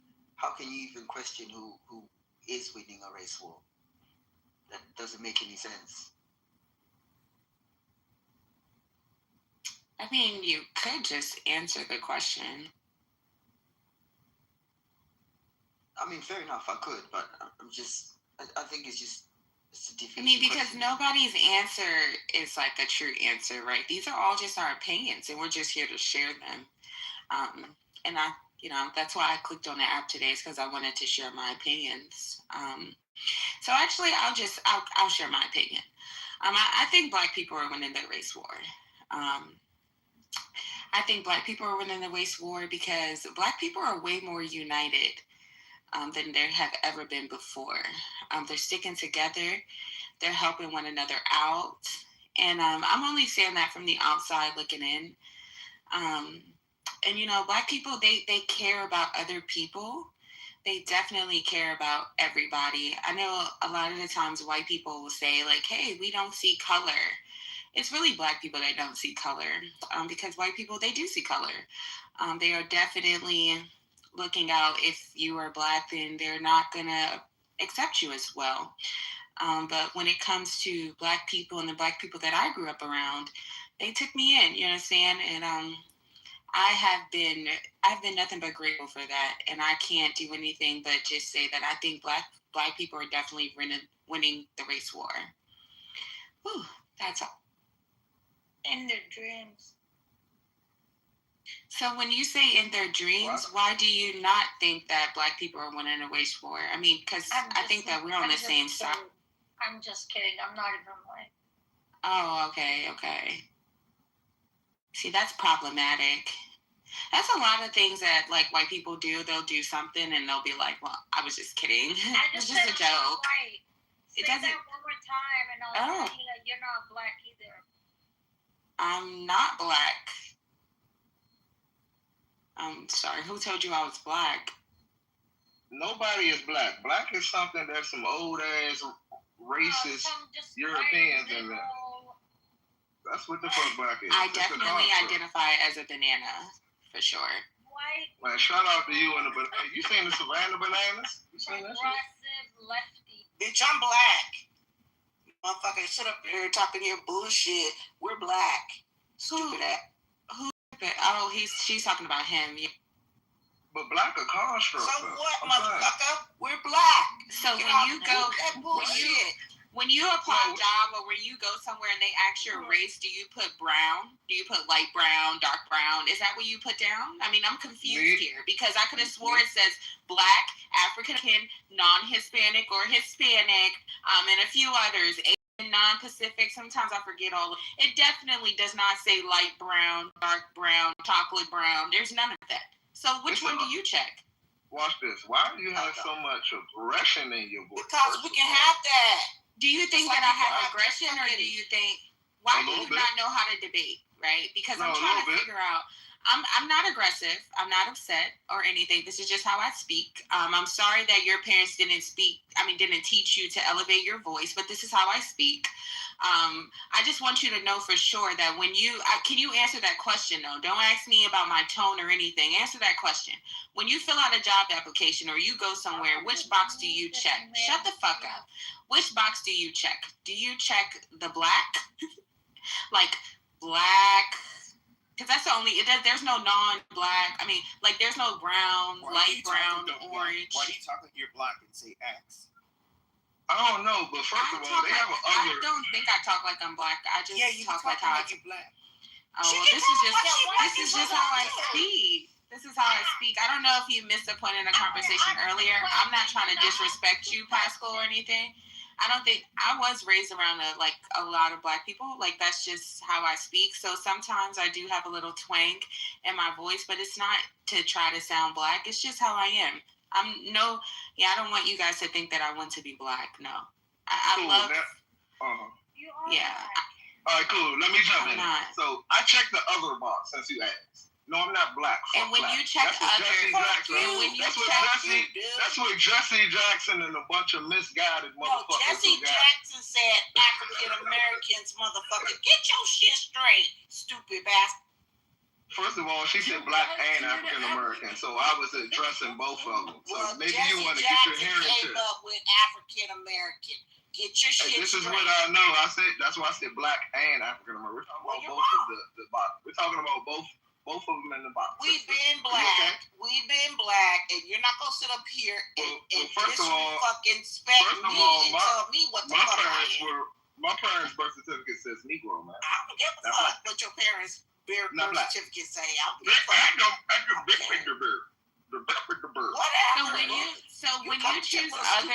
When you choose other, and then you walk into the place that you think that you're gonna get hired at, do they look at you like you're different? After I check other, I put Negro Ain't no next to it. picking other on that application. Stop lying. I actually do, brother. I press other. You need to put liar. Do you have a? How about this? Do you have a? Okay, so outside of the jobs, do you have a passport? Do you have a passport? Yes. And on your passport, does it say other? Yeah, I check other and I put Negro. Yes, ma'am. Come on, bro. You know that's not. He's a fucking liar. Anyway, we were niggers. The fuck I got to lie about when I put on black. Write it on paper. Okay. application.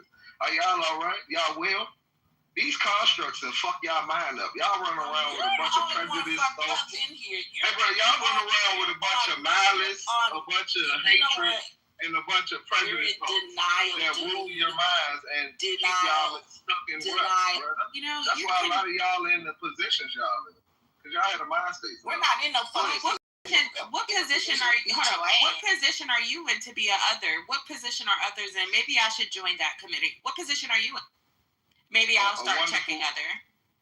A wonderful one sitting in one of the most concentrated areas of melanated wealth in the country. Where is that? Yeah, where's that? In the DMV area.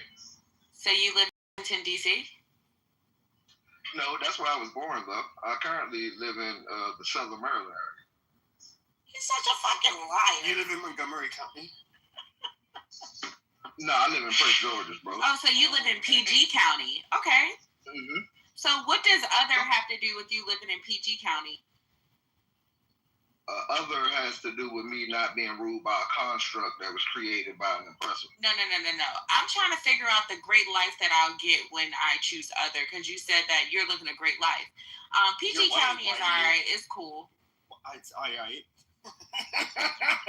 Would you say, Pascal? Would you say, Frank? Did you? So you live in, but you're white. Like, why would you?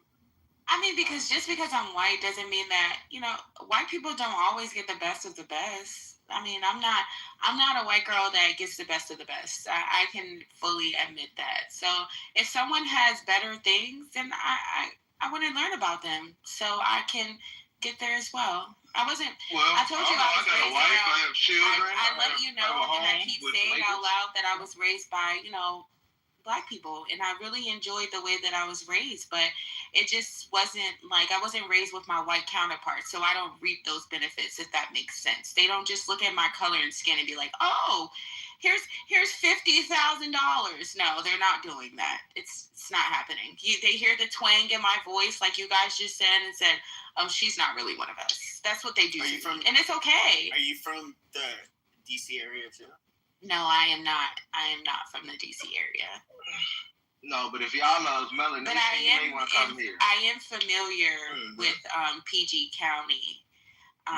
Yeah, but I'm not. We're one of the few areas where people of melanation can make over six figures, have homes, $500,000. But I visited out there and I saw so many melanated people bummed out, dude. No, to be fair, there are a lot of successful Black people in PG County. There are plenty. Most of the successful people in PG County are Black. To be fair, I'm very familiar with PG County. But what I'm trying to figure out is, did you become wealthy because you chose other, or did you work for it? Like that was how you became wealthy because you're. I became wealthy because I had parents that raised me right now. They didn't raise me to be struck. They didn't raise me to be a prejudiced piece of shit. They didn't raise me to be engulfed in the mentalities of. Oh, they raised you up there with all the white people, right? Okay, good. No, Your actuality, parents were sucking white people's assholes way back. She's a little heightened right now. I think she's a little drunk. I'm not drunk at all, motherfucker. I'm not drunk at all. I think she's a little inebriated. I don't drink or smoke. You damn right I'm old. I'm old enough to beat your motherfucking ass. I do think as an elder, that was kind of insane. I do think as an elder, you need to chill out. Like, you telling that little boy you're gonna whip his ass. What are we talking about here? That is a man. That is a man. He'll whoop your ass. All my No, I wouldn't, sister. No, I wouldn't do that. I was raised with that. Okay, I don't think you would, but I'm just saying, like, any woman, you raising your hand to a grown ass man is crazy to me. Are you not afraid? Like, you bitches are so Yeah, that's the other thing we gotta do. As people, we gotta. I mean, well, I know y'all said y'all are European, but us black, we get niggas and bitches. Just for the record, that's another thing. It's a bitch. It's okay. Yeah. No, it's not. No, I was raised by a woman. You know. And sometimes your mom can be a bitch. Yeah, and guess what? My mother I and my bet your friends father has called your mother a bitch 1 or 2 times. Guess what? You My just father have has never heard tremendous respect for my mother. And guess what? I'm My dad doesn't go around calling himself a nigger, and neither do I. I can't say that word, so nice try. That's what I said. I'm not talking to the Europeans. I was talking to the melanated people in the room. That's one thing. Well, you guys, you're not melanated. You're other. So I'm confused. Why are you speaking I said I wasn't. To go find the others? I said I wasn't black. You're not melanated. You're other. I'm not black. I'm not African American. Now listen, black. So you should go black find is merely a construct, right? And it isn't used right. Black is worldwide. That's for the worldwide melanated diaspora, and it should be a sword and shield against. Can you do me a favor and spell melanated? To tell you right now that they're not black. Okay. Them motherfuckers right there, not black. Well, instead of saying it's not a hard way to spell, you would have just spelt it, huh? Did somebody say carbon? Melanated, really? Come on, man. Meanwhile, now you're Googling it. You're literally saying it so you first and foremost, man. No. I think a lot of the times you guys learn. No, I'm not here to put on a dispute. Okay. Melanated is a new word someone learned. No, it's not new, right? Because even construct and all these things that you're saying, I think that these are new words, new terms that you may have just learned. Because I think at the end of the day, you were raised as a black boy. You were not raised as an other boy. So I think at some point, like, you are delusional. Like, this is delusion at its fine. I'm just curious. She mad because I don't call myself black or a nigga or African American. Yeah, what you call Ma'am, I graduated past that shit. That's some shit that you heard I graduated past that. He's learned new terms and now he's using them on us. That's all he's just saying. It's okay. It's okay. What? Just say that you're learning and you're using the new terms that you're learning. It's okay, bro. It's fine. First and foremost, I'm not learning anything, and I can teach you, apparently. And plus, it's a total right that the whole I'm sorry, you cannot teach me anything if you call yourself a other and you know that you're a black man. There's no way. I date black men. I don't date other men. I'm an indigenous turtle islander, and fuck these constructs and these terms. Did you just say that you're a digital turtle islander? Come on now, what the fuck are you talking about? Terms and these fucking constructs that these European colonizers have clouded your mind and everybody else. Get money, get women, right? And I said indigenous turtle islander, sister. What'd you say, brother? I said get money, get women, right? That's the motto. No, I'm a married man, brother, and it's about building wealth and sustaining legacy.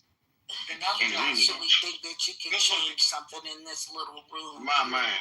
You're crazy. I'm just really trying to change what? What do I need to change? I don't have anything. I'm not trying to change nothing. Indigenous turtle islander doesn't change. I'm not trying to change anything in you narrow-minded people. I'm really just trying to figure out the. No, I don't want you to change, right? I want you to stay the same because there are some people out there in the world that need to be like just like this and appreciate people like you, right? But I'm really trying to figure out the benefit that I'll gain tomorrow. I'm gonna fill out a few job applications. And I'm gonna check other, and hopefully I get the job.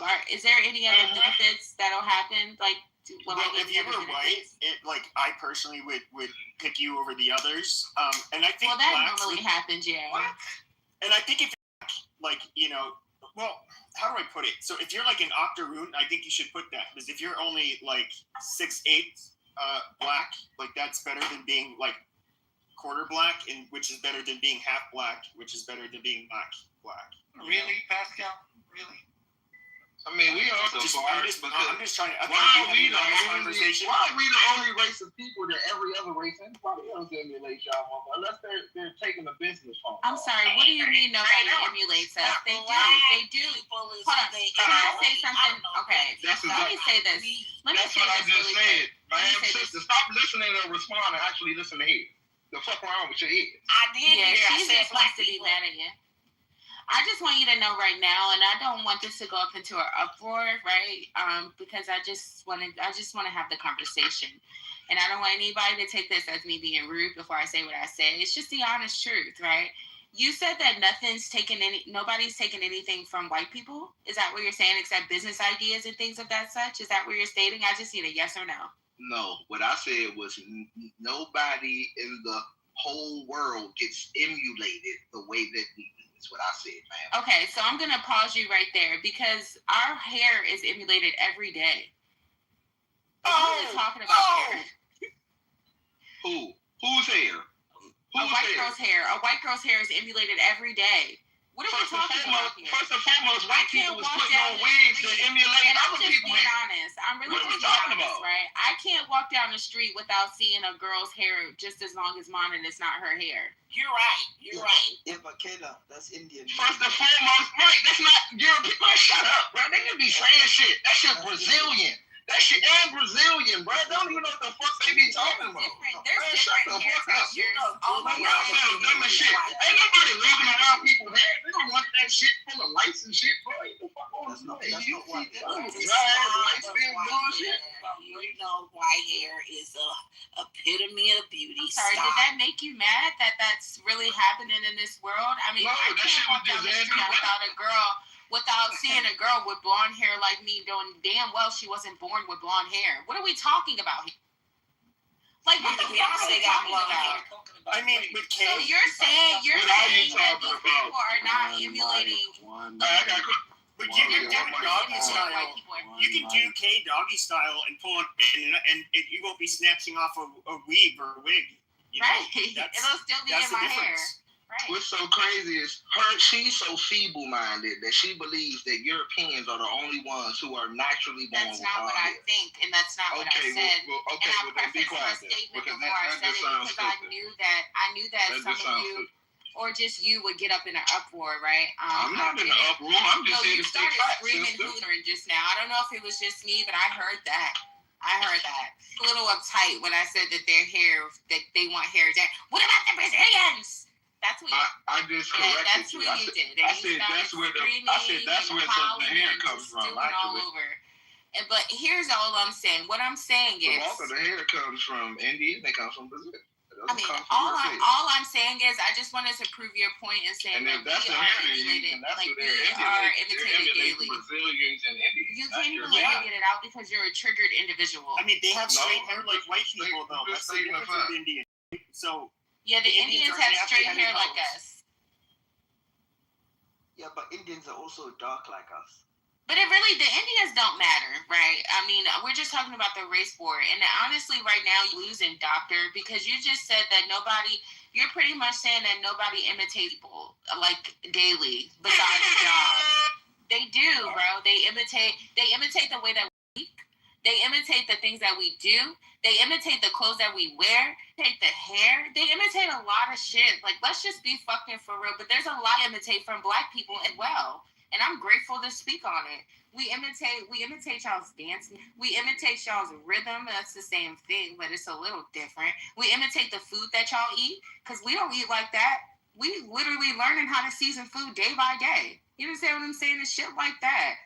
We are literally learning as we go by. And I think it's okay to learn from one another, but I just want you to know, if this was a real race war right now, we would be winning and you would be losing based off of what you just said because it was stupid. No, because in actuality, that was an incorrect statement. Go ahead, brother. Did you know that the Tenny Kayla, who's we? Because you said black people already before. Yo, just give me you guys. What do you mean? Kayla said something that I think we should reinforce. The global self-tanning product sector, including lotions, sprays, and beds, is valued at approximately $1.2 to $1.3 billion in 2005. Now, The skin lightening and bleaching product market is at $9.7 to $21.6 billion, projected to grow to $16 to $44 billion by 2035. Damn. Wow. So they want to be white a whole lot more. What's funny too, though, is that we get white people. If you can tan, some white people are so pale they just get red. But some white people can tan, and they often look a little bit better. But they certainly don't look black. But you do see people look at Beyonce. She will bleach her skin and get a blonde wig, and you get so many of these black women that will get their little button nose surgeries. Wow, who wants to look like who? Is there any surgery where white women are getting a bell pepper shaped nose where they want to make it look like it was smushed in by an airbag? Pascal, there's BBLs, bro. Come on. Yeah, but hold on a second. The beautiful African nose. Is there anybody who? Are there white people that get surgery to make their nose look super wide? Nah, they just put a bunch of fillers in their face to get lips because they got bird lips. Yeah, we don't do the nose thing, but we definitely do. We definitely do. I'm trying to have a real conversation, and this dude is not. I'm sorry. Is this a room where we can have a real conversation? Yeah. What, the bird lips triggered you? I don't know. No, because who was it? Yeah. Yeah, because we don't do the nose thing, but we definitely do lip fillers. That is something major that we do. We definitely, besides lip fillers, we do other things to our face, and it's definitely given the structure of a black woman. You understand what I'm saying? And I think, yeah. Well, interestingly, tanning users, 10.4% of adults, roughly 500 to 600 million people, based on a 5.3 billion adult population engaged in some form of indoor or self-tanning. In the U.S. alone, 7.8 million adults use tanning beds annually. 65% of them are women. At least they tan at least without bleaching. Usage is even higher in regions influenced by colorism, with 77% of Nigerian women, 66% of Togolese women, 52% of Senegalese women, and 39% of Ghanaian women, and 54% of Indian respondents reporting the use of bleaching. Extrapolating across high prevalence areas like Africa, Asia, Middle East, this equates to 200 to 400 regular users worldwide. So there's about a 300 million gap of more people tanning than people bleaching. But more people spend money on bleaching than tanning. So now look up the numbers of sun-related skin diseases, and with that you get that. And so if you look at the highest rate of skin cancer, you'll see that Scandinavians, the lightest people, have the highest rate, despite them living in areas with the least amount of sun. And then you get, I believe Australia is number one. There's a lot of those people that are fair-skinned and they live, close to the equator. All of those people who are where they shouldn't be. They went to somebody else's shore, took the land, and now they're suffering consequences. And guess what? That's the vast majority. Scandinavians live on the equator, and they have the highest rate. Okay, all right. I'm gonna go ahead and finish. That's all you gotta do is look at it right there. She talking about who's winning the race war. The sun shows you who's winning the race war. Right? These motherfuckers can't even stand the sun. Why do we have higher IQs than you people? They can't even stand the sun. Who's winning the race war? To be fair, the sun is going to take you motherfuckers out in a little bit. Do you know what's crazy? That is very true, and I agree with that. But also, black people can't stay out in the sun either. Sometimes they can, but sometimes they can't. A lot of the times they don't get it.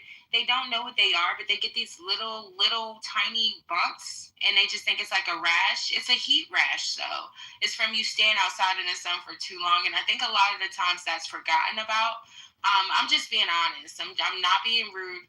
I'm just being blatantly honest. They just look at them like they're just patches on their skin, and it's like, no, babe. Those are heat bumps. Those are heat bumps because you've been standing in the sun for so long. Let's get you a visor, maybe get you an umbrella. Nobody's, but I'm definitely going to burn for sure. For sure. Me, my skin's going to be burning hot. Oh, child, I hate burning in the sun. Well, I mean, that's mostly when your guys are standing outside with your guys. That's what our melanin is for, because it transmutes. Yeah, but when you stand out in the sun, you still have to take medication for your sickle cell anemia and your high blood pressure. Amazing. Well, I'll say this, Pascal. Well, that's just because of the fucked up food and aluminum and all types of chemicals and shit that a lot of these demons in the forefronts of these industries put into the food. Oh, go ahead, brother. According to the American Academy of Dermatology, reports 200,000 new cases in the U.S. annually with tanning beds used before age of 35, increasing in melanoma risk by 75%.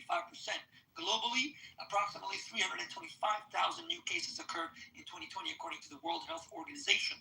Now, in the skin disease department related to bleaching, chemical burns, bleaching agents can cause dermatitis, redness, or burns similar to UV-induced photodermatitis. Studies show 25 to 70% of users in Africa report skin irritation from bleaching creams, and this is also backed by studies in Nigeria.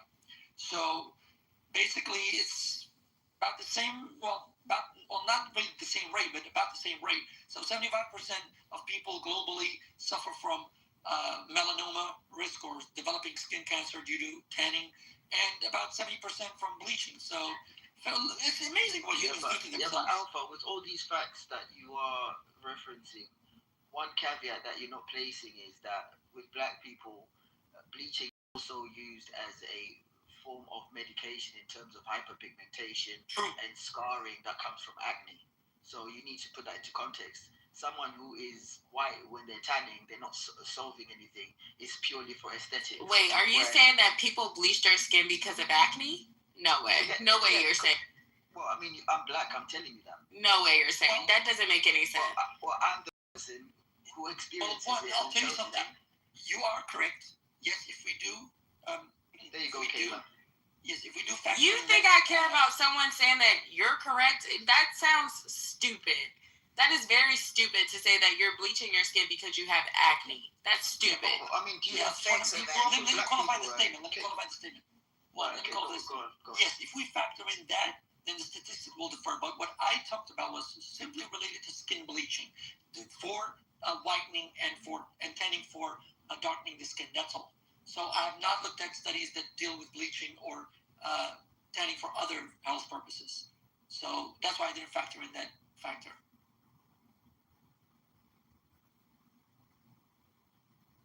Yeah, I mean, Kayla, you said you grew up with black people. You ain't never seen anyone with like. No, they don't do that in America. They don't really bleach their skin like they do in Africa. They don't do that here. The irony is the products come from America, Kayla. Yeah, but that's fine. That's fine that the products come from America. Do you understand that a lot of American products come from China? It doesn't matter where it comes from. They're selling it to people that'll actually buy it. No, do you understand that? There's a lot of bleaching in America. Asians do it. Middle Eastern. But they're not American. To say that Asians do it is crazy. Asian Americans are not. Girl, shut the fuck up. You sound fucking stupid. Go back to Africa, bitch. Why would I go back to Africa? 1 second. I want to answer this question. Hold on, guys. We got the real African man up here. Real booty scratcher. I want to answer the question, man. Just cool. Okay, go ahead. Listen. White people are the walking dead. Nature has rejected them. Floundering birth rates. The sun, the giver of life, is killing them via skin cancer. Can't you see the war is won? White people are the walking dead. You've lost already. You took a fight against nature, and now you will pay the price. Well done, black people. One love. We was here at the beginning, and we will be here at the end. White people, you just here for a period of time. We will write books about when you used to walk the earth. Well, more like history classes. Yeah, there'll be a time you'll be like the Neanderthal. Goodbye, white people. Goodbye. I'll say this for all the males in the room. The truth hurts, man. The truth hurts. Males will not be around in the next 1.5 million, and the females will evolve to something greater. So you know what, more life? I don't know what you're celebrating, bro. You're a male. I'm a male. In 1.5 million years, we're done. Well, I'm just curious, More Life. So, like, you'll write about us when we disappear, and are you gonna? And what will it say? Like, white people were able to be, build everything, be the successful people. Come. You ain't build shit. Hold on. Wow, you people need to be nice. We went into your continent where the big, strong black man was, and we literally hold on, and we subjugate. Wow, hold on.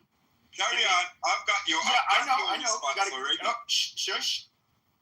Okay, now, and then, so we were able to go into this nice big continent and subjugate all of you guys, strip you of your resources, relegate you to being second-class citizens, and basically dominate you people. And even at one point in time, put your brothers in chains. Now. You see, this is the thing about white people. Look at the things he's bragging about. All the atrocities they've committed on the planet. He wears it as a badge of honor. That is why nature has rejected it. No. Okay, well, yes, let's look at it like this. Yes, when we look at the history, you're gonna see pot-bellied Africans swatting flies off their faces, living in their grass huts. Okay, chucking spears, while you have the white man, they're flying airplanes. They have modern cities and skylines, advanced medicine. Well, you guys have malaria. Amazing. You guys have malaria and starvation. Malaria and shows their dominance. About it. This is how dumb white people are. This shit crazy. They got all their technology planets that brought life to them, and they bragged about it.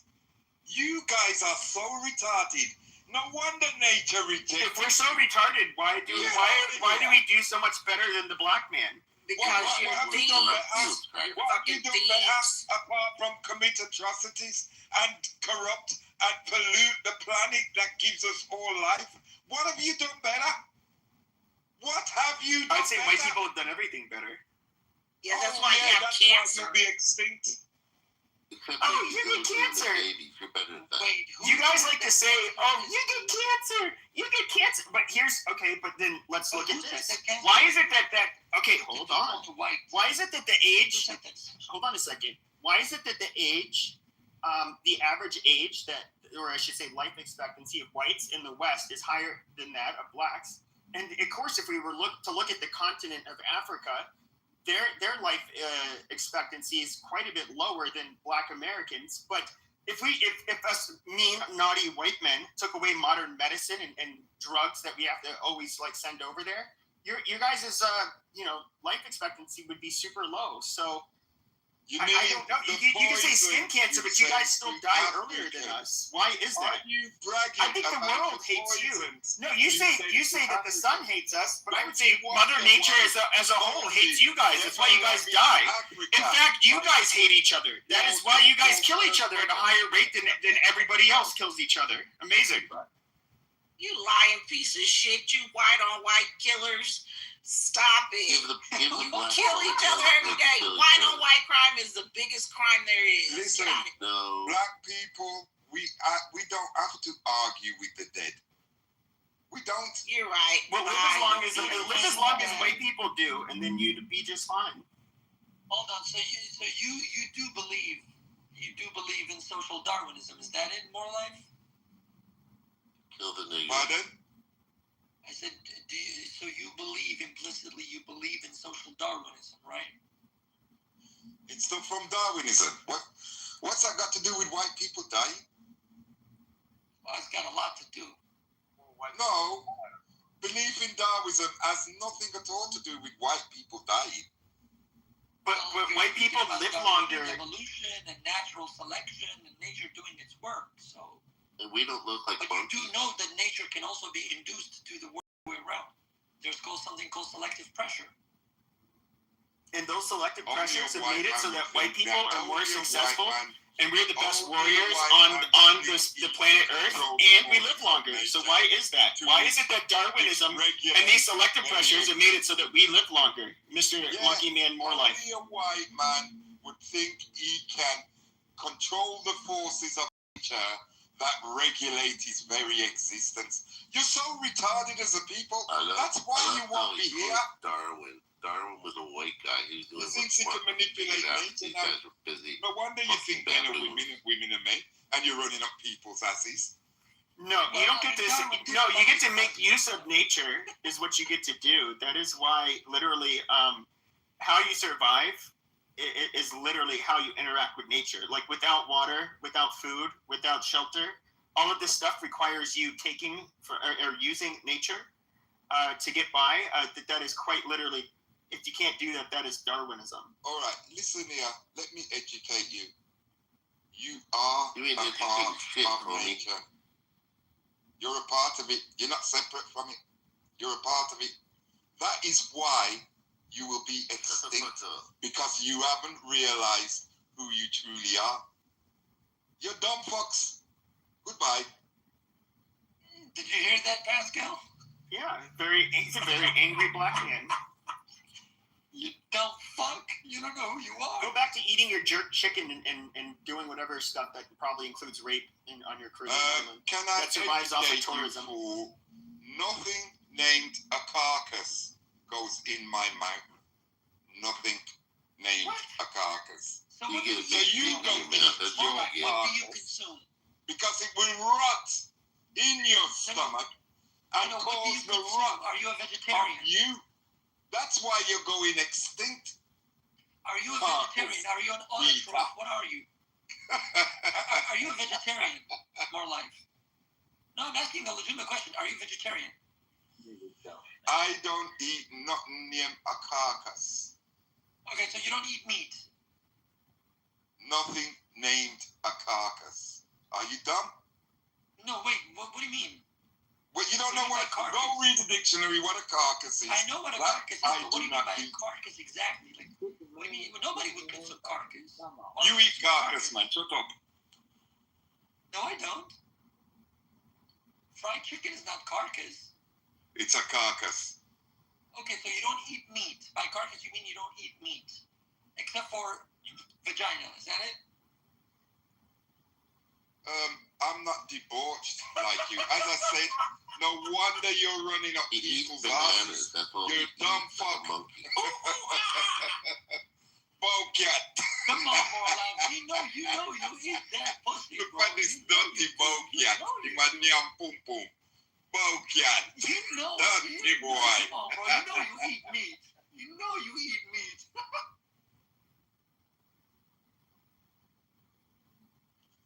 Well, as I've said, I only came to answer the question. Who fuck you? Nature stands on my side, so I know I'm on the winning side. I've won already. You're the walking dead. You just don't realize you're dead yet. Bye. All right, dude, leave for once. Like, Jesus Christ. You keep on announcing you're going to leave, but you won't leave. God damn. You will not leave until you are all carcasses, Pascal. And you're not supposed to be speaking, Pascal, you carcass.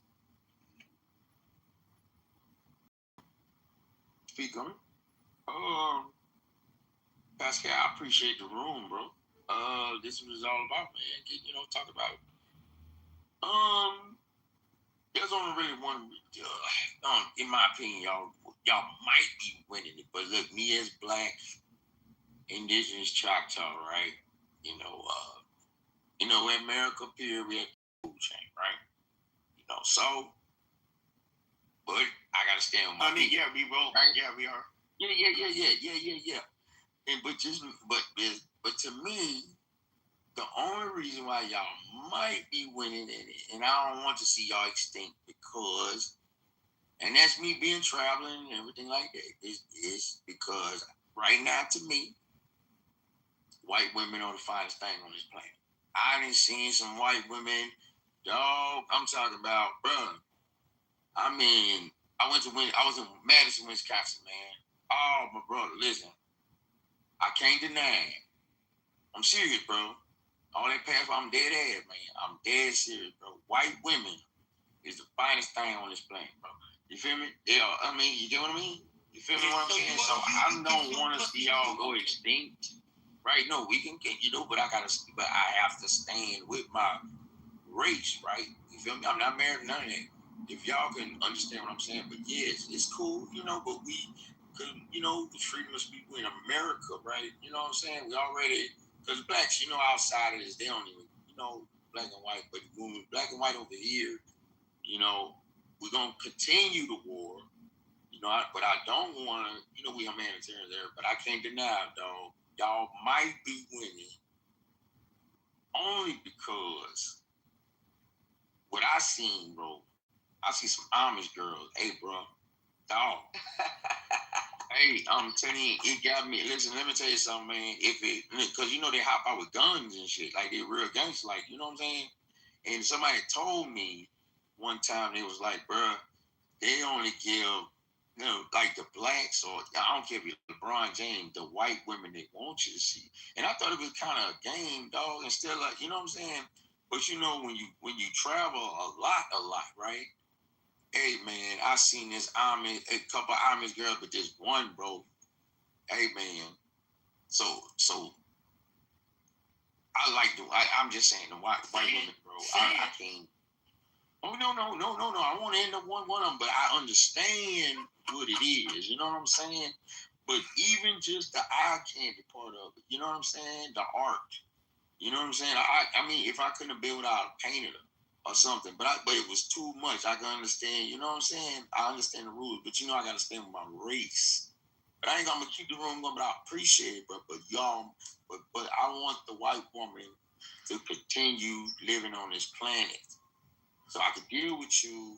You know, all of that jazz. It's not gonna happen. It's not gonna happen, my brother. Mo, shut up. It's not gonna happen. Man, the white woman is not gonna continue living. Listen, what does it mean when the sun? But I'm saying that's what sustains all life on the planet. You know, the sun that's all I got, sustains all life on the planet. Yet it is destroying a certain element. What is the conclusion? It's natural. Man, I'm telling you, bro, listen, we're not. You'll have to say goodbye to that white woman. They were here for a temporary part of time. There you go, man. You don't make. You'll have to say goodbye to her. Seriously. You won't see her no more. Boy, that man. We'll be right in Pizza Man when they used to walk the earth. He's just a nigga. You don't know what the fuck you're talking about, boss. Don't worry about it. You know, we're gonna continue, but I guarantee you white women, oh my God. Man, you don't shut your punk ass up in here shucking and jiving for these motherfucking pale face people.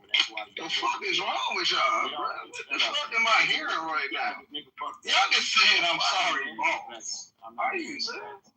But brother, I'm gonna stand with my race. Y'all can boss their ass. He said, I'm sorry, boss. Boss, I'm sorry. I love white women, boss. The fuck? No, hey, because you married to a black woman. That's why you the way you is. That's because you below the Mason-Dixon line and the poverty line. I'm out. That's what the fuck you think like that. You too far below the Mason-Dixon and the poverty line. That's why you're fucked up over there. So does anybody want to speak on the title? Yes. Before I go, I just want to tell everybody, I am a smut for a southern white butt. I don't know.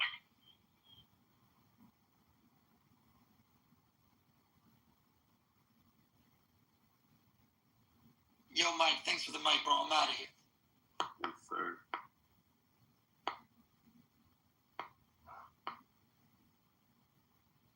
Does anybody else have anything to say?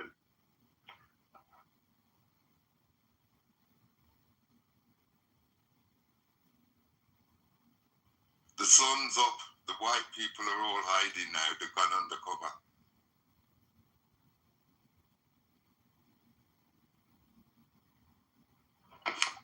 Alright, man. This room been running for hella long. At least 10, damn near 8 hours, 10 hours. So motherfuckers got they shit off, man. It looked like the poll is saying the blacks gonna beat the whites. You feel me? So good for the black folks. You feel me?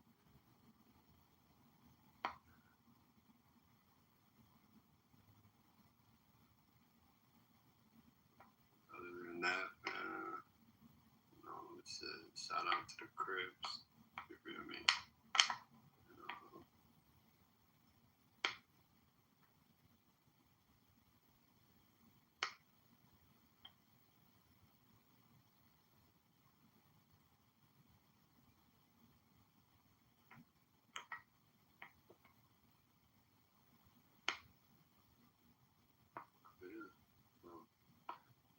Got all through quiet, so I feel like the work has been done. So I'll tap in, check in with y'all later.